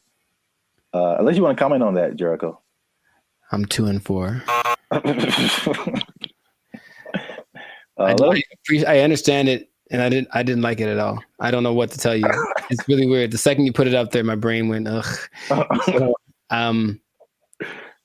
maybe if it looked, I think it's more of an aesthetic thing. For some reason, the way that looked specifically made me go, I don't like that. Really? Yeah, I don't like it at all. I would have loved this in school because I can like, it was just music, and then I get it. I didn't really like science. Oh, well, I never did. You have to learn the periodic table? Yeah, we had to memorize it. I don't think they cared that much in California because I think we kind of glossed over that. I remember we had to learn a couple, but not like the whole thing. All right. Well, let us know what you think. This has been another episode of the Life Circus podcast. Is Terrence Howard crazy, or is he a genius? Is it somewhere in the middle? I forgot to talk about the beef. He has a beef with Neil deGrasse Tyson. I didn't bring that up, but it's a thing. Oh, are they gonna do like a Jake Paul, Mike Tyson thing? Man, I love it. But I should have brought that up because he basically sounded the stuff to Neil deGrasse Tyson, and Neil deGrasse Tyson was like, "No." Basically, I would trust Neil deGrasse Tyson more than Terrence Howard for sure. So on the podcast, he said that Tyson attacked him by saying no, but it was probably the most polite diss track that could ever be put out because he just basically even complimented him in his, rebuttal of his theories or whatever. But I'm sure he respects the fact that he's trying. I think that helps. Yeah. He basically disagreed with everything, but he said like, yeah, this is cool. You have a certain level of whatever. Mm-hmm. It was very complimentary diss. So I don't know where he got the attack part from. But let us know what you think. Is he right? Is he wrong? Is this a cool way of thinking about stuff? Did you know all this stuff about Terrence Howard? 97 patents is crazy. Yeah, leave a comment. And 1 times 1 is me. Imagine. In a shirt. Yeah, let's just go with that.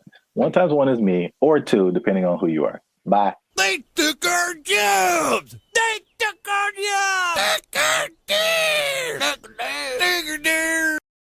As long as there's money, I'm getting there and there's money there. Right. Like, yeah, let's go. Yeah. But if I'm like just dumping out my life savings to like take a picture with an elephant and then come back, bruh. For some people, they think that's worth it. They think it's well worth it. No way. But I need to get paid, son. What's up, everybody? I'm Jericho, and this is Zap. We are the now 8-time international award-winning pop hip hop duo Band of Future.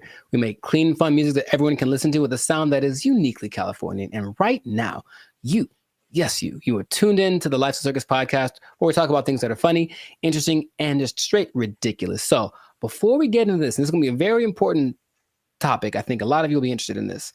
Make sure to like, subscribe, comment, and share this video with at least 2 people that are interested in becoming a digital nomad. We want to talk about it. We're talking about work. We're talking about jobs. We're talking about moving. We're talking about all the things that seem so glamorous, but maybe there's a dark side to it. I don't know. We should get into that. But you got to stay tuned to the end to find out what that might be. So right away, digital nomads are one of the most Well, it peaked in 2021 right after the pandemic, but it's still one of the like professions, and that's an umbrella term, but professions that's growing the most in the last 10 years, right? I didn't know this. People started doing this as soon as like 1997. I guess once internet connection started to get decent, people were doing this. But around 2014, what happened up? I got a question. So can you back up and just for anyone who doesn't, like what is a digital nomad? Oh, people don't know what a digital nomad is nowadays? Some people don't know. Makes sense. Okay. A digital nomad is a person that has found a way to live abroad, basically using technology. So in 1997, when internet started to be pretty available anywhere, people could offer services online and work from a different destination than where they're from. So you could be from America and go to Bali, for example, and work from there. And that starts to become really popular. And so now a lot of people do it. And there are many programs that will say they can teach you to be a digital nomad if you want to basically ditch the 9 to 5 and go live abroad. And it always looks very glamorous from the people. I know many people that do it personally, and they typically post the pictures of them lying on a beach. And the idea is that you can work from anywhere for 2 or 3 hours a day, doing your nice, whatever cushy job, and then enjoy living in another country. And that is a really cool idea. And that is part of the reality, but there's also a side of it that can be more difficult to overcome that people don't tend to think about. So we're going to get into all of that. Zap, have you ever considered the digital nomad lifestyle? I don't know why I said it like that, but I know why you said it. Ooh, do it again. I have thought about famous, don't you? All right, never mind. What? Huh? I've thought about it for sure. I don't think I have had jobs where that's a possibility. Sure. And also, I feel like those types of jobs wouldn't be the jobs that I would like. Mm-hmm. Because it's basically, digital is just you and a computer. Yes. So, a lot of what we do is not staring at a computer screen all day. Right. The typical idea of a digital nomad is somebody sitting in a coffee shop working for 8 hours a day or 6 hours a day or whatever.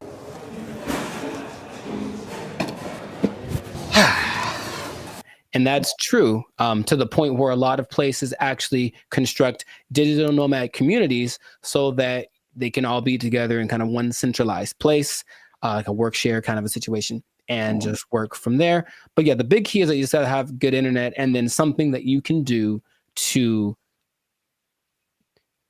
work from a different place so you're not interacting with people directly. But you have a lot of options. Nice. So like if you like hopping around from place to place, one of my friends that does this will be in, I'm always like, where are you now? And it's kind of a cute thing because where are you now? I'm in Colombia. Cool. Where are you now? I'm in Turkey. Where are you now? I'm in Bali. And there are places that you'll notice are kind of hubs for digital nomads. One, because the cost of living is low. Two, because the internet connection is good because you can't do it everywhere. A big place for a digital nomad, especially expats from the US, is Portugal because low cost of living, good food, safe in general, and the internet is amazing there. So that's one of the spots that you can go to if you want to be that. But you get flexibility. So if you like the idea of moving around and working from different locations, then that's perfect. And then since you're not working all the time, you do get to explore and check out new stuff and take the picture in front of the Taj Mahal or whatever thing that you want to do, which is usually what people do to I guess showcase how cool their life is. I don't know. It does seem like kind of a validation. Like, why am I doing this? Because, like I said, the downsides, as I mentioned, there are many as well. But you get to explore, you get to travel, because people always think about going places as being expensive. And yes, vacationing is expensive, but travel, just that part of it, isn't necessarily expensive. If you think about it, you're just going places and then staying there, not trying to be extravagant. So you can be frugal, you can get a VPN so that your plane tickets are cheaper, and then you just live within your means wherever Yeah. you are.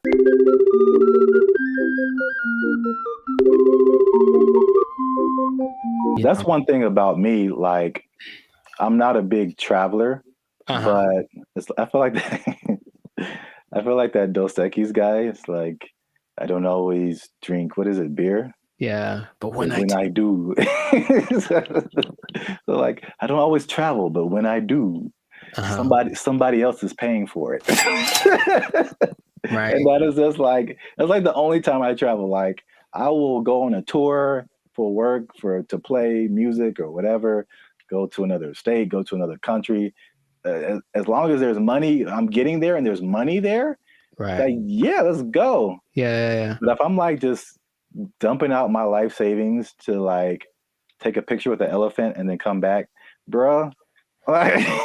For some people, they think that's worth it. They think it's well worth it. No way. You know, but I need to get paid, son. Listen, we finna get paid, girl. It did surge in popularity, of course, after the pandemic, as people were looking for things that they could do and they couldn't be around people. So, okay, this is perfect. But for some people, they really fell in love with it and they said, I'm going to keep doing this. So a lot of the more well-established digital nomads have been doing it since then, or maybe a little bit before then, so like 4 or 5 years. There rarely are people that have been doing it more than a decade because it does kind of wear on you just moving around and doing all that kind of stuff.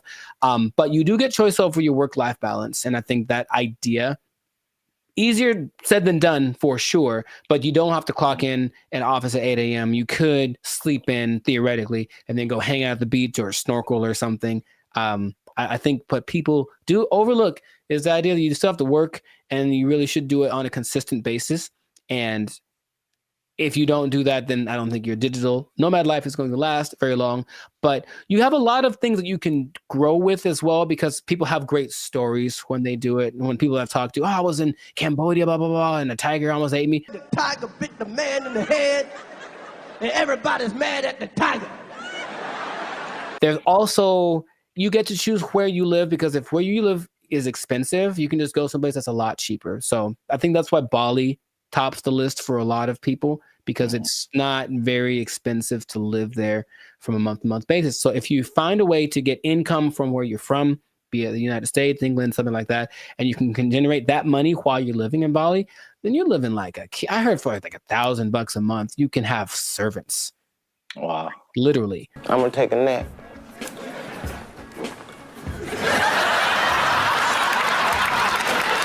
And then you get to network. So that's fun. There's a lot of people that are out there doing the same thing, so you get to interact with them, and that seems attractive.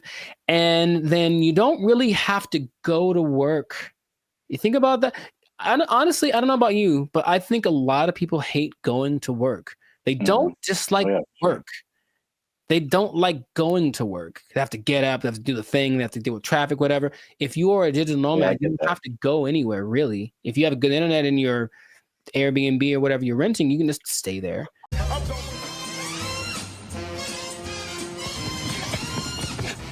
shit, that son of a ass! You, I just... Yeah, bro. Like just putting on, like I look at the, especially when I used to live in downtown LA and seeing the people who like worked in corporate offices and they had to wear suits and ties, stuff like that. Just the thought of like getting up every single morning and putting on an entire suit, dude, like it's a challenge. So I could sit at a desk and then come home and then take it all off. Like if I can go to work and still be in my pajamas, like, dude, where do I sign up? Yeah, I get the appeal for sure. Very cool. We love it, Will. Thank you. The last advantage that people talk about a lot is the cultural and immersion. If you like a particular culture, then you can just go there if it works out for the technology and all that kind of stuff, and you can be immersed in Hong Kong. You can learn Chinese. You can do whatever. If you have other goals that related to that culture, then it's the perfect way to do it. You can still make money and be immersed in that culture. And that really does seem fun. In my personal experience, I've never done the digital nomad thing to an extreme, though I've thought about it because it seems like it might be fun to do here and there. But I have constructed my coaching which I can do from anywhere. And I have been up in the mountains and I'm working on a session. I'm just at a coffee shop and I see what that's like. And if that was my everyday, it wouldn't be so bad. You know, it's definitely like, oh, I need my computer to work. That's all. If my computer works and the connection is good, then it works. If it does not work, then it's a bad day. That's all. It's kind of a risk that you run. Now, those are all the advantages. And that's the stuff that when you go on the internet, you will see people living exactly what I just mentioned. However, all of the downsides, dun, dun, dun. There's a lot of them. No, God, please, no, no. What would you think would be a disadvantage, major disadvantage of being a digital nomad? The first thing that comes to mind is just, even though it's cool and you're like exploring and all that kind of stuff, especially if you have a core group in the States, like a certain group of friends, a certain group of family members, they're most likely not around anywhere close to you. So any of those kind of groups that you grew up with or were with, you know, in your home country is just kind of gone. So you can have a bit of isolation, I think, for sure, even though you might be surrounded by all these new experiences and new people. You're still kind of like by yourself to a certain extent. I'm so lonely. You were right. The loneliness, depression is the number one thing that a lot of digital nomads talk about because they're not around the people that they love, right? And then they can't be with them when it's convenient, because if you're living in Europe and you're, you know, from America, you're 7-8 hours ahead, 9 hours ahead. So imagine just, hey, I want to maybe eat together. Well, I'm having dinner and you're, you know, at work, right? So you can't make things line up. So depending on where you choose to go, that can be a very difficult process. And then it kind of is inconvenient. I've worked with people where I'm talking to them and it's fine for me and they're up at 3 a.m. because where they are, that's what they have to do to make it work. And they're willing to do it. It's kind of like something they accept, but you miss a lot of things. You miss the birthdays, you miss the graduations. There's a lot of experiences, you know, your little cousin had her first steps, all that. You miss all that kind of stuff. And finding a place to live is harder than some people think. And that's another problem that a lot of digital nomads have, because they'd go to a place expecting everything to be great. But what they don't understand is that a lot of digital nomads have this reputation of basically causing prices to go up, right? Because you're coming from a country that everything is great. Yeah.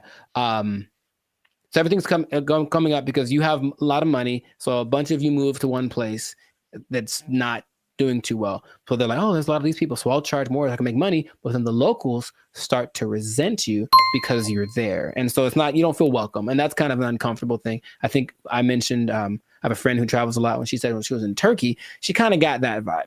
It's just like, why are you here? But she doesn't speak Turkish at all, so that didn't help her cause. However, some places actually put signs up that says like, hey, digital nomad is not welcome. It's gotten to that point. Wow. You go to a coffee shop and like, nope, you can't come in because you're going to buy one drink and work here and use the internet for 8 hours. Nah, you got to get out or find someplace else. So that's starting to become a thing. So yeah, you think about that. It's like you want to be welcome. Now I'll tell you in a second, some countries are actually taking measures towards making sure that the digital nomads they do attract are actually helping the economy. But a lot of places don't have that in place yet. So yeah, the locals might resent you. Just for my own personal whatever. I got a question. Have you ever gone into Starbucks and worked on something and not bought anything? Yeah. I'm in a jerk, man. Oh yeah. Do you feel guilty at all? Or are you just like? No, I spent a lot of money in Starbucks. I think I have once in a while. Okay.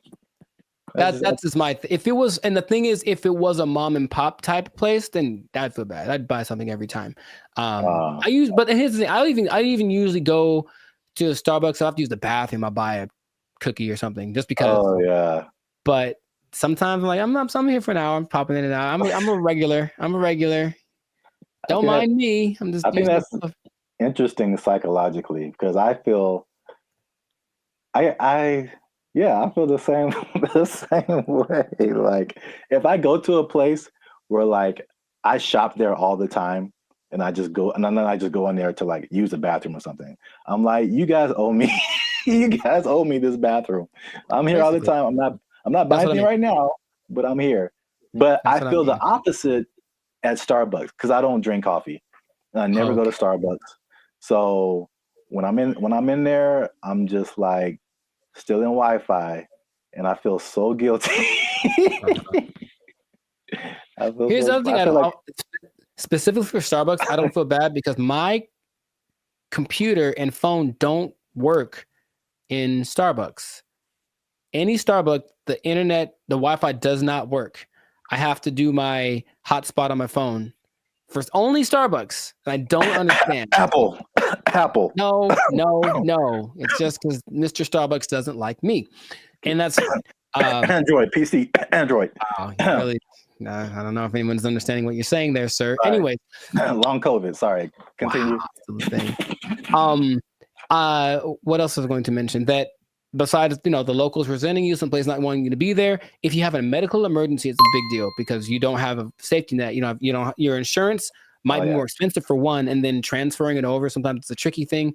It depends on the country you're in. When I went to Spain, I met up with a friend who got sick on her flight. And so from the plane, they had took her in an ambulance to the hospital, gave her the treatment, whatever. Now, if that had happened in the US, that would have probably cost her about $5 million. But because it was Spain, and as soon as you're in Spain territory, you're one of us, it cost her like $100. So wow. that was cool, but it does depend. So you really have to be careful just about that. Just think, all these things are things that you want to think about before you do it, because it doesn't look that difficult if you only pay attention to the people that post about it. Because they just posting the good stuff. Once in a while, there's a sob story about no, someone kicked me off of a bus. I think I saw that recently because they weren't from there and they got kicked out the bus and they felt so sad. I was like, well, life is hard, bro. I don't know what to tell you. It's really hard to find romance for these people for sure, because you're not going to be there very long. And so no one wants to get involved with you unless you choose to be. So that's just another side to it. What I was going to mention earlier is that some places like Indonesia are starting to put in measures where they welcome digital nomads that have X amount of money in their bank account, and they allow them to actually have a visa, a second home visa is what it's called. And then they can live there for up to 10 years. But they want people to come and, of course, do something related to the Indonesian economic system. So they're telling people, come on over. And so in that case, if you have it like that, then you can move one place. You're going to stay there, but it still implies you're making money based off of where you're from, and you're just living kind of more permanently in a new place. And that seems to be okay if you want to maybe uproot, start someplace else, then you can find love, and no one has a problem with that. But you won't find many people that are willing to, be with you for just a couple months, like for something serious, if they know you're going to leave, or if, you have a hard time being committed to one thing. So there's a lot of things to take into consideration. I know traveling, have you ever planned a trip? It takes a lot. So imagine doing that regularly every couple months. I got to plan my stay. All that stuff is kind of a hassle. The idea of living out of a suitcase, some people don't like that. And that's why I think it lends itself to like a younger demographic, like someone in college, fresh out of college. Because I think at the end of the day, I think the internet has shown us that we need some kind of physical community, some kind of grounding.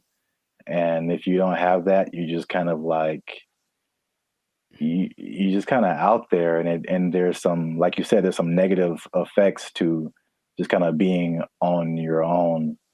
Right. Yeah, that's interesting. The interesting thing about that too, what you just mentioned, is that the idea of nomads in general were nomadic people, meaning they were tribes. So there were people that wandered around, but they were all together. And so that feels so bad. We're all doing this. And now it's like, I'm just by myself, me against the world. hoping for the best by myself in this new place. So ornery inside real wrong. The best case situation that I've seen work out pretty good is when couples decide to do it.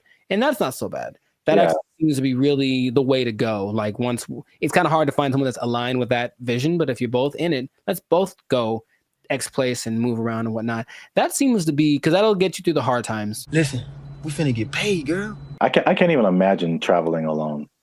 I know a lot of people do it. I think it's very fun. That's just crazy to me. Like I need at least one other person who knows where I am, what's happening. I didn't get kidnapped today. Like I'm not in a ditch somewhere. Like buddy system. Yes. All right.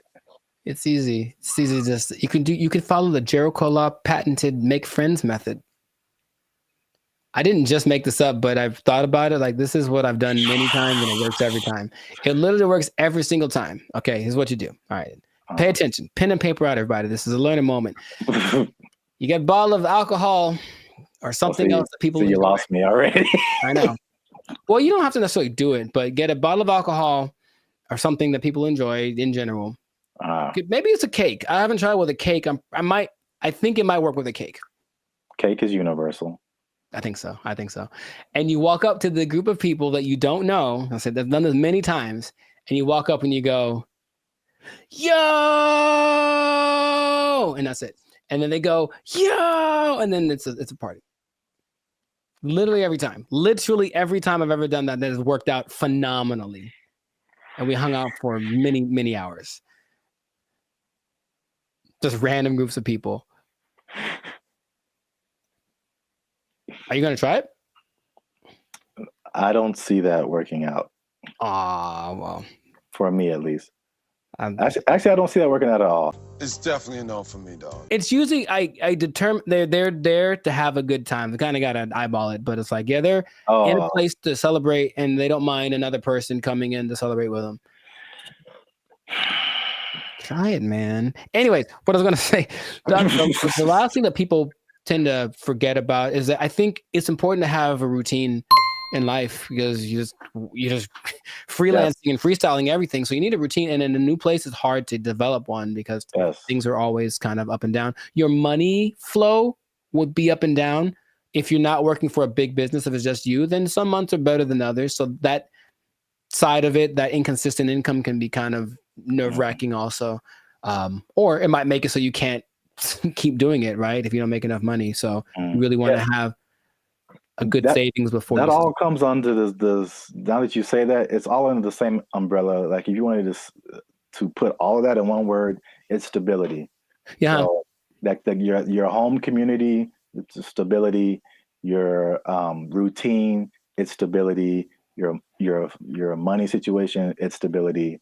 It's like, I think we as humans were created to like want some level of stability and to be a nomad, even digitally. It's just like, you're just kind of, you're unstable to a certain extent.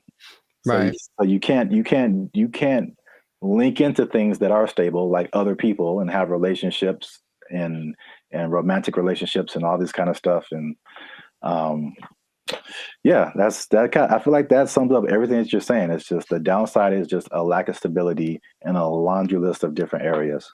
Yeah. I think some people, if they have the right personality, I know personally that's perfect for me. I wouldn't mind that kind of a thing. It definitely doesn't. Actually, my perfect scenario in life would be that this should be a show. No one take my idea. This should be a show. That someone wakes up in the morning and there's an envelope at their door, and basically it tells them what they're going to do for work that day, and they have an hour to get to the airport or wherever, and then they don't know what it is. They've never done it before, and that's their job. I would love that. That is really good. See? Wait, for the show? Yeah, I mean, yeah, the idea, yeah. Okay, I'd watch that on TV or something. I thought of it. No one take it. Yeah, copyright. All right, we should just do it. That'd be fun. Yeah. I think it'll reach a peak and start to come down because people were still riding the wave of the COVID But after a while, people want to start families, do all that kind of stuff.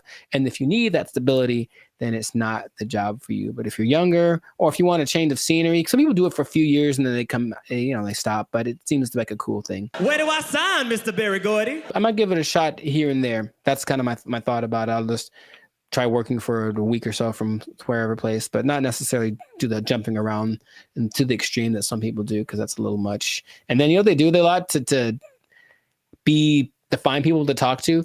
They talk on those like roulette chats, like we did that one time. Oh God. Yeah. Yeah, I know. Maybe we shouldn't do that again. Got him!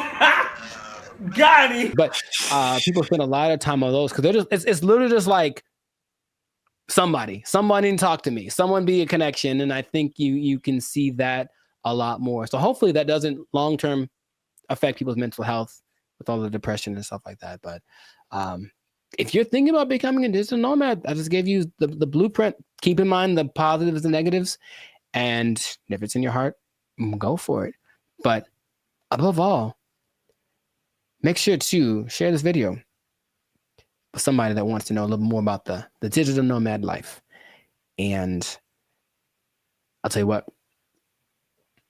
What? This is not possible if you don't have a job. You gotta have a job to be a digital nomad. They took our jobs! They took our jobs! Took our deer! Took our deer!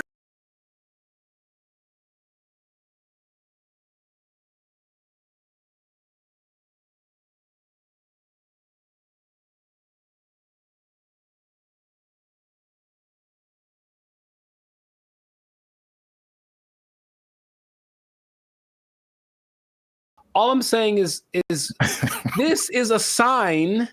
Let's not put them in control. Let's not make them faster. Let's not make them responsible for more people at one time. Let's not make it so they can fly. Let's not do any of that stuff. Let's kill it now. Let's kill it now. What's up, everybody? I'm Zap, and this is Jericho, and you are now tuned into the Life's a Circus podcast, where we talk about everything that is funny, interesting, and ridiculous. And you want to make sure that you stick around for this video because this is ridiculous. We're talking about two robots, two different scenarios, robots going rogue. This happened recently, and one was an accident, and one was actually on purpose. So we're going to talk about both of those situations. So make sure you still stick to the end so that you can find out about that. But before we get started, help your boys out. All right. It's 2025. I'm trying to get some cheese on my Whopper. That's what I'm saying. You're going to pay $8 for a Whopper? Yeah. It's now $8 just for the sandwich. No fries, no drink. $8 is where we start. And then it goes up. I'm furious. Breaking stuff. Like it.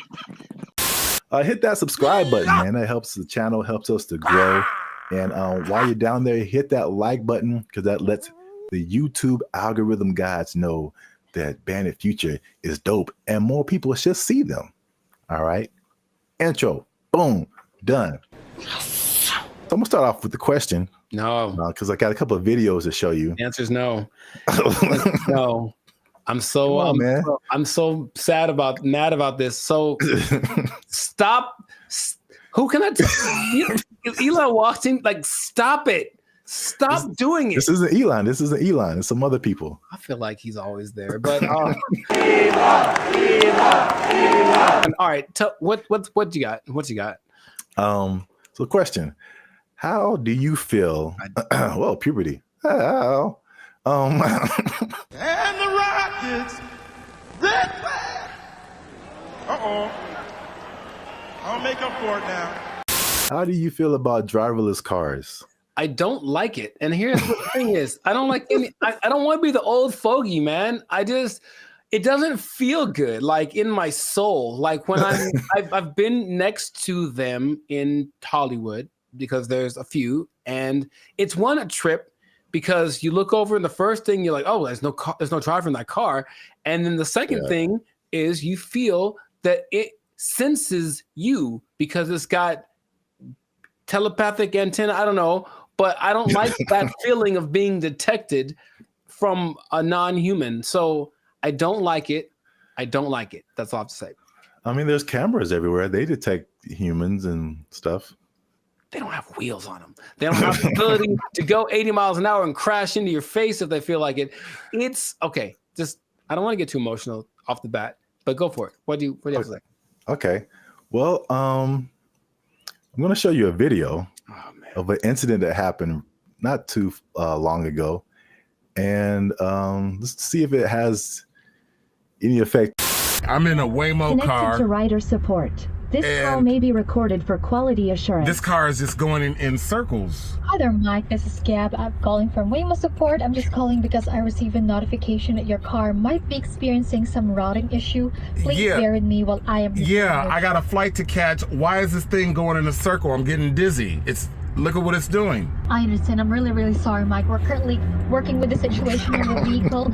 Is it circling around a parking lot, right? It's circling around a parking lot. If you have your app pulled up, I need you to tap My Trip in the lower left corner of your app. Can't you just do it? You should be able to handle it. Take over the car. You don't need my phone. I don't have an option to control the car. Mike, I'm really so sorry about this. Well, can you stop this car? I am trying to pull it over right now. Apologies.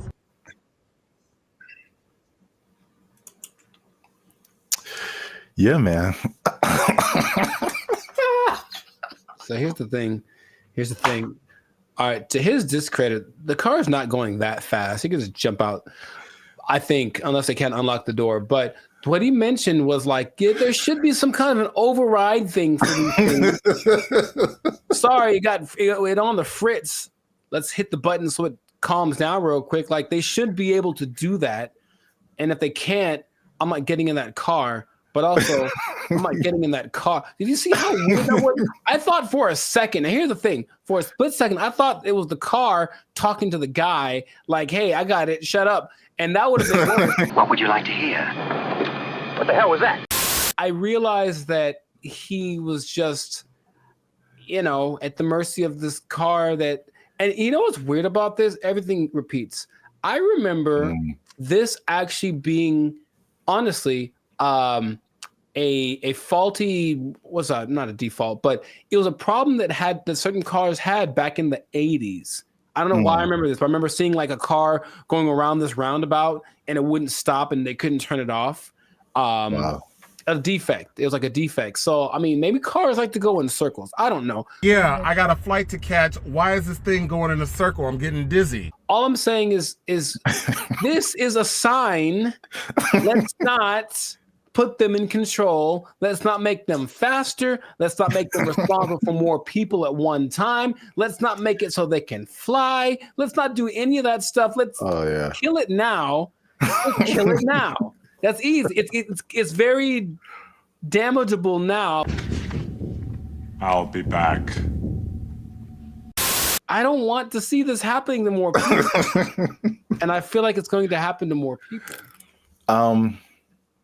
Okay, your points are valid. Thank you. I'm trying to stay calm. So let's I want to break down what exactly happened. So the guy in the car, his name is Michael Johns, who ironically works in tech. So he was inside of one of these Waymo cars, which I'm seeing more and more now. Yep. This was in Phoenix, and the car the car did 8 circles in the parking lot. Oh wow, this is fantastic. It did 8 circles. As you can see in the video, he said he was getting dizzy, and probably the same thing that jumped out at me was like, the lady literally said, "I don't have an option to control the car." Right, and that's the problem. That's a big problem. That's such a big problem. This thing has been out for years. It blows my mind that they can't control the car. Like if something like this happens. Right. Trust me. They said a software update is what fixed the car, which is like, I don't like that either. I don't like that either. That I know. sound... I mean, because like a software update on my computer or my phone, it's fine. Like a software update on my car made it do this. No, man. You know, my computer does sometimes. Hey, y'all, come look at this. Sometimes my computer. Okay, Team Apple, but sometimes it just literally goes like, and turns off. Literally, it sighs and gives up the ghost. And I'm like, well, that's already inconvenient. But if it was like a vehicle carrying people with responsible for their lives, and it did that, sorry. And then I got a tragedy. I know you have a burning question. Has this happened before? And the answer is yes. So, this is crazy. In 2021, the car was confused by puddles on the street, so it didn't really recognize what puddles were. Okay. And it was braking for no reason, basically, while people were inside the car. In 2024, they experienced several recalls, February 2024, when two vehicles hit the same truck.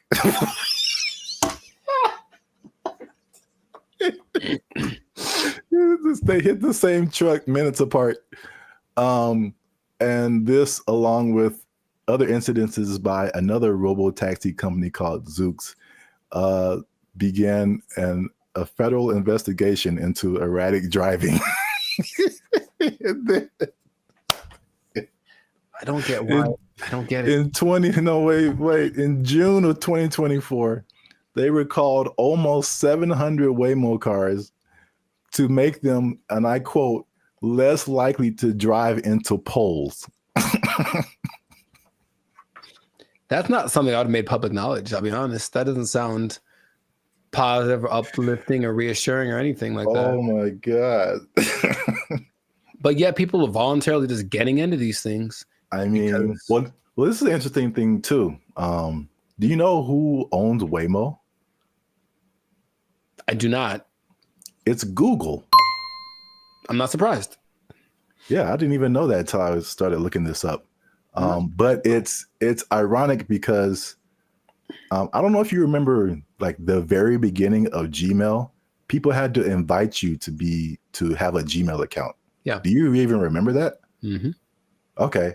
So it's the same thing with Waymo. I don't know if they're kind of like rollout marketing strategy or whatever. Maybe it's like, it's like the club that you can't get in, so it just makes you want to be in it more.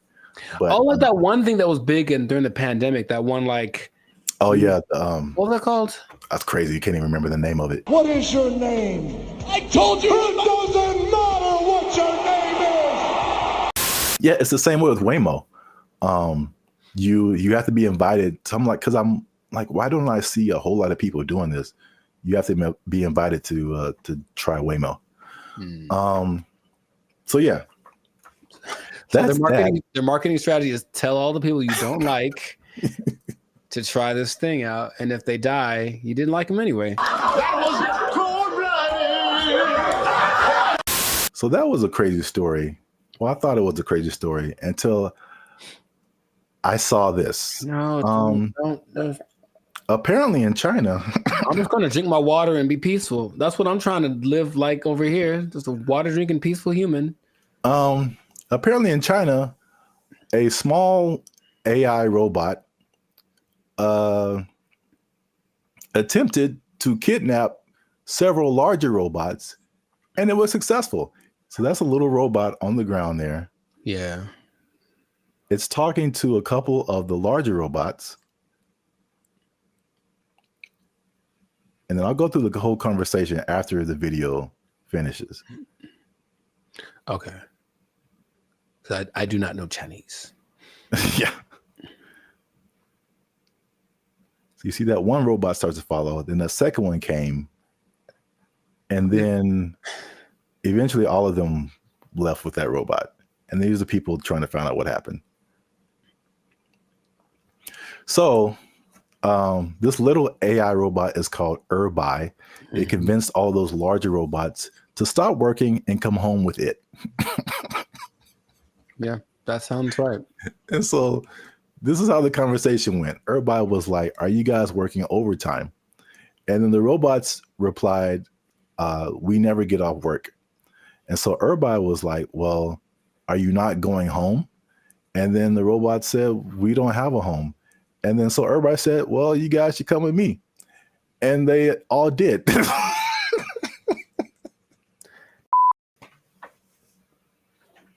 I don't have any more water to drink and be peaceful. I can't be peaceful anymore. That's I have to. so crazy. It's not. It's not crazy. It's exactly what happens in every movie. In every movie. Do you remember there was a movie about a toaster? I forget what it's called, but it's a little toaster. The Brave Little Toaster? There we go. That's what he did. He talked to his buddies and they went over. Don't you remember? That's exactly what happened. That was like 20 plus years ago. I don't remember the movie. Long time ago. And he had a cape or something. I don't know, whatever. All I'm saying is that nothing should surprise these people from what they're doing. They're trying to give these things the capacity to reason and make decisions that we have without expecting them to do the things that we would do if you gave us the capacity to make decisions. Shut up! Yes or no? You want to die? Yes or no? I got the job done. What the hell do you want? Didn't answer the question. It's what's going to happen. It's what and the Chinese. I have love for the Chinese people. Uh-oh. Be careful now. Yeah, I know. Stop it. Stop now. Stop eating that You know how it tastes. I've seen videos that are because they have like the ones that have the arms and legs that are crazy, that can walk around. They have the ones that can dance. They have this big ball thing that can roll and basically is like a police attack vehicle on steroids that doesn't matter about terrain or heat. It's resistant to attacks. All this stuff. They're making all these things. They have them now. Wow. And what do you think is going to happen when one of those decides, hey, are you guys working right now? Come on with me. Or let's go blow up some stuff because we got guns, right? It's fun to shoot guns at the stuff we're supposed to. What if we shoot guns at stuff we're not supposed to? Oh, let's find out. And then they go and do it. And then we have a tragedy. And then I got a tragedy. And then everyone blames, I don't know who to blame. Elon Musk. Well, he seems to be the guy to blame for most things right now. I would agree. But the thing is, do you not see it as clearly as I do? To the people that develop these technologies, that's what's going to happen all the time. Your Uber is going to take you home, and then halfway it's going to be like, oh, you know what? I have other things to do, and just take you off to the desert to meet up with its group of friends. So the thing is, you didn't really have to explain that, you know. You can kind of get it's kind of like a Mr. Bean thing, just with like little gestures and whatever. It kind of like had like a nod thing going on, and then you just take it, and then it. Yeah. I could. Well, here's the caveat to this second video. Okay. The Waymo car was an accident. This second video, well, first of all, it went viral on social media. Sure. So I mean, apparently, you know, with AI and all kinds of things now, you're like, did this really happen? So. The person who posted the original video and the company that built the robots, or companies, actually two companies, they verified that the video was accurate. That's a thing that happened. Mm-hmm. But the caveat to that is that they planned that. So basically, it's two different companies, the company that makes the little robot and the company that made the bigger robots. And the little robot company was like, hey, can we test out our robot on your robots to see if it can make it do stuff? Mm-hmm. And it did. So I think, as funny as that is, I think they are aware that stuff like that can happen. So they are testing it. I don't think they are. That's the thing. Yeah. It feels like as much as they say that, I don't care what you say. What are you doing? And in this case, they're doing things that tell me the contrary of what. Well, They're testing out the capabilities of these things. So, I mean, eventually it's going to be like, okay, let's program it to not do this. Start kidnapping people. That's one of my mission parameters. So yeah, fun times. This has been another episode of the Lives of Circus podcast. I don't like it. If you like this episode, make sure you hit that like button. That helps us out. And don't keep it to yourself. Don't be greedy now. Share this with at least 2 people that you think might find this interesting. And because the robots, man, they're coming, man. You need to hold on to everything you got. I mean, they're here. Hide your wives, hide your kids. So y'all need to hide your kids, hide your wife. Hold on to your job. Hold on to your job, because you're going to need a little job. And the robot's going to take it over. They're going to kidnap everybody out. They took our jobs. They took our jobs. Crime is next level in San Francisco. It is Next stupid. level. Next It level. is stupid. People are parking their cars and leaving their windows rolled down And their the trunk's open. hatches open. Yeah. Because they don't want to get smashed. It doesn't matter what time of day, and it doesn't matter who's around. Doesn't matter who's around. No one's stopping anybody from doing anything. It's crazy. Last year I had a break-in and they took like $100.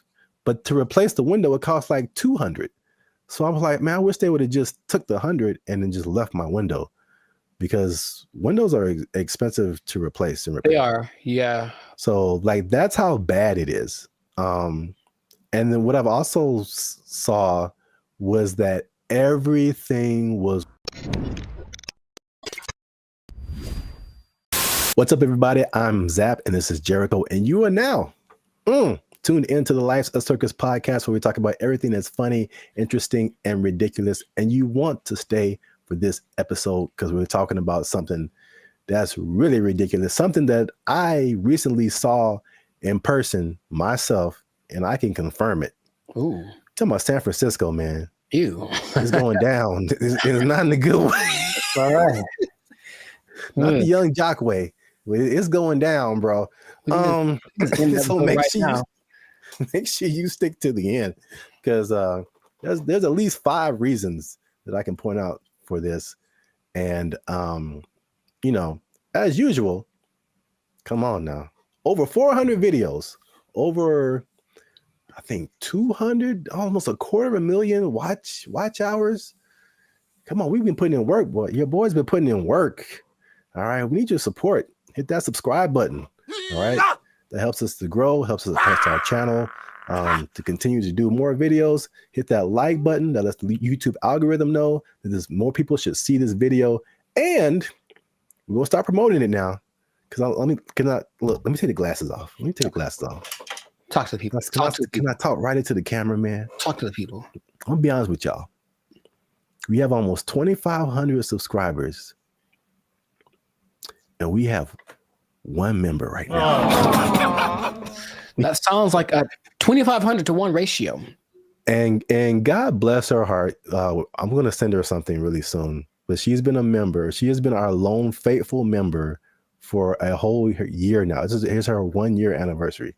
I'm not gonna say her name, but you know her. Her screen name is Reigning Goddess. Thank you. But shout out to her. Thanks, Queen. Well, we need, like, I'm gonna put the goal out there. 10 members, man. 10 members. Easy to do. All you have to do is after you subscribe, you'll see a join button at the bottom of the videos. All right, you hit that join button. Memberships as low as $3.99. $3.99, man. That's not even a tank of gas. You can help your boys out with the tank of gas. All right. It's not even a tank of gas. That's I said I wasn't gonna go Marvin Sapp, man. I might have the ushers lock the doors, man. If y'all ain't supporting your supporting your boys. I said close them doors. Ushers, close the doors. Close the doors. So yeah, San Francisco. I could just say don't go there and then end the video, but we could talk about something. Yeah. I was recently there a couple of weeks ago, and it's bad, man. Okay, let's rewind the tape. We've hinted at something that we've never really fully talked about on this channel, and that was our trip to San Francisco. Sure. It was like what, a couple of years ago. I mean, it's like a repressed memory by now. I don't like to bring. And I will publicly take the L on that one. That was a good part my fault, because this is what happened. We were looking for hotels. I'm like, man, this hotel is really cheap. I'm like, we're gonna save a lot of money. And then we got there and we found out why. It was, yes, go on. dude, is by far the worst hotel I've ever been in. Like, I still feel bad to this day for putting you in that situation. That's okay. Just don't let it happen again. We won't let it happen again, Mr. Mackey, okay? Okay, that's fine. What was happening, you ask? Yeah, I'm glad you. All the things. Yes. All the bad things were happening all at once, and it was a lot to take in. You care to share any? Okay, look, I didn't sleep under the mattress. Okay, that's one. I did not sleep under the mattress because I was afraid of catching all of it. Or under the sheets. I didn't want to do either one. I didn't want to touch them. I was hoping I could find a way to like just float above it like a vampire or something. But under the sheets, like it had cigarette holes on it. I'm sure there was a stain on there. I was like, someone died in here for sure. Ugh. I'm sure there were interactions of drugs going on all throughout the night. Somebody tried to come in our room. Someone tried to jiggle the door. I vividly remember that. Or like, so we were just chilling, and then someone banged on the door really, really hard. And we just looked at each other, and you were like, "Don't open the door." For the love of God, don't open that door. A problem if you open the door. So it was just such a, and then I walked outside late at night because I wanted food. That was a mistake. Yep. And so I'm walking around, there's human feces everywhere.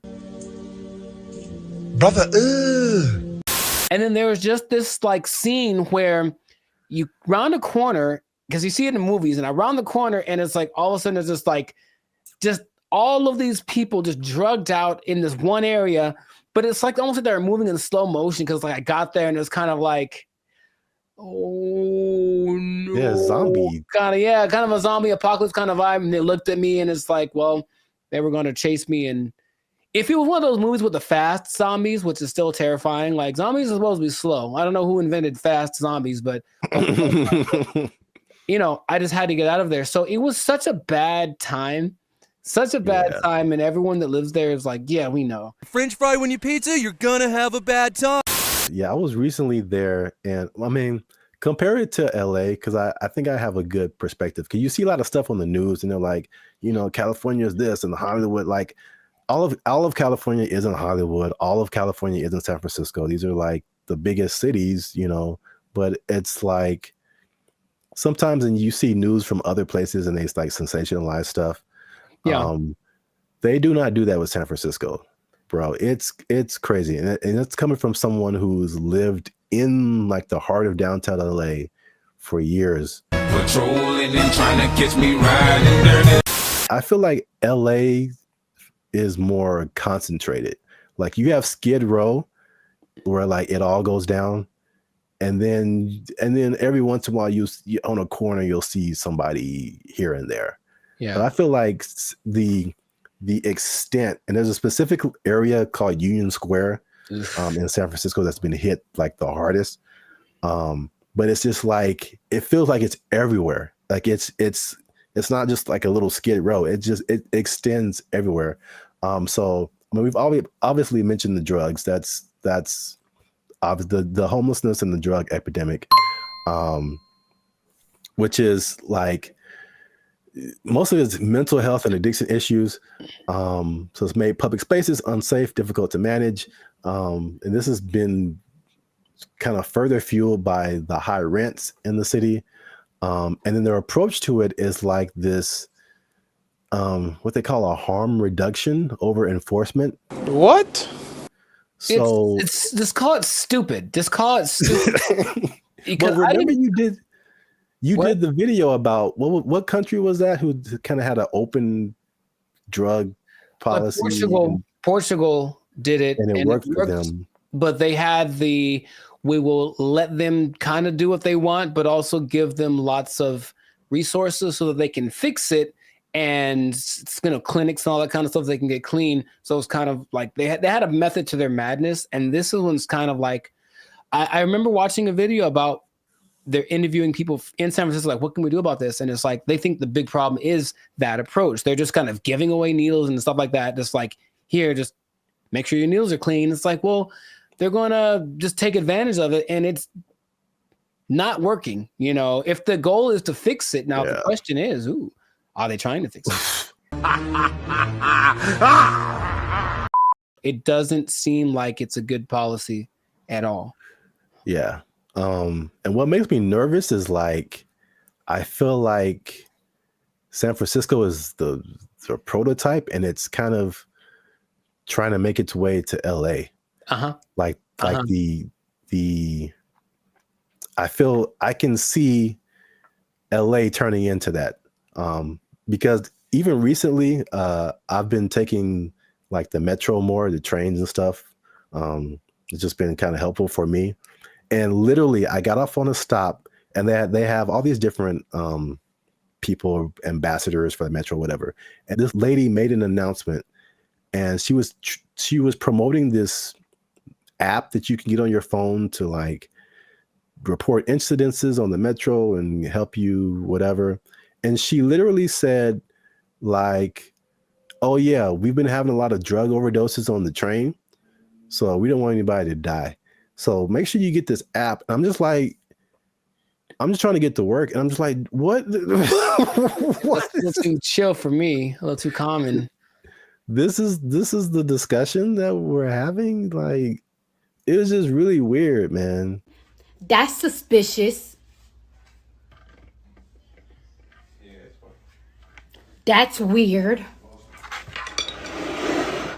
I was driving the other day, and I was in like out by Venice, I think, and I saw like 3 homeless guys in a row. I felt like, oh, good, tic-tac-toe for me. And because I almost hit them all, because they all just kind of like, they did that thing again, maybe fast zombies are becoming a thing where they're like kind of standing still. So I see them and I don't think they're moving.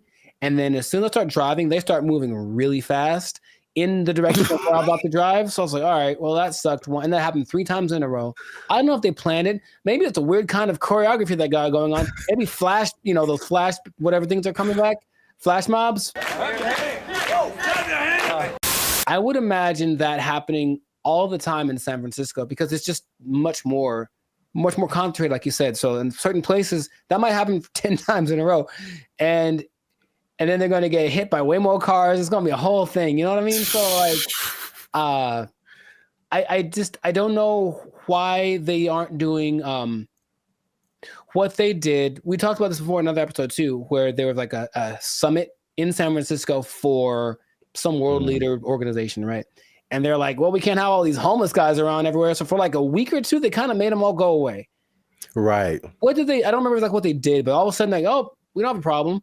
And then they went back to normal after all those leaders left. So it's like, why don't you just do that all the time?